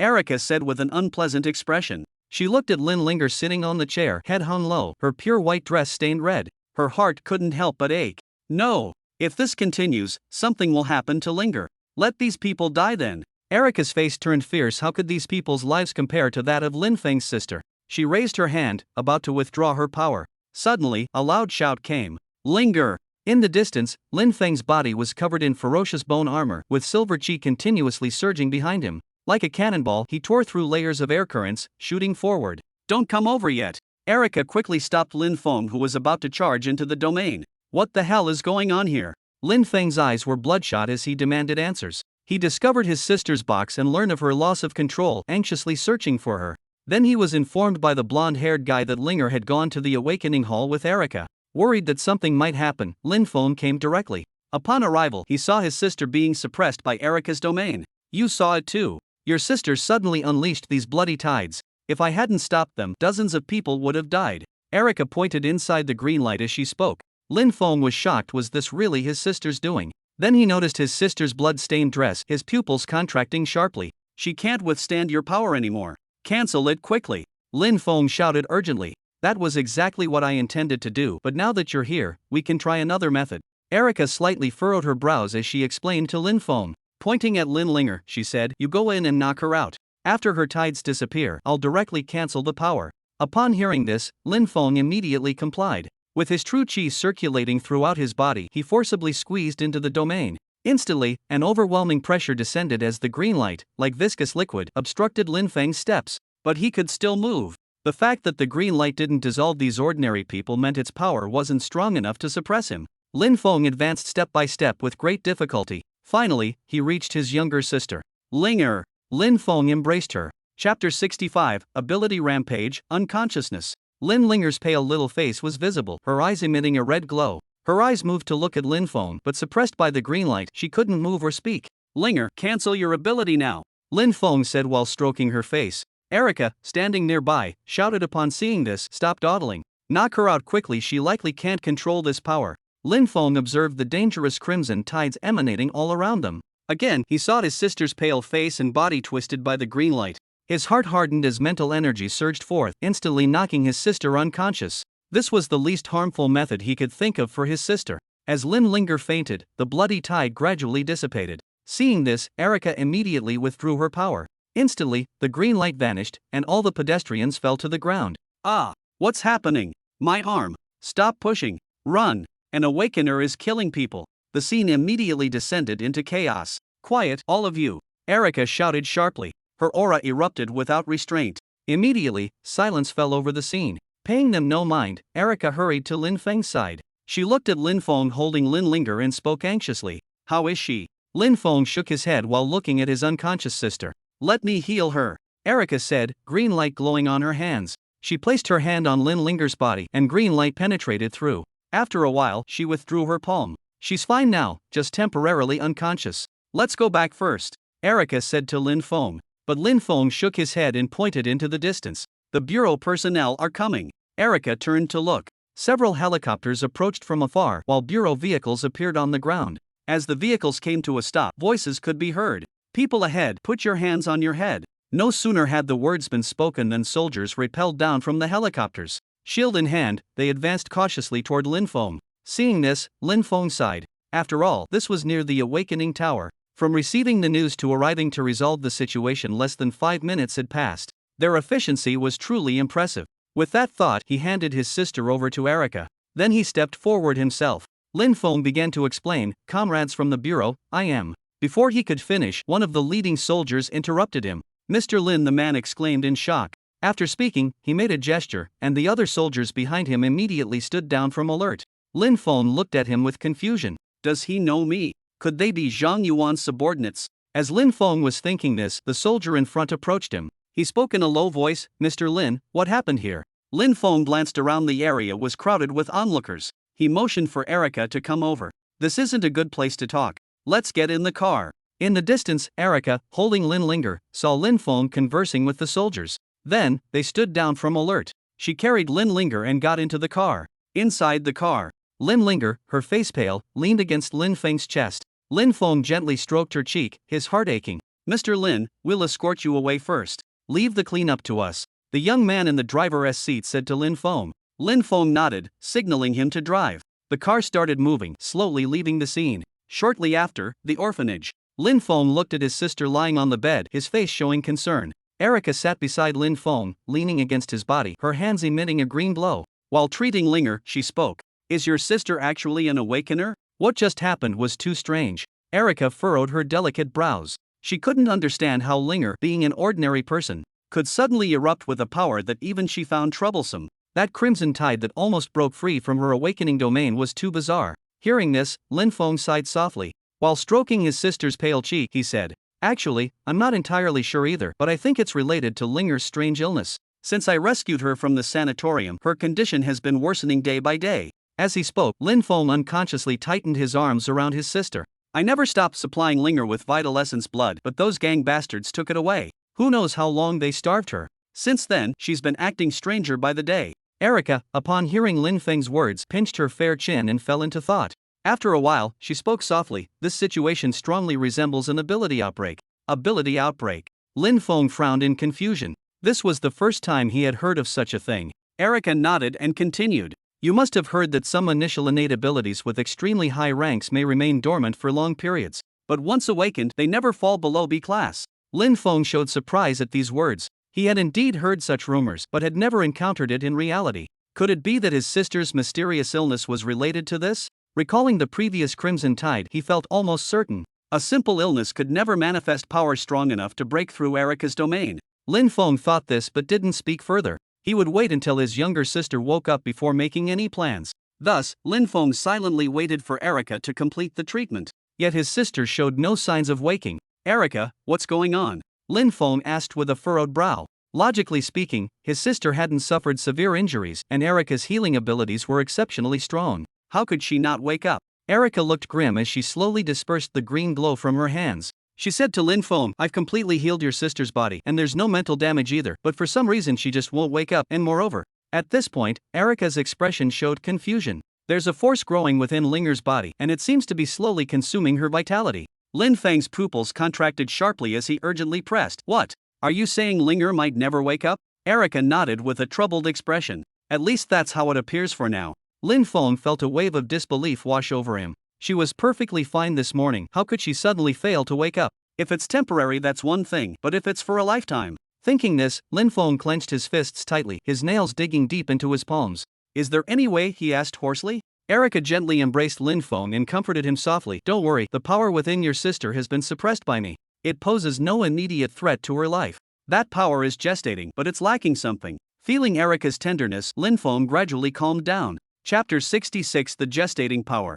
Chapter 66 The Gestating Power. If something is still missing, could it be requiring vital essence? Lin Feng pondered doubtfully, but after some thought he dismissed the idea. It probably doesn't simply require vital essence, but rather high-purity energy. That's why my sister never feels full no matter what she eats. Only the vital essence containing the life force of fierce beasts can satisfy her needs. Lin Feng suddenly had a flash of insight and understood why his younger sister couldn't get enough to eat. Then, he told Erika what he was thinking. After hearing this, Erika pondered for a moment before nodding. It's possible. Millennium Sunluo thirst milk is indeed a medicinal herb containing gentle power, typically used to assist awakeners in leveling up. If combined with refined blood and given to Linger, it might actually work, Erika said while pinching her fair chin. Seeing this, Lin Feng let out a sigh of relief. Having a solution is all that matters. He wasn't afraid of difficulties, only the lack of a way to cure his sister. But what about Linger now? She is unconscious, but I must go search for the medicinal herbs, Lin Feng said with a troubled expression.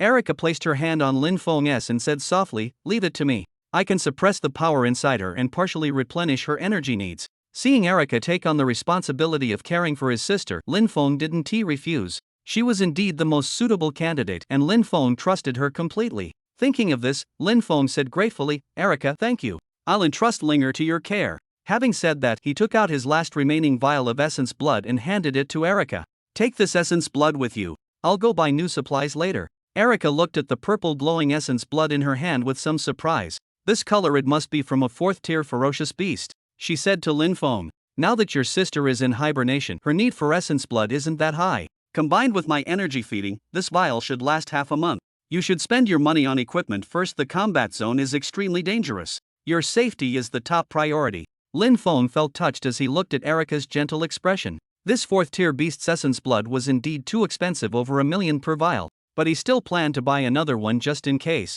"Alright, I'll go to the Awakening Tower with Huang Mao first. Please take care of Linger for me." After speaking with Erika, Lin Feng walked out of the room. Blondie was waiting outside. "Monitor, how's your sister doing?" he asked with concern. Lin Feng gave him a brief explanation. Blondie's face filled with worry after hearing it. He wanted to say something but didn't know where to begin. Seeing his expression, Lin Feng gently patted his shoulder. "Let's go. With your mother here, nothing bad will happen." Blondie nodded and followed Lin Feng. They made their way to the Awakening Tower. Lin Feng headed straight for the equipment zone. Suddenly, he stopped in his tracks and looked toward a distant stall. Lin Feng's eyes narrowed in surprise at the sight of a ferocious beast in the distance. "They're actually selling live ferocious beasts here," he exclaimed in astonishment. Following Lin Feng's gaze, Blondie saw a massive cage placed on a roughly 10-meter-long street stall. A bird-type ferocious beast was trapped inside, its sharp eyes fixed in their direction. Judging by its aura, it was actually a 3rd-tier ferocious beast. Lin Feng immediately became interested. He walked straight forward and started talking to the vendor. "Boss, are you planning to sell this?" he asked the cross-legged vendor sitting on the ground. The vendor was a woman around 20 years old with short silver white hair. She wore a leather jacket and hot pants, revealing her full, wheat-colored thighs. Her inner shirt was rolled up, exposing well-defined abdominal muscles. Seeing Lin Feng's inquiry, her pretty face broke into a smile as she whistled. "Yo, handsome guy, do you like my goods?" After speaking, she slapped the cage heartily and said, "Then you've come to the right person. Li Chou's goods are all top-notch. Look how lively this beast is." The cage rattled loudly from her slaps, but the beast inside showed no reaction whatsoever. It just stared coldly at the woman without moving. "Hey, playing dead, are you? Let's see you fake it now." The woman calling herself Li Chou felt deeply embarrassed by the beast's lack of cooperation. With a flick of her hand, she released a blinding electric arc. Immediately, the beast let out an electric-shocked wail. "Ah!" it screamed in agony. Lin Feng saw Li Chou unilaterally increasing the voltage on the beast and was about to stop him, as he had no intention of buying it. But the beast's cry startled him, freezing his outstretched hand. "Why does it sound so human?" Noticing Lin Feng's surprise, Li Chou halted the electric discharge. Grinning widely, he said, What do you think? Talking beasts aren't that common." Lin Feng smiled faintly. It wasn't all that rare, actually. He'd even encountered and slain many beasts that looked human and could speak. Fear banshees, for instance. Before Lin Feng could speak, the blonde guy beside him grew curious. Big bird, what time is it?" he asked, as if teasing a parrot. The beast glared icily at him. "Fuck you," it retorted. The blonde's eyes widened in amazement as he exclaimed, "Holy shit, squad leader. It can cuss." Then he suddenly realized this bastard actually dared to insult his mother. Thinking of this, he rolled up his sleeves and was about to charge forward. "Nonsense. I can make you scram too, come back." Lin Feng grabbed the blonde by the collar. He said to Li Chou, "I only want the essence blood, not the savage beast." "How much?" Upon hearing this, Li Chou extended her crimson tongue pierced with a tongue stud, licking the corner of her mouth. She showed an enigmatic smile and said, "Oh, little handsome, are you asking for my price? Sister doesn't come cheap." Seeing this, Lin Feng covered his forehead, feeling helpless. "How much for the essence blood?" Lin Feng maintained a deadpan expression, completely ignoring her teasing. Li Chou found this suddenly boring and waved her hand dismissively. "I'm selling them alive. If we drain the blood, they'll be dead as doornails." Hearing this, Lin Feng turned to leave, but Li Chou stopped him. "Hey, wait, what is it?" Lin Feng turned back and asked suspiciously. Li Chou stood up, dusting off the dirt from her buttocks. With her movement, her full and rounded figure rippled like waves. "I have a third-tier beast that needs killing, can sell you the blood cheap, but you'll need to find your own refiner." Li Chou walked up to Lin Feng and said. Lin Feng thought for a moment buying from street vendors was considerably cheaper than purchasing directly from the Awakening Tower. Better buy several bottles for his sister first, just in case of emergency. "Fine, I can refine it myself." "Lead the way," Lin Feng said, tilting his head up toward Li Chou. Upon hearing this, Li Chou showed surprise on her face. "It'd be great awaken like you can do this too." Lin Feng frowned at Li Chou's words. How does she know he was B-grade? Noticing Lin Feng's confusion, Li Chou smiled and said, "Surprised how I know your rank. Actually." Chapter 67, Li Chou's Warehouse, the Captive Girl. Chapter 67, Li Chou's Warehouse, the Captive Girl. As she said this, an inexplicable smile appeared on her face as her gaze dropped slightly downward. "I saw the name tag in your pocket. To be this big at such a young age, quite impressive." Li Chou deliberately emphasized the word big while speaking, with a lecherous expression on her face.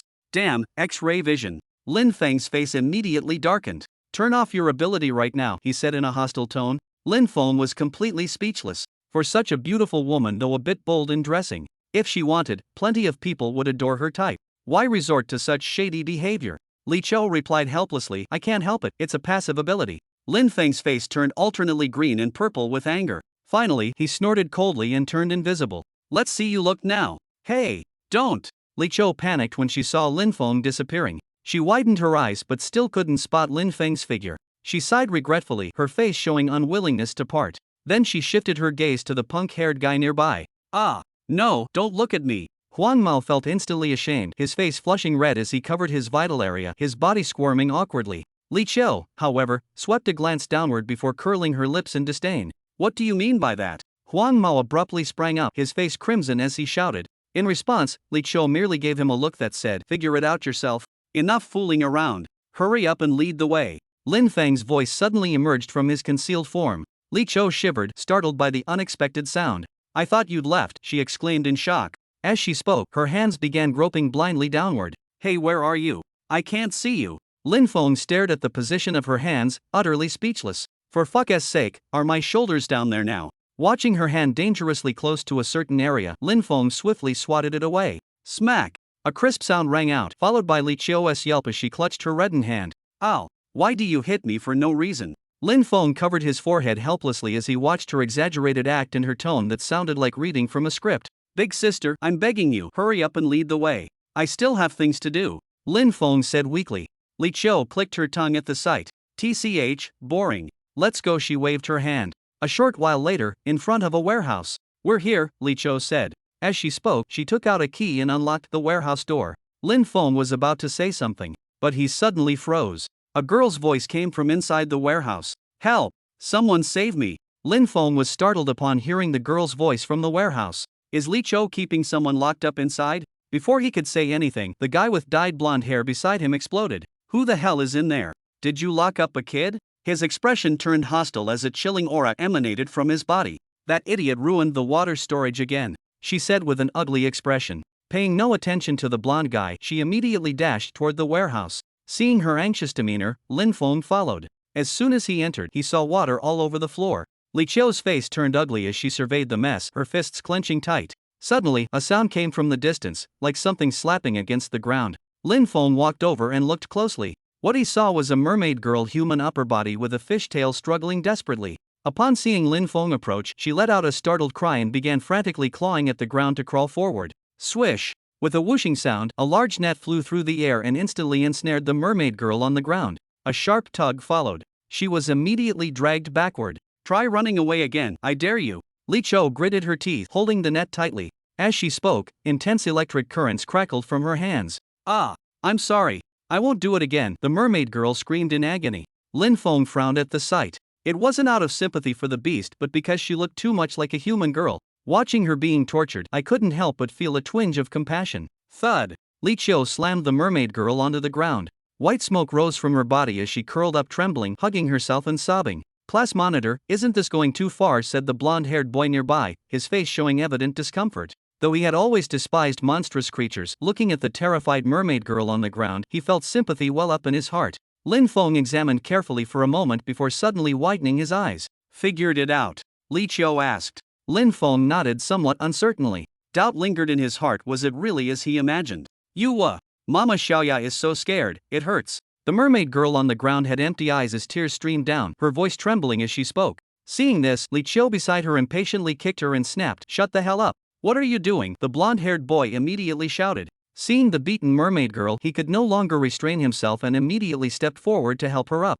However, Lin Feng grabbed him firmly. Monitor, don't stop me. That woman is out of her mind, the blonde-haired youth said with bloodshot eyes. Li Chio, witnessing this, revealed an inexplicable smile and signaled Lin Feng not to interfere. After a moment's thought, Lin Feng still released his grip on the blonde. As soon as he let go, the blonde youth rushed forward. Are you all right? He helped the mermaid girl up, speaking with evident concern in his expression. The girl froze momentarily before burying her face in the blonde's chest, trembling as she wept. There, it's all right now. I'm here, I'll take you away. After a while, the girl gradually stopped trembling. She clung to the blonde's body, nuzzling gently against him. Seeing this, the blonde sighed deeply, his heart aching with pain. Monitor, I've never asked you for anything before, could we please not kill her? He pleaded with Lin Feng as he spoke. I have some savings here. Let me buy her and send her home, is that all right? Li Chio pretended to be stern and said, You want to buy her? This is a third-tier beast. Can you afford it?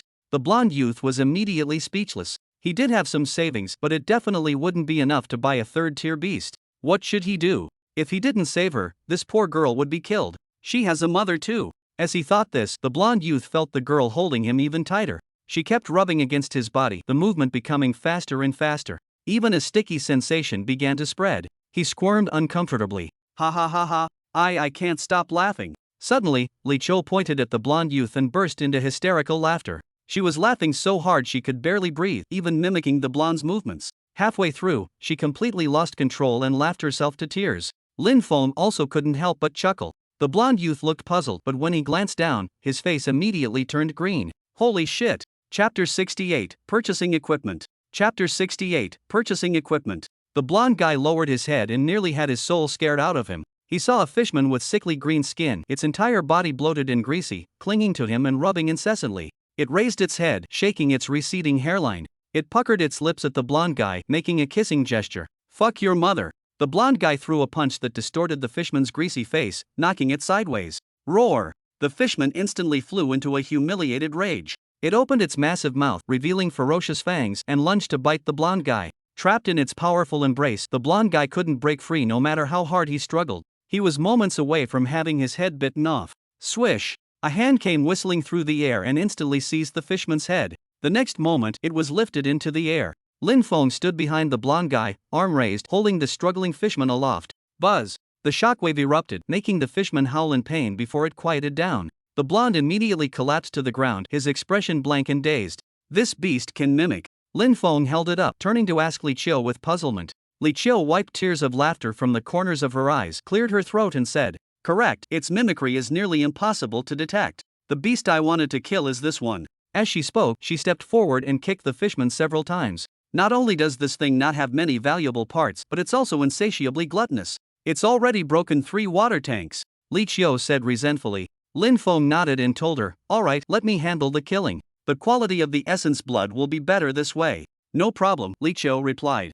Having obtained permission, Lin Feng prepared to begin immediately. "It's been so long since I last analyzed a beast, I wonder what ability I'll get this time." With this thought, he pressed the fishman onto the ground as terrifying appendages extended from his back. "Do you have a bucket?" Lin Feng asked. Li Qiu nodded, found a large bucket from the nearby clutter, and handed it over. Lin Feng took the bucket and was about to use his appendage to cut the merman's neck. Seeing this, it immediately struggled in terror. But Lin Feng firmly suppressed it with his qi, completely ignoring its struggles. "Eek!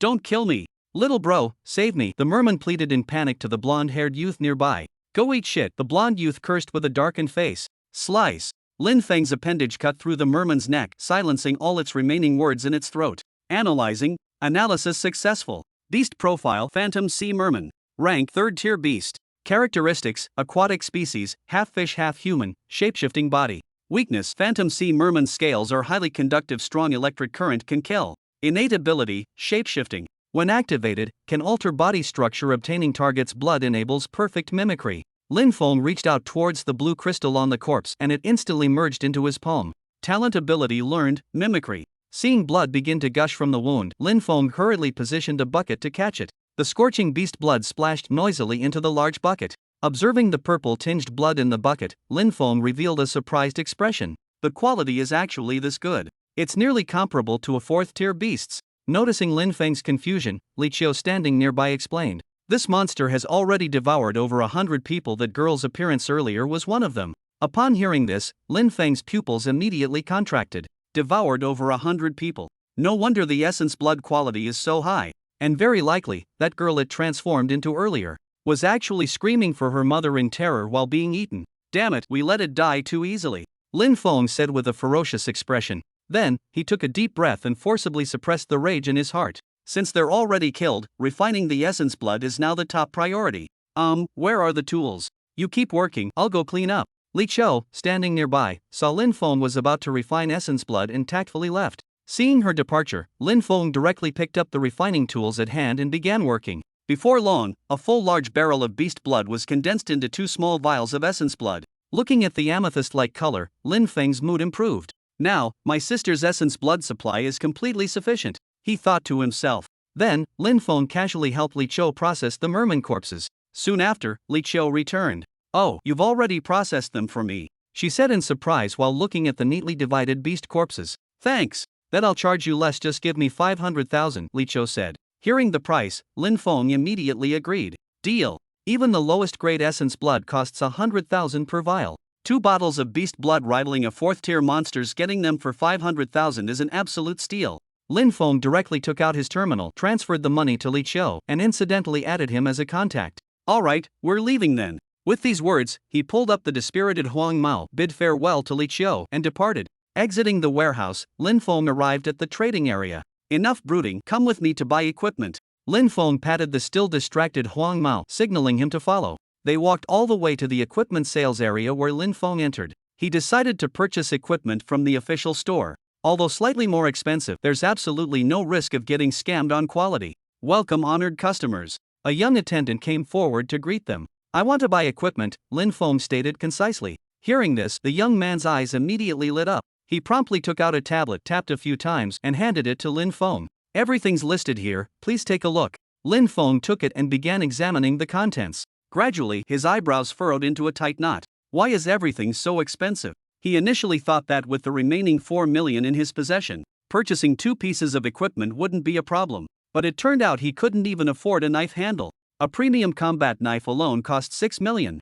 so he was actually a pauper after all. Jay as Lin Feng was about to leave in embarrassment. His eyes lit up when he spotted a particular piece of equipment on the screen. Shockwave entrenching tool, price, 4 million. Made of alloy, extremely durable. Effect, generates tremendous cutting force through high-frequency vibrations. Note, requires manual vibration from the user. I'll take this one, Lin Feng said to the young man beside him. Are you certain? Although this shovel has extreme hardness, as you can see from its effect, the young man asked in surprise. I'm certain. Let's check out, Lin Feng replied. According to the description, this equipment seemed tailor-made for him. He needed tools for excavating the Millennium Sunluo thirst milk, and this shovel was perfect. Moreover, entrenching tools could also serve as formidable weapons. As for the requirement to manually vibrate it to unleash its power, that wasn't an issue at all. He possessed the power of vibration, and most importantly, it was affordable. If this material were used to make a combat knife, I couldn't afford it even by selling myself. Very well, sir, I'll go fetch the goods for you right away. Seeing Lin Feng had already made his decision, the young man didn't persist in trying to stop him. The customer was spending his own money, he could buy whatever he wanted, and it wouldn't affect the clerk's commission anyway. Lin Feng and the blonde-haired youth waited where they stood for a while. Soon, the young clerk returned carrying a rectangular box. Here's the equipment you requested, please take a look. Lin Feng grabbed it immediately and opened the box. Chapter 69, The Return Journey. Chapter 69, The Return Journey. Inside the box lay an entirely silver-white shovel with its handle wrapped in bandages. Both edges of the shovel head were sharpened, with serrations visible, and its tip gleamed coldly. The overall appearance resembled more of a short spear with an unusually broad head. Lin Feng took it out and gave it a few practice swings. Immediately, metallic humming sounds accompanied by the noise of air being sliced rang out. Damn, this feel! Lin Feng exclaimed in surprise. He hadn't held high expectations initially, considering it was just an entrenching tool after all. The sharpness that could slice through air, and this perfectly balanced feel in hand. It truly astonished him. This money wasn't wasted, Lin Feng exclaimed with delight. Then, he paid the bill and left with Huang Mao. In the hall, Huang Mao followed blankly behind Lin Feng, like a child tagging along behind an adult shopping. Squad leader, where are we going now? He asked. Lin Feng checked the time and handed him the box containing the entrenching tool. First back to the orphanage to store the essence blood, then we'll return to the barracks. Huang Mao nodded, hugged the box and followed Lin Feng out of the awakening tower. A moment later, at the orphanage. Erica, I'm entrusting Linger to your care. Lin Feng stood outside the courtyard, speaking to the seeing-off Erica. She nodded gently and gave Lin Feng a light embrace. I'll take good care of her, Erica said softly. After speaking, she also patted Huang Mao's head beside her. Alan, make sure to eat more. Lin Feng waved to her and got in the car with Huang Mao. The off-road vehicle roared and kicked up dust as it departed. On the highway, Lin Feng gazed at the gradually receding cityscape in the rearview mirror, his eyes filled with determination. Next time I return, I will definitely bring back the Millennial Sunluo thirst milk to cure my sister. A short while later, at the Demon Suppression Army's rear base camp, Squad Leader Lin, you're back. At the entrance, Combat Captain Yifei shouted excitedly upon seeing Lin Feng's off-road vehicle. Lin Feng nodded at him. Captain Yi, long time no see. Come inside quickly. Yifei signaled the soldiers to open the main gate. Lin Feng noticed they were all unfamiliar faces. It seemed many new recruits had joined the camp during his absence. Making his way to the mess squad's quarters, Lin Feng parked his vehicle in the courtyard. Squad leader, Xiaonan, who was sweeping the ground, spoke up in surprise. Her face immediately lit up with joy as she threw aside her broom and rushed forward. Lin Feng got out of the vehicle and patted her head. Where's Fatty? Xiaonan appeared uncomfortable when hearing Lin Feng's inquiry. He's in the medical unit. Lin Feng immediately frowned upon hearing this. What happened? Is Fatty injured? Could it be that after I left, someone bullied the cooking squad members? Xiaonan said with an embarrassed expression. He harassed a girl and got beaten up, hospitalized for several days. Let's go take a look, Lin Feng said unhappily. No matter what, they shouldn't have gone that far with the beating. A short while later, in the medical unit, Lin Feng pushed open the door and entered the ward. As soon as he entered, he saw Fatty lying on the bed with one leg suspended. He was straining to stretch his arm, trying to reach an apple on the nearby table. Hearing the door open, he startled with fright. Losing his balance, he began toppling toward the floor. The next moment, a large hand firmly caught him, helping him back onto the bed, then placing the apple in his palm. What's going on here? How did you get beaten up like this? Lin Feng covered him with the blanket and said with a frown. Squad leader, you're back. Fatty exclaimed with delight. After speaking, she gave Lin Feng a bear hug, but accidentally pulled on her wound, immediately grimacing in pain. While I accidentally fell, the plump man said with a rosy complexion. Lin Feng smiled and said, "Oh, how come I heard from Xiaonan that you were harassing a girl and got beaten up?" Upon hearing this, the plump man immediately turned red-faced, not knowing what to say. "Alright, tell me what really happened,"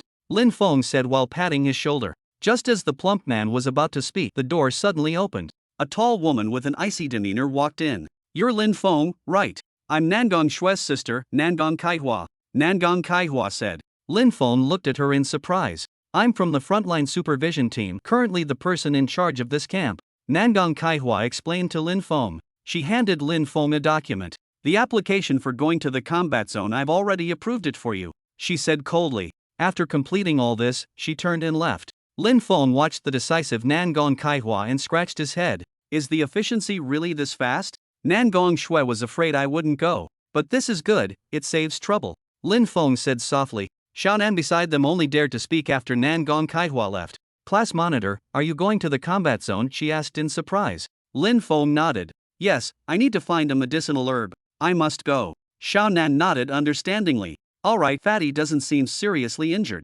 Let's go back." After speaking, Lin Feng took Huang Mao and Xiaonan and left the medical unit. Outside, Lin Feng walked across the square, looking at the reconstructed buildings around him with emotion. "The place remains, but those who lived here are gone," he murmured. Suddenly, he stopped in his tracks. He frowned and looked towards the distance.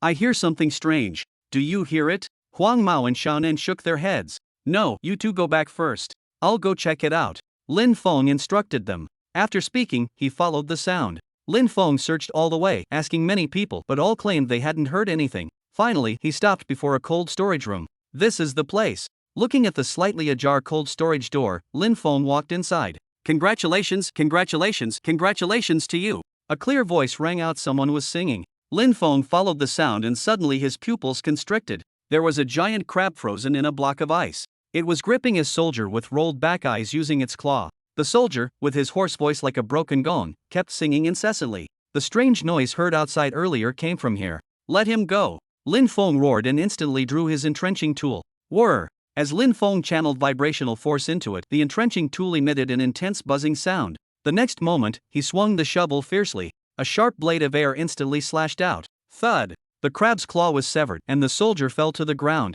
Lin Feng twisted his wrist, the vibrating air blade instantly slicing through the giant crab. Analyzing. Analysis successful. Beast file: Parasitic crab. Rank: Tier 3 Ferocious beast. Characteristics: Massive crab claws. Parasitic control.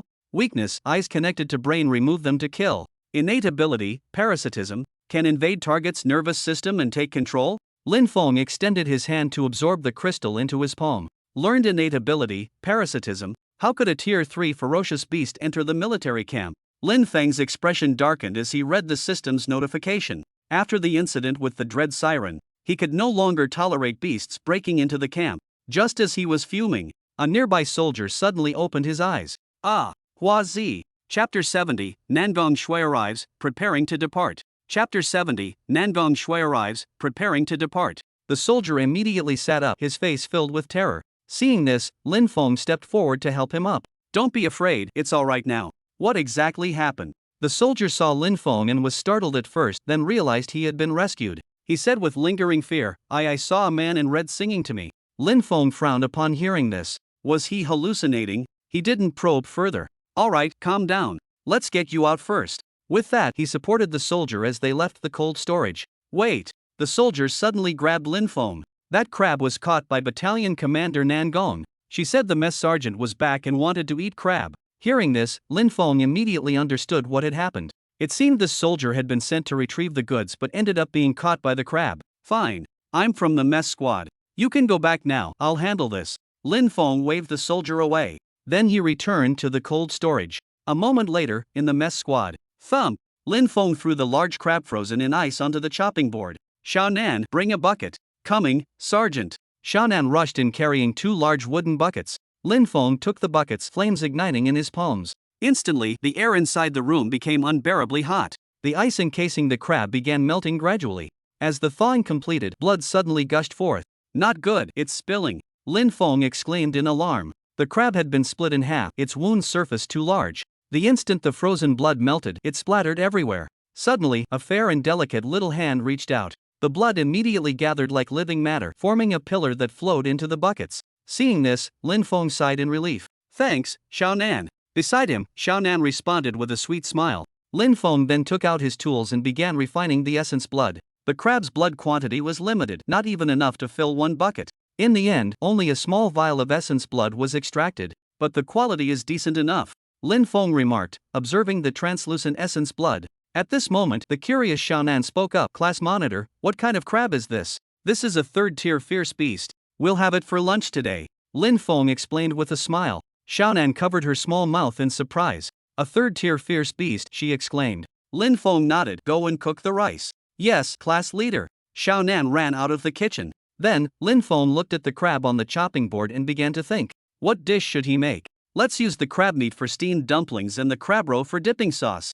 He clapped his hands and made the decision. Then he started working. First he extracted the beast core, then began processing the crab meat with practiced ease. A moment later, steamed dumplings emitting an enticing aroma were ready. Lin Feng prepared the crab roe sauce and mixed a large bowl of dipping sauce. Come on, let's serve the food, he said to Xiao Nan and Huang Mao. They crossed the square and arrived at the dining hall. Inside, the soldiers were already waiting. Lin Feng walked to the serving table and lifted the lid of the steamer. Instantly, the only sound left in the room was that of people sniffing the air. How fragrant! What is this? New here, aren't you? This is third-grade ferocious beast meat. No way, how is it that you rear units eat better than frontline troops? Stop the nonsense, hurry up at the front. Lin Feng served meals to the soldiers one by one. Next, as Lin Feng's words fell, a crisp fragrance wafted from ahead. He looked up to see Nan Gong Kai Hua. Are these actually steamed dumplings? She said with sparkling eyes. After speaking, she couldn't wait to take out a large porcelain bowl. Fill it up, she said heartily. Seeing this, Lin Feng twitched the corner of his mouth but said nothing more. He directly picked up an entire steamer layer and poured it all in for her. After doing this, he prepared a bowl of crab roe sauce for her. Is this enough? Lin Feng asked. Nan Gong Kai Hua wiped her mouth and looked up. Lin Feng, what are you doing here? Her voice carried surprise. Before Lin Feng could answer, she added, I told Xiao Shui, don't forget to contact her. After speaking, Nan Gong Kai Hua hurriedly left with the basin in her hands. Lin Feng watched her departing figure, somewhat speechless. He shook his head and continued serving food. Before long, only the bottom of the pot remained. You two return to the mess squad first, I have some business to attend to. Lin Feng instructed Xiao Nan and Huang Mao before leaving. He made his way back to his quarters. Inside, Lin Feng took out the backpack he had purchased and began inventorying the supplies. There weren't many items, mainly bottled water and some tools. He didn't plan to bring food, figuring he could just hunt beasts for meals. While packing, the door suddenly sounded. Huang Mao, Lin Feng said suspiciously. He set down the backpack and walked over to open the door. A figure immediately threw herself into his arms. Long time no see. The girl raised her head with a smile. Lin Feng's pupils contracted sharply. Nan Gong Shui, how did you get into the military camp? Lin Feng stopped mid-sentence. Then again, her sister was the battalion commander here. The girl released Lin Feng and walked into the room. Ha, it's quite clean here. I was thinking of helping you clean up. She pinched her chin and said in surprise. When do you plan to set out? Nan Gong turned her head and asked. Lin Feng closed the door and walked over. Tomorrow morning. Nan Gongshui nodded and sat down on the sofa. The reason I came this time is because I was afraid you wouldn't be able to find the place. She crossed her legs, her little leather shoes swaying slightly, revealing the sheer white stockings on her calves. Because the place we're going to is alive. At this point, Nan Gongshui's expression turned serious. Lin Feng showed a puzzled look on his face. What do you mean by alive? Nan Gongshui's face revealed a complicated expression. The environment there changes constantly. Even with a map, you could get lost inside. Upon hearing this, Lin Feng immediately felt troubled. This troublesome. Seeing Lin Feng's expression, Nan Gongshui revealed a sly smile. Relax. I've marked the place with my ability. We won't get lost. She patted her ample bosom with an leave it to me expression. Seeing her so confident, Lin Feng also breathed a sigh of relief. That's good, I still have work to do. As he spoke, he looked at Nan Gongshui. She blinked her eyes, somewhat confused. You go ahead, I'll wait for you at home, Nan Gongshui said with a smile. Lin Feng saw she was determined to stay, and dark lines appeared on his face. Fine then, I'll leave, alright. He rolled his eyes and turned to leave. Nan Gongshui sat on the sofa, watching as Lin Feng closed the door and left. Then, a blush appeared on her face as she looked toward the bedroom. His clothes should be in there, right? Meanwhile, at the mess squad, Lin Feng stood in the room, with Huang Mao and Xiao Nan standing before him. While I'm away, take good care of the mess squad. Hearing Lin Feng's words, Huang Mao frowned and said, Squad leader, the combat zone is so dangerous, why don't I go with you? Xiao Nan also chimed in from the side. That's right, squad leader, why don't we come with you? Seeing this, Lin Feng felt somewhat helpless. You're not even C rank yet, would you just be holding us back? At these words, Xiao Nan's face turned red, and Huang Mao stammered, unable to respond. Alright, stay put here. The combat zone isn't somewhere you should be right now. Lin Feng patted their shoulders as he spoke softly. I'll leave dinner to you. As he spoke, he took out the essence blood from his chest and handed it to Huang Mao. Help me mail this back. Having said this, he left the mess squad. A short while later, Lin Feng returned to his residence. But he didn't see Nan Gongshui. Has she left? At that very moment, a stream-like panting sound came from the direction of the bedroom. Lin Feng was immediately startled. This voice. He walked to the bedroom door and stretched out a trembling hand. Chapter 71, Arriving at the Combat Zone. Chapter 71, Arriving at the Combat Zone. Just as he was about to touch the door, it opened. Nan Gongshui rushed out from inside. Caught off guard, she bumped into Lin Feng's chest. Ah, she exclaimed as she fell to the ground. Looking up, she met Lin Feng's shocked gaze. Nan Gongshui covered her face with both hands, even her snow-white neck turning pink. She let out a wail of embarrassment, wishing she could vanish into the ground. Without looking up, she ran past Lin Feng. In her haste, she tripped and fell headlong. Scrambling up without bothering to stand properly, she crawled to the door and fled. Lin Feng watched her retreating figure and heaved a deep sigh. That silly girl. Lin Feng shook his head and entered the room to begin his cultivation. He intended to improve his strength as much as possible before departure. Now, the formless force of white rainbow strength had been fully mastered. Lin Feng could freely shape his chi and control it as effortlessly as telekinesis. Ha! With Lin Feng's breathing, his chi formed a vortex that drew in the dark mist energy, causing the whirlpool in his dantian to rotate continuously. Having obtained 2 more innate divine abilities, the liquefaction of his chi accelerated noticeably. Drip! A heavy droplet of liquid fell from the whirlpool. In his dantian, it formed a small pool of liquid. Instantly, a refreshing sensation coursed through his entire body. Lin Feng felt both his physique and innate abilities being nourished, gradually growing stronger. This feeling, could I be approaching a rank already? Lin Feng opened his eyes and exclaimed in surprise. However, it seems something is still lacking. In truth, he wasn't a natural awakener, all his innate abilities were obtained through the system. Therefore, he truly had no clue how to advance further at this moment. I'll ask Erica when I return from this trip. Murmuring to himself, Lin Feng closed his eyes again and resumed cultivation. The night passed quickly and morning arrived. Lin Feng exhaled a turbid breath, concluding his cultivation session. After a simple wash, he shouldered his pack and left home. Upon reaching the camp's main gate, he found Nan Gongshui already waiting there. Nan Gong Kaihua stood beside her, engaged in conversation. Lin Feng approached and greeted them both. The vehicle is ready. Be careful out there. Nan Gong Kaihua spoke in cool tones, pointing at an armored vehicle nearby. Having said that, she didn't linger and left directly. Instantly, only Lin Feng and Nan Gongshui remained on the scene. Neither of them spoke, and an awkward atmosphere permeated the air. Finally, Nan Gongshui broke the silence first. Ahem. Let's go. She cleared her throat. In the vehicle, Nan Gongshui turned on the terminal and placed it at the car navigation position. We'll use the map first. When we arrive, we'll have to rely on my abilities. With that, Nan Gongshui started the armored vehicle. The engine roared as the vehicle kicked up dust and departed from the camp. On the road, Lin Feng sat in the passenger seat, watching the scenery outside the window. This was his first time coming to such deep wilderness.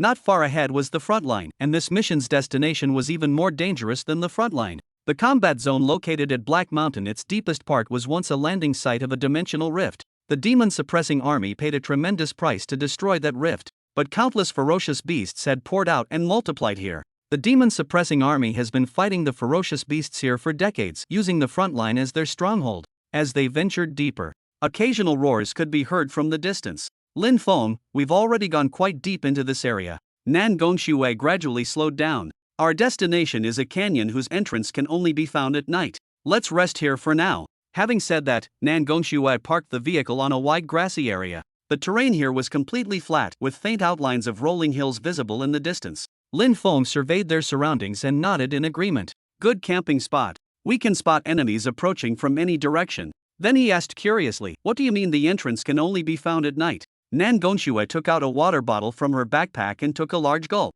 You might not believe this, but a massive canyon rises up here at night. She wiped her mouth and handed the bottle to Lin Feng. Lin Feng took a sip and frowned. That bizarre. What if we can't get out in time? He pointed to the ground and said, could it possibly sink into the earth along with the canyon? That won't happen. No matter how much time passes, when we come out, we'll reappear right here. Nangong Shui explained. Lin Feng visibly relaxed upon hearing this. That's good. If it really sank underground, he wouldn't worry with his earth escape technique. But Nangong Shui would be in danger. Alright, we'll rest in the vehicle then, no need to set up camp. I'll go scout the surroundings. Lin Feng said. Nangong Shui nodded. Be careful. I'll mark you with my ability so we don't get separated. As she spoke, she reached out her small hand and placed it on Lin Feng's. Lin Feng didn't stop her, letting her proceed. Nangong Shui withdrew her hand, leaving a glowing mark on Lin Feng's wrist. All done. She smiled sweetly. After she finished, Lin Feng picked up an entrenching tool from the vehicle and left. The surroundings were completely flat, with only distant hills showing any elevation. No enemies were spotted. This doesn't make sense. This is a combat zone, how could there be no vicious beasts? Lin Feng frowned in puzzlement. He kept walking along the grassland but found nothing. Just as he was about to leave, suddenly, a tremor came from beneath his feet. Lin Feng's pupils contracted as he instantly leaped aside. Bang! The turf on the ground exploded as a black shadow flashed through the air before burrowing back underground. What the hell was that whooshing past? Lin Feng exclaimed in shock. No sooner had he spoken than the ground began trembling again. Seeing this, Lin Feng stomped down hard. A burst of Jinchi mixed with shockwaves plunged into the ground. Did it die? No, the system didn't give any notification. Lin Feng's expression darkened. Judging from the speed of that black shadow, that thing must be at least second tier. He sneered coldly, humph. Think hiding underground will save you. Having said this, Lin Feng's figure instantly disappeared into the earth. As he activated his earth escape technique, the underground situation became clear to him. There was a large black rat, its stubby little paws constantly scrabbling at the soil. The moment Lin Feng spotted it, he instantly closed in and delivered a powerful punch. Bang! A violent tremor sounded as the turf suddenly exploded. A large black rat was thrown onto the ground. Analyzing. Analysis successful. Beast profile, burrowing rat. Tier, 3rd grade ferocious beast. Characteristics, small physique, earth element affinity. Weakness, burrowing rats have extremely sensitive hearing and no resistance to shockwaves. Innate ability, earth molding. Consumes energy and mental power to create earth element puppets. Lin Feng slowly emerged from the earth, his face showing surprise. This rat's ability is actually so unique. Even its crystal is blue. Lin Feng quickly reached out and absorbed the crystal into his palm. Innate ability learned, earth molding. This is the first time I've obtained such an ability, let's try it out. Having said this, Lin Feng activated earth molding. As he used the ability, a small earthen figure crawled out from the ground. Move around, Lin Feng commanded. No sooner had he spoken than the small figure instantly flipped several somersaults, its movements remarkably agile. Not only that, Lin Feng discovered he could even share its vision. This is truly an excellent ability. Lin Feng spoke while suddenly looking ahead.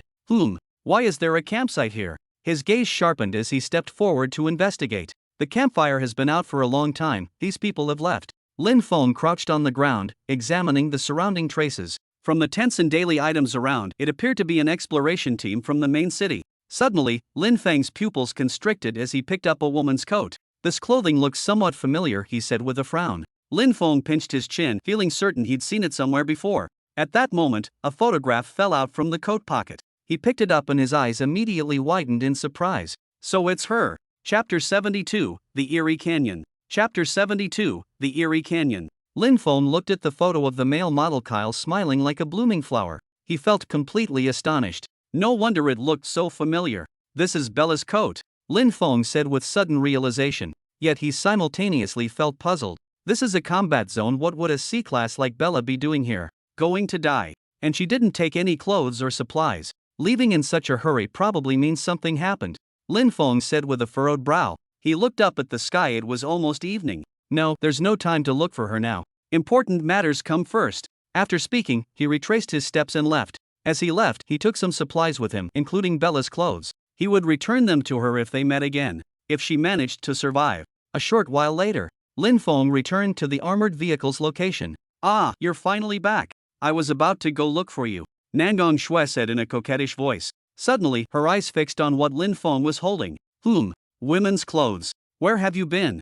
Nangong Shui immediately reacted like a cat whose tail had been stepped on, her face full of disbelief. Seeing this, Lin Feng sighed helplessly and explained the situation. I see. Nangong Shui nodded understandingly. She sighed and said, it seems your friend is in grave danger. I didn't see any signs of attack at the camp, shouldn't she be fine? Lin Feng said in confusion. Nangong Shui shook her head. I mean, your friend has already fallen into the canyon. She pointed at the ground and said, most likely when setting up camp, she was accidentally swallowed by the rising canyon. Hearing this, Lin Feng grew worried. Even Nangong Shui had barely escaped from that place. No one knew how long Bella had been trapped there. It might be. Seeing Lin Feng's concern, Nangong Shui quickly comforted him gently. Oh come on, cheer up. Maybe she's still alive.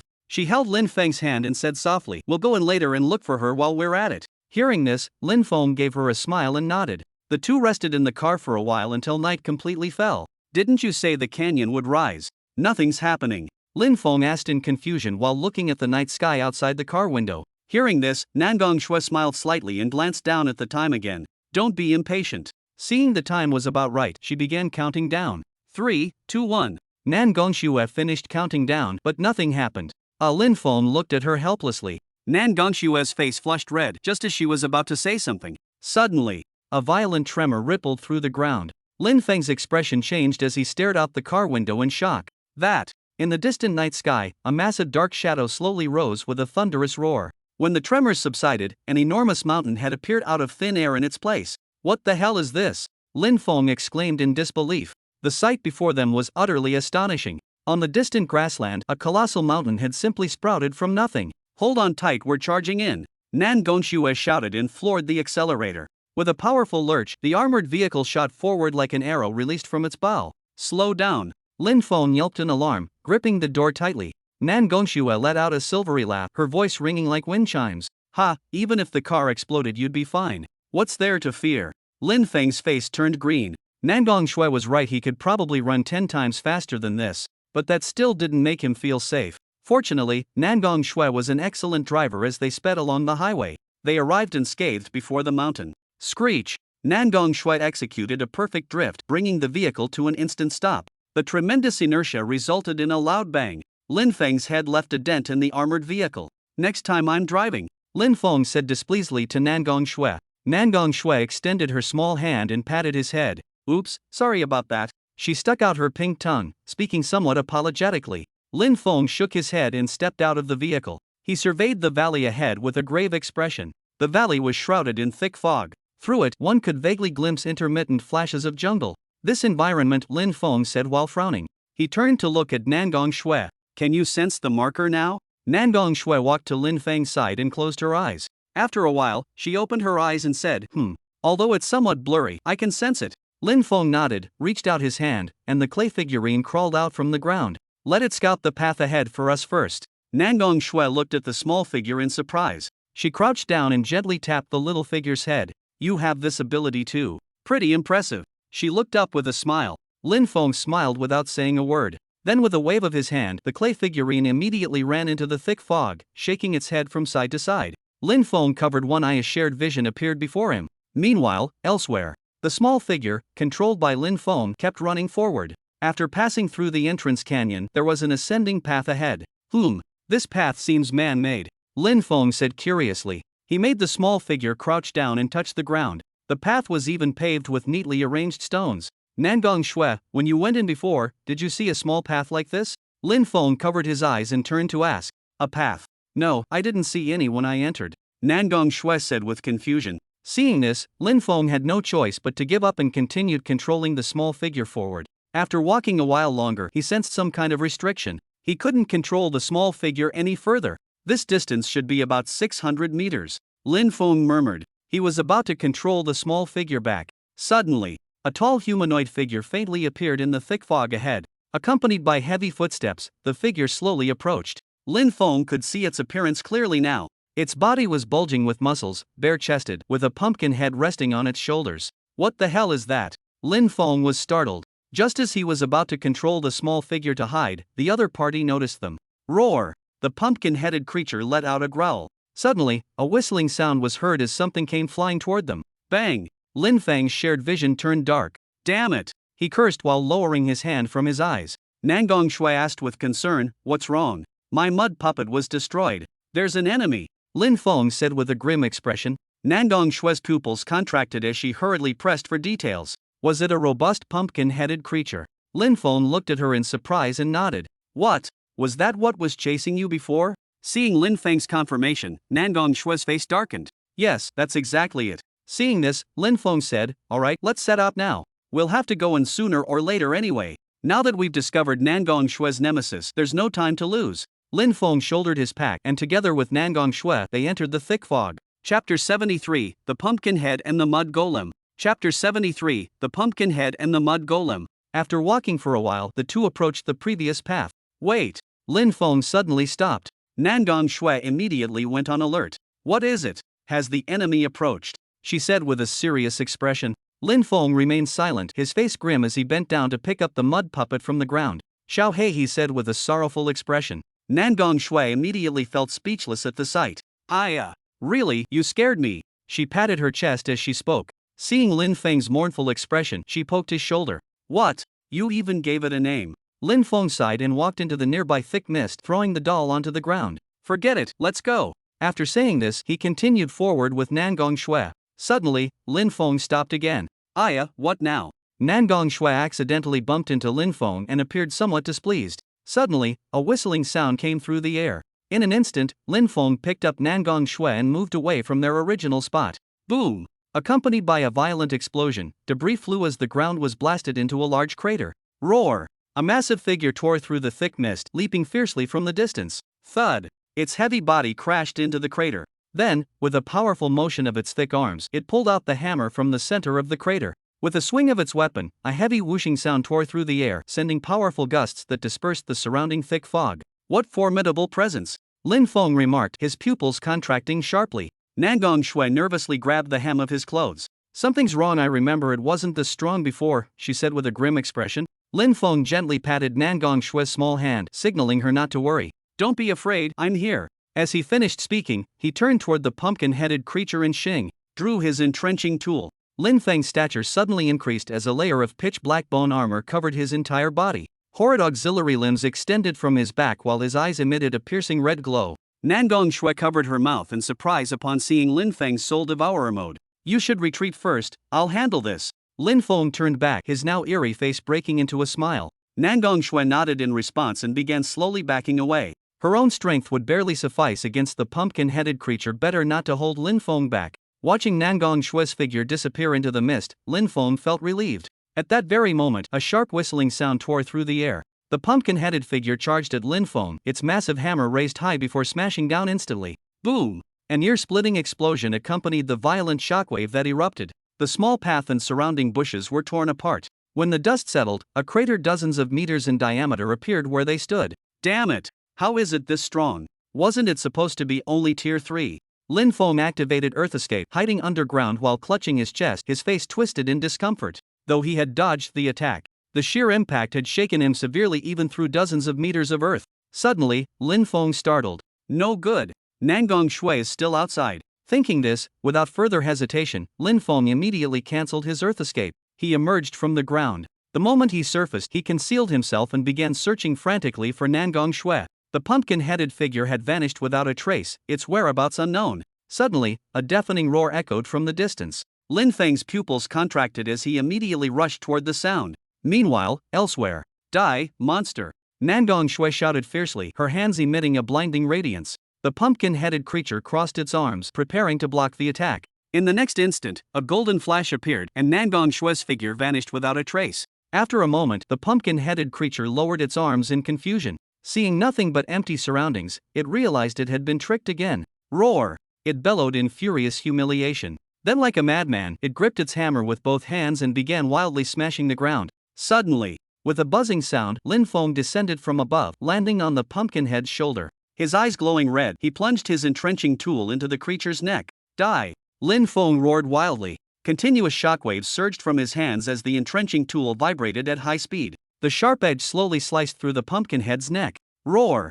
Feeling the threat of death, the pumpkinhead let out a furious roar. It threw away its hammer and grabbed toward Lin Feng with both hands. Thud! Lin Feng's terrifying appendage pierced into its body. Then he exerted brutal force, as if trying to tear it apart. Suddenly, bloody energy erupted from the pumpkinhead's body, causing its figure to instantly expand. It grabbed Lin Feng's appendage and gave a violent tug. Rip! The appendage was torn off instantly. Lin Feng's eyes rolled white as his vital energy surged wildly. With all his might, he directly severed the opponent's large head. Thump! The pumpkinhead's body collapsed powerlessly to the ground. Huff! Huff! Lin Feng knelt weakly, breathing heavily. He looked utterly wretched at this moment. An appendage was torn off completely, its bony armor shattered, silver blood oozing out. Damn it! Lin Feng clutched his arm, cursing under his breath. Before he could catch his breath, a heavy panting suddenly sounded behind him. The supposedly dead pumpkin-headed creature's enormous headless body stood behind him. The shadow enveloped Lin Feng's figure. The next moment, bang! The pumpkin monster punched and blew up Lin Feng's head. The latter's headless corpse collapsed limply onto the ground. After trembling a few times, it moved no more. Fuck! Finally dead. Where the hell did this guy come from? A voice came from the pumpkinhead's severed neck section as it slumped down weakly, panting heavily. After a while, it crawled on the ground searching blindly.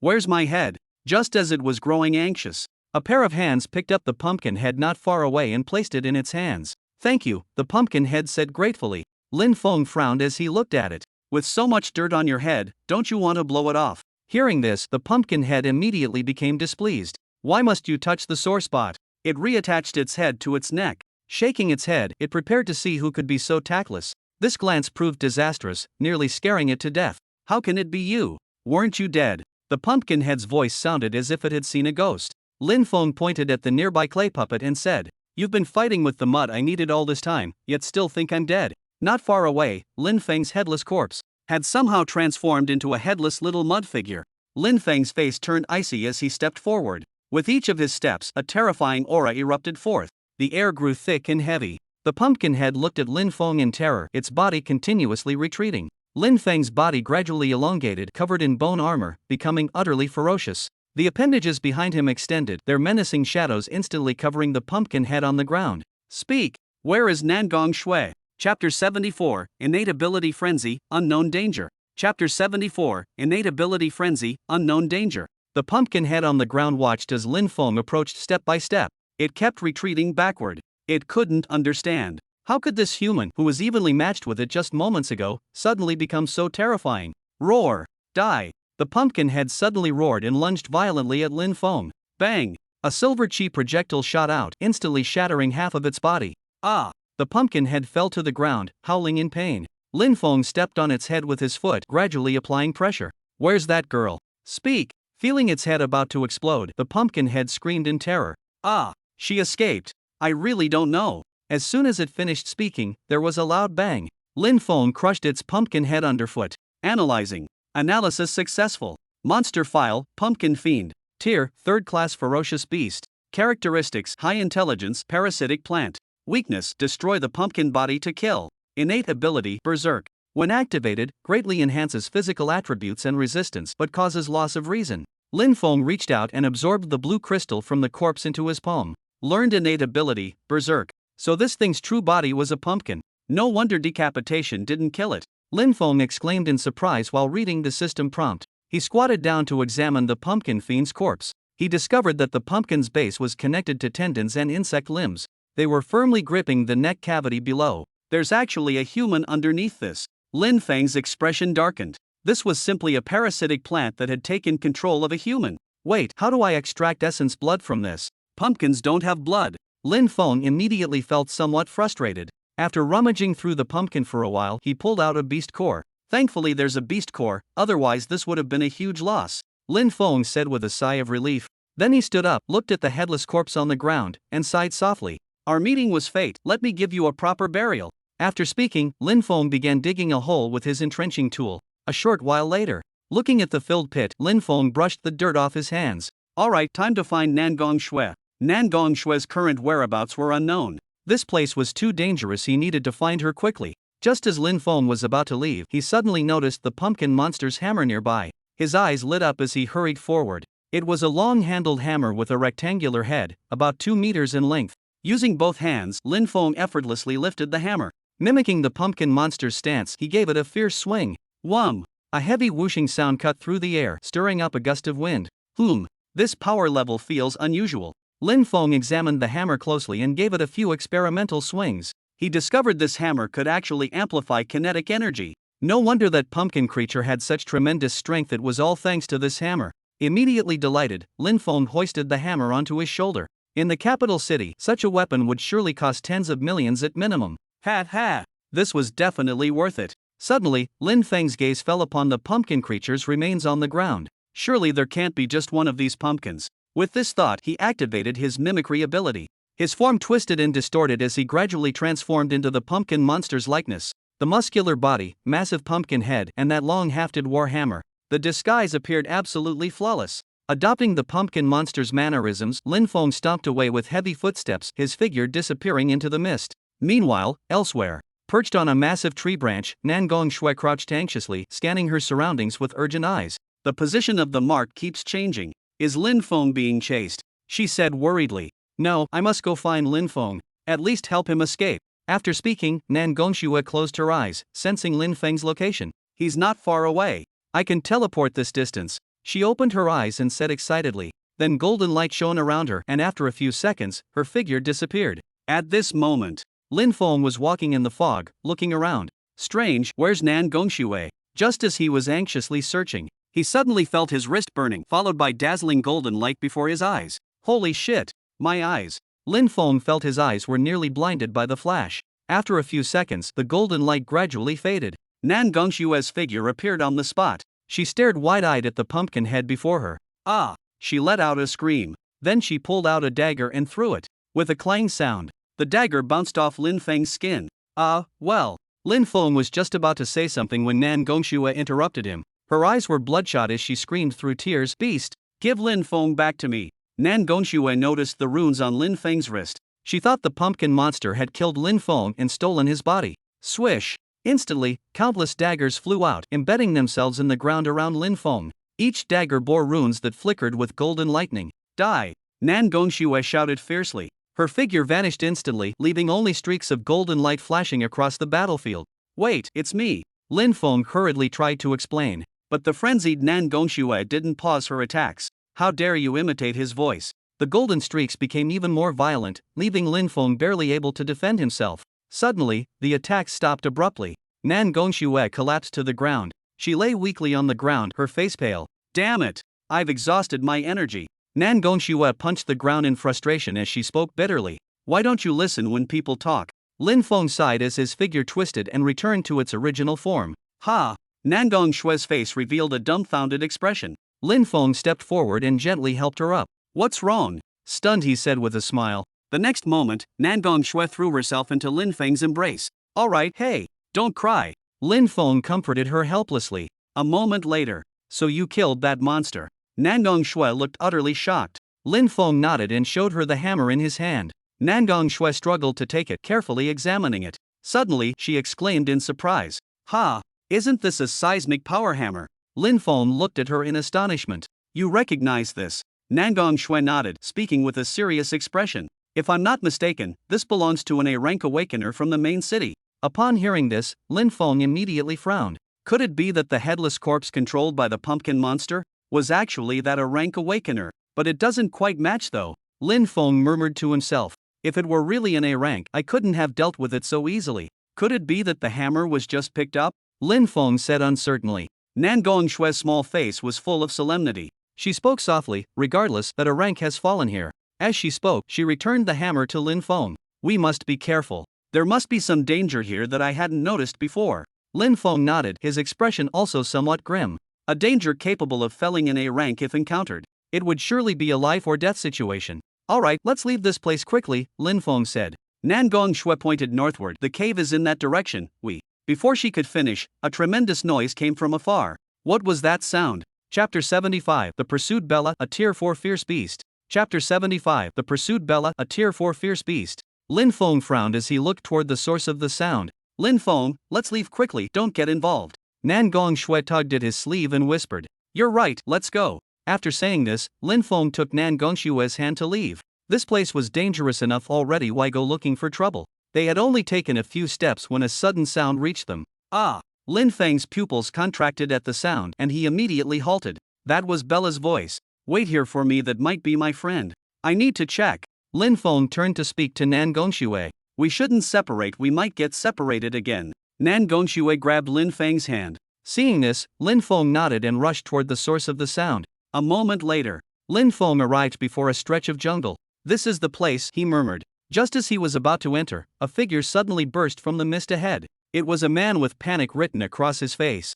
He ran while casting terrified glances backward. Suddenly, a hand emerged from the mist and dragged him back into its depths in an instant. Lin Feng frowned at the sight. He quickly pulled Nan Gongshui close, and together, they vanished from sight. What is that thing? Nan Gongshui asked in a hushed, frightened voice. Lin Feng gently covered her mouth, signaling her to be quiet. Nan Gongshui obediently nodded. Then, Lin Feng enveloped himself with Jinchi and extended auxiliary limbs from his back. He picked up Nan Gongshui and climbed onto a nearby tree. With a wave of his hand, a small mud figure crawled out from the ground. This time the figure was noticeably different. Its build was slightly smaller and its body gleamed with metallic luster. I hope this move will succeed, Lin Feng thought to himself. Lin Feng focused his thoughts. The small figure immediately started swaying its head and ran into the fog with bizarre movements. Meanwhile, on the other side, Bella stood in place, vigilantly watching her surroundings. Come out. She crouched slightly, holding two short knives wreathed in flames. Suddenly, a dark shadow flashed by.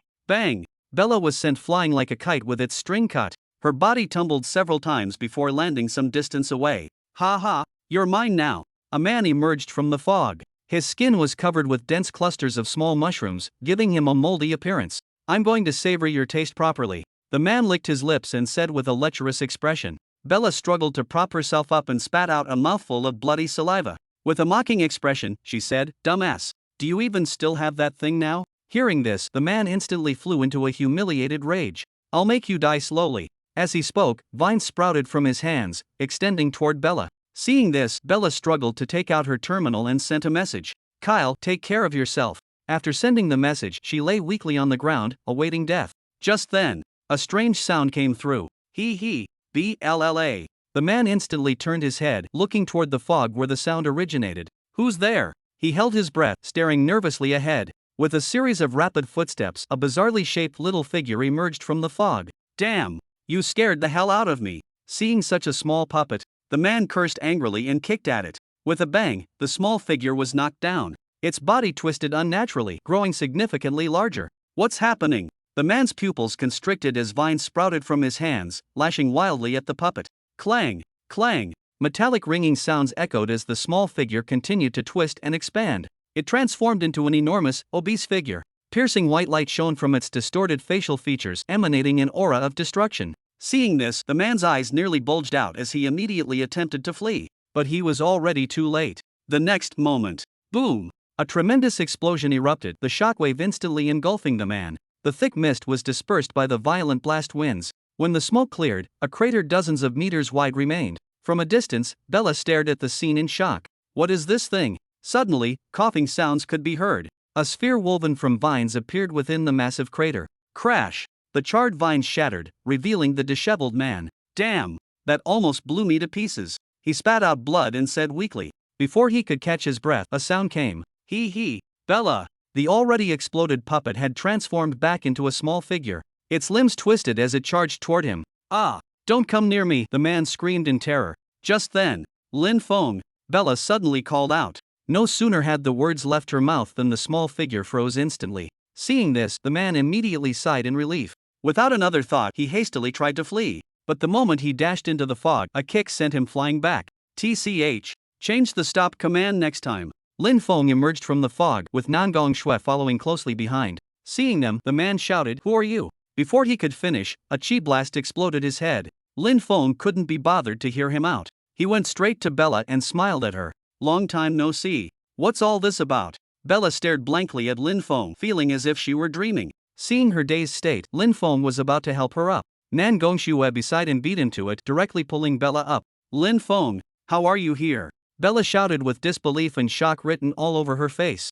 That would be a long story, Lin Feng said with a smile. He explained the reason to Bella. So that's how it is. No wonder I found myself here as soon as I opened my eyes. So we were swallowed by the mountain peak. After hearing Lin Feng's explanation, Bella said in shock. Suddenly, her expression changed. By the way, Lin Feng, there's a very powerful monster here. We need to run, Bella said urgently. A powerful monster, could it be a pumpkin head? Lin Feng asked with a strange expression. Hearing this, Bella shook her head. No, I couldn't see its appearance clearly, but it's probably a fourth-rank ferocious beast, she said with a grim expression. At this moment, Nan Gongshui beside them suddenly interjected. I'm not looking down on you, but really, at Tier 4, how did you manage to escape? Bela's face immediately turned crimson upon hearing this. I don't know either, but it just didn't chase me. Then we should run quickly. Lin Feng didn't doubt Bela's words. Even an A rank had fallen here, what couldn't possibly happen? No more delays, hurry to the cave. Lin Feng said with a grave expression. Nangong Shui nodded and sensed the direction. This way. Lin Feng quickly followed. The group moved swiftly through the fog at high speed. Suddenly, Bela's legs gave way and she fell to the ground. Seeing this, Lin Feng rushed forward to help her up. I forgot you were injured. Here, I'll carry you. Just as he was about to lift her, Nangong Shui approached. Oh dear, sister, did you break your leg? She said in a sarcastic tone. Lin Feng looked somewhat helpless at the situation. He was about to say something when his pupils suddenly constricted. A hunched black shadow appeared in the thick fog ahead. As it slowly approached, an eerie yellow light began to glow. A twisted spiritual fluctuation instantly transmitted over. Lin Feng sensed that aura and his eyes immediately bulged to the point of splitting. Run! Chapter 76 4th Stage Fierce Beast Fleeing in Panic. Chapter 76 4th Stage Fierce Beast Fleeing in Panic.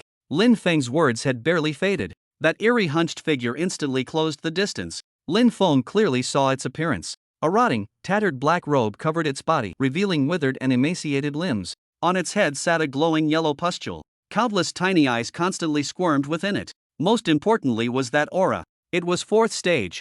Nangong Shui, take Bela and run now. Lin Feng roared. He instantly entered Soul Devourer mode. Ferocious bone armor covered his entire body as his Jinchi surged wildly. Flames mixed with poisonous miasma enveloped his form. Lin Feng instantly activated all his innate divine abilities. The next instant, a thick blast of true chi arced through the air, hurtling toward the savage beast. Boom! A deafening explosion erupted. Flames instantly engulfed the target. Without even glancing back, Lin Feng grabbed Nangong Shui and Bela, turning to flee immediately. He knew this attack couldn't possibly injure the creature. Just as expected, the moment Lin Feng moved, a piercing screech tore through the air. The beast emerged completely unscathed. Not even a single tear marred its tattered black robes. Lin Feng's pupils constricted as he abruptly accelerated. The monster behind him ambled forward on withered legs, yet closed the distance unnaturally fast. What the hell? Lin Feng roared in disbelief. The creature's skeletal fingers nearly grazed his back. Every hair on his body stood erect.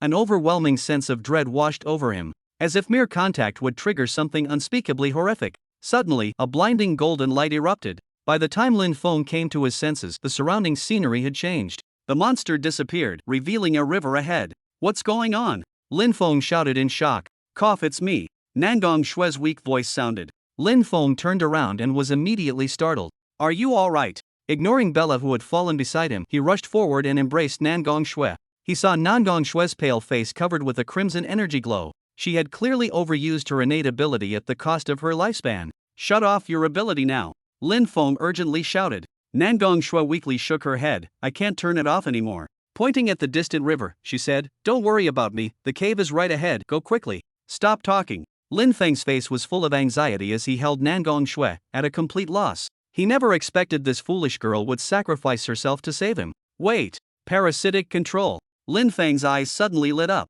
He quickly extended his hand, several sinewy tendrils snaking out from his palm, writhing in the air. The next moment, the tendrils instantly burrowed into Nangong Shui's neck. Her eyes rolled white instantly as Lin Feng took control of her body. Shut it down! Lin Feng roared. Nangong Shui's body trembled violently as the bloody energy around her gradually dissipated. Great! It actually works! Lin Feng exclaimed with joy. He withdrew his hand and lifted the unconscious Nangong Shui. Just as he was about to cross the river, he suddenly stopped. Right, Bela. He smacked his forehead and turned back. He almost forgot about her. After retrieving Bela, Lin Feng stepped onto the river. With chi covering his soles, he stood firmly on the water's surface. Then, Lin Feng looked at Bela. What's wrong? Can't you do it? I remember you could stand on swamps. Bela twitched the corner of her mouth.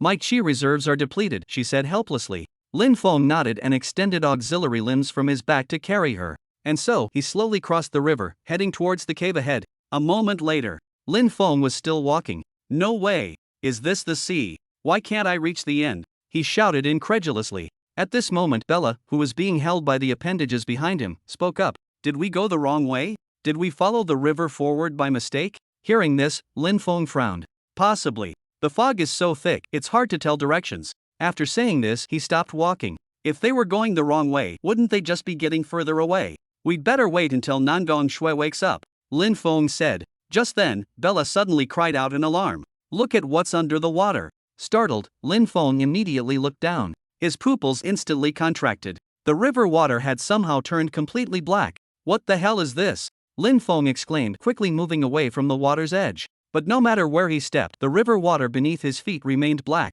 Just as Lin Feng stood there in shock and confusion, the blackness in the water suddenly began to move. Lin Feng instantly leaped up, causing the water surface beneath his feet to explode. Countless small black fish burst out of the water. Their bodies were slender, with fins gleaming with sharp, cold glints. The earlier blackness was formed by their collective gathering. Suddenly, the countless small fish came pouring toward Lin Feng like a torrential rain. Whoosh! A fiery red energy projectile shot out and violently exploded. Intense flames immediately engulfed a large portion of the fish swarm. Analyzing. Low-grade ferocious beasts, no innate divine abilities. The system's notification sounded, but Lin Feng had no time to pay attention. He raised his hand and released a vast cloud of poisonous miasma, enveloping the fish swarm. Immediately, a large number of the small fish perished. But their numbers were truly overwhelming, forming a massive black wave dozens of meters high. It surged toward Lin Feng. Damn it! Why so many? Lin roared and instantly activated his berserk mode. His body became wreathed in blood-colored energy.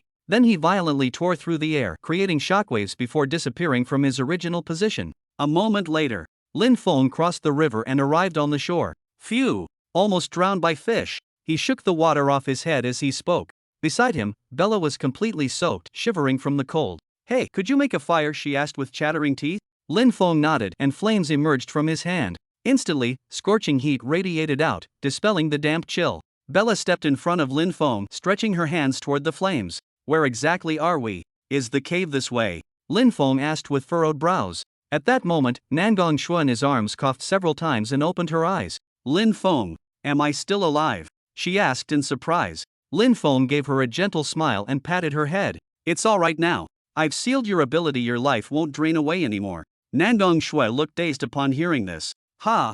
Just like that, it's all fine now. She had prepared herself to die like this, making Lin Feng remember her for the rest of his life. But being alive is also good.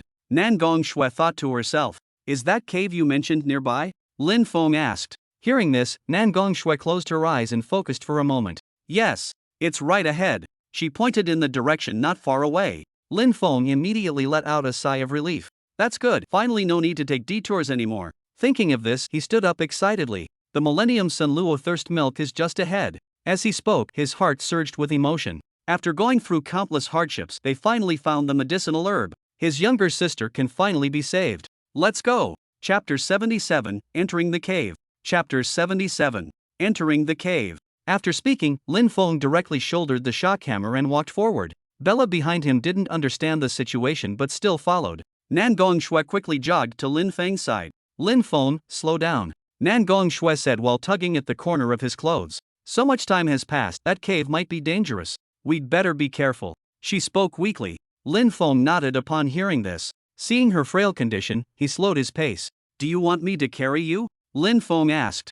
Nangong Shui nodded somewhat sheepishly. Lin Feng smiled faintly and immediately picked her up on his back. This will be faster, let's go. With these words, he quickened his pace and his figure vanished into the mist. Bella stared blankly at the departing pair. Ha! Did they forget me again? She hurriedly chased after them. A moment later, Lin Feng came to a stop. A cave entrance appeared before them. The opening measured about 10 meters square, pitch black inside. Seems rather deep, Lin Feng said with a frown. Just then, Nangong Shui on his back suddenly raised her hand. She released a golden light sphere that resembled a flashbang. Ah, my eyes. Lin Feng was nearly blinded by the sudden flare. Sorry, I'll dim it right away. Nangong Shui hastily reduced the brightness. Weren't you completely exhausted? Lin Feng asked in confusion. It's fine. The energy consumed by illumination is less than my recovery rate. Nangong Shui explained. Having said that, she jumped down from Lin Feng's back. Follow me, we're going in. Nangong Shui took the lead in entering the cave. Lin Feng and Bella followed closely behind. Past the cave entrance, the interior began to narrow somewhat. Nangong Shui's light orb hovered overhead, illuminating the surroundings. Suddenly, she came to a stop. What's wrong? Lin Feng asked. Nangong Shui furrowed her delicate brows. Something's wrong, the environment here seems to have changed. Lin Feng was startled by her words. The environment changed. What could change in a mountain cave besides collapse? Lin Feng asked. Are you sure? It has been a long time after all. Nangong Shui nodded with a serious expression. I'm certain. She ran her hand along the rough stone wall and said, this should have been a large limestone cave. I couldn't possibly misremember something like this. Lin Feng immediately frowned. Did we come to the wrong place?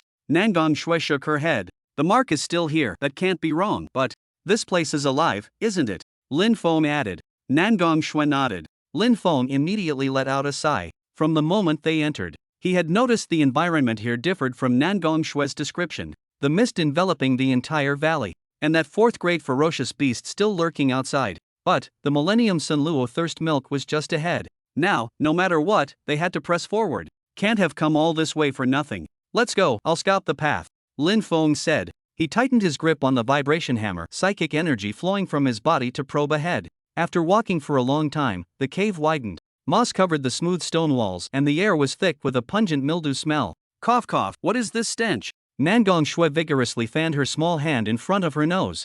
Lin Feng sniffed the air, suddenly furrowing his brow.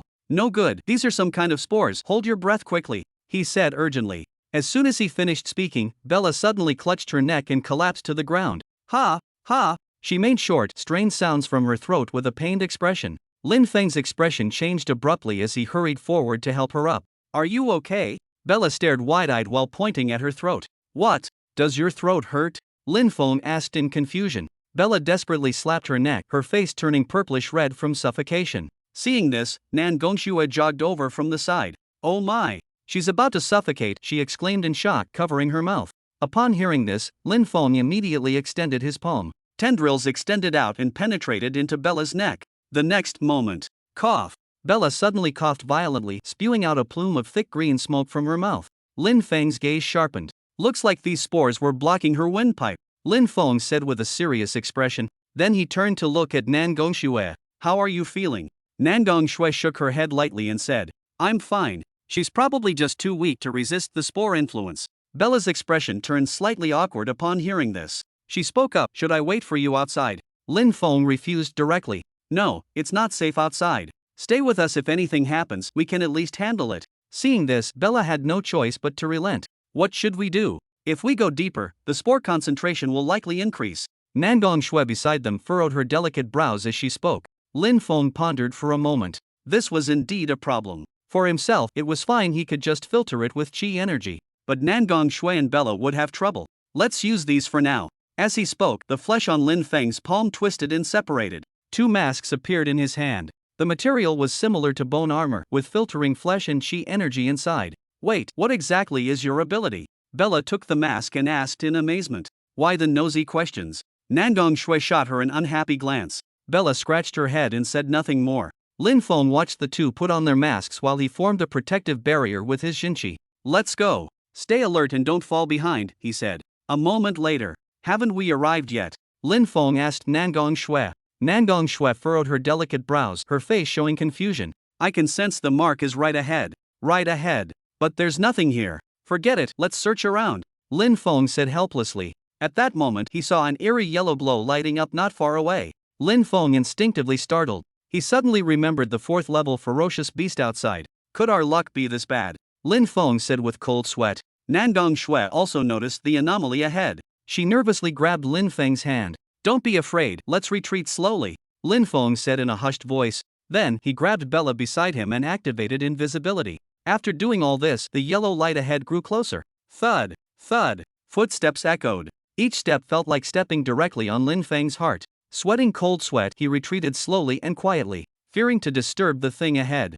Suddenly, a roar sounded as a figure burst violently out of the darkness. Lin Feng was startled, his heart instantly leaping to his throat. Bad. He'd been discovered. Just as he was preparing to fight desperately, he suddenly froze. He saw something half a meter tall, a red mushroom with legs, standing not far away. It held a wooden club, roaring continuously. It even viciously smashed the ground, nearly creating a pit in the earth. What the hell? Lin Feng instantly cursed aloud. All that tension for nothing. He'd been scaring himself all along. Just as he was about to deactivate his stealth, he suddenly stopped. Wait! The yellow light hadn't disappeared, it was still nearby. There was something there. Chapter 78, The Hidden Path is Blocked. Chapter 78, The Hidden Path is Blocked. Lin Feng's breath caught as he immediately prepared to flee. But the distant mushroom monster shrieked and charged toward Lin Feng. It had heard Lin Feng's voice just now. Eee. Yeah. The mushroom monster shrieked and charged toward them with eerie jerky movements. Screw you, Feng. Lin Feng delivered a flying kick, instantly sending the mushroom monster flying.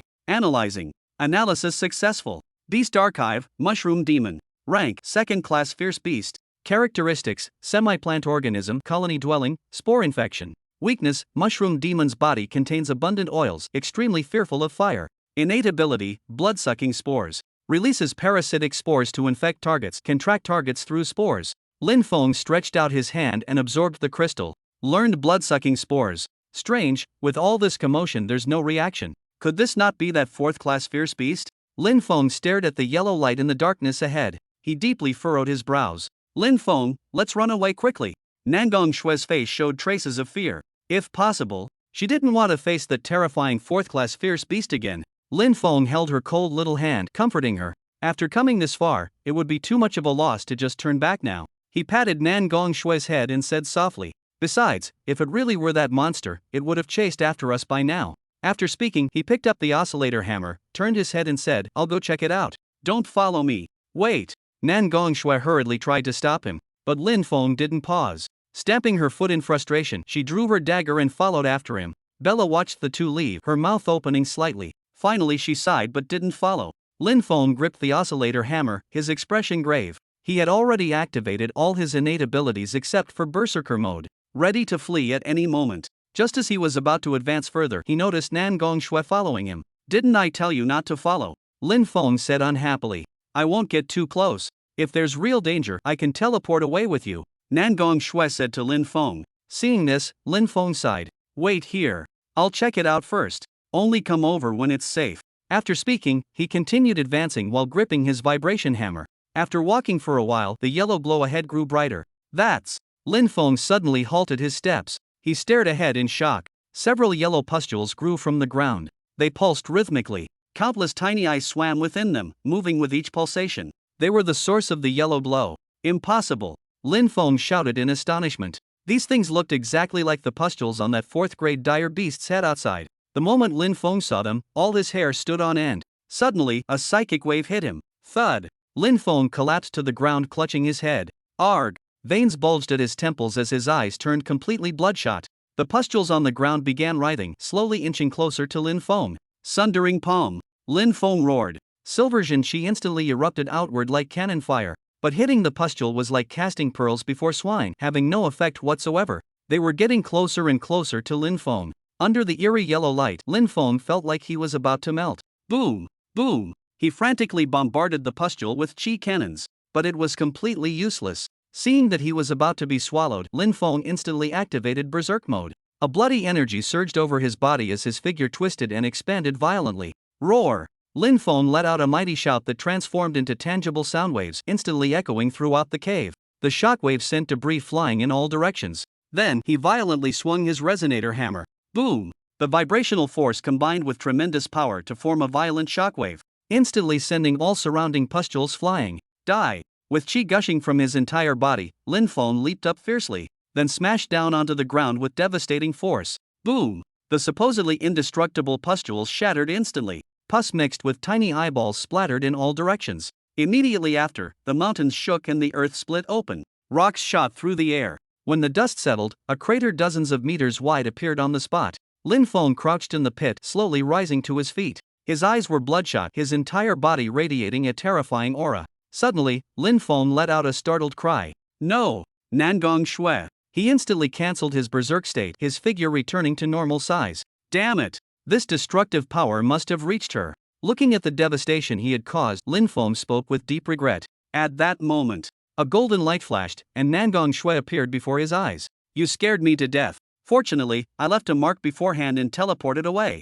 She patted her chest, her face full of lingering fear. I'm sorry. Lin Feng grasped Nangong Shui's hand, his face filled with remorse. Seeing this, Nangong Shui let out a soft sigh. Oh well, since I'm fine anyway, I'll forgive you. She waved her hand, speaking nonchalantly. What exactly happened just now? Nangong Shui asked in confusion. She had just heard the sounds of battle and was about to go investigate, but was nearly killed by Lin Feng's shockwave. Upon hearing this, Lin Feng gave her a brief explanation. Those pustules must be eggs from that fourth-tier fierce beast. After listening to Lin Feng's explanation, Nangong Shui's expression darkened as she spoke. With an uneasy look, she said, "This cave is actually its nest." Lin Feng's pupils instantly contracted upon hearing this. If that's the case, then they had willingly walked into a wolf's den. Hurry! We must find the Millennium Sunluo thirst milk. If we get trapped here, it'll be too late. Lin Feng shouted urgently. Just then, a piercing scream suddenly rang out in the distance. Bella came scrambling over, half running and half crawling. Lin Feng stepped forward to steady her.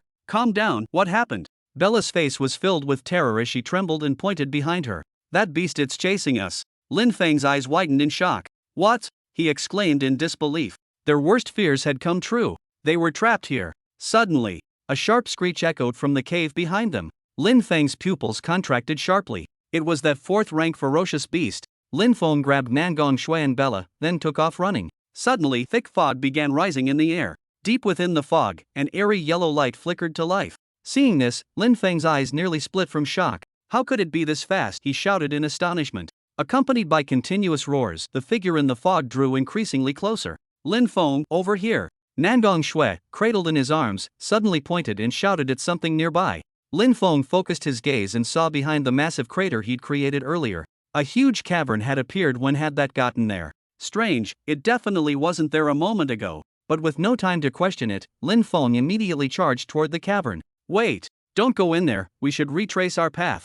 Bella, being carried by his secondary limbs, suddenly spoke up. "What kind of nonsense is that? You want us to run back to certain death?" Nangong Shui, still held in Lin Feng's arms, swore uncharacteristically. She retorted loudly. "Don't listen to her. Hurry inside. That ferocious beast is catching up," she immediately added, speaking to Lin Feng. "There's really something wrong inside. Please believe me," Bella shouted anxiously. Seeing this, Lin Feng deeply furrowed his brows. "Something's wrong." The next moment, bang! Lin Feng swung his auxiliary limb fiercely, throwing Bella to the ground. Then, without even looking at her, he rushed straight into the cave. Chapter 79, Is Bella Fake? Chapter 79, Is Bella Fake? As Lin Feng entered, he discovered the thick fog behind him had disappeared. Even Bella and that fourth-tier ferocious beast were completely gone. What exactly is going on here? Looking at the scene before him, Lin Feng felt nothing but creeping dread. "I sensed something off about her from the start." Nangong Shui, whom Lin Feng was carrying, said with a grave expression. "A mere C rank not only survived alone in the valley,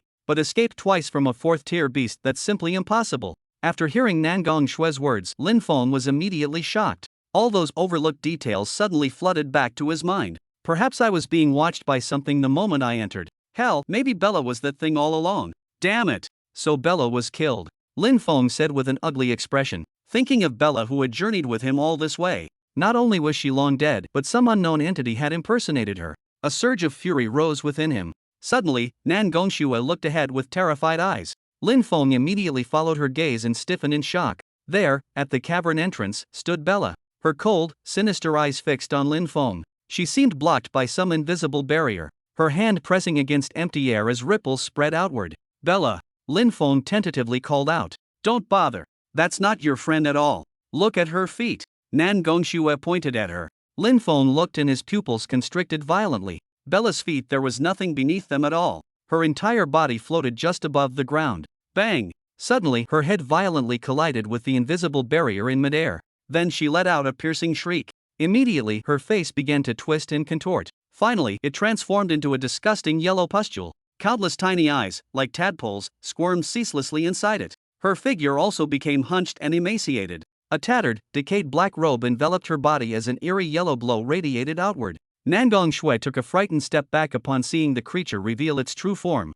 Her small hand instinctively gripped Lin Feng's sleeve. "Although I don't know why it can't come in, we should take this chance to run now." Nangong Shui tugged at Lin Feng's sleeve as she spoke. Lin Feng nodded grimly. Then he and Nangong Shui made their escape. The monster remained standing in place. As the yellow light from its body shone, cracks gradually appeared on the invisible barrier at the cave entrance. Within the cave, a faint mist began to rise. A moment later, "This is it." Nangong Shui pointed at a massive blue crystal and said. In the distant lake, a crystal hundreds of meters tall grew at the center. "You're saying this is the Millennium Sunluo thirst milk? Isn't this just a small mountain?" Lin Feng said in a daze.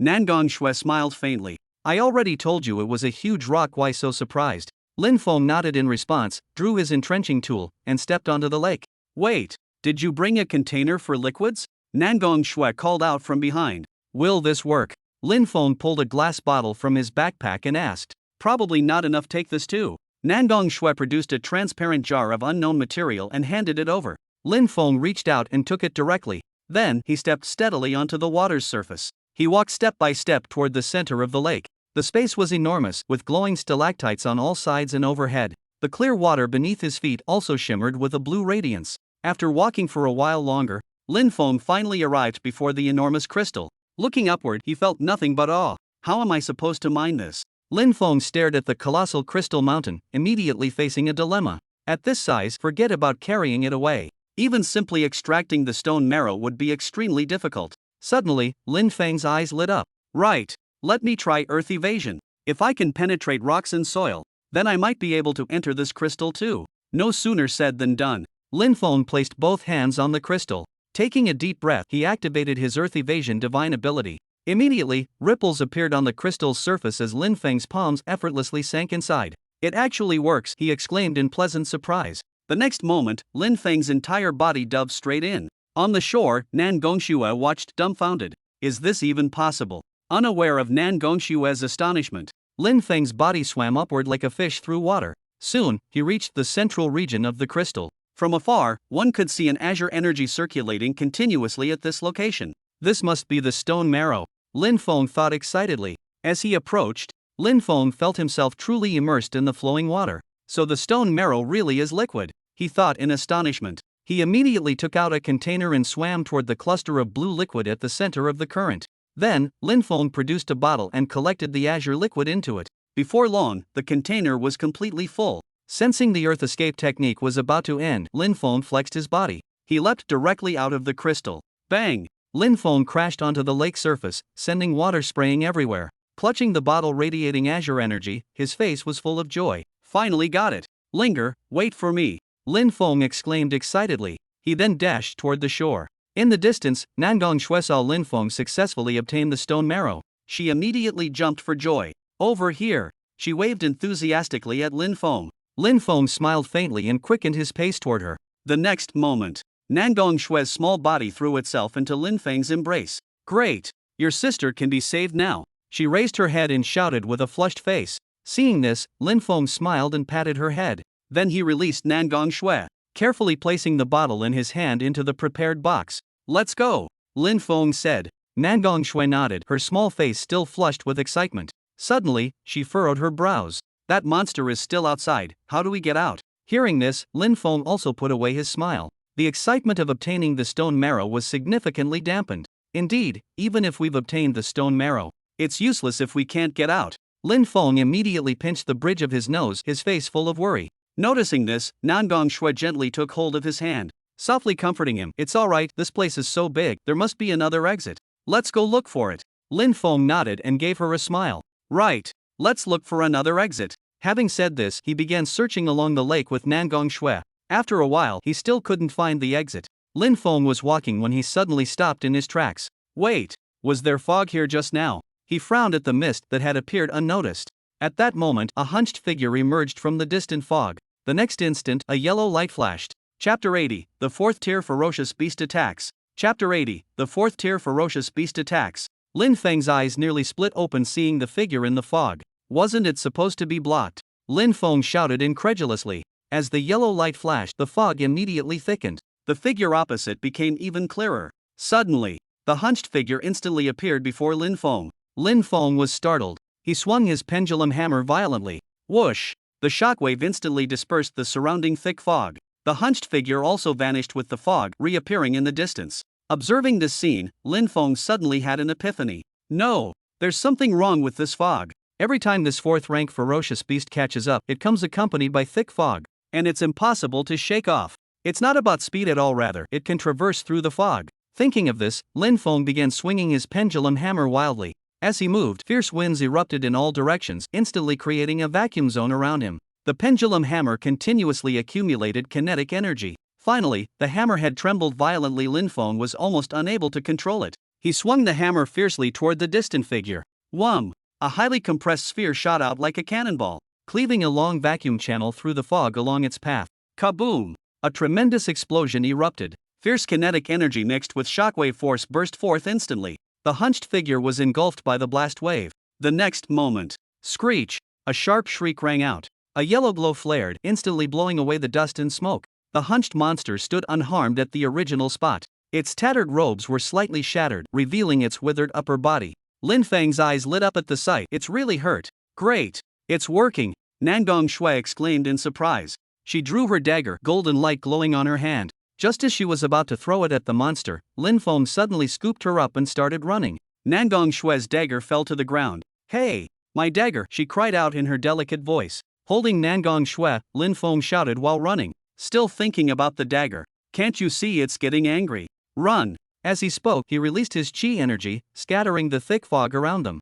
Hiss! The monster behind them let out a furious roar, the pustules on its head suddenly glowing. Countless small eyes lit up, firing thin yellow rays towards Lin Feng. Lin Feng, dodge it! Seeing this, Nangong Shui immediately warned him. Lin Feng jolted in alarm, then threw Nangong Shui aside. The next moment, whoosh! Several beams pierced through Lin Feng's body, blood splattering in the air. Lin Feng, Nangong Shui, who had been thrown into the distance, shouted loudly. She immediately tried to rush forward. Don't come over. Take the marrow stone and leave now. Lin Feng roared to stop her. His face darkened as he watched the slowly approaching fourth-tier beast. At least take the marrow stone out, my sister is still waiting. Tears welled up in Nangong Shui's eyes as she heard Lin Feng's words. You must survive. With these words, she gritted her teeth and left. Watching Nangong Shui depart, Lin Feng breathed a sigh of relief. He turned to face the monster in the mist, his gaze turning icy. Come on then, you beast. With these words, he lifted his shock hammer and let out a mighty roar. His body suddenly expanded, surrounded by a bloody aura.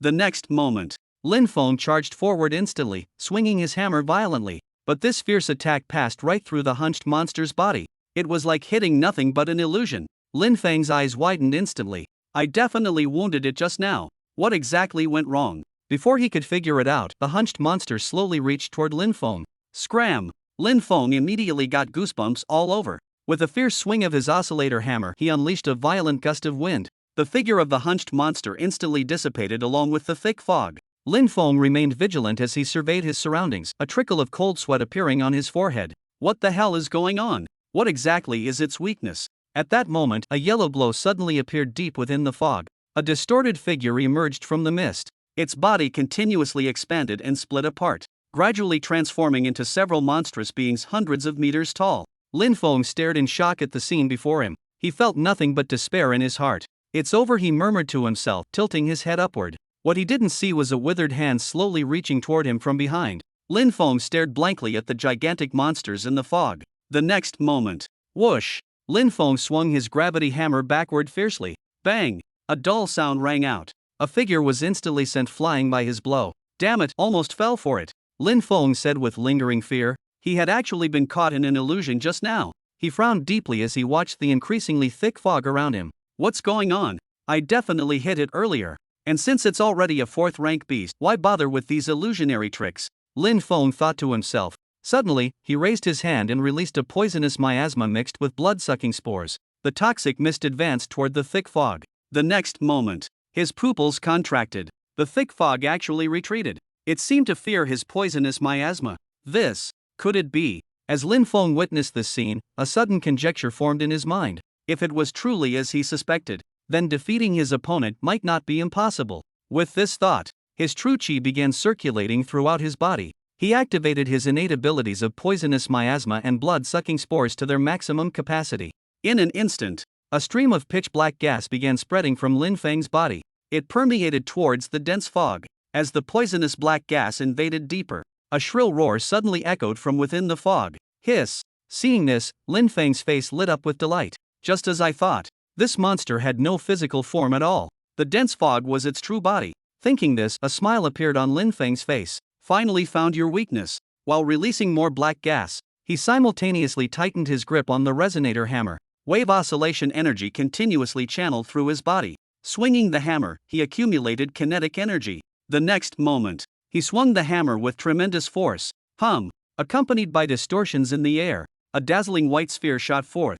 This was highly concentrated kinetic energy combined with oscillation force. The sphere flew towards the compressed mass of gathered fog. Die, monster! Lin Feng roared. Boom! In an instant, a tremendous explosion resounded. The shockwave from over 100 meters away nearly knocked Lin Feng off his feet. His auxiliary limbs stabbed into the ground, anchoring his body. Fierce winds and shockwaves kept assaulting him. After a moment, the explosion subsided. When the dust clouds dispersed, only a crater dozens of meters wide remained. It's done! Lin Feng watched the vanished mist and hunched figure with evident joy. Suddenly, his expression changed. Wait! The system didn't give any notification. The next moment, hiss! A terrifying screech sounded. In the distant crater, the air distorted strangely. Several cracks suddenly appeared mid-air. Yellow light seeped through them. Then, two withered hands emerged from the fissures. They grabbed the edges and violently ripped them apart. A twisted monster extended its upper body through the opening. Chapter 81, Near Death, Analyzing a Tier 4 Beast.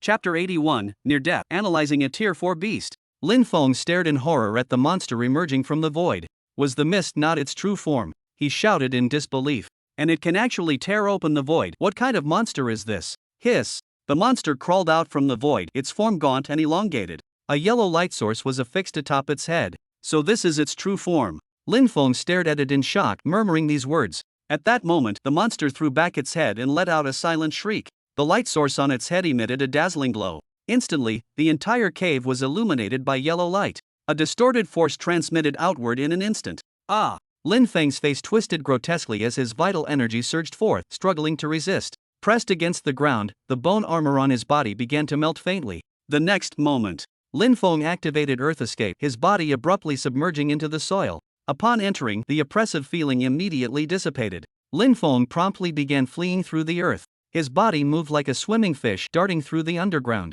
Finally escaped. I need to quickly regroup with Nan Gongshui. Seeing the monster disappear from view, Lin Feng couldn't help but heave a sigh of relief. He didn't immediately cancel his Earth Escape technique. He was just about to continue swimming forward. But when he turned his head, he saw that fourth-rank savage beast hidden in the earth. Holy shit! Lin Feng exclaimed in alarm. Boom! The ground exploded, spraying dirt and rocks everywhere. Lin Feng's figure burst out from the ground. A gaunt figure followed closely behind. Sky-splitting palm. Mid-air, Lin Feng fired a chi blast backward. A silver energy pillar shot toward the emaciated monster. The attack created a long vacuum tunnel through the air. The next moment, the light source above the gaunt monster's head suddenly flared brightly. The chi blast disappeared instantly, like an ox sinking into a sea of mud. What? Lin Feng was utterly shocked. Then chi erupted from his body as he accelerated with a sonic boom, instantly shooting into the distance. Suddenly, a yellow ray followed closely behind him at high speed. Lin Feng's body glided through the air. By the time he saw the ray, it was already too late. He dodged hastily but still lost an arm to the attack. The next moment, boom! Lin Feng's body crashed onto the ground. His heavy form created a massive crater upon impact, kicking up a cloud of dust. Cough! Cough! Clutching his severed arm, Lin Feng struggled to his feet with great difficulty. He spat out a mouthful of blood, glaring fiercely at the distant beast. You damn creature! Want my life? Come and try! As he finished speaking, a crazed expression surfaced on his face. Extending his remaining arm, he activated all his innate divine abilities. A small white sphere of light appeared in his palm. Immediately, the surrounding air began to distort. An aura of destruction radiated outward. Seeing this, the beast took a step back, preparing to flee. Lin Feng cracked a grin, his voice hoarse. Now you know fear. Too late. With a push of his hand, the luminous sphere instantly shot forward. The beast roared in terror and turned to run. The next moment, the sphere detonated. White light devoured everything in its vicinity as waves of radiance and heat emanated outward. The entire cavern was left with nothing but silent tremors and blinding white light. A moment later, the lake shore had disappeared. A giant crater hundreds of meters in diameter appeared in its place. Azure lake water poured into it, with a figure floating on the surface. At this moment, Lin Feng was in an extremely miserable state. Half of his body had vanished, his bone armor cracked and shattered. His head was damaged, exposing his brain. Yet he still hadn't died. His bloodshot eyes remained fixed unwaveringly on a spot not far away. Using his only remaining broken arm for support, he slowly crawled forward. Ha! Ha! Lin Feng's neck made a whistling sound as silver blood dripped from it. He paid no attention to this, his expression ferocious as he continued crawling. In the distance, that fourth-order fierce beast lay dying on the ground, its withered body nearly blown apart by Lin Feng. The light source on its head dimmed, flickering constantly as if it might extinguish at any moment. Lin Feng crawled toward it with great difficulty, feeling his life force rapidly draining away. As long as we kill it, activate the analytical divine ability, and we can survive. His heart roared with desperation. But his vision grew increasingly blurry as his strength gradually drained away. The next moment, splash! Lin Feng's body fell into the water. Having completely lost his true chi, he could no longer stay afloat. Darkness gradually engulfed his sight. Is this where it all ends for me? Nothing but unwillingness filled Lin Feng's heart. He had already obtained the marrow stone and was so close to curing his sister. At this very moment, Lin Feng felt a pair of hands lifting him up. With great effort, he opened his eyes to see who it was. Nangong Shui. Lin Feng, stay awake, don't fall asleep. Nangong Shui shouted anxiously, her face full of worry. Tears streamed down her face as she looked at Lin Feng's battered body. Don't die, she held Lin Feng tightly, murmuring the words. Looking at Nangong Shui, hope sparked within Lin Feng's heart. Take me there. He weakly pointed with his severed arm toward the savage beast in the distance. Nangong Shui didn't understand his intention, but considering he was about to die, he nodded, picked up Lin Feng, and walked over. They arrived before the dying 4th-rank ferocious beast. Lin Feng gathered the last trace of chi in his body and waved his hand. Analyzing. Analysis successful. Fierce beast file, phantom mist demon. Rank, 4th-rank ferocious beast. Characteristics, form shifting, spatial tearing, cognitive distortion. Weakness, kill the mist form first, then slay the true body hidden in the rift. Innate divine ability, light evasion. Opens a subspace for hiding in storage. Transforms into intangible mist that distorts the target's perception. Yellow light can distort flesh, nullify energy, and emit aberration rays. As the system finished analyzing, a purple crystal appeared on the mist demon's corpse. Lin Feng willed it, and the crystal merged into his body. Innate divine ability learned. The next moment, his eyes flew wide open. A surge of intense vitality emerged within him. His life force, previously on the verge of extinction, ceased draining away. The depleted true chi in his body began to slowly recover. Cough. Cough. Held in Nangong Shui's arms, Lin Feng coughed violently several times. Fleshy buds started wriggling from all his wounds. Nangong Shui's eyes instantly widened at the sight. Great. You're all right. She shouted joyfully while observing Lin Feng's stabilized breathing. Lin Feng closed his eyes and took a deep breath. He began absorbing the dark mist energy. His wounds gradually healed as well. Let's leave this place. Where's the stone marrow? Lin Feng asked. Nangong Shui replied, don't worry, the stone marrow is in the bag. Let's go now. After speaking, she carried Lin Feng on her back and retraced their path. A moment later, Nangong Shui emerged from the cave. Lin Feng, the mist has stopped, she exclaimed in surprise to Lin Feng on her back. It seems this thick fog was entirely the doing of that 4th-rank fierce beast. Lin Feng, weakly resting on Nangong Shui's back, said, all right, let's go. After speaking, Nangong Shui continued forward with Lin Feng on her back. After walking for a while, the two arrived at a wooded area. Wait, look there. Lin Feng suddenly pointed ahead and said. Hearing this, Nangong Shui stopped in her tracks. In the distance was a cluster of vines. Within them grew a large patch of pumpkins. Suddenly, a pumpkin fell to the ground, sprouted insect-like limbs from its base, and lunged toward Nangong Shui. Chapter 82, Breaking Out of the Canyon, the Looting Expedition Team. Chapter 82, Breaking Out of the Canyon, the Looting Expedition Team. Seeing the pumpkin monster lunging toward her, Nangong Shui was instantly shocked. It's a Tier 3 ferocious beast. She drew a short knife, golden light flickering in her hand, and hurled it toward the creature. Whoosh! The short knife transformed into a golden streak as it shot toward the pumpkin monster. Clang! With a shower of sparks, the short knife was deflected. How can it be so tough?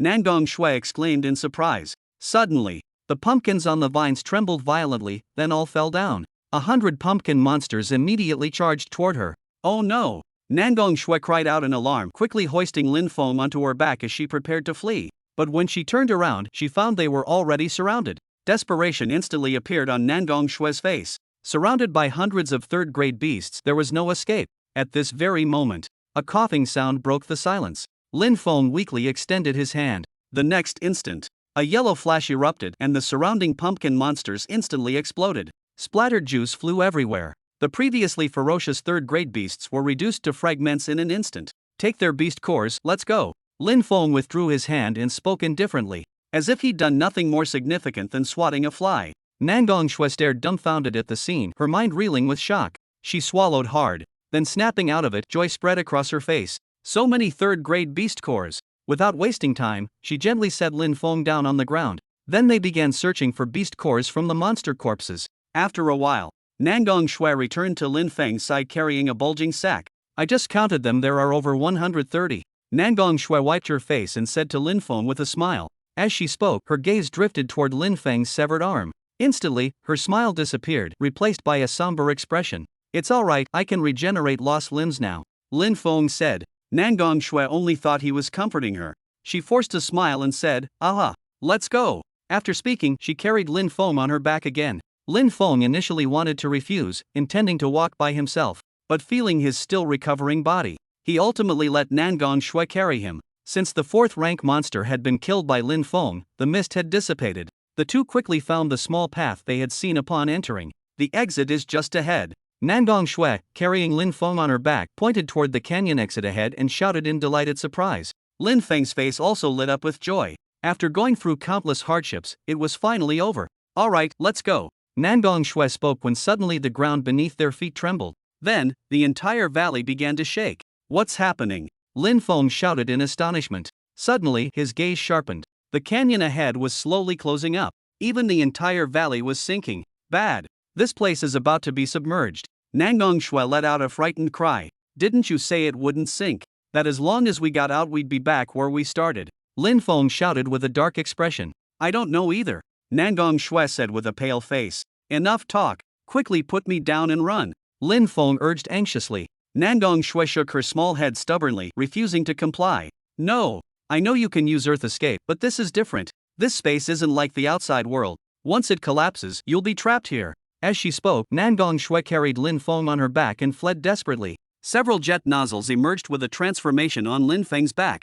Then erupted violent flames. Nangong Shui was immediately propelled forward. At the very last moment, narrowly escaping before the canyon closed, she dashed out. Bang! No sooner had she emerged than Nangong Shui crashed straight to the ground due to Lin Feng's excessive propulsion. Her fair, delicate face served as brakes against the earth, scraping out long streaks across the ground. Ouch! That hurts so much. Nangong Shui lay prone, clutching her flushed cheeks as she spoke. This was from the friction. Fortunately, as a Class B awakener, her face proved harder than the ground. Ahem! Lin Feng climbed up from atop Nangong Shui. Didn't crush you, did I? He asked. Nangong Shui shook her head, her face glowing pink. Lin Feng looked down at his nearly healed wounds and struggled upright. The wounds have closed up, though my severed arm hasn't fully regrown yet, but it's almost there. He could feel it ever since deciphering that fourth-order mutant beast's mystical ability. His body had entered some evolutionary state. Both his physical form and innate powers had grown stronger. Even severed limbs were slowly regenerating. This feeling it's very similar to when I advanced to rank B, Lin Feng said in surprise. Just then, Nangong Shui suddenly furrowed her brows. That's strange, where's our armored vehicle? Only when she spoke did Lin Feng realize. Right, where is the vehicle? Judging by the marks on the grass, this is exactly where we parked earlier. Suddenly, Lin Feng's gaze focused sharply. He saw tire tracks on the ground. Someone drove our vehicle away. Pointing at the ground, Lin Feng said to Nangong Shui, someone stole our vehicle. Let's follow these tracks. Nangong Shui nodded and pursued alongside Lin Feng. Moments later, Lin Feng stopped at the foot of a hill. Squinting his eyes, he observed the tents in the distance. It seems they're the ones who stole our vehicle. Lin Feng pointed at the armored vehicle in the distant camp. After speaking, he slowly advanced toward the camp. As Lin Feng approached, he heard voices coming from inside the tents. Has that woman talked yet? Boss, not yet, she's being stubborn as hell. Forget it, don't bother. Just bring me to the tent directly. Roger that, I'll go right away. As the words fell, a man lifted the tent flap and stepped out. Turning his head, he immediately spotted Lin Feng. Who are you? The man screamed in alarm. He drew his long sword and charged at Lin Feng. Before Lin Feng could act, Nangong Shui moved first. A golden flash gleamed from her hand. The next instant, the man was pinned to the ground by a dagger. Why did you kill him? Lin Feng's brows furrowed slightly. Not out of sympathy for the man, but because he had intended to interrogate him for information. Gritting her teeth, Nangong Shui replied, I recognize these people. They're notorious scoundrels from the urban district. She cast a look of disgust at the impaled man. They don't do missions, they specialize in robbing other exploration teams. Especially their leader murder, arson, no crime is beneath him. Hearing this, understanding dawned in Lin Feng's heart, so that's how it was. He then patted Nangong Shui's small head lightly, signaling her to calm down. For the first time, he realized how quick-tempered she could be. At that moment, a middle-aged man emerged from the tent. He looked at his slain subordinate on the ground. Suddenly, he let out a shocked exclamation. Old Lu. Then, with a ferocious expression, he turned to Lin Feng. You dare kill my brother? I'll end you. As he spoke, flames erupted across his body. Lin Feng sensed the opponent's aura but remained unfazed. Just a B rank, nothing more. With a wave of his hand, a murky yellow light glowed. A black rift tore open in mid-air. In an instant, it sucked the man inside.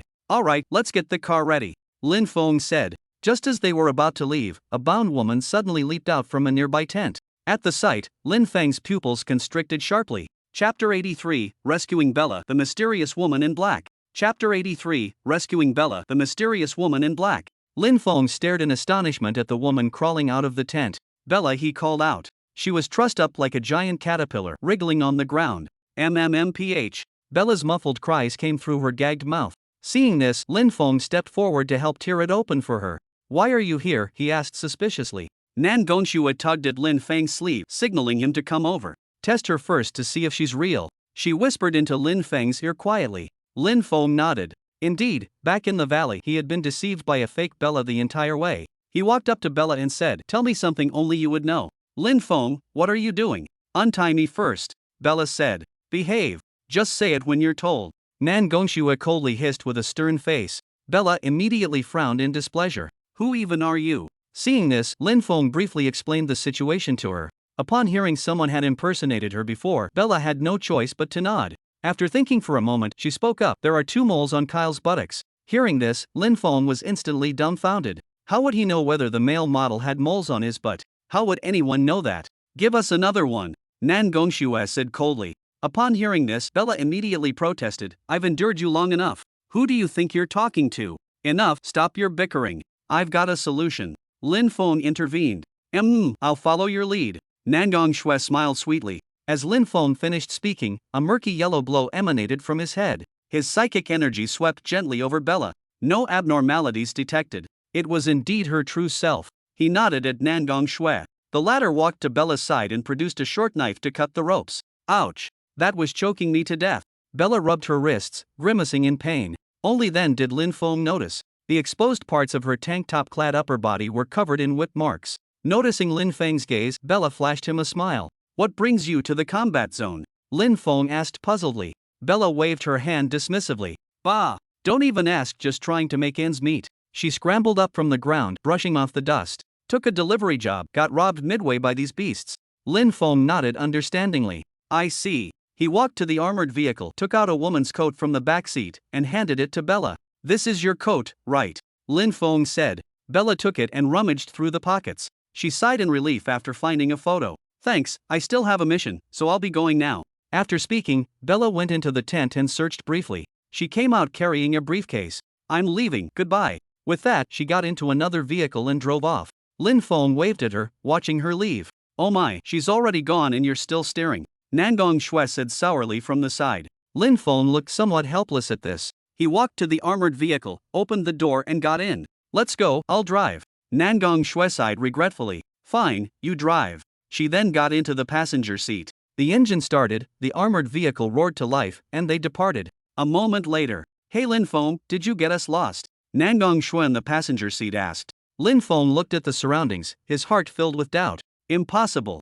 I was following the navigation. He immediately denied it outright. After saying this, stubbornly pressing the accelerator, he increased the speed. They drove for a while longer. Screech! Lin Feng slammed on the brakes and came to a stop. He looked around at the environment, his expression grim. Something's wrong. We've been going in circles this whole time. Nan Gongxue pointed at a small hill in the distance and said, You're right, look there. Lin Feng followed Nan Gongxue's finger and his pupils suddenly constricted. There, incredibly, was the campsite they had departed from earlier. Damn it! What the hell is going on? Lin Feng punched the steering wheel. At that moment, Nan Gongxue beside him let out a startled cry. There's someone ahead. Lin Feng's gaze sharpened, his face showing alertness. That's. On the distant hill, a woman walked slowly towards them. Her figure was slender, her robes as black as shadows. With her movements, wisps of black mist drifted from the hem of her clothes. Nan Gongxue nervously drew her short blade, speaking to Lin Feng in a hushed voice. This woman's aura incredibly dangerous. Lin Feng's expression turned grave. He tried reversing but the engine had stalled. After several attempts, nothing responded. It seems she doesn't intend to let us leave, Lin Feng said coldly. Narrowing his eyes, he spoke to Nan Gong. Wait here. I'll see exactly what she wants. With that, he stepped directly out of the vehicle. State your purpose, Lin Feng demanded icily. The woman in black chuckled softly at his words. You destroyed the valley's ley lines, yet ask my intentions. Lin Feng immediately furrowed his brows. What ley lines? You must be mistaken. The woman sighed faintly. Did you think hiding the stone marrow would solve everything? She closed her eyes briefly, sensing something, then showed puzzlement on her face. Strange, you clearly bear the stone marrow's aura. Comprehension dawned in Lin Feng's heart upon hearing this. The ley lines she mentioned, it was the Millennium Senluo's thirst for milk. At this moment, Nangong Shui walked up to Lin Feng's side. Sister, perhaps you've made a mistake. She smiled sweetly. Then she twirled around and said softly, look, we don't have any stone marrow on us. Lin Feng immediately understood. The stone marrow had already been placed in his ethereal light space. In any case, I won't admit it. Go search if you want. For my sister's sake, I absolutely cannot surrender the stone marrow. Lin Feng chimed in, right, we've never seen you before. You've got the wrong person. The woman in black nodded upon hearing this. Oh, so I've got the wrong people. After speaking, she turned to leave. Seeing this, Lin Feng secretly sighed in relief. This woman's aura was even more terrifying than a fourth-order dire beast. If we could fool her, that would be for the best. Just at that moment, the woman in black withdrew her half-extended bare foot. Do you really think I'd believe that? She turned her head and said with a smile. Simultaneously, she felt cold sweat on her palm. That was close, she almost fell for their trick. Seeing that their deception had failed, Lin Feng's expression turned grave. Nangong Shui beside them showed a puzzled expression upon seeing this. Elder sister, what are you talking about? The woman in black chuckled lightly and pointed at Nangong Shui. Still pretending, are you? Look what this is. As she spoke, a mirror made of crystal materialized in her hand. The figures of Lin Feng and Nangong Shui appeared on its surface. Finally got it. Great. Your younger sister can be saved now. In the mirror's image, Lin Feng was holding 2 bottles of azure stone marrow, his face full of smiles. Crack. The mirror shattered and disappeared. The woman in black smiled meaningfully at the now silent Lin Feng and Nangong Shui. Why so quiet now? Chapter 84, Negotiation Failed. Chapter 84, Negotiation Failed. Lin Feng looked at the smiling woman in black and sighed. I truly need this. My younger sister is ill. He spoke honestly to the woman in black. The woman shook her head and said softly, I also need my own belongings to suppress the fissure beneath the valley. Lin Feng was momentarily speechless. That's true. How could others understand one's own difficulties? Moreover, the woman's following words caught Lin Feng's attention. Sealing the rift, he asked with confusion. The woman in black nodded. Deep in the valley lies a ferocious beast rift that I'd been suppressing for a long time. After speaking, she extended her jade-like hand toward Lin Feng. Return it to me now, and I won't hold you accountable for destroying the earth veins. Lin Feng's expression immediately darkened. If he returned it, what about Linger's illness? But if he didn't return it, they probably wouldn't be able to leave. After thinking for a moment, Lin Feng spoke up. Can I exchange something with you? I just need 1 bottle.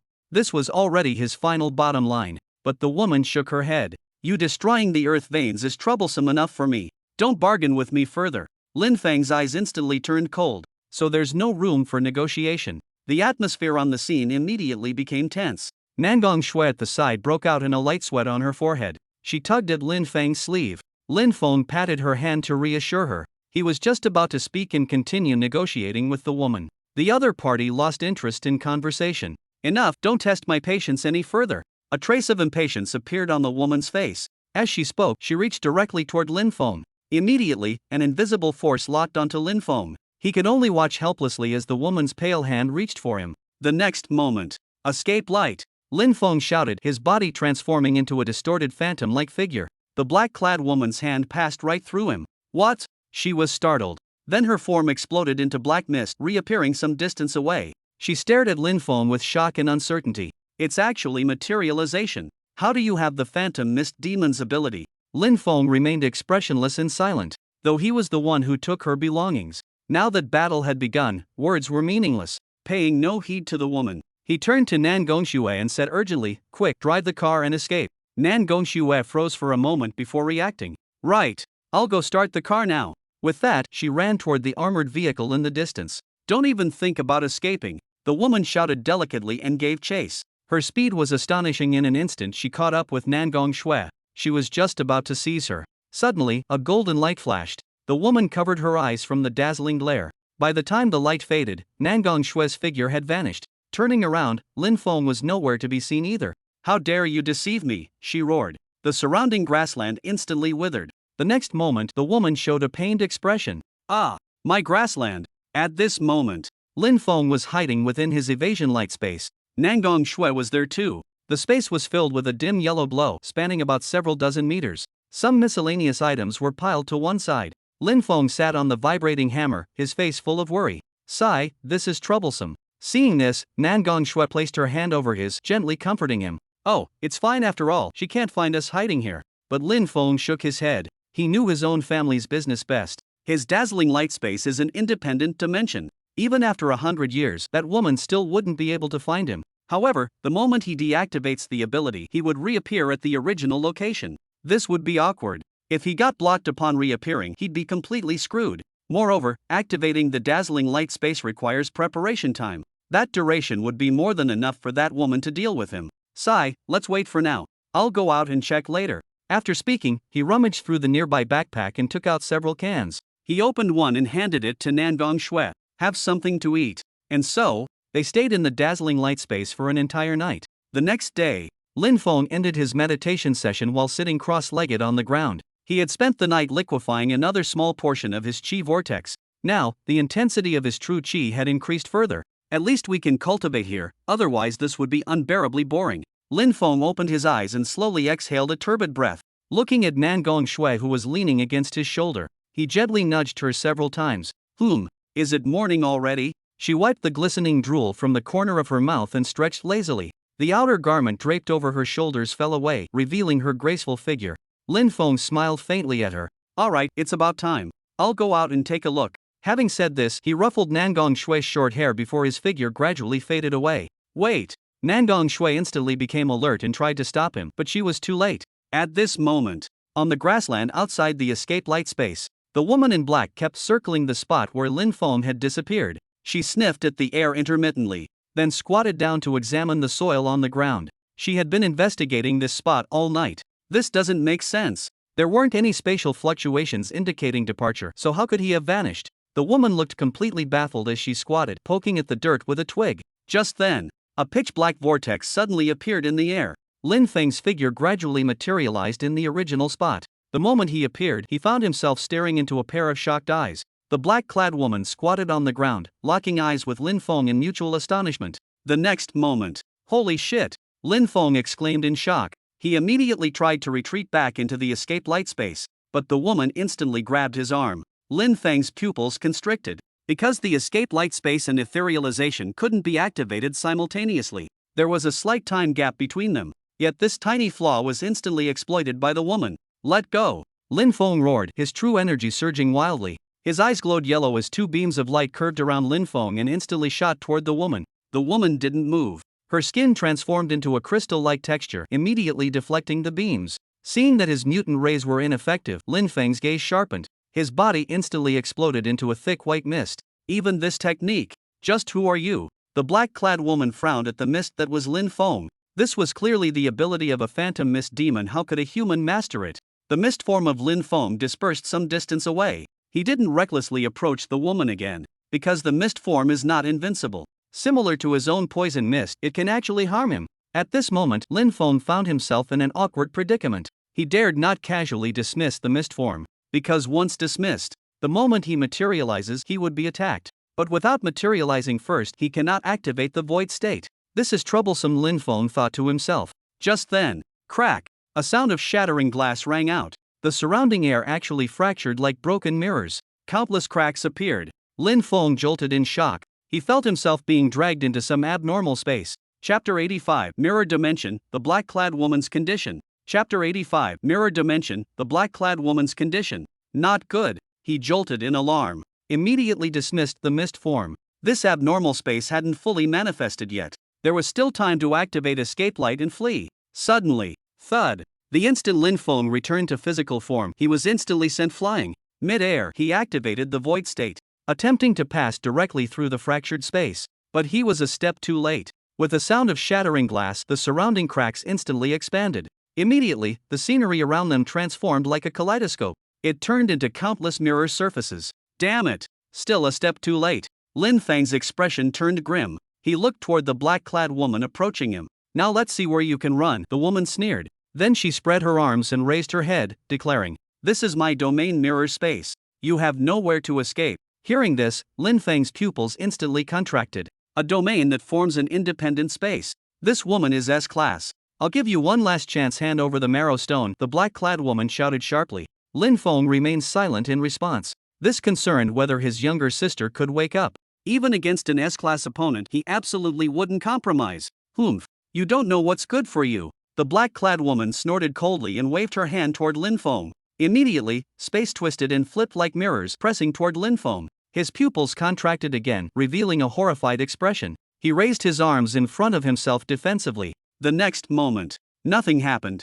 Lin Feng's figure was like a phantom, completely unaffected by the attacks. He took a step forward and easily walked out of the assault. Ha! The black-clad woman revealed a dumbfounded expression. She had been striking poses for so long, yet couldn't do anything to her opponent. Instantly, her face showed embarrassment. But Lin Feng's eyes lit up. His intangibility wasn't affected by the mirror space at all. Doesn't that mean he could simply run out of this woman's domain? With this thought, he immediately dashed toward the rear. What are you doing? Come back. The black-clad woman was startled and quickly gave chase. She sensed Lin Feng moving unimpeded through her domain. Lin Feng sprinted ahead, his body like an illusory projection, completely unhindered. The black-clad woman pursued from behind. The domain moved forward with her at its center. A moment later, huff, huff, the black-clad woman bent over, panting heavily. You can really run. She raised her head and said viciously. Lin Feng stood not far away, panting heavily. Damn it! This woman had been chasing him for several hours. He could run out of her domain. But she followed closely behind, and her domain kept moving with her. Now the two of them were locked in a stalemate. Humph. If you've got the skills, keep chasing. Lin Feng sat down on the ground and spoke coldly. As long as he didn't actively cancel his void state, this woman would never be able to touch him. At that moment, the woman walked up to Lin Feng. She reached out her hand, passing right through Lin Feng's body. Don't waste your effort. Lin Feng said indifferently. His current body was in the escape light space. What remained here was just a projection. Without finding the location of the escape light space, destroying this space would be useless. Hearing this, the woman sighed helplessly. Continuing like this wasn't a solution. The earth veins had already been destroyed. If she didn't return to remedy the situation soon, the beast rift would reopen before long. Then there would be real trouble. At this thought, she spoke helplessly. Human, you win. I truly can't hold out any longer. Lin Feng furrowed his brows and said, then dispel the domain and let me leave. The woman shook her head. Human, it's not that I'm being heartless, but this stone marrow truly cannot be taken away by you. She pointed at the ground beneath her feet and explained, this underground valley serves as the core for suppressing the fissure, with the earth vein being of utmost importance.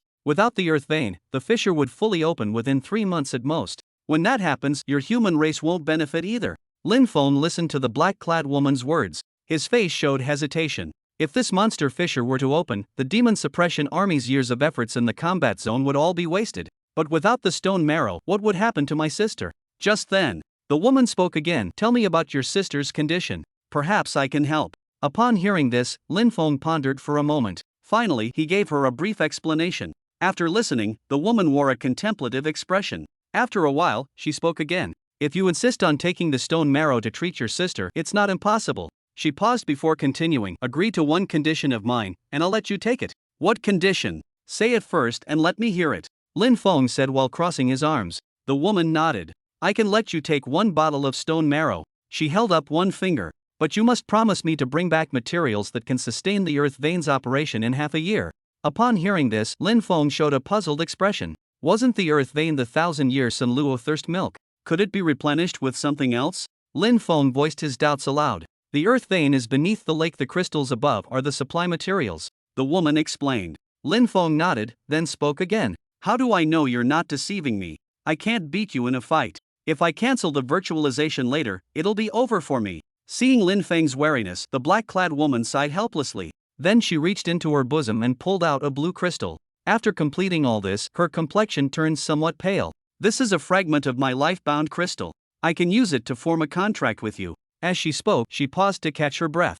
I cannot harm or imprison you, but you must fulfill the conditions. Lin Feng looked suspiciously at the black-clad woman upon hearing this. Such a thing exists. This is just a piece of stone. Don't try to fool me. The woman immediately became agitated upon hearing this. She had even taken out her life-bound crystal, yet this human still didn't believe her. How can you not even know about contract links? Where exactly did you crawl out from? The woman's face was filled with anger. First withdraw your domain and step back. I need to consult my friend. Lin Feng pondered for a moment before speaking. The woman gnashed her teeth in frustration upon hearing this. Don't push your luck. How can I trust you either?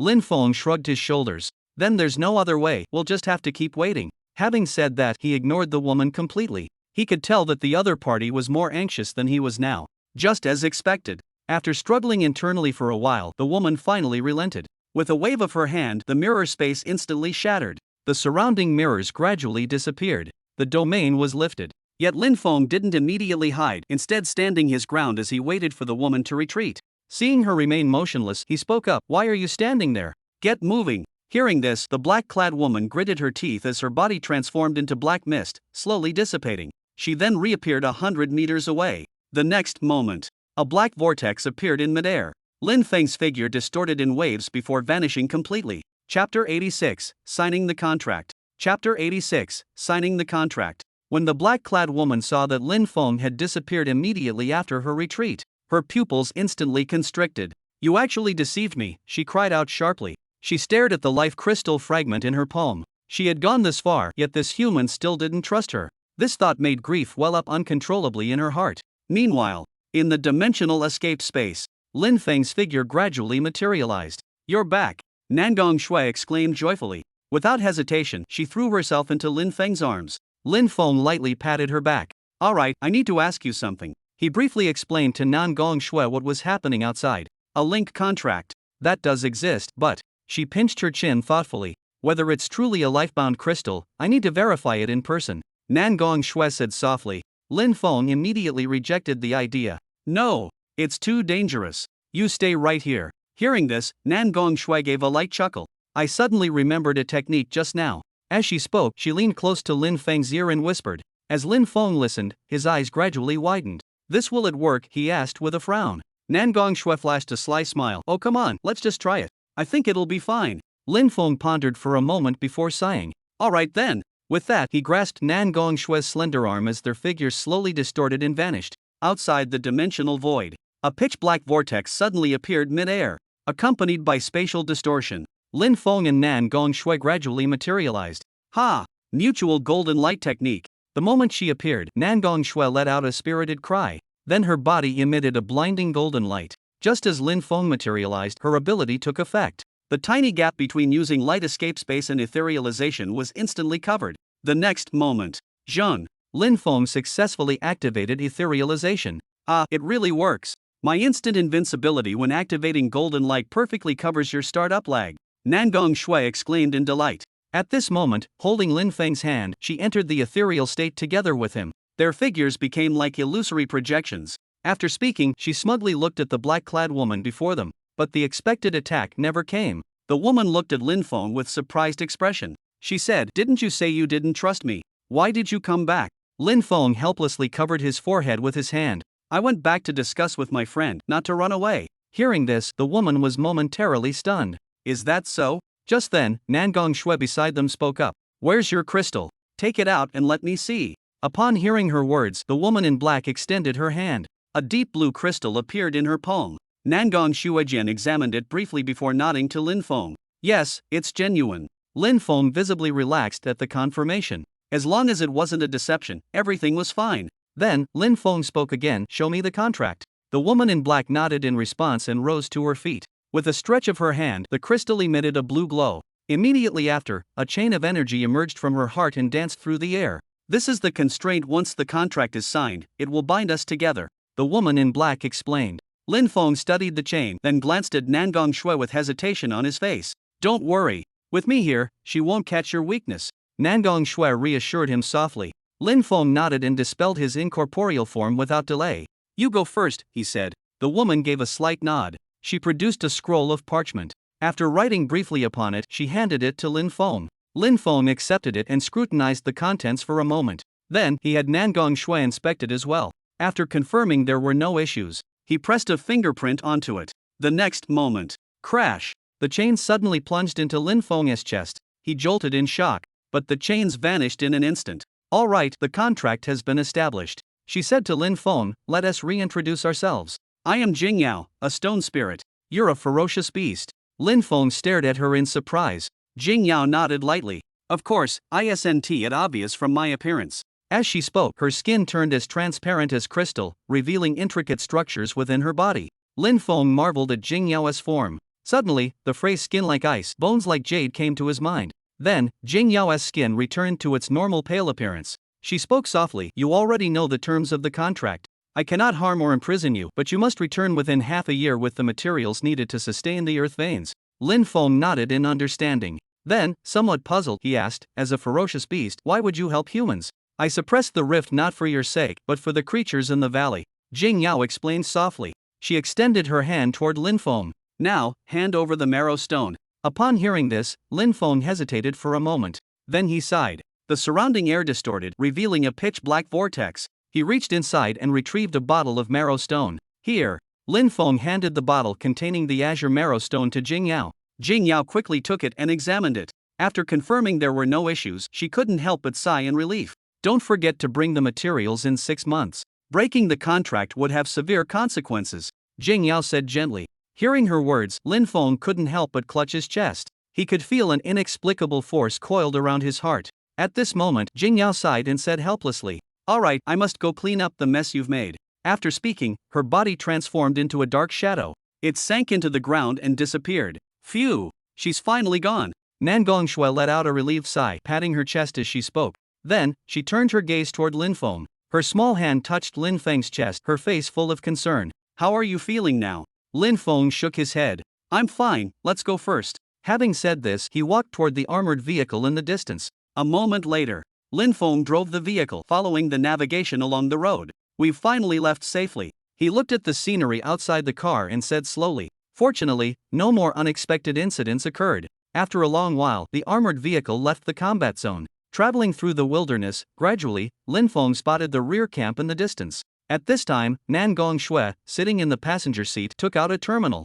"I'll send a message to my sister." Lin Feng nodded. He stepped on the accelerator, increasing the speed. Soon they arrived at the camp entrance. The soldiers at the gate stopped Lin Feng. "Comrade, please show your credentials." Looking at the unfamiliar young soldier before him, Lin Feng immediately felt troubled. Nan Gong Kai Hua hadn't given him any credentials. Will an identification tag do? As he spoke, Lin Feng handed his identification tag to the soldier. The soldier took one look and immediately frowned. "Are you joking with me? A cook driving an armored vehicle on a mission think I'm stupid?" The soldier instantly raised his gun. "Comrade, without proper credentials, you can't enter the camp." Just then, a cool, composed voice rang out. "Enough, let them in." Chapter 87, Return to the Camp. Chapter 87, Return to the Camp. Battalion Commander.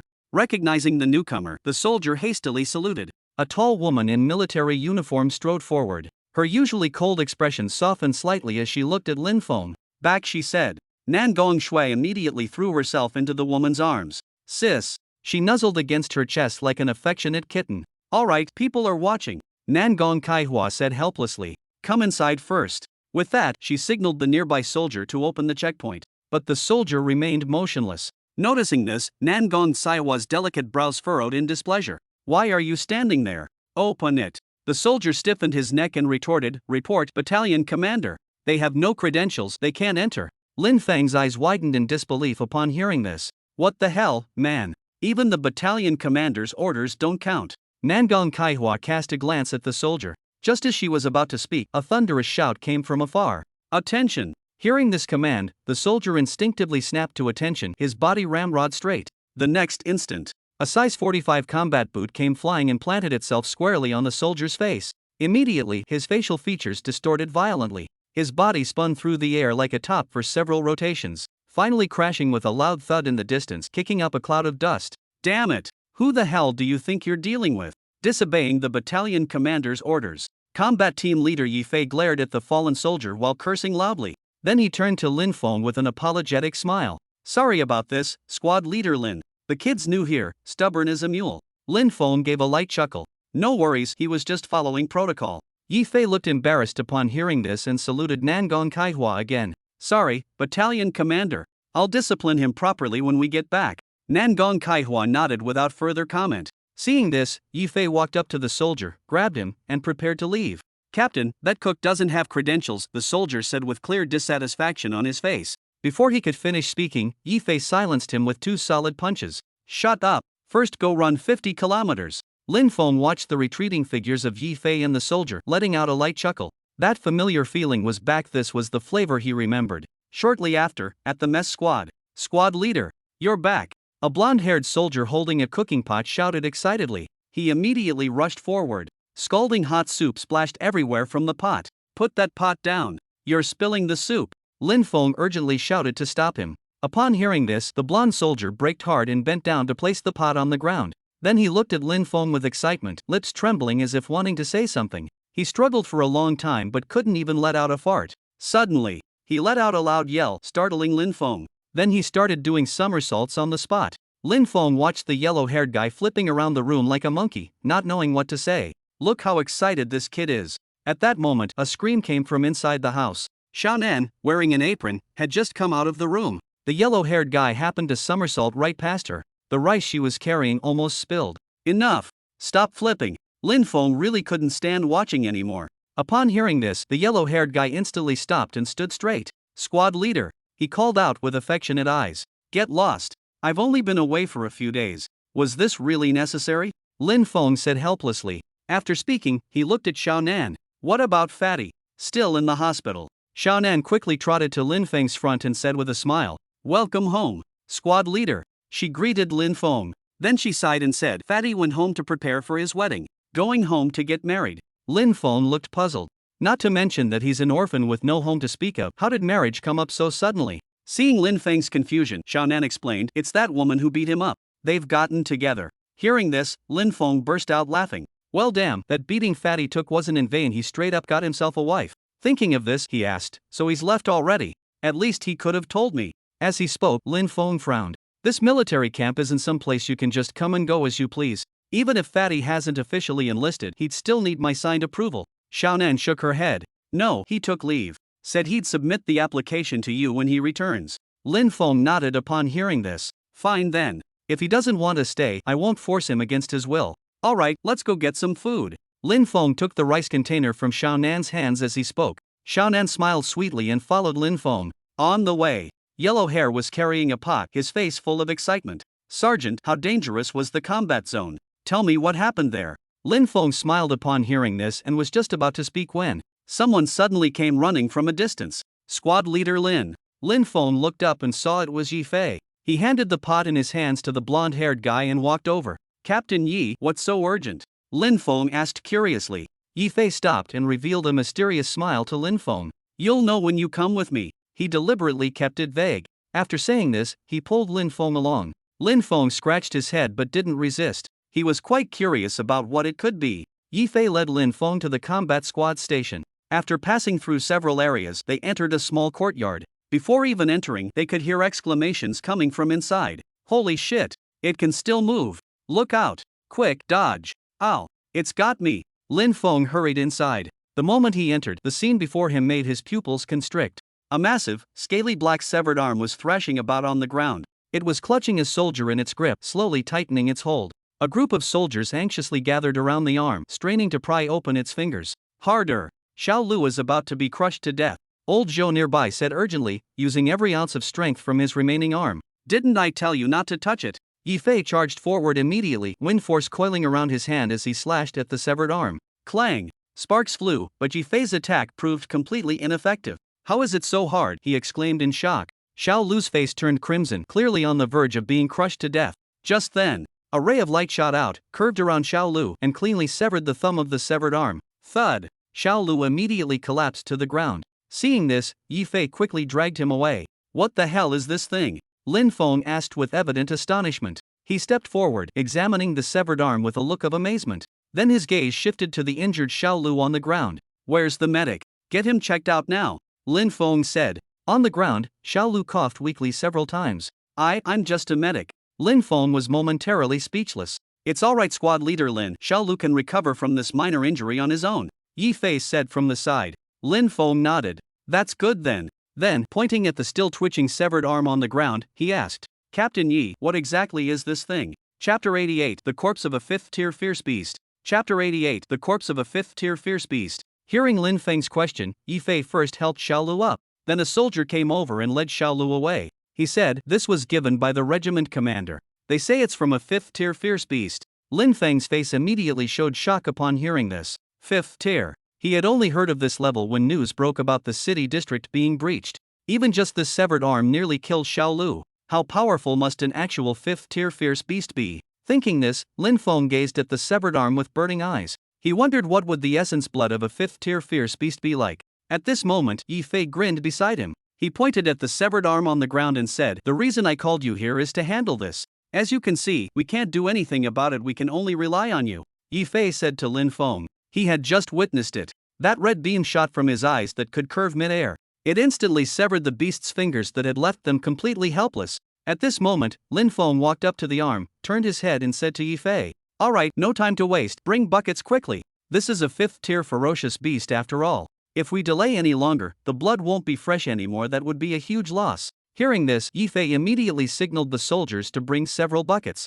Lin Feng took them and placed them beneath the arm's wound. Bang! The arm directly swatted the buckets away with one slap. What the hell? Lin Feng's eyes widened as he cursed under his breath. He also found this situation somewhat troublesome. This was the first time he'd encountered a beast corpse that could still resist. The next instant, Lin Feng's eyes began glowing with a piercing red light. The oppressive force of the escaping light surged forth, pressing down upon the severed arm. Crack! The ground fissured as the arm was immobilized by an invisible force. Holy shit! What kind of power is this? Even a 5th-tier beast's corpse is being suppressed. Could this be a domain? Lin Feng paid no heed to the soldiers murmuring nearby. Holding the bucket, he repositioned it beneath the wound on the arm. Then he frowned again. Wait, where's the blood? Lin Feng muttered in confusion. The severed thumb's cross-section revealed bone and muscle tissue, yet not a single drop of blood flowed out.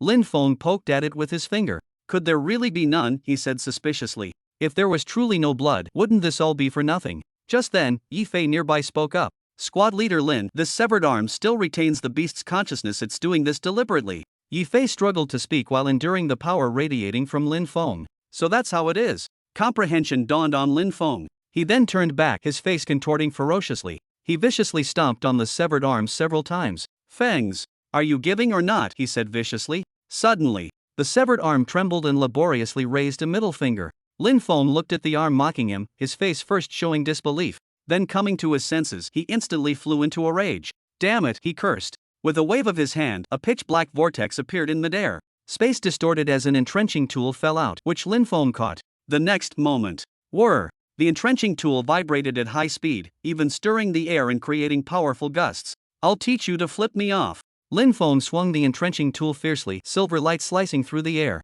Clang! A clear metallic clang sounded. Not even a mark was left on the arm. So hard, Lin Feng said with wide eyes. While surprised, he felt somewhat puzzled inside. Just now his mutation ray had easily penetrated its defense. Why couldn't he damage it now using the entrenching tool? I don't believe this. Saying this, Lin Feng stubbornly increased his strength.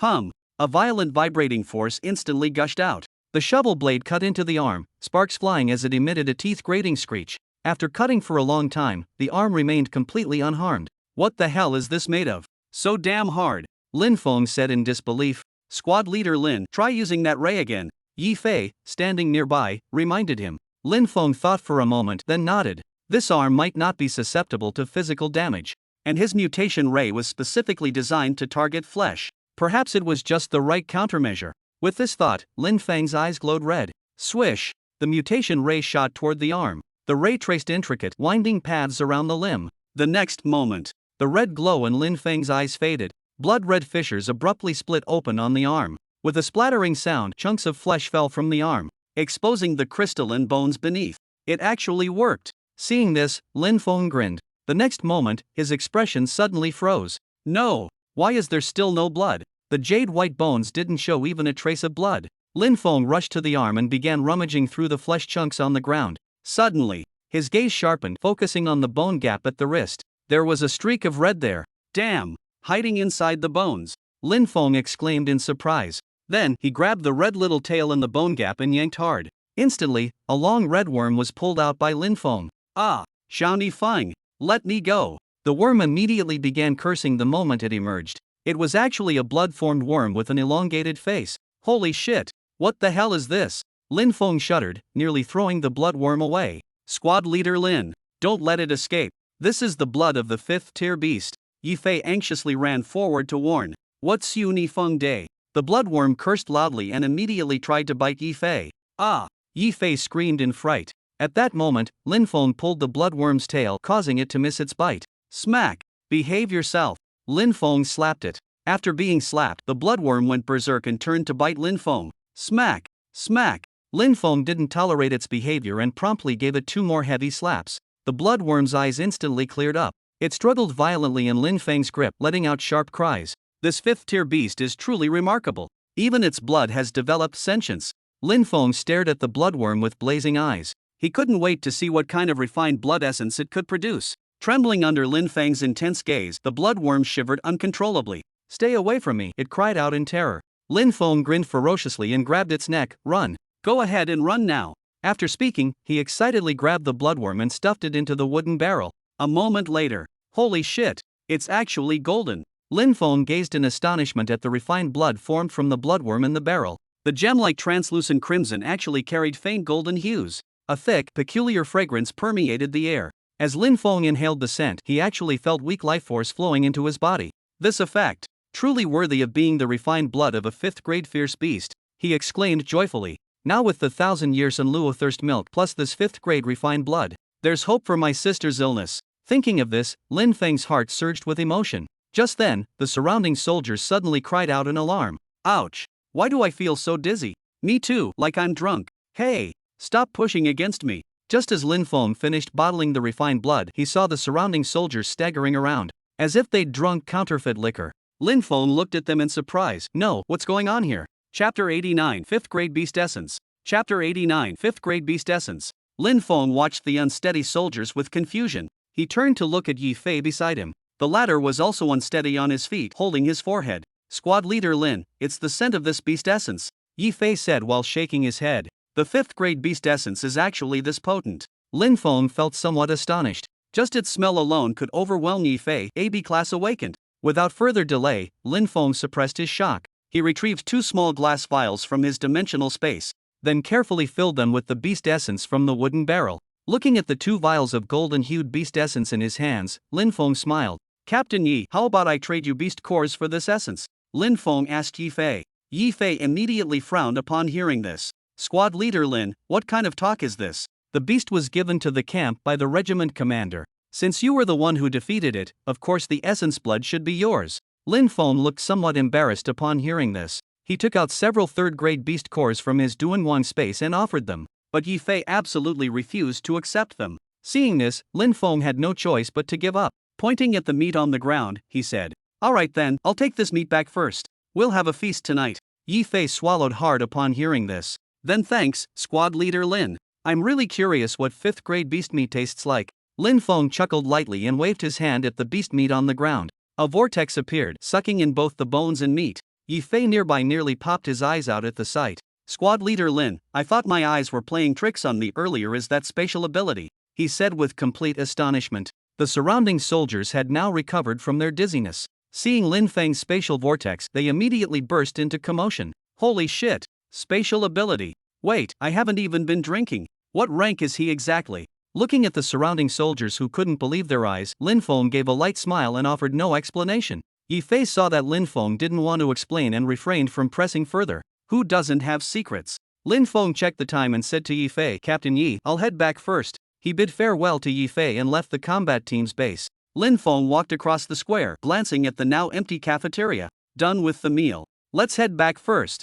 A short while later, at the mess squad, Lin Feng entered the kitchen. Xiao Nan was washing dishes. Her hands moved so fast they became blurs, her speed astonishing. Nearby, Huang Mao had his butt sticking up, his upper body stuffed into the freezer, with only his legs visible outside, motionless. "What are you doing?" Lin Feng asked. Huang Mao startled, pulling his head out and turning around. "Back already, squad leader. The freezer's broken. I was using myself to chill the meat." Huang Mao's face was covered in ice crystals, his whole body radiating cold air. He shook his hair and asked curiously, "Class monitor, where did you and Captain Yi go?" Upon hearing this, Lin Feng revealed a mysterious smile. "Come, let me show you something good." As he finished speaking, he waved his hand, space distorted, and a pitch-black vortex appeared midair. Bang! A massive skeletal arm crashed onto the platform. The impact shook the metal platform several times. The arm was simply too large. The metal platform used for processing beasts couldn't even contain it. The skeletal fingers drooped onto the ground. "What is this?" Xiaonan gasped, instinctively covering her mouth with her hands. The aura emanating from the skeletal arm made her heart race with fear. "Holy shit! What tier beast is this?" The blonde-haired youth exclaimed in shock. He ran up to the skeletal arm, his hand trembling as he reached out. The next moment, rattle! The skeletal arm suddenly began thrashing wildly. "Holy shit!" The blonde youth leaped back in alarm. It had moved. He took another step back, pointing at the skeletal arm in shock. How is it still moving?" Lin Feng said with a puzzled expression. even after draining its blood and reducing it to bare bones. Is this 5th-tier ferocious beast really that mysterious? Step aside, let me take a look. Lin Feng pushed Huang Mao aside and walked forward. The skeletal arm immediately stopped moving when it saw Lin Feng approaching. Seems its consciousness hasn't completely faded yet. As he spoke, he turned to give Huang Mao and Xiaonan an order. You two handle this 5th-tier beast's bones, we'll have marrow soup tonight. Huang Mao's eyes widened dramatically upon hearing Lin Feng's words. What? A 5th-tier beast, he exclaimed in shock. Xiaonan beside him wore an expression of utter astonishment. Noticing their reactions, Lin Feng chuckled lightly. Surprised. This is my first time seeing a 5th-tier beast too, the captain gave it to me. He patted Huang Mao's shoulder as he spoke. Alright, stop gawking. Go prepare the soup, I have something to discuss with you later. Huang Mao nodded, forcibly suppressing his amazement. He then looked at the bone arm, his face revealing an excited smile. This is a 5th-level ferocious beast. If not for the squad leader, I'd never have a chance to encounter this in my lifetime. Thinking this, he couldn't help but rub his hands together, letting out a foolish chuckle. Then he made clawing gestures with both hands, repeatedly grasping at the air. Hee. Here I come, the blonde-haired youth laughed with a lewd expression. The next moment, slap, he was struck hard across the face by the bone arm. Holy shit, it hit me. The blonde youth covered his face and shouted in disbelief. Lin Feng immediately frowned with displeasure. Can't even rest peacefully after being reduced to bones. As he spoke, red light flashed in his eyes. A beam shot out, swiftly slicing around the bone arm. Instantly, the bone arm was cut into fragments. It can even curve.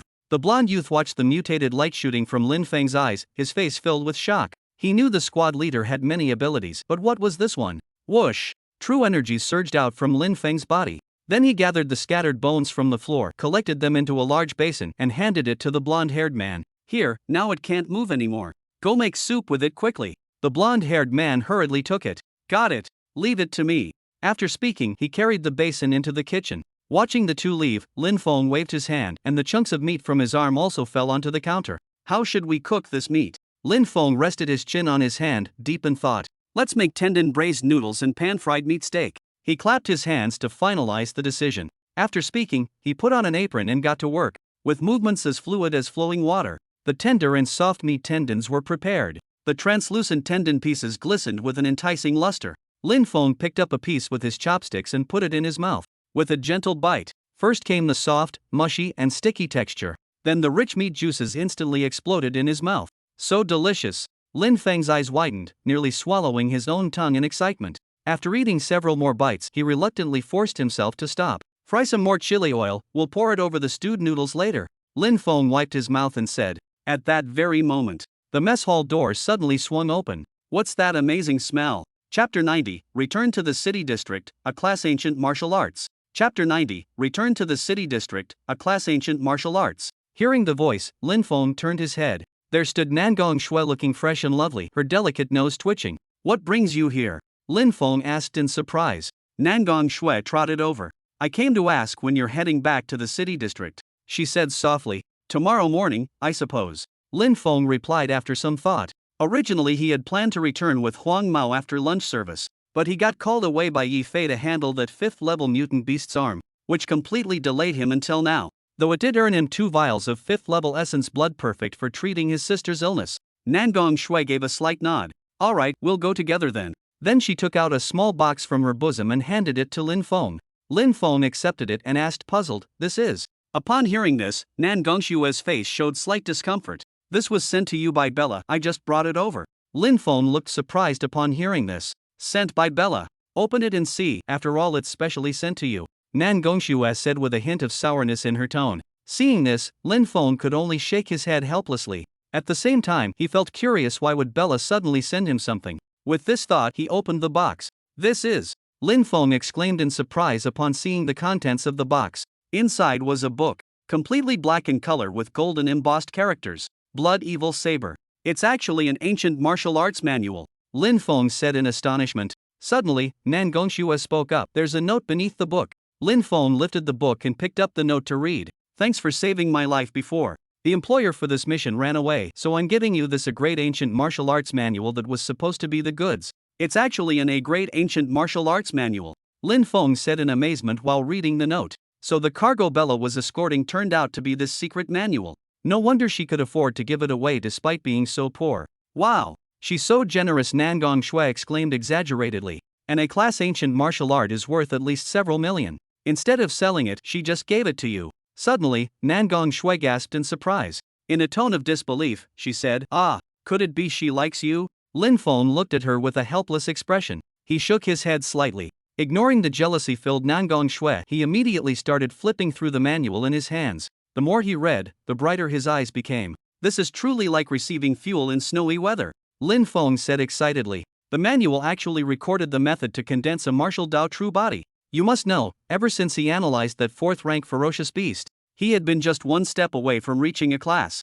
Now both his body and innate abilities were gradually evolving. As long as he condensed his martial Dao true body, he would officially become an A-class ancient martial artist. Thinking of this, Lin Feng felt incomparably excited in his heart. Without even having time to finish cooking, he rushed straight out of the kitchen. Before leaving, he shouted at Nan Gongshui, "The food is ready, just help me boil the noodles." Having said that, he left without looking back. Nan Gongshui watched Lin Feng's retreating figure with a dazed expression. "Ha! You want me to cook?" she said incredulously. After struggling for a moment, she still picked up the strainer and started boiling the noodles. "Ah," she sighed. Who told her to have feelings for him? At this moment, Lin Feng's residence. Huff!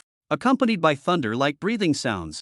A whirlwind-like stream of black mist energy continuously poured into the room. Lin Feng sat cross-legged on the bed, circulating the qi introduction technique of the bloody saber. The vortex of qi in his dantian was rapidly liquefying. Soon, an ocean-like expanse formed within his dantian. Success! Lin Feng suddenly opened his eyes, his face filled with joy. With the qi introduction technique of an A-grade ancient martial art, with his analytical talent, his cultivation speed has become several times faster. The liquefaction process was actually completed directly. To think that this process might take decades for ordinary people. Moreover, as the qi liquefaction completed, Lin Feng felt his meridians had widened considerably. Both the storage capacity and intensity of his qi have become much stronger. Suddenly, a blood-red qi began radiating from Lin Feng's body. A thick murderous aura instantly filled the entire room. My qi has actually transformed like this. Lin Feng stared in astonishment at the qi surrounding his body. This blood slaughter saber was different from the white rainbow force. The cultivated qi actually carried additional attributes. According to the manual's records, the blood slaughter saber has 9 levels in total. The first level can condense both offensive and defensive blood slaughter saber qi. Reaching the 5th level and successfully condensing a martial Dao true body would formally step into a rank. As for the subsequent levels, they involve opening martial Dao divine abilities and continuously refining the body. And my intangible force hasn't disappeared either. Lin Feng's eyes focused sharply as several strands of blood-red true qi suddenly erupted from his body. The true qi danced in the air, moving as if guided by his will. Then, with a wave of his hand, several blood-colored blade qi materialized out of thin air. Zing! The blade qi sliced through the air, circling around Lin Feng several times before vanishing. Crash! Suddenly, all the furniture in the room was cleanly split in half. Holy shit! I didn't even touch anything. Looking at the complete mess in the room, Lin Feng felt his heart bleeding. This was all money. Sigh. Whatever, I'll cultivate first.